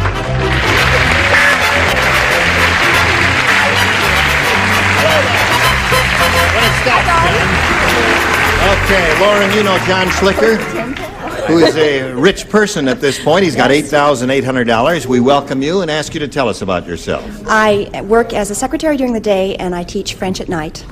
Huh. That's it. Tell him what trompe-l'oeil means. That means to fool the eye. I was sitting back there, and you pronounced it well, too. It's a literal phrase, doesn't it mean? Trompe-l'oeil. Trompe-l'oeil. Trompe-l'oeil. Fool the eye. Exactly. Hey, you see them and you go, well, never mind. That's well, is there anything else you want to tell us about yourself? Okay, we'll begin right now. I'll push the button with my magic finger, and they all go down. Come back. Hey, listen, the thing broke. Pull it up. Hold my microphone, would you? I think you've got some assistance coming. Grab this end of it, Charles, would you? And we'll see if we can do it together. Don't touch the meter, fella. You're not supposed to touch the meter. Yeah, I didn't touch a meter. Just pull up on that thing now.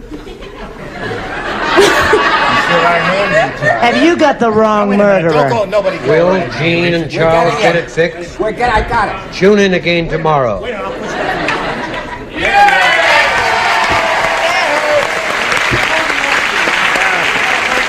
Okay. No, I'll hold it.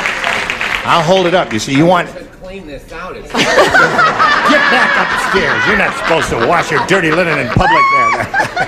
All right, Laura, you want A or B? I'll go with A, quickly. A. Okay, are you ready? Yeah. Listen carefully. I gotta hold it up. It'll fall down. I just have an idea. What's that? He has so much money, trust him with it. He won't steal it. Let John hold it. You want to hold it up, John? All right, you hold it up. Are you strong, John? Depends on how. Okay, there it is. You got it?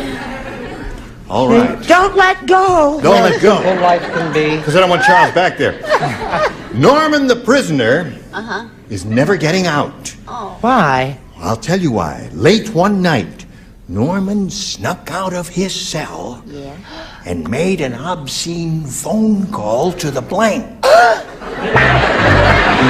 why he is never getting out of prison. Aren't you thrilled with that? Scully, when are we going to touch your funny bone? I don't understand. Never this week. No. I want you to know. Okay. There's your winning card for your souvenir. Don't let the thing go. Keep holding it up there now. Norman the prisoner's never getting out because late one night Norman snuck out of his cell and made an obscene phone call to the blank. Everybody ready? Okay. All right, Patty, be ready in 1 second. Okay, you need a relief here? Shall I hold it for you? No, all right. You ready, Lauren? Yes. Norman the prisoner is never getting out because late one night Norman snuck out of his cell and made an obscene phone call to the... Warden. To the warden. Very good.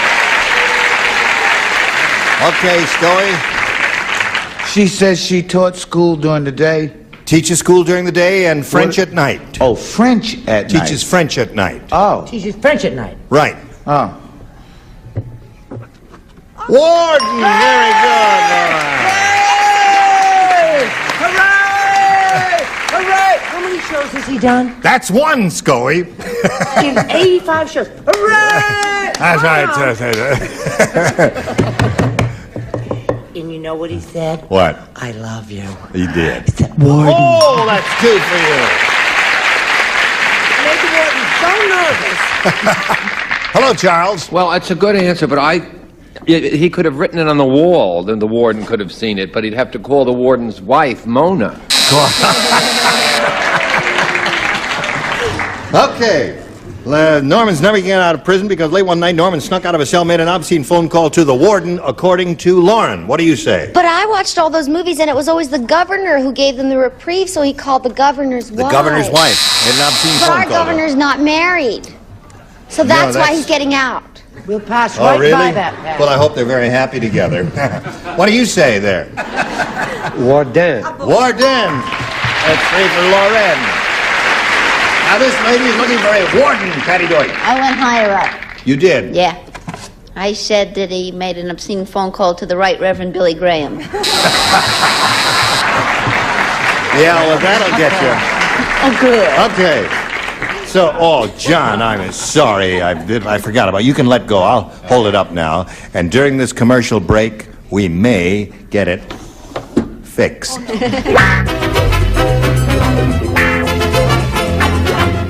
Hello there. Now, it's fixed. John? Sure. There it is. Okay, this is your first round question. Everybody plays. Count Dracula said, "My coffin is the most luxurious in all of Transylvania. I tell you, it's got everything, even blank. Even blank. My coffin has everything, even blank. Blank."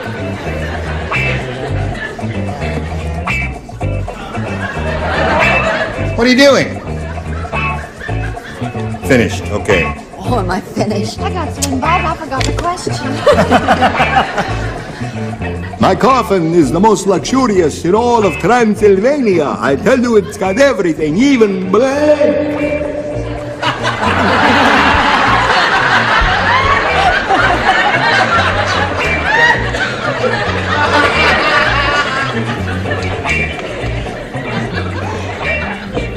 Help! Help! This castle is haunted. There we go. John Schlicker. Count Dracula said my coffin is the most luxurious in all the world, in all of Transylvania. I tell you, it's got everything, even blank. A blood bank. A blood bank.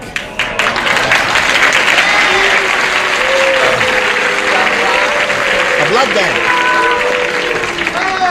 It's a good, a very imaginative answer, isn't it? Yes, it is. Maybe a loser, but imaginative. Boy, that was a good answer. Good answer. It really was. Yeah. That was a good answer, John. Thank you. Damn right.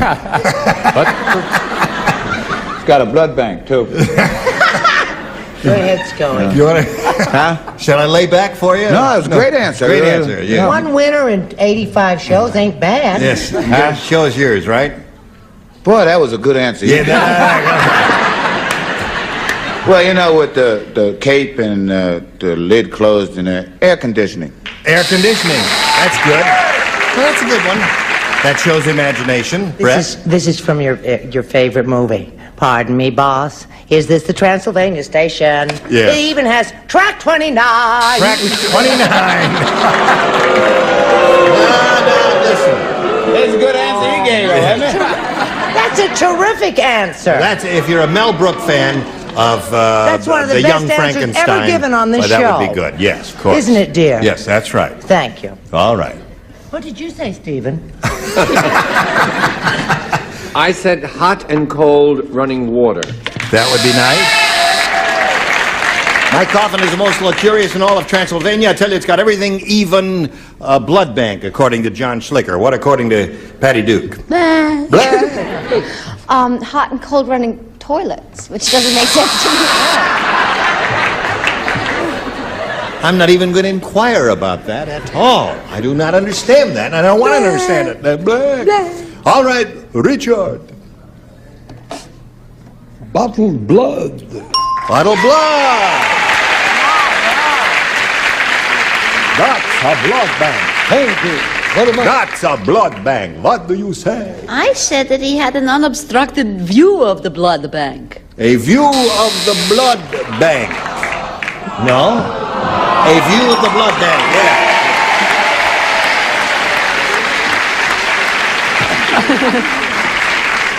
There would have to be a blood bank there if he could see it. So that's why at the last minute they made a match with that. Now we go to round 2. A. A it is. Here we go. Everyone except. Wait a minute. Me. Except me. Turn the lights on so we can see who plays and who doesn't play. Be alert back there. Richard does not play. Scully does We're not up here play. working our blanks off, and they can't even get those bloody lights turned off. Right, so you don't play. So it's Charles, Patty Deutsch, and Patty Duke. And what's her name? Dorothy said, "My husband thinks I'm a computer card. Last night he blanked me."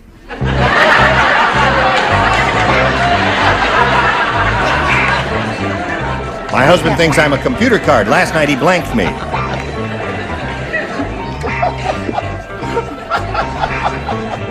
Look! Finish. Chloe finally woke up. Jeez, I wrote an answer for her. They're playing their own little game up here while they're laying out there.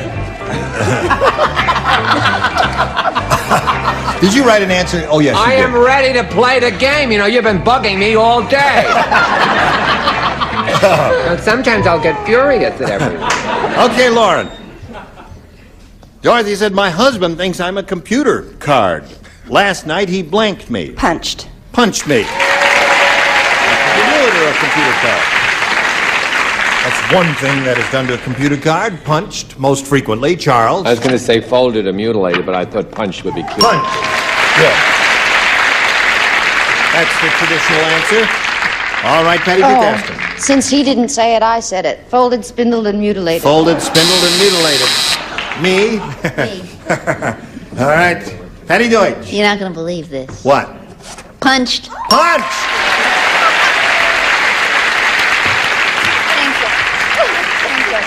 Brava, bravissima. Oh, my That's what I don't goodness. understand. That's Gene. what's that? They always talk about the ones that I don't get right. Do you ever count the ones Patty ever gets right? No, he can't.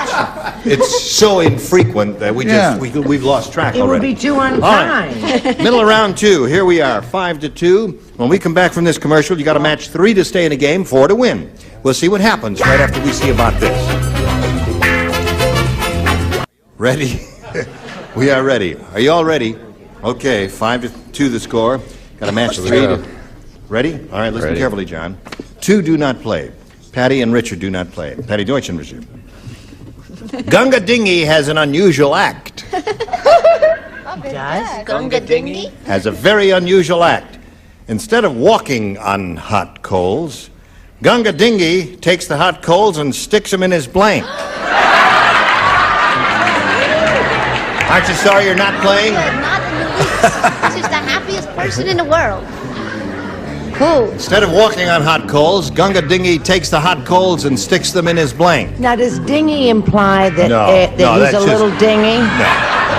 No, we Already? didn't want to say Gunga Din because it's a Gunga Dingy, son. You have a dinghy, A yes. cute little jingy. Yeah, No, it's on the back of my boat. that's right.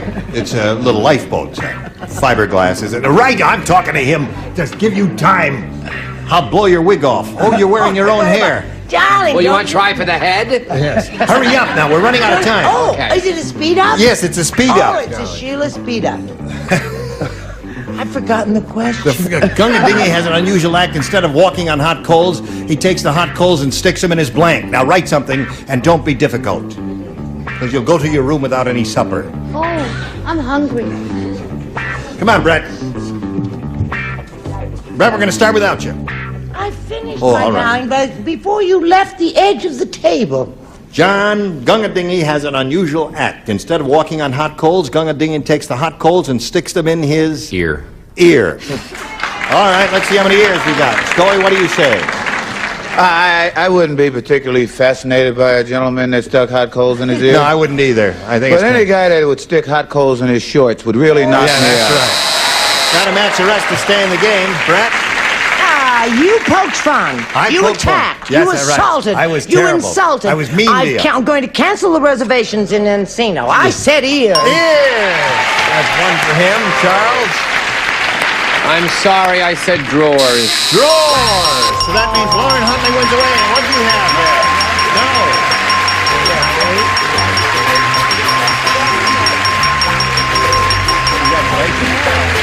Now, John, we're going to part company with you, but you're not leaving here an unhappy man because you've got $8,800. John, Thank you very much. So long. Now we'll spin this message for you. That's it. Goodbye.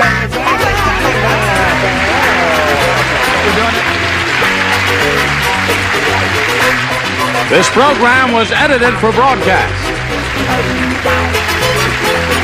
This is Johnny Olson speaking for Match Game 75, a Mark Goodson, Bill Todman production. Stay tuned for Tattletales next over most of these CBS stations. Get ready to match the stars. William Shatner, Brett Somers, Charles Nelson Riley, Julie Harris, Richard Dawson, and Fannie Flagg as we play the star-studded Big Money Match Game 75.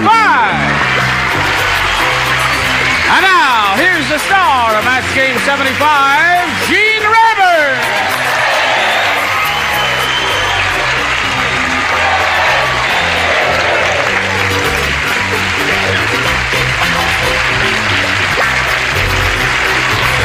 Thank you, Johnny Olson and friends. We greet you. Aren't you natty? Thank you. We greet our regulars. And nutty. Hello. Brett Summers, Charles Nelson Riley, and Richard Dawson. And our guests, Julie, this sweet and gifted lady, comes to us from the family Holback. He comes to us from the Barbary Coast. Where do you come from? Birmingham. Yes. Birmingham, Alabama. Birmingham, Alabama. Yeah. Listen, if I'm straighting for her, you shut up. She didn't remember where she came from. I saw Oh, that I little see. blank look come over her face. Now let's say hello to our current champion, Monica Kogler here. How are you, Monica? Great. Good. When time ran out last time, she had just won a game, got her $100, and we're going to start right at the top with the audience match where Monica could win over $5,000. Are you ready for that? Mm-hmm. You ready for the money? Yeah. Okay. We'll do that right after we do this. Okay? Okay. Here we are. I was just coming up here to join Monica Kogler, who now has won her first game, has her $100. And here we got the thing all set for you, Monica. And if you're ready, we'll get right to it. We polled a recent studio audience, Monica. And we got their best response to that blank on Earth. Now, the answer that audience gave most often is worth $500 if you match it. If you match the next one, you get $250. The bottom one gets you $100. Whom do you call on over here? Richard. Present. Blank on Earth. You have a... Peace on Earth. Peace on Earth.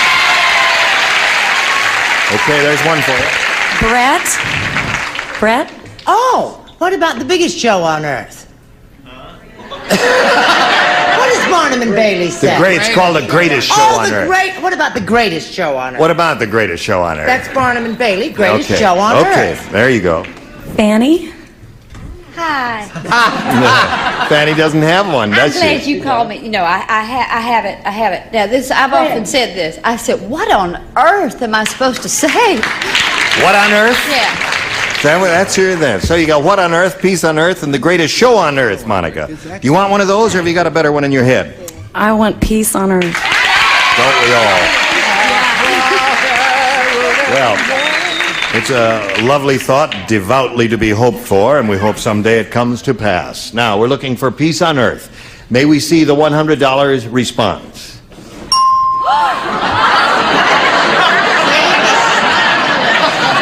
What kind of an audience did we have that day? There's some atheists who were voting. Yes. Atheists. A bunch of disillusioned, Opposite hard, heaven on earth. rotten people. Okay, we are looking for peace on earth. Let's see if it's under the $250 response. Greatest show on earth? I'll take an apology. Okay, I apologize. You're not as dumb as I thought you were. I apologize. All right, last chance for peace on earth. Here's the $500 response.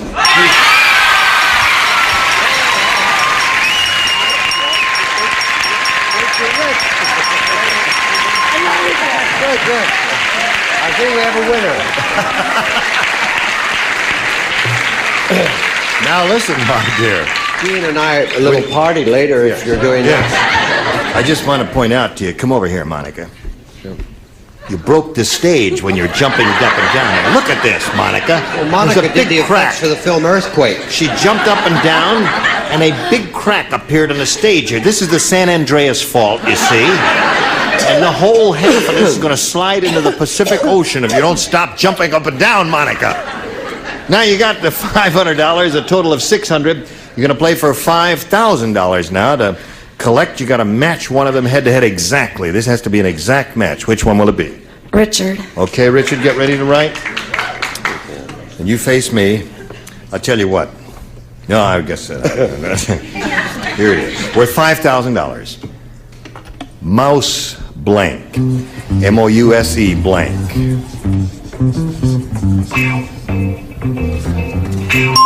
Now, Monica, what answer do you come up with right now which you think will match Richard's answer? Mouse trap. You got friends out there? Who? My husband and all my family. Okay, now I tell you what. Since you broke the stage last time when you were jumping up and down, before I call Rich, just in case you match him, I'm gonna hold you down here. This is fun. That's not what I had in mind. All right, she says for $5,000, Mousetrap going to match you. You needn't hold her down. I shouldn't hold her down? Oh, sorry about that. I didn't know. I just looked at you and saw Emma. Yeah. And what are they called? Oh, Mouseketeers, yeah. Oh, keep your trap.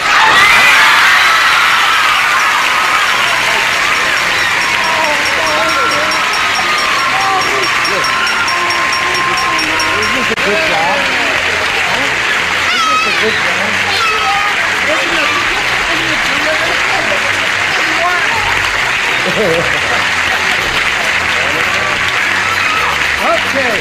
You want to jump up and down? You jump up and down a little bit.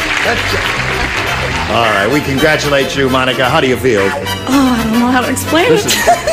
It's really an exciting feeling, isn't it, to be a winner? Well, we congratulate you. You got a total of $5,600. You're going to meet another player now, so let's welcome Ann Harper. Hello there. Okay. Hello, Ann. You know Monica. Monica's very excited because she just won a big pile of money there. I'm excited for her. Ann, we welcome you. I'm glad to be here. Well, we're delighted to have you. Isn't she a pretty lady? Pretty girl, yeah. You are a beauty, Ann. Where are you from? San Fernando Valley. Yeah? My name... I'm 21 years old. I'm a fashion merchandising student. I'm a Cancer, and I'm enjoying life. That's good. You're single? I'm single. You got 4 out of 4 so far. You ever watch this program? All the time. You know how it goes? Yes. Good. Well, we're going to play a game with you right after we do a little business with America. Ready? Bing. My magic finger pushes the button, reveals the first round questions, and please make a selection. B. B it is. New game everyone plays. Fred said, my wife cooks strange foods. One night she cooked alphabet soup and the letters were in blank. My wife cooks strange foods. One night she cooked alphabet soup and the letters were in blank. Patsy, explain that question to me, please. Cooks alphabet soup and the letters were in... Okay. Is that all right? That's all right. Sure. Okay. Nothing wrong with that.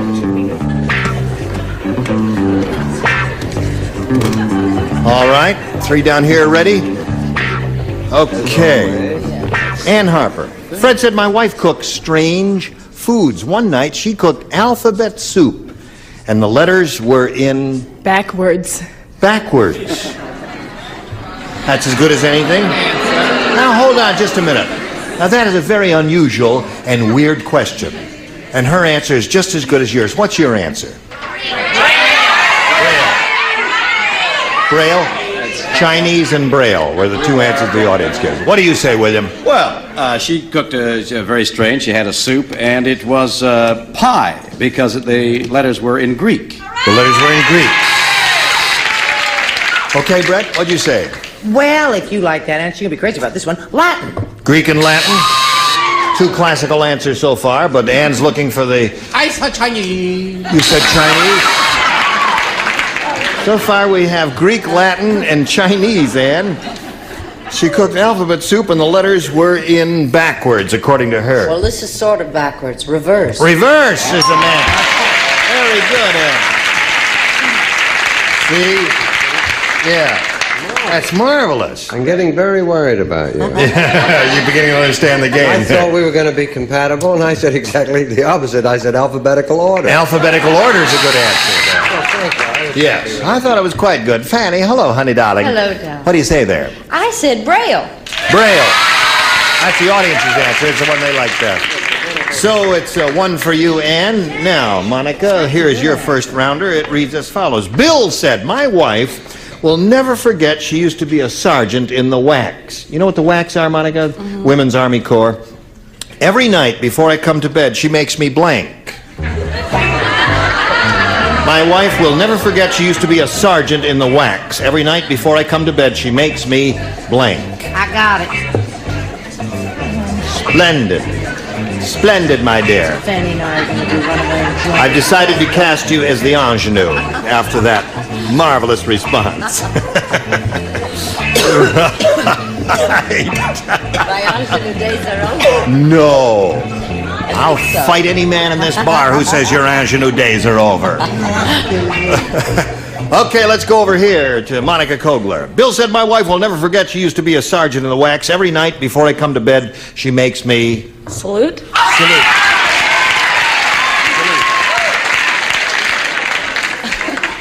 Hello, darling. How are you? I just realized what I wrote down. And, now, wait a minute. I don't know whether I could show this to you or not. Well, show it. What the heck? All right. Let's just show it, and we'll go on to the next All one. right. What? Stand at Makes attention. me stand at attention. Stand at attention. All right. Now, wait a minute. You cannot salute unless you must come to full attention before you salute. Yes, sir. Okay, Brett. Hooray for the red, white, and blue. Salute! Salute. One for Monica. Charles. I'll do it without the one-act play that you did before. Stand at attention.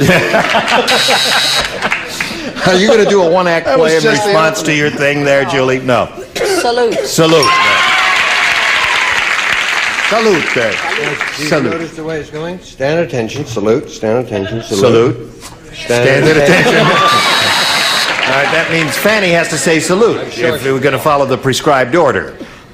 Now, here's what I have to say. Now, you ought not to book people on here that are grammar school graduates if you don't expect them to think about the answer. Now, they said at night. Yeah. They salute all day long, but at night you have to sing taps. Don't you?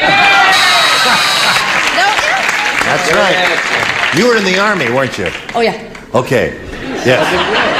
Taps. They used to salute her every night. They salute the flag.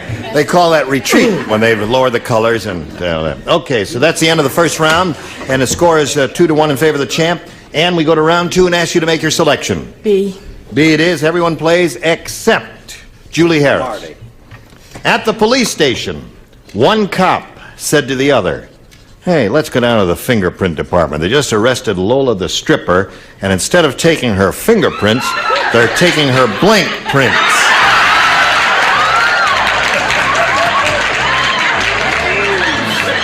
All right.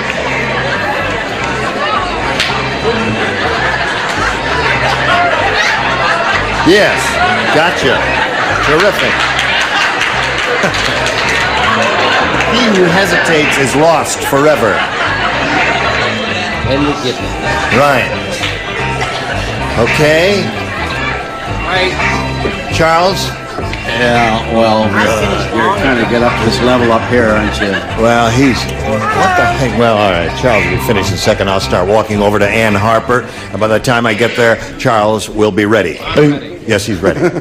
At the police station, one cop said to the other, he says, "What do you say we go down to the fingerprint department? They just arrested Lola the stripper, and instead of taking her fingerprints, they're taking her blank prints." Her boobies?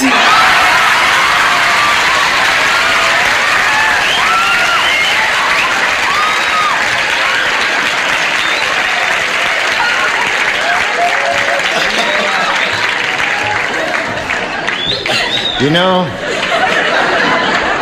let's see how that.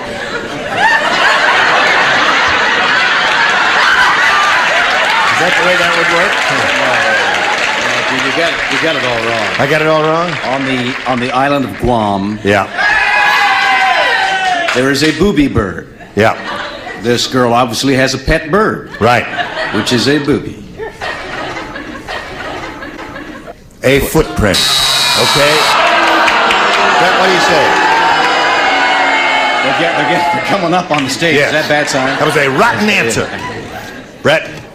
No, that You're wasn't making bad. more noise than those people in the French Revolution. I put it in a more genteel manner. I said they took her fanny flag prints, which I believe is a match. No.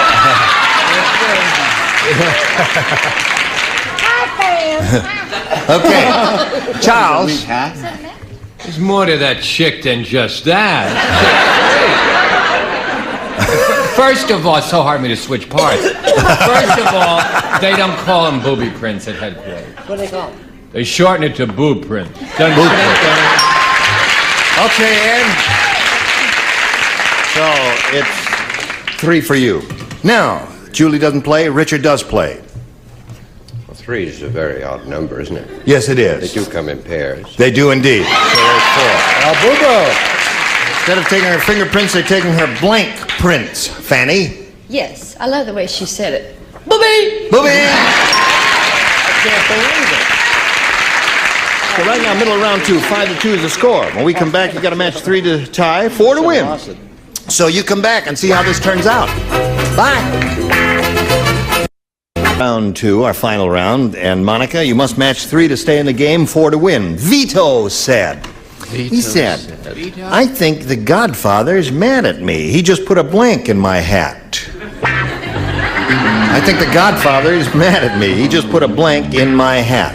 You do not play, and Brett does not play. Julie and Brett lay out. The others do that. I think the Godfather's mad at me. He just put a blank in my hat.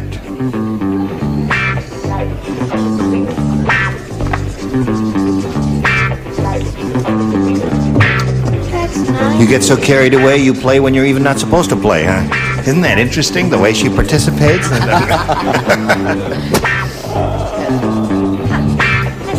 Now, listen, are you, you're doing Tattletales this week, which follows us on most of the CBS station. Watch CBS for everything. That's right. Tattletales. That's enough. The 10th level. Oh, everything, yes, of course. You know. Yes, indeed. Playhouse Keep your, I hope your dial gets stuck there. Now, shh. I didn't say it. Tattletales. You have a good time on that? Oh, yeah. Splendid. All right, here we go. Monica. Vito said, I think the Godfather's mad at me.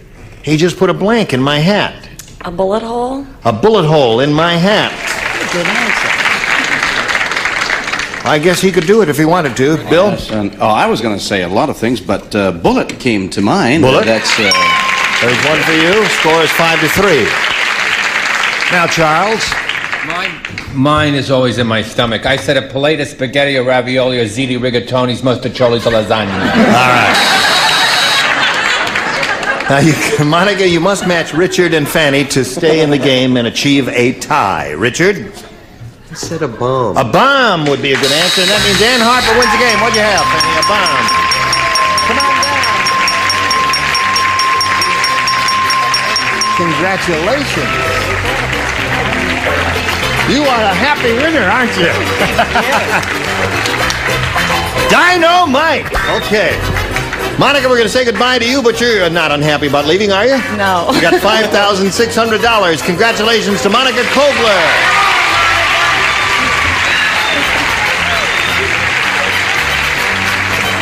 You ready? Shall we have a go at it here now? All right. Monica, we polled a recent, Ann, I'm all mixed up myself here.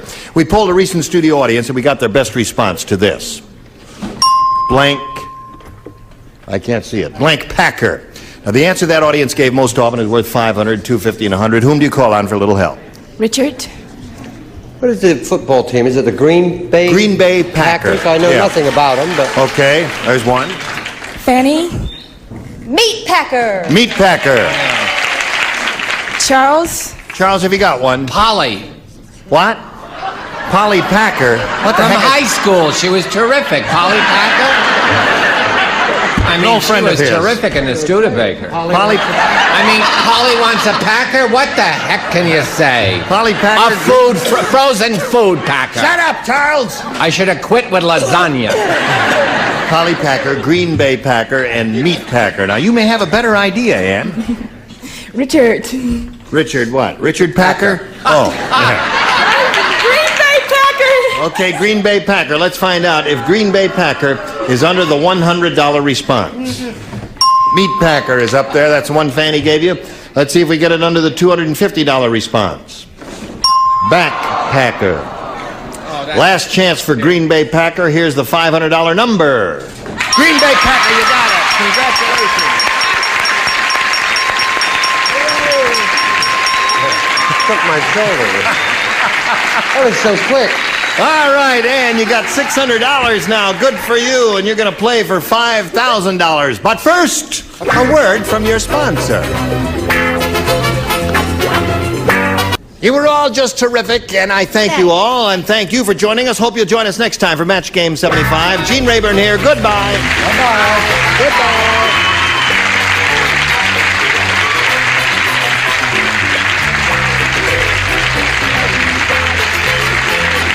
This is Johnny Olson speaking for Match Game 75. A Mark Goodson, Bill Todman production. The program was edited for broadcast. Stay tuned for Tattletales next over most of the CBS stations.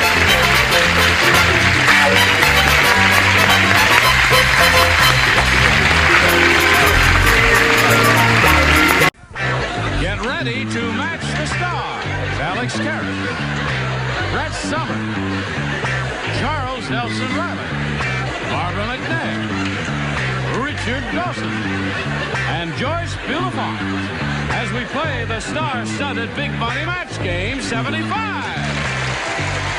now here's the star of Match Game 75, Gene Rayburn.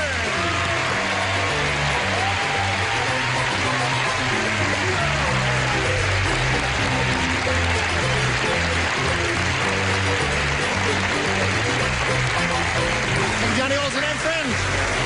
Hello. Thank you. You're a grand bunch. Is everyone all right? Yes, Are you quite all right? We're all shipshape, sir. Listen. Why are you so overjoyed? I'm 0 for 4. Oh, you're 0 for 4. I haven't done anything right yet. Oh, I see. And I hope that I'm going to be better now. But listen now. I'm more relaxed than I was the first show.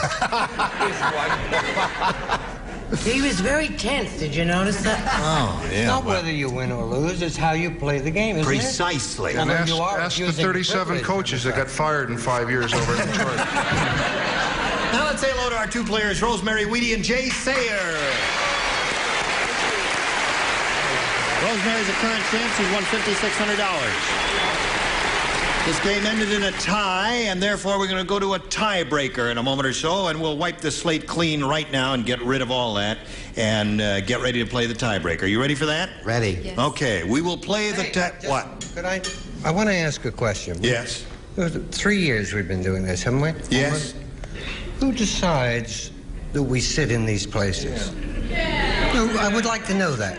Do you know? Well, I don't know. Well, as you Who don't know, decides? I'm going to lead a... Who would like to change seats? I think it's a good idea. You want to change seats? Well, whether you like it or not, we're going to change seats. Go to your commercial, please. All right, change your seats. When you come back from this commercial, everybody will be in a different seat. All right, fade. Where are you going to sit? You're not in the mood. All right. Now, oh, listen. Are you happy now, Richard? Yes, I am. Now, aren't you happy? Is this a better seat? Oh, much better than the other one. How come you didn't change? You won't change? I changed. Yes. Are you all right over there, Alex? Are you confused Nice. now? No, I'm not confused. I like that. Are you all right, Joyce? I mean, Charles? I'm Fanny Fly. Oh, you're Fanny. I thought you looked familiar. You know, the air is different down here. Don't light a match. You know how...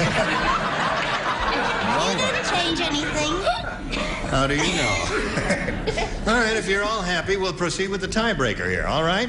I will push the button here with my magic finger and reveal 2 tie-breaking questions, 1 for each. And the one who scores the most will be the winner. Jay, your selection, if you please. A, please, Gene. A. He stuck with A all along. Let's see how it works for him now. Freddie the Flea was so starstruck. You need rehearsal. You're out of it. Sorry. Get the other audience, John, there. He was so starstruck, he moved to Hollywood so he could live on blank. Finish. That's right. He finishes there. Freddie the Flea was so starstruck, he moved to Hollywood so he could live on... I got it. I got it.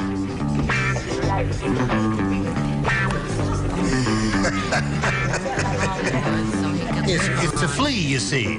It's a flea, yeah. A flea is an insect. I know it. Yes. That should be a clue to something, I think. That's right? exactly right. A flea. Very good. Put it in the slot. Yes, sirree. A flea. Freddie the Flea was so starstruck he moved to Hollywood so he could live on. Answered yet. I'm trying. Alex, now. It's contagious. Look, Yes. he's acting just like Charles. That's He's only been right. for 30 seconds. You got Charles' disease, have you? It's a flea. It's an insect, you see. And he moved to Hollywood because he was starstruck. He's a flea. Right. Freddie the Flea. Oh, Freddie. Oh, good gravy, This is an Mom. insect. Oh, I thought it over. I'm gonna move. You go back to your own seat. Frickin' frack of Hollywood. I can't believe it. You really are a dull-witted bunch. Okay, Jay Sayer. Freddie the Flea was so starstruck he moved to Hollywood so he could live on... Arf, arf, Lassie. Lassie. Now, Jay got the point immediately. He understood immediately that Freddie was an insect that lived on dogs, and Lassie is a famous dog. He was starstruck. I like sitting here. Yeah, that's It's nice. fun to be close I like to to. have you here. Thank you very much. All right, Richard, would you please give us your response? I certainly will. Don't get too comfortable. Yes? It's like Paul Winchell and Jerry Mahoney.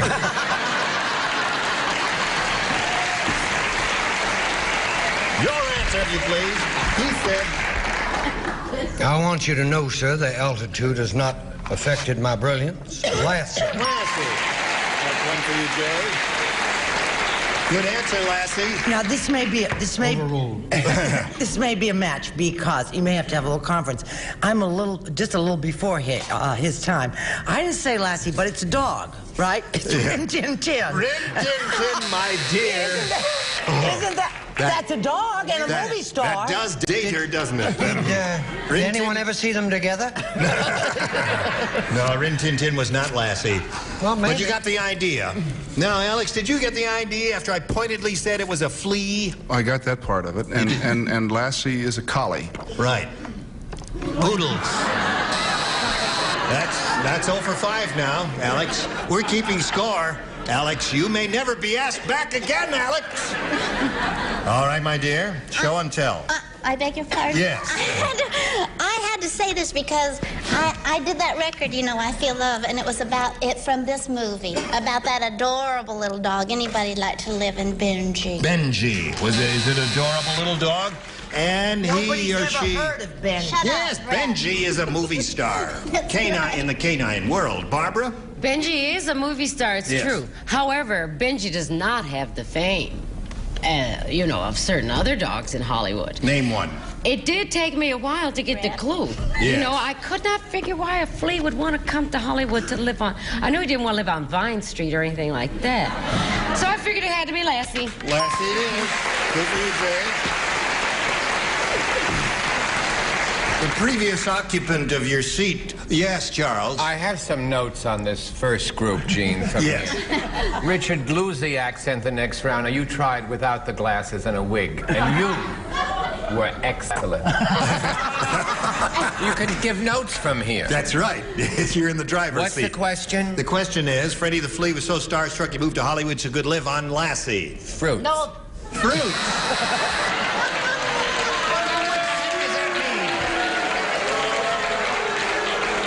There are a lot of fruits in this region. I see. Okay. Now, Rosemary, you need 2 to tie, 3 to win. Everybody plays again. Well, aren't there? Yes, indeed there are. Some reason around here. Well, now listen to this. Lola and George have a weird burlesque act. How weird is it? Notice no tell one you. said except That's Fred, right. how weird is it? Here's what happens. Lola takes off her clothes, and George blanks them. That's how weird their burlesque. A weird burlesque act. I know it. You're the best. Lola takes off her clothes, and George blanks them. I got it. I know. I didn't get that. What did you say? Oh, okay. That's a terrific answer, Alex. Oh, those football players. He wouldn't do that. Okay, you got it. All in the same act or what? This is part of the same act. It's a burlesque act. They do it's a team act. But I mean, he does this on stage? They do it on stage. It's a weird burlesque act. It's weird. We say it's weird. She takes off her clothes and George blanks them. On the stage? On the stage. Right. All right. Don't write the first thing that comes to your mind. I was gonna. Write the first thing that comes to your mind. All right, put it in the slot. As good as anything. That's what we tell you. We tell you, trust your instincts. All right. Rosemary.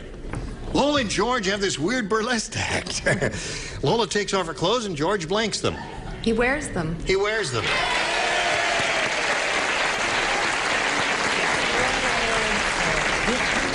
Doesn't make him a bad person. Hello, Richard. I feel pretty. Certainly does wear them. He wears it.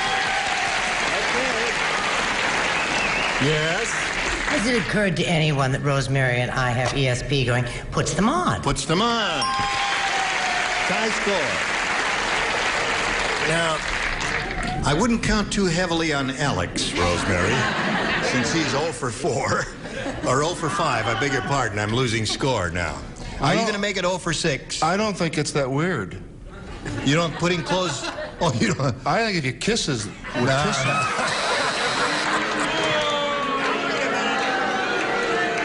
We did say it was a weird burlesque act. And if his wife is standing on the stage taking her clothes off and he picks them up and he's kissing her clothes, that's weird.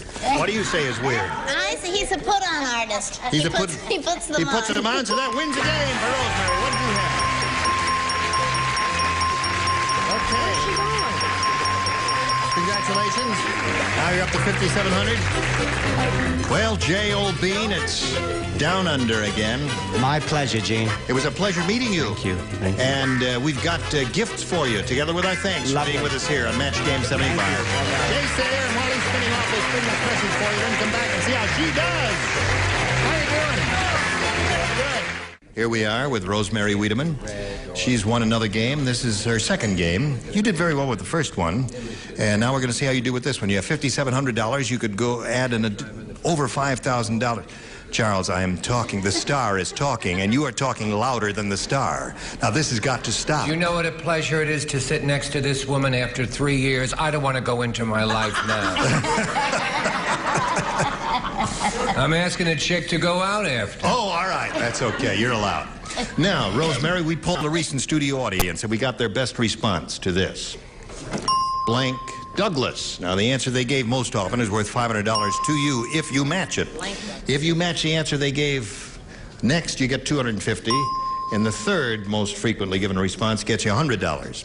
Whom do you call on for some help? Richard. Kirk. Well, he said he did that without moving his lips. Kirk Douglas, he said. Brett. What about Mike Douglas? Mike Douglas? What about him? I've often wondered about him. And Alex. Alex. McDouglas. Who's McDouglas? Who is this person? General McDouglas. Great. General McDouglas. Certainly. One of the great Americans of all time. Right. I don't see why anyone's yelling and booing at me for that one. General McDouglas. Okay. All right, so you got Kirk Douglas, Mike Douglas, and General McDouglas, a great American hero in the history of the American military. Now, do you want one of those? I think I'll take Kirk. You'll take Kirk? I'm sorry, I've got Kirk. Or his son, Mike? Okay. Kirk Douglas, what she's looking for, let's find out if Kirk Douglas is under the $100 response. McDonnell Douglas. Not quite as crazy That's as a we California once answer thought. because that's a big aircraft factory out here called McDonnell Douglas. Okay. Let's see what's under the $250 response. Mike Douglas. Okay, that came up. That's the one that Brett gave you. Now, the answer that Richard gave you is Kirk Douglas, and that's the one you're looking for. Let's see if it's under the $500 response. Yeah!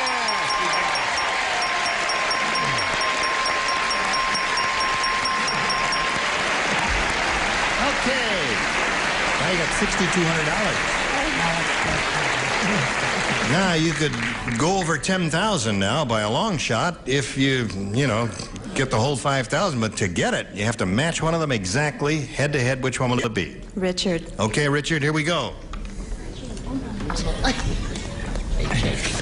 Are you ready to write, sir? Yes, sir. Here it goes. Worth 5,000. Blank shot. S-H-O-T. Blank shot. Give you both accents. Okay, he's finished. Now, Rosemary, we need your answer, one you think will match his. What do you say to that? Blank shot. Oh, all I can think of is bank shot. Bank shot. Yeah, that's like in hockey or in pool. It's a rather obscure term. I don't know. I just shot the question. You just shot the question? Yeah. Well, maybe you did. You never know, though. Let's find out right now what Richard has. Let's see if you match him for the 5,000. I play billiards, but I never thought, you see, that you would even think of that. That's right. He has a pool table at his a house. much more common one. Gunshot. Gunshot. Yeah. I'm sorry. There were some others, too. Buckshot and... Hot shot. Hot shot. Long shot. Long shot. Big shot. Yes. Gene? Yes, Alex. Oh, look at what Alex has on that card. Bank shot. Where were you when we needed you, Alex? Oh, no. He wrote that after she said it. No, he didn't. You all doubted yes, I him. did. You all doubted him. In all fairness, I must defend him and say he did write that after you said it. Yes. I don't care how big he is. He wrote gun the same as me. That's right. All right, now we're going to come back in a moment or so, Rosemary, and play another game. But right now, we got to do a little business, and this is it. We are ready to present another player. Let's all welcome Terry Bauer. Terry, you know Rosemary. Where are you from and all that, Terry? Well, I'm a native Californian. I work for a publishing company, and I'm studying to be an elementary school teacher. You said on being a what? Studying to be an elementary school teacher. Oh, you want to be an elementary school teacher? Yes. That's a difficult job, isn't it? No, I think it'd be rather fun, and I love children. Oh, well, that's marvelous. Good luck in that endeavor. Thank and you. good luck here. I ask you to make the selection as a challenger. B, please. B, here we go. B for Bauer, she says. On the airplane, Ralph said, boy, this is really a no-frills flight. The stewardess said it would cost me $1 to use a blank. It's a no-frills flight. The stewardess said it would cost me $1 to use a blank. No frills flight. Yeah, it's in one of those no frills. Very economical things, you see.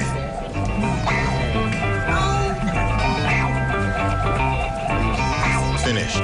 To use a blank. Yes, I have it. Got it? I've done it. All right. Oh, I'm sorry. Okay, put it in the slot, Charles, and away we go. Terry Bauer. On the airplane, Ralph said, boy, this is really a no-frills flight. The stewardess said it would cost me $1 to use a blank. To use a blank? To use a blank. Well, to use the bathroom. A bathroom. Well, yeah. Okay. I hope it's a short flight for her sake. What do you say? A bathroom? Yes, a bathroom. Oh, no, the no-frill flights do not have bathrooms. Oh, they don't have them. What's it cost $1 on your flight? To sit down. $1 to sit down. Otherwise, you stand up and hold a strap like in the subway there. I see. All right, Brett. I say, when I wrote my answer, Mr. Dawson leaned over and said, a blank. A John. A John. So that's one match. I thought you meant a male customer. That's why I said A. All right, Alex. Don't want to make you feel bad. I've had a lot of thrills in my lifetime. Yes. Jane. But this is not one of them. This happens to be one of my biggest. Toilet. It's an upside-down toilet, is what it is. It's doing it the hard way. So there he is, 1 for 7, and we're all very proud of him. Okay, Joyce, you're up. Well, I didn't think No Frills Airline had a Johnny either, so I said an air sick bag. An air sick bag. The stewardess said it cost me $1 to use a blank, and she said a bathroom. What do you say? You know, Richard, listen to me, darling. You know, you could have made a match there when you said a sit down, because, you know, you got to sit down. Well, I mean, if you'd have been some smart do and some passed don't. that off. Yeah, that's true. I forgot about that. Yeah, that's right. right. I'm thinking Just show your female. card, That's dear. right, and be quiet. John. John. That's 3 for her. Okay. Charles. The No Frills flight would not have a toilet. They would not. But they would have, and I have used this facility, and may I say, it is quite an experience. They have an outhouse on the wing. Okay, that's 4 for you, yep. Okay. 4-0 score in the middle of round 1. Now we go to this question. Now, we've got to stop right now. 4-0 the score in the middle of round 1. Your first round question will occur next time we get together. Ladies, look forward to seeing you then. You were all terrific. And now let's see. We've got to pay our dues now. You're in a bus stop. Oh, yes, in St. Louis, right now. Right this through the very magic minute. of television, you are appearing here. Right. And you're terrific in the part. I'm wonderful. You're having a grand time. Yes. And you're at the Persian Room of the Plaza. I am, but you know, I made a mistake. I said I was only going to be there for a week, but I'm going to be there for 3 weeks. I forgot I'd be there till the 7th of November, I The think. mistake is now rectified. Yes, that's and right. you, what can we, is this I'm something going to be at the Sinai Hospital resting. Okay. Now, what is the name of your movie, and when can we see that? Is that coming out soon? It's a CBS special, October 23rd. I'm not very hot, but Susan Clark is terrific in it. Is it? She's so pretty, and I get her at the end. Oh, terrific. Well, you're not supposed to give away You're not the supposed plot. to give away the Oh, I'm sorry. Oh, Alex. Well, I'm so excited about it, Gene. Yes. It's all, you finished it, it's all done. Yes. Okay, we'll look forward to seeing that. I'll be at Newberry's. Okay. Gene Rayburn for Match Game 75. Join us next time. Goodbye.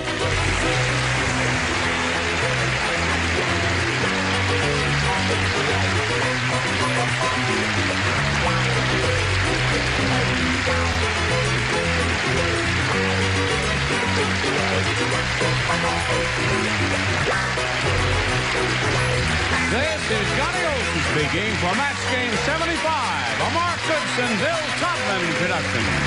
Stay tuned for Tattletales next over most of the CBS stations. Get ready to match the star. Dick Gautier, Brett Summers, Charles Nelson Riley, Melinda Fee, Richard Dawson, and Betty White as we play the star-studded Big Money Match Game PM. And now here's the star of Match Game PM, Gene Rayburn.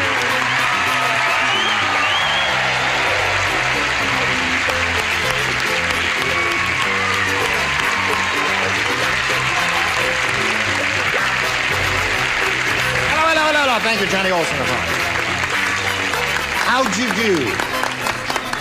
That's it. You have come to us from near and far, and we are honored by your presence. Wait, no Hello, dear. What? No pearls. No pearls. No, just a basic black and a little touch of color up here. Not very nice. I was just saying, this sweet lady, Melinda Fee, she comes to us from The Invisible Man, right? He comes to us from When Things Were Rotten. Yes. Right? He plays Robin Hood. Yes. And she comes to us from The Mary Tyler Moore Show. Why did you skim over Charles and me? Because Well- we come from hunger. And that leaves Richard. I'm from Newberry. You're from Newberry. Yes. All right, let's get on with it and say hello to our two players here, Michael Gazin and Sandy Anding.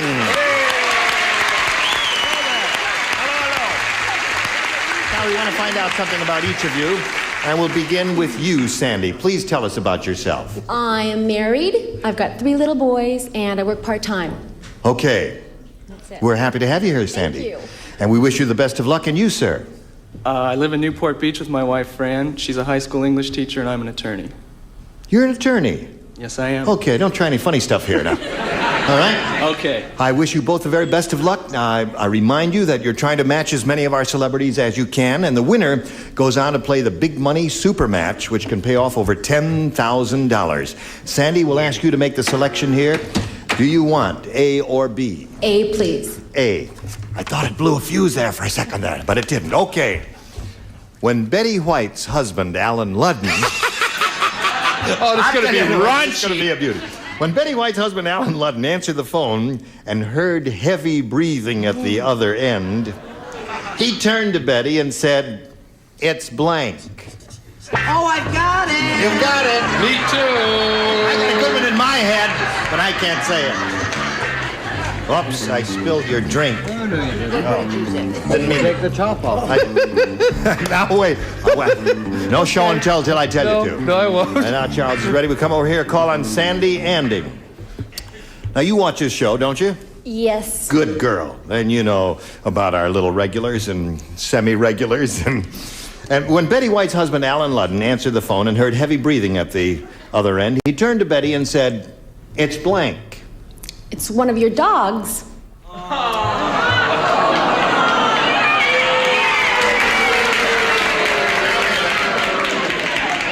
Some of you are mildly amused by that, aren't you?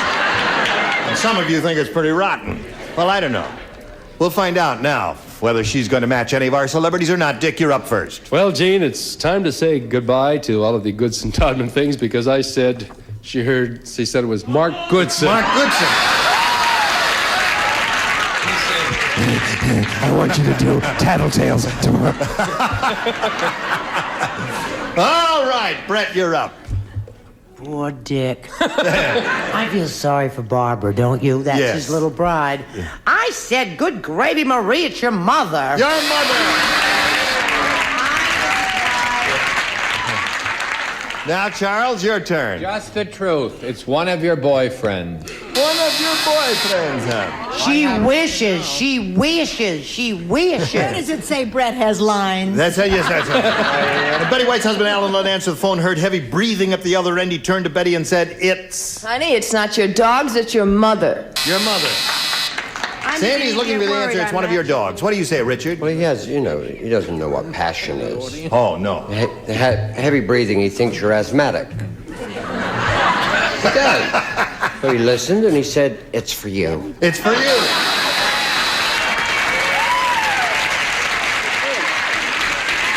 All right.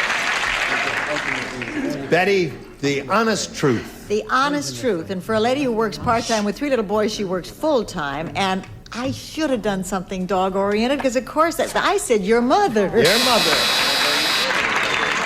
There could be a match if you think about it. No, it couldn't. No. Cool it. All right, Michael, you're up. You're ready. Listen to this very carefully. Nancy, the newlywed, said, "On our wedding night, my new husband gave me a real surprise. Ooh. When I went to bed, I discovered his blank underneath the covers." Would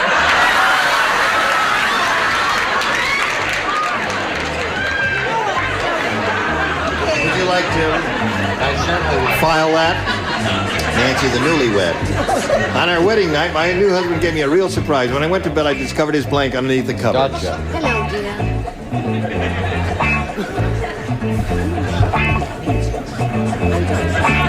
Do an answer now. Do what I tell you to.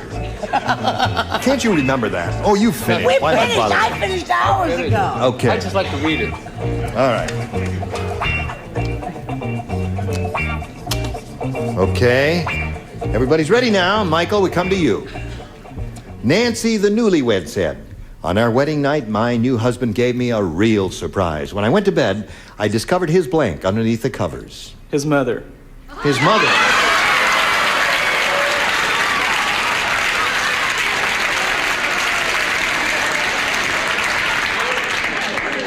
He felt a little insecure, do you think? I've heard of security blankets, but this is ridiculous. Yes. What do you say, Dick? I don't know what kind of weird freako your trip's into. It's really strange, but I said, Mommy. Mommy.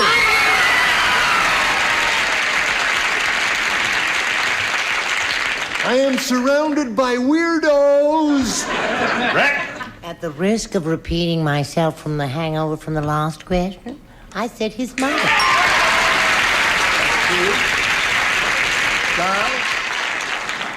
I said his first wife. All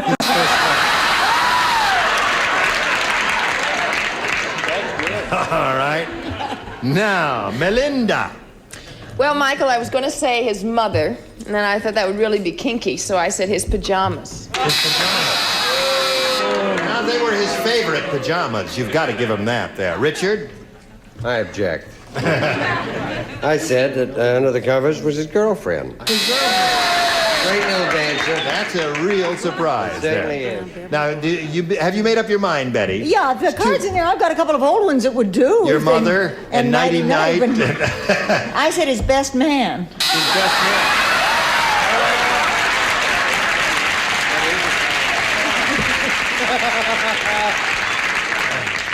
Surprise! Oh, hello there. Hello okay, there. so end of round one. 2 for you, none for you. Round 2 coming up, but first, this. Pay attention, dear friends and gentle hearts. Just rearranging the furniture a little bit here. And ready to go on to round 2. All right, now let me see. You're in the lead, so you will go first this time. You want A or B? I'll take B. B it is. Here we go. Let's see, you matched 2 of our celebrities last time, Dick and Brett, so the 2 of you lay out, and the rest of you respond to this. Tex said, they call me the Lonesome Cowboy. And Slim said, and you'll stay the Lonesome Cowboy until you change your blank. All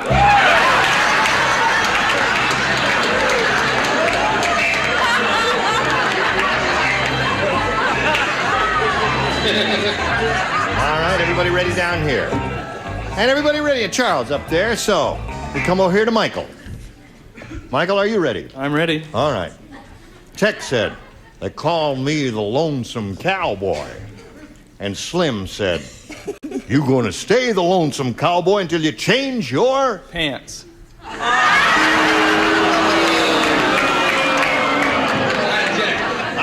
don't know. Well, let's see. Charles, you're up first. What did you say? I said underwear.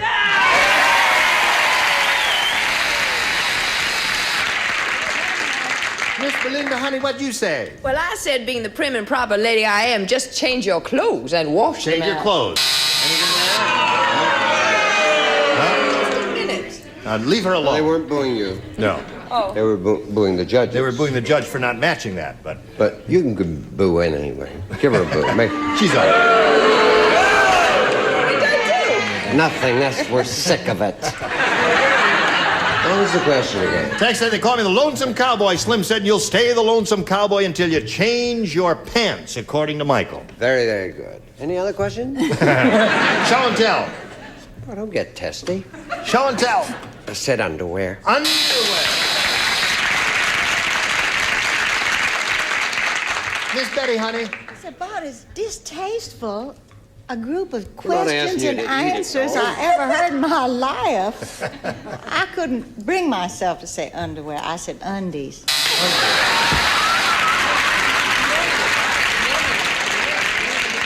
Okay. So there is your second round question. And now, Sandy, we've got this one for you. You've got to match 2 to tie, but 3 could win a game for you. Are you ready? Everyone plays. Jack said, I just got a cut-rate heart transplant. Instead of a regular heart, they gave me a chicken heart. That's terrific. The only problem is I can't stop myself from blanking. Got it.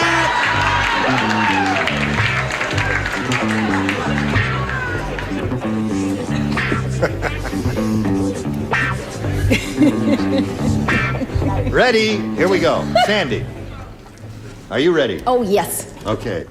Jack said, I just got a cut-rate heart transplant. Instead of a regular heart, they gave me a chicken heart. Now, it's terrific. The only problem is I can't stop myself from blanking. Clucking.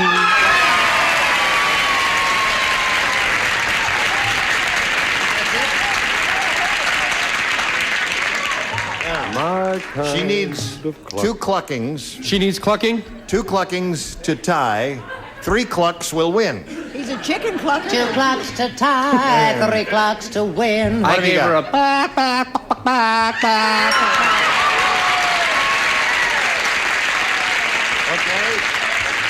I'd never like to let people down, and there is a choice of whether it's clucking or cackling or...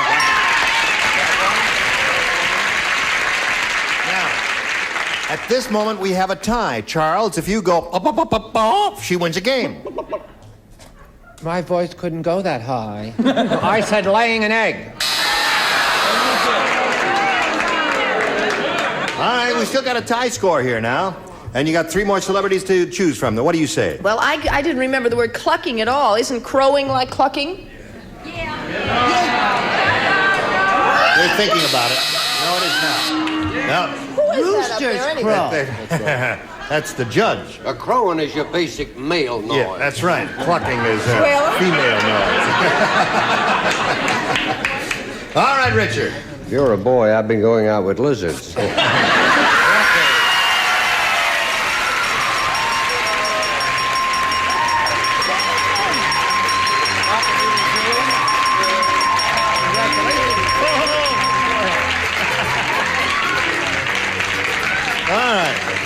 Sandy, you stand by for a moment or so there. We've got to say goodbye to Michael Gazen here. It was a pleasure meeting you, sir. Thank you. We've got some gifts for you, Michael. Thank you. Good luck to you in your legal career. Thank Michael Gazen there. While we're spinning him off, we're going to spin these messages for you. I was just wondering where this lady lives. Where do you live now, lady? In Sylmar. Where is that?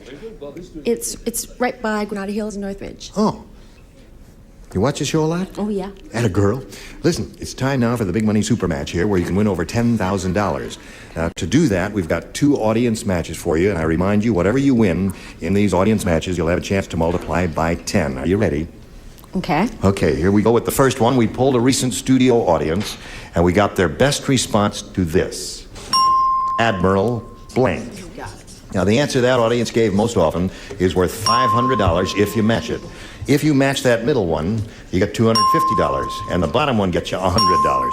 3 of our celebrities are permitted to assist here. Whom do you call on? Brett. Admiral Byrd. Byrd. Is that a good answer? I suppose. I don't know. Why are you looking like that? Richard. Present. Admiral blank. What did you say? I'm sorry, I was sleeping. I said Admiral blank. Oh, that's very good. Anything else you want to say to me? Oh, well, of course. When Richard draws a blank, he says, "Oh, present." Well, here. I was not drawing a blank at all. You're drawing a blank now. Well, of course. Now, all right, quick, give me an answer now, quick. I can give you a million of them. Sure. Halsey, Perry, I can give you all those. No, give me I'm one. trying to think of a good one. Oh, I see. Admiral Color Television. That might be a winner. I don't think I've ever drawn a blank. I will now, just a second. That is a blank. Are you kidding me? Is that your answer, Admiral Color Television? I happen to think Bird is the winning answer, so I'm now giving another choice. I see. Just a second. Okay. Now perhaps you recognize me. All right, you got one more. Okay, Charles. What do you say? The Admiral and the Lady. What? Watch it get very popular. TV. You want to see it get popular? Go get it tomorrow. It's a filthy book. All right, so you got the Admiral and the Lady, Admiral Color TV, and Admiral Bird. You want one of those, or have you got a better idea, Sandy? I'll take Bird. Okay, Admiral Bird is the one she's got, one that Brett gave. Sandy, but remember what I told you, please. Yes, all right. Here we are looking for Admiral Bird, and let's go finding him now as we get on our boat and look down there under the $100 response. Halsey. Did I mention him? You mentioned him. Worth Yes. every penny. Right. Admiral Bird, sir, are you under the $250 response?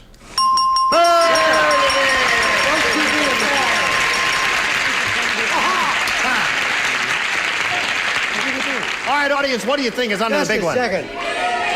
Admiral TV? Now, don't embarrass me. I don't want Richard to be right on this thing. Admiral and the Lady, Charles. Admiral Perry, that's not bad. I am prepared to wager for charity, it calls. $1? $1. I'll bet you a buck. I'll bet you. I don't care any money on me. I make change. No. I'll make change for the little lady. No, you won't. Get your head out. You made change the day you married Ellen. Must have killed enough time now. Unless you have $1, sir, I'm not wagering. Earl, are you in there? It's worth 50 cents to me, Earl. Earl, if it comes out Admiral Color TV, you're in a heap of trouble. I can stall a little if you want to change it. All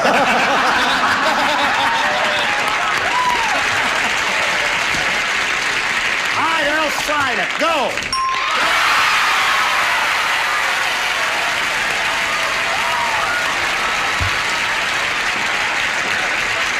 Earl, you're fired. Pick up your hammer and your saw and your nails and get out of here, Earl. Earl. God bless you, my boy.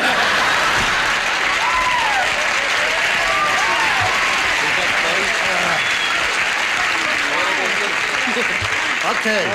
Sandy, you won $250, which means that the least you'll be playing for is 10 times that amount, or $2,500, okay? And now, we got to do the next one, right? Earl, are they all changed? Okay. We polled another studio audience, and we got their best response to this. Fool's blank. Ooh, I got it. Whom do you call on here? My dear, I see it vision here. Richard. Paradise. Fool's Paradise. Don't worry about that applause. All right. They sneered when I gave them TV. Dick Gautier. Fool's Gold. Fool's Gold. And Betty. Betty, what do you say? I love those other two. Wait a minute. Da, da, da. No. Fools. Rush in. I know, but it's a rush in or fall in love. Fools fall in love. Fools rush and a in. lady. Fools Rush In, Fool's Paradise, and Fool's Gold are the three. Sandy, do you want one of those? All have gold. Fool's Gold is what you're looking for. Sandy, All right. Fool's Gold is what we want. Let's find out where it is and if it's up there at all. Is it under the $100 response? Ta-da. Fool's Rush In is one that Betty gave you. Angels All right. We got the idea, Brett. Come on. Fool's Gold, is it under the $250 response? Fool's Paradise. I had a duplex there. 2 out of 3. Admiral TV. All right. Here it is. The $500 response.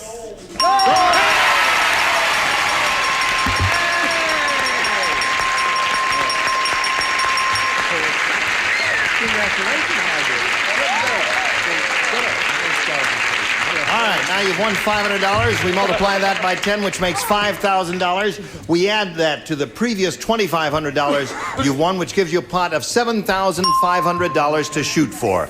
To collect, you've got to match one of our celebrities head-to-head exactly. Which one will it be? Brett.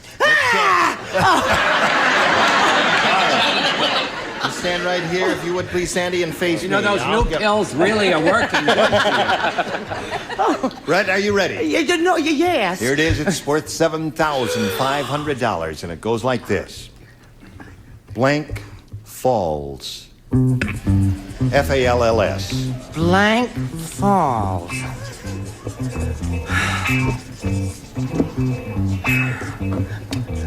I think Keep I've breathing got hard.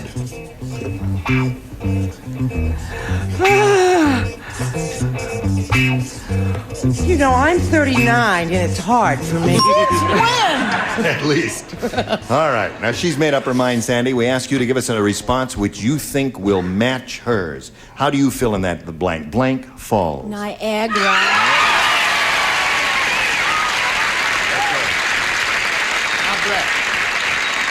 For $7,500, she says Niagara Falls will match you. What do you say to that?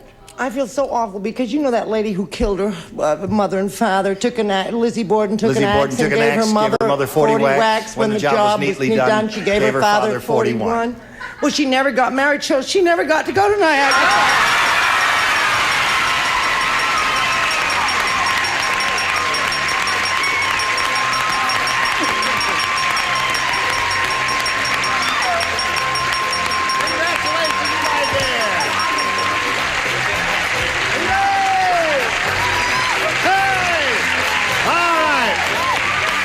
Pause for this message now. You come right back.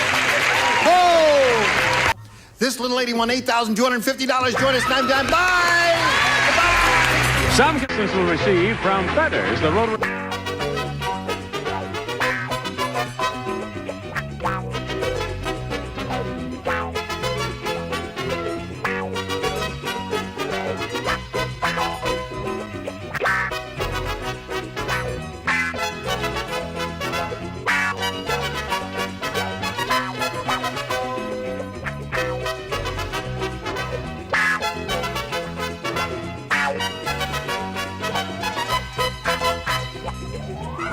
Castrol lubrication for cars, motorcycles, and snowmobiles.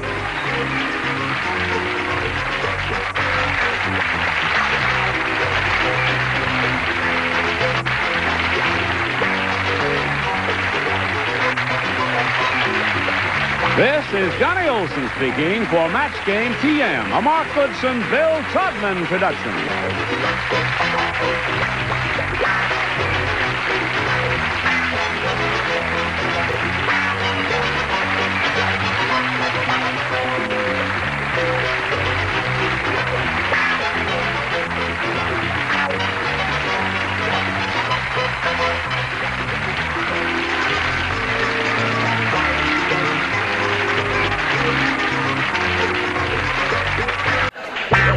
Get ready to match the stars. Clifton Davis, Brett Summers, Charles Nelson Riley, Rona Merritt, Richard Dawson, and Betty White as we play the star-studded Big Money Match Game 75.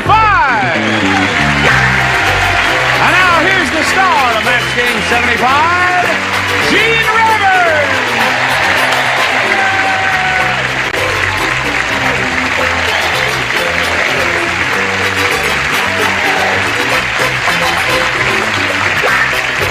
Hello, Johnny Olson.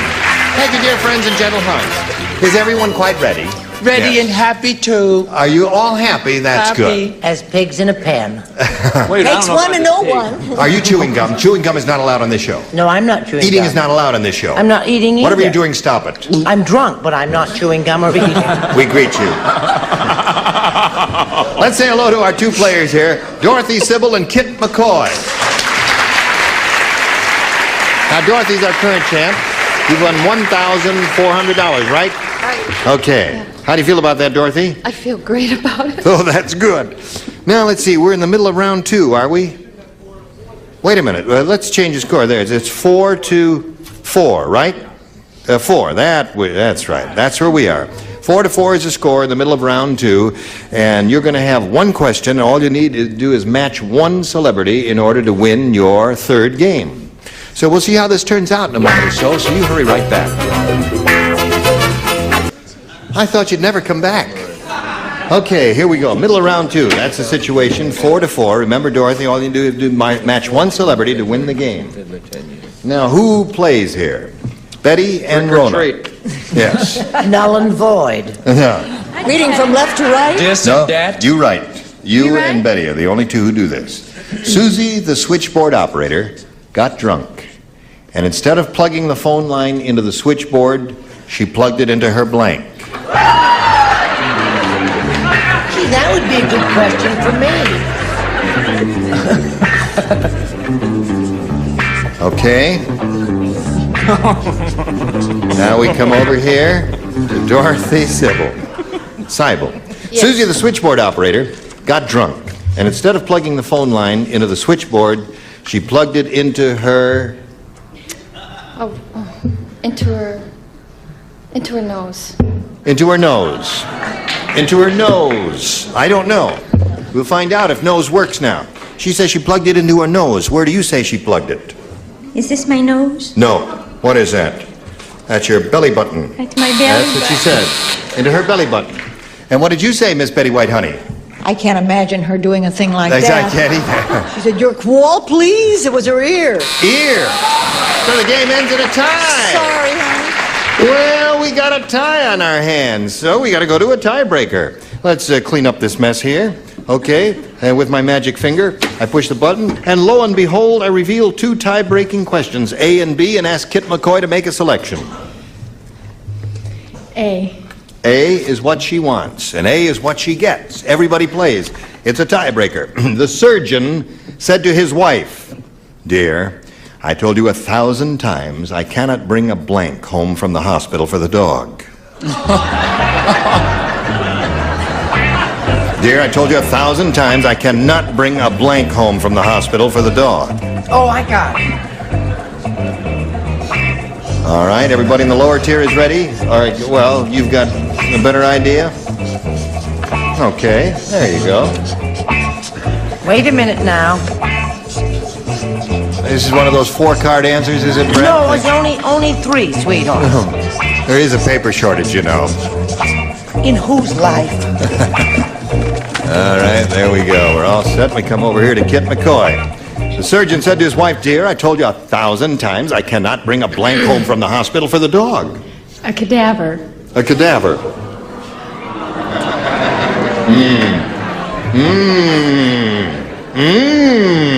What do you say, Clifton? I have 2 Great Danes. Now, they might dig a cadaver. But most dogs dig the obvious bone. A bone. Okay. Brett, what'd you say? I think you made fun of me earlier on about my long answers. Right. But I believe that this is going to work. Score for the this lady, is it? Yes. Yes. If you can ever... No, thank you. I don't need your rotten help. Where were you when I needed you? I said a bunch of human bones or a skeleton.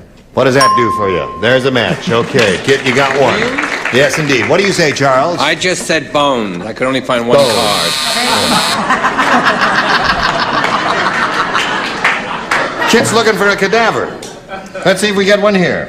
I should have stuck with the original one, but I didn't. What was your original one? Well, a body or a cadaver. Oh, you threw that away? Yeah, and then I you put down? figured you had to go for a bone. Yeah. I got the bones from the cadaver. Oh, you get the bones from the cadaver. Is that the way it is, Kit? Oh, you carve things up, Yes. too. This California life is strange. That's right. Richard, what do you say? I told you 1,000 times, dear, I cannot bring a blank home from the hospital for the dog, and she said a cadaver.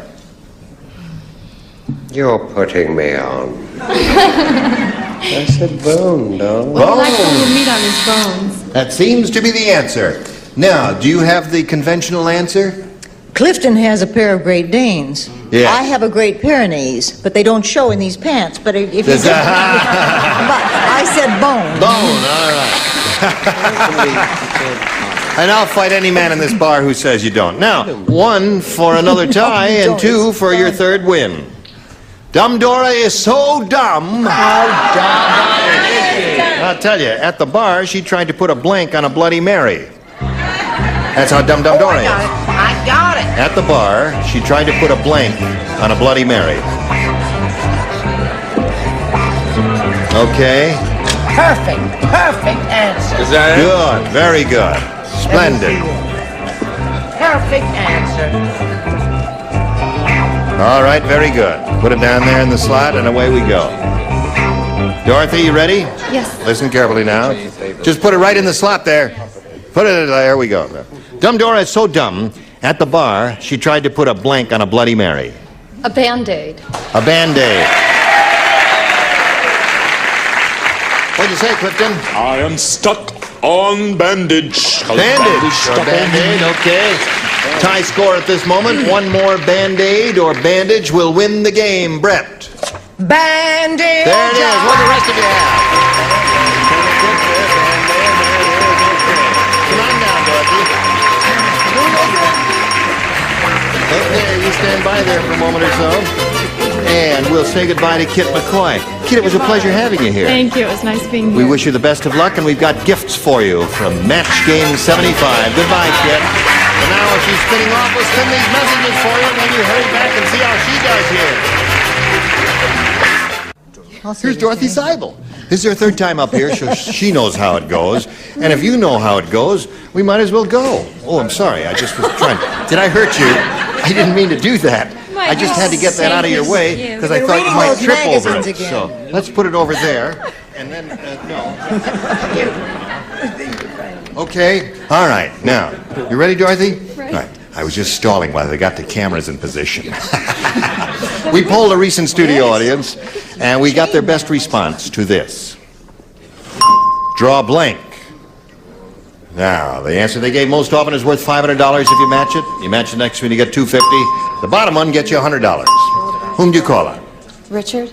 Richard. Drawbridge. Drawbridge is one. Okay. Clifton? Draw poker. Draw poker. And Rona? Rona? Draw a line. Draw a line. All right. Draw bridge, draw a line, draw poker. Have you got an idea in your head, or does one of those sound good to you? No ideas in my head. I'll go with draw poker. Draw poker is the one she wants. Let's find out if it's up there. Okay, that's the answer that Clifton gave you. Let's see if it's under the $100 response. Drawstring. Yes, okay. No drawpoker there. Strange group here. Yes, it was a strange group. Drawstring nonsense. All right, we're looking for drawpoker. Here's a $250 response. Drawbridge. Okay, there's Richard's answer. Here's the last chance for drawpoker. Let's see if it's under there, under the $500 number. Drawpoker it is. Congratulations.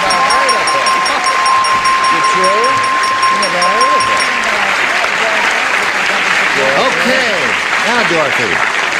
At this moment, you have an even $2,000. More important, you've added to your winnings, but you're going to play for 10 times $500 or $5,000. Now, to collect, you got to match one of them head-to-head. You've been here before. You know how it goes. Choose one. Oh, this is very difficult.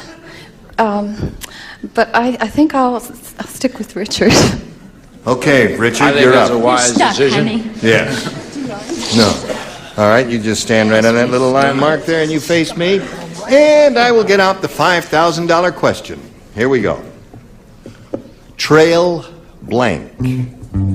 Trail blank. Trail blank or trail blank.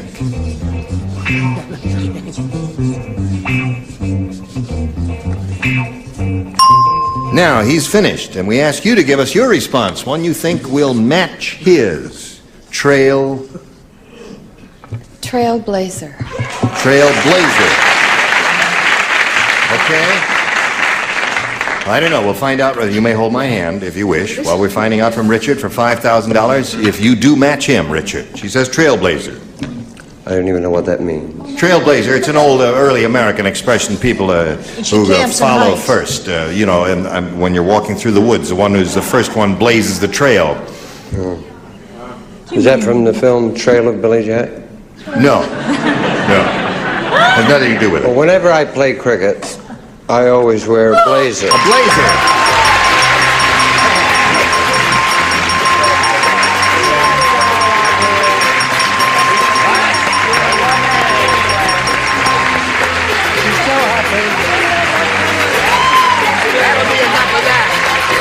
Give us a call in the morning. Okay. The more money you win, the more tissues you get. Oh, I'm sorry. There you are. Cheap America. Same to you, fella. Okay. I love your box. Listen, Dorothy, you got $7,000 right now. And you're going to play another game, so let's welcome Terry Richardson.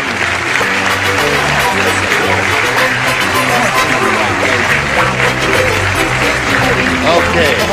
Now, Dorothy, do you want to climb back on the merry-go-round there and say hello to Terry Richardson? As we say hello to Terry Richardson, welcome him to the program. Thanks, sir. And ask you to tell us a little bit about yourself. Well, I'm an airline pilot. Yeah? I'm married, been married all my life. Have 2 children. My wife's sitting out here watching us. Now, wait a minute. You've been married all your life? What? At least. Hope your wife isn't watching. Is your wife here? Yes, sir. Yes. She's sitting out there in the Not second row. anymore, She's sitting next to the lawyer down there? Is that Yes, your wife? uh-huh. Yes, of course. Okay, no, where is? Would you raise your hand, please? There. Where is she? The second seat in? Row with the lime. Hello there. Okay, nice to have you with us, Mrs. Richardson. And you fly around the country, around the world, or Around the country, mostly. around the country? Yeah. All right. little We bit wish you the once in a best of luck, Terry. Thank you. And shall we begin? Are you, Dorothy? Are you ready? Yes. You know, we've had all kinds of winners on this program, but we've never had a weeper before, have we? People to just cry for joy, as Dorothy is doing there. Have you got enough Kleenex? Thanks to Charles. Yes, Charles. Winners, Here. winners. Your winning card. All right, I'll just bring the whole thing over there. There's the winning card, the one that got you the $5,000. There's your Kleenex. We'll hide it back there so no one knows there's Kleenex there, you see. All right? Okay. Now, shall we begin? Terry, it's up to you. Do you want A or B here? I'll try A. A? New game, everybody plays. Nancy Newlywed said, I think I've got a problem with my new husband. Instead of carrying me over the threshold, he carried his blank over the threshold. Good. I have a perfect answer for that. All right. I have one, too. Right. Bottom tier is ready. And here we go with the upper tier. What's that? Say it again. Oh, yes, while we're waiting. Following this show, my wife Helen and I are on Tattletales. So what? Having the You went time on of our Tattletales with lives. somebody else? No! Well, I might do it with you sometime. All right, Terry. Gene, are you married? Yes. You no good animal. Quiet. You weren't going to say anything. You. Stop it. Shh. Quiet. Shh. And Betty, you told me People may be watching. I do. Okay, here we go, Terry. Nancy Newlywed said, I think I've got a problem with my new husband. Instead of carrying me over the threshold, he carried his blank over the threshold. Carried his mother. His mother. He carried his mother over the threshold. That's a good answer. It's pretty good. You know, one thing about... You got a better one? Well, I mean, I may... I doubt that. I mean, you know, the terrible thing about being on a show called That's My Mama is that it opens up this whole world of the dozens insults, and everybody say, how's your mama? Yeah. You know, and it used to be a dirty thing. And I got to take it as being something good. Maybe you will, too. Mama! Oh-ho, there's one for Terry. All right. Yes, Brett, what did you say? Does Terry's wife have a good lawyer now that she's getting a divorce? I guess so, sure. I said, Mommy. Mommy, 2 for Terry. Charles? Gene, I'd never let a pilot down. Mother. All right, that's 3 for Terry. I'm glad you wouldn't, Chuck. How about you, Rona? Do you realize that I'm the only strange one in this group? Oh, we've known that. That's why we got you. Yeah. We said, let's get 5 celebrities and 1 weirdo. And that's how you got booked on the show. That's it. What have you got? What there? is a man's best friend? Dog. That's right. His dog. Oh, but now that's a very logical answer. You should see his mother. I don't think you're a weirdo at all. You should see his mother. See his mother. Oh, Betty. All right, Richard. Instead of carrying me over the threshold, he carried his mother over the threshold, according to Terry Richardson. Well, when I did get married, it was a long time ago, but Yes. I carried my bride over, and then I carried her mother over. There's nothing unusual. Oh, really? Now, when my brother got married, Yes. he really worried his wife. He carried the best man over the He carried the best man over. Oh, yeah. Well, that We're would... both very happy now in Omaha. That would give a woman pause, wouldn't it? It certainly would. And make her a little nervous, wouldn't it, Betty? It certainly would. Yeah. So I just went for an absolute on-the-money match. Mother. Mother! Okay, 4 for you. He's starting off great. We'll see if you're going to continue your winning ways after this message. Ready? Here we go. Dorothy, are you ready? All right, this is your first rounder. Frank said this. He said... Frank who? Frank anybody. Could be Sinatra. George, Bill, John, who, I don't know. You know how to No. hurt a person. Gorshin? Frank said, I saw the strangest thing along the highway today. There was a regular road sign that said, caution, deer crossing. Then a teeny, teeny, tiny sign that said, caution, blank crossing. I hate that question. Now I want it repeated immediately to see if I like it any A better. teeny, tiny sign that said, caution, blank crossing. A regular sign on the road that said, caution, deer crossing. And then a teeny, teeny, tiny sign that said, caution, blank crossing. You see? Oh. Got the idea? Yes, but I still hate it. You still hate it. All right, Tallulah, you can hate it. Chuck, you're finished, right? Okay. It was very good. How is it very weeny, teeny? Oh, teeny, weeny, tiny It was sign, very yeah. teeny, weeny, Oh, tiny. tiny, weeny, teeny, weeny, tiny one. That's a teeny, weeny sign. Come on, Brett. Brett. Well, I finally came up with the You right see the answer. dingbat over there holding a sign that says speed up, and you're does that fiddling say around here? there. You can't even read it. I'm telling you, it says speed up. You know backwards All that's right. poo deeps. Yes. Dorothy, Frank said, I saw the strangest thing along the highway today. There was a regular road sign. Are you listening to me, Dorothy? I'm listening. And a regular road sign that said caution, deer crossing, and then a teeny tiny sign that said caution, blank crossing. Ant. Ant crossing. Okay, Clifton. That's a good answer. I'm sorry, I came from the Annette Funicello group. Mouse crossing. Mouse crossing would be good. That's a small animal, a small sign. Brett? Well, first I had roach crossing, then I put mice or mouse. Then I finally went with elf. Elf crossing. Okay. Chuck? Boy, that was a fabulously interesting story. I said mouse, I'm sorry. All right. Dorothy is looking for an ant crossing, a teeny tiny sign that said ant crossing. What do you say? If you give me 43 exclusives in the next year. Ant is one for you, Dorothy. All right, Richard? I was going to say uncle crossing, but I said aunt. Ant crossing. There they are. That's an American joke. That's two for her. And you, Betty? I can't. Gotta go. The bottom row, I said ant crossing. Ant crossing. There it is. So at this moment, it's 4-3 in favor of Terry, and we got a tight game going. But right now, we got this message going for you. Now, listen, friends. Next time we get together, these are the celebrities you will see on this very stage. Edward Asner, Brett Summers, Charles Nelson Riley, Julie London, Richard Dawson, and Fannie Flagg. You were all just splendid. Thank you all. Gene Rayburn here, Match Game 75. Join us next time. Goodbye.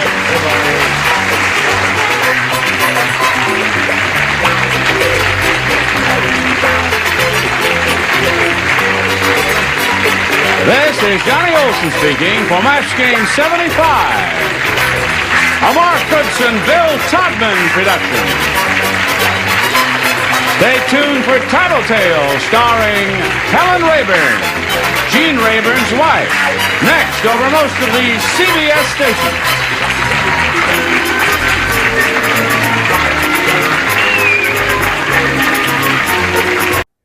0618. Take one. Get ready to match the stars. Dick Martin, Brett Summers, Charles Nelson Riley, Jody Donovan, Richard Dawson, and Fannie Flagg as we play the star-studded Big Money Match Game 75. And now here's the star of Match Game 75, Gene Rayburn.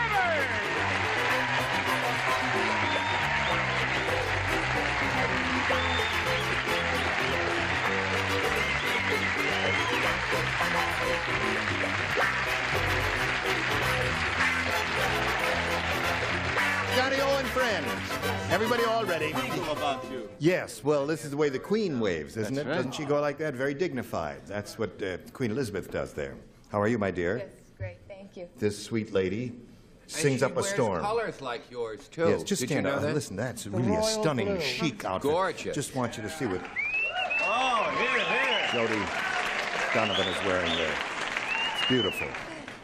Isn't it a shame about her body? Yes, but we're going to send her to camp next summer and fix it all up. Her body is exactly like yours. Yes. Only give it back. You're wrinkling it. Let's say hello to Doris Dean. Doris Dean, how are you? Fine, thank you. How much money you got? $29.50. $29.50. That doesn't sound like much, Doris. I said, how much money you got? She says, $29.50. I know, I can't Sounds think at like this point. Bloomingdale's basement.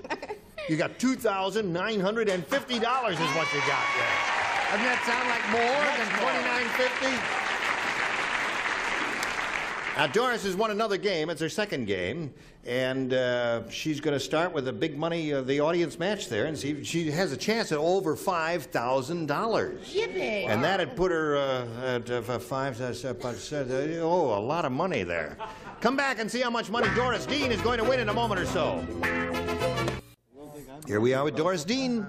She's got $2,950, going to try for over $5,000 now.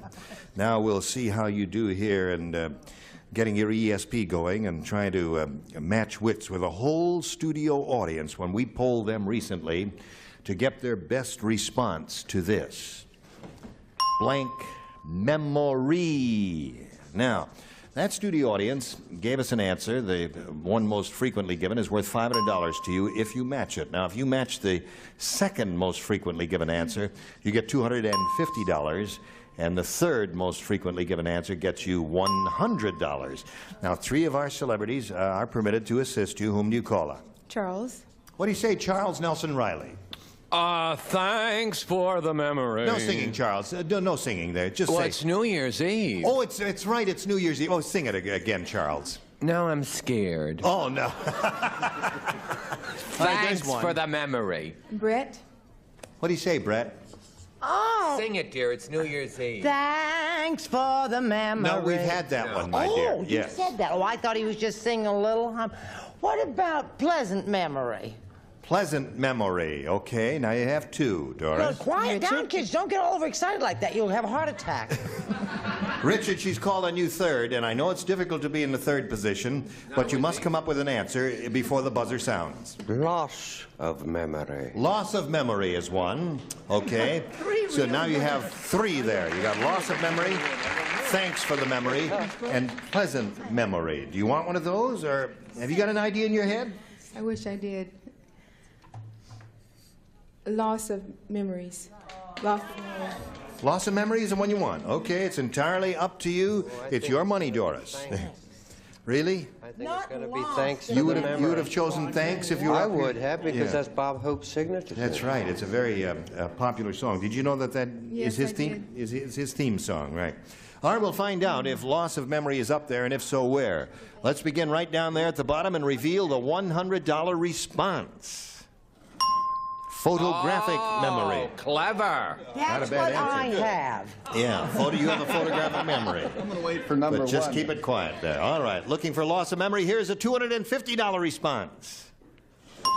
Bad memory. Hey, now, what are the answers that have come up so far? Well, here's the last chance for loss of memory. May we see the $500 number? Thanks for the...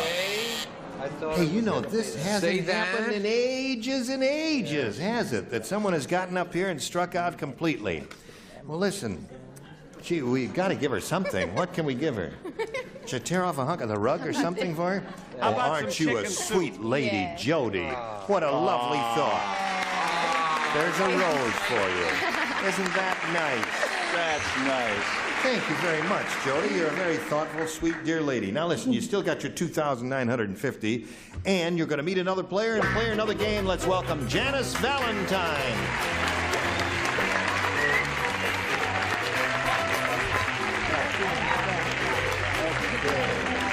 Hi, Janice. You know Doris. So you're Janice Valentine. I am. How do you do? I've always wanted to meet Janice Valentine, haven't you? Yep. Yeah. Now, tell us about Janice Valentine. I grew up in Salem, Oregon.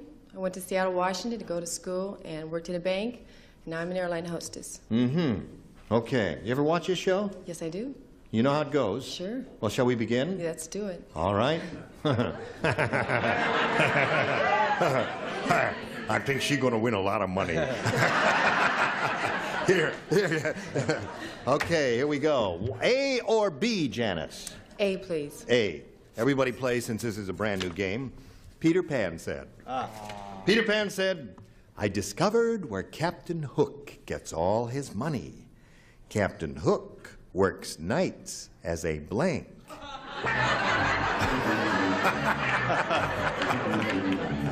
I got it. Why not? Captain Hook works nights as a blank is what Peter Pan said. Yada-dum-dum-dum. Yada-dum-dum. Very good. Put it right in the slot there. Splendid. Okay. As soon as she's finished, we'll come over here to Janice Valentine. Peter Pan said, I discovered where Captain Hook gets all his money. Captain Hook works nights as a meat hook in a locker. A meat hook. A meat hook. Really? Captain Hook works nights as a meat hook. Okay, meathead, what do you say? I was going to say blackjack dealer, but I thought that was bad taste. That's right. So I put as a topless dancer. Captain Hook worked. All right. Brett, what do you say? I believe I have the definitive answer. I'll bet you do. For the first time in 2.5 years, I most assuredly have. It's what Fanny does on her weekends. Captain Hook works as a hooker. As a hooker! Right? Isn't that a myth? Did you think of that, Janice? No, obviously not. Yeah, you did not think. Oh, no, I just thought you may have thought of it and rejected it as a possibility. And you, sir? Did you know where the hooker got its name? Seriously. No. Where? No. It's true. General Hooker used to supply girls to the troops, and they were called Hooker's girls. I bring all this out in my book, Gene, called The Happy Hooker. I see. So you're the one, eh? Okay. We are looking for a meat hook, an unlikely possibility, but we must continue the search because that's what the rule says. I have another hooker. I'm You sorry. have another hooker? No, that's a hooker, I think. Sorry, there's not enough of those to go around. Right. That's a very good answer, though, yes. And you, Richard, Son of Hooker. Son of Hooker, so. And a lot of hookers. And what do you say? I started to say meat hook. But I said potholder instead. Potholder. I got confused. Yeah, well, that was kind of the same wavelength that Janice was on there, something to, hang something on. So, we'll get to you in a moment or so, but right now we got to get to this. Now we're in the middle of round one. Janice has had her question, did not match any of our celebrities. Let's see how Doris does with hers. The Army sergeant said, he says, I don't think that new recruit is going to make a good soldier. He's got his blank hidden in his duffel bag. I don't think that new recruit is going to make a good soldier. He's got his blank hidden in his duffel bag. You know what a duffel bag is? I know what a duffel bag is. You were never in the service. A duffel bag is a big tubular piece of canvas, and you put your shoes and your extra uniforms and everything, and it's a thing you carry on your shoulder when you go from camp to camp. Okay. That's a duffel bag. Big thing. It's about so big. About so round. He's got his blank hidden in his duffel bag. Everybody ready up there? Okay, here we go. Come on, Jody, dear. Okay. Doris Dean, the Army sergeant said, I don't think that new recruit is going to make a good soldier. He's got his blank hidden in his duffel bag. Rifle. Rifle? Mm-hmm. Rifle? They always turn against me. They're turning against you, Doris. Right up there and with not me. without cause. What'd you say? Oh, that'd be the third or fourth thing. I said he had his girl. Right. Sure. That's the the thing to logical hide a girl in a duffel bag. What do you say? He didn't have his girl because he didn't have a girl. Oh, too bad. He had his little mommy. His mommy. That's enough. Oh, yeah. Very good. I want my mommy, Charles. I took a whole other route. Yeah. You weird. I said false eyelash.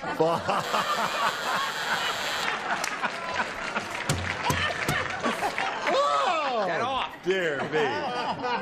Now, the Army sergeant said, I don't think that new recruit is going to make a good soldier. He's got his blank hidden in his duffel bag. I'm on the same route as Charles. I said ladies' clothes. His ladies' clothes hidden in the duffel bag?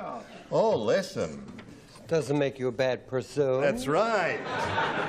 Now, what do you say he had hidden in that duffel bag? Just a basic black dress. Oh, yeah.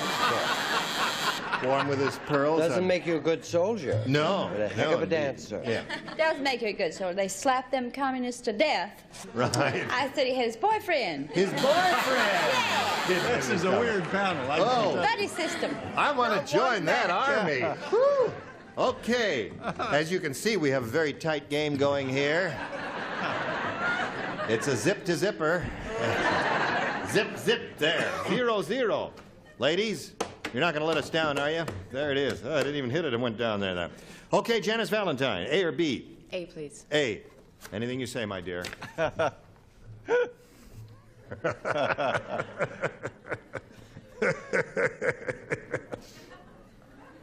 Cleopatra lost her blank on a barge.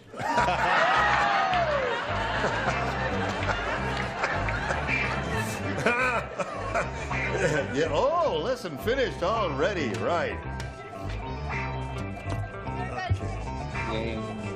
You're the last. Come on, fast. Okay, here we go with Janice Valentine. Janice. Cleopatra lost her blank on a barge. Should I ask you if I can say something? Yes, ask me.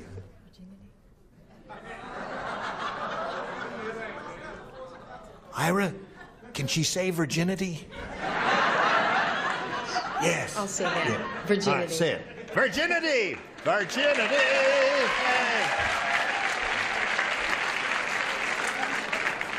Ha! Ha! Ha! Cleopatra lost that when she was 4. What did she lose on your barge? She lost her asp. Lost her asp. She lost her asp on the barge. Yes. She lost her asp in San Francisco. Yes, that's 2. Oh. Oh! Asp. Asp. Venomous, poisonous thing. She lost her asp on a barge. 4 asps. 4 so far. 4 times it's happened to her. Keeps English, losing her asp. You gotta love her for it. Yes, I do. The English version is asp. Asp, yes. Yes. That's 5 so far. Do you make it an even half dozen? I want to appeal to the judges. Do we get a prize? We all. We are. I'd like to bookends. Yeah. It did cross your mind, and you rejected that idea. Well, okay. Now, Doris, when we come back to you, you've got an easy job. All you have to do is match one celebrity, and it's all over, and you win the game. But first, we got to do this. Hello there. Ready? Yes. Okay. 1 to win. Here it is. Everybody plays. Yes. The plastic surgeon said to Shirley, Shirley, I've got good news and bad news. The good news is I made you a brand new nose. The bad news is I put it on your blank.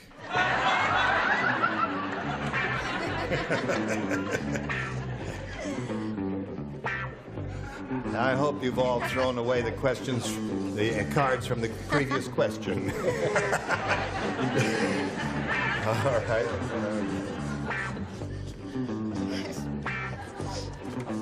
Okay. Well, that didn't take them long at all. Doris Dean, are you ready? The plastic surgeon said to Shirley, I've got good news and bad news. The good news is I made you a brand new nose. The bad news is I put it on your blank. I put it on your navel. Put it on your navel? Yes. Although that wasn't my first. May I smell your rose? No, you see, it's that. No. Oh, well, never mind. Hard room. Yeah. I put it on your navel, she said. That's the last thing I would think of. What'd you think of? I thought of the back of the navel. Oh. The back. Right. Put it on her back. Put it on her back. Yeah. Yes. Close. Close. Okay. Brett? Well, you'd have to get undressed to blow your nose. Gravy Marie stuck it right up there on her forehead. On her forehead, yeah. Yes, sir. Okay. Just could find it. It's a funny sight, In Charles. keeping with the exciting answers, Gene, and the pace of the show, I chose chin. Oh, yeah. Okay. I got good news, bad news. Made your brand new nose good news. Bad news is I put it on your navel, according to Doris Dean. What do you say, Jody? Jody. Another classy answer. Yeah, another? Derriere. Derriere. Shame. That was left over from the last question. From So was navel. So was navel, that's right. All right, Richard. I thought he placed it on her neck. On her neck. I think Listen, it if you looked don't rather match- nice. Yes, Joker. indeed. If you don't match this lady, we got a tie here. A zip-to-zip tie. I don't think that's ever happened here. Fanny? Hi. I'd like for you to read the question because I believe that I'm not a team player. I've got good news and bad news. Good news is I made you a brand new nose. The bad news is I put it on your... Bill. Bill.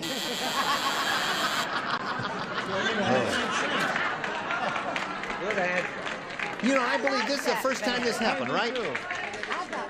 We've been on almost 3 years, and this has never happened, a 0-0 tie. Now, I didn't want to say we got 2 dummies up here, but we'll go on now to a 0-0 tiebreaker. What? Here we go. One question for each, and one who's supposed to be the winner. Janice. B, please. B it is. Everybody plays in the tiebreaker. Farmer Brown said, my champion hen is wonderful. She lays her eggs directly into the blank. My champion hen is wonderful. She lays her eggs directly into the blank. Finished. Okay, we'll walk back over here to Janice Valentine. Put it in the slot quickly, Brett. Here we go. Farmer Brown said my champion hen is wonderful. She lays her eggs directly into the... Egg carton. Egg carton. Very good. Looking for an egg carton, Dick. No, I'm afraid he put it directly into the pan. Into the pan. Brett, egg carton is what she I think wants. this is a match. There may be a small discussion. I said basket. Basket or egg carton, is that a match? Okay, Yeah. there's one for her, Charles. I said into the frying pan. Frying pan is not a match. Frying pan. Frying pan is not a match here. She's El looking for Pano. an egg carton. Pan. Carton. Carton. So that's 2 for her. Okay, that's 2 for her. And you stand by and you pay attention to this. Hello there. The reason we got a little bit of confusion here is because this is the last day of the year, and since it's called Match Game 75, we usually have some kind of a hoopla to go from Match Game... Charles! Now, wait a minute. This.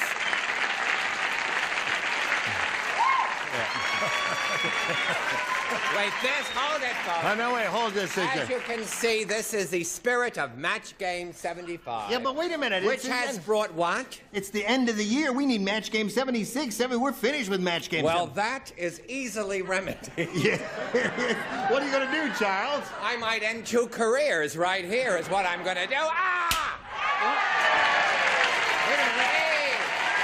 Match Game 76. If that doesn't work, yes, we can go to Match Game 77. Not yet. And if that don't work, jolly in on 78 to bring laughter to people everywhere. Now, where is the nurse? Yes.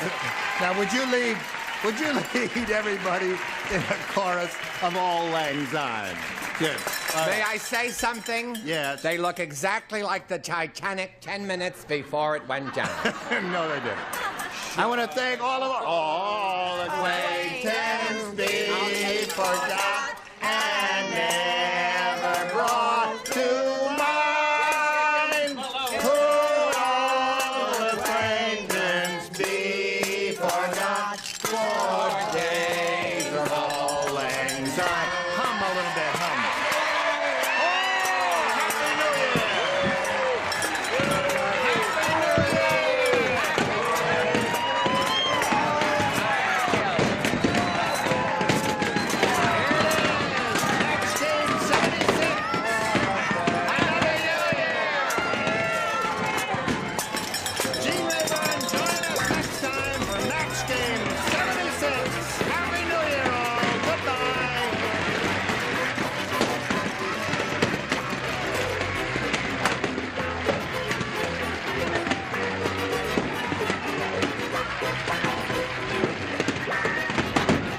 This is Johnny Olson speaking for Match Game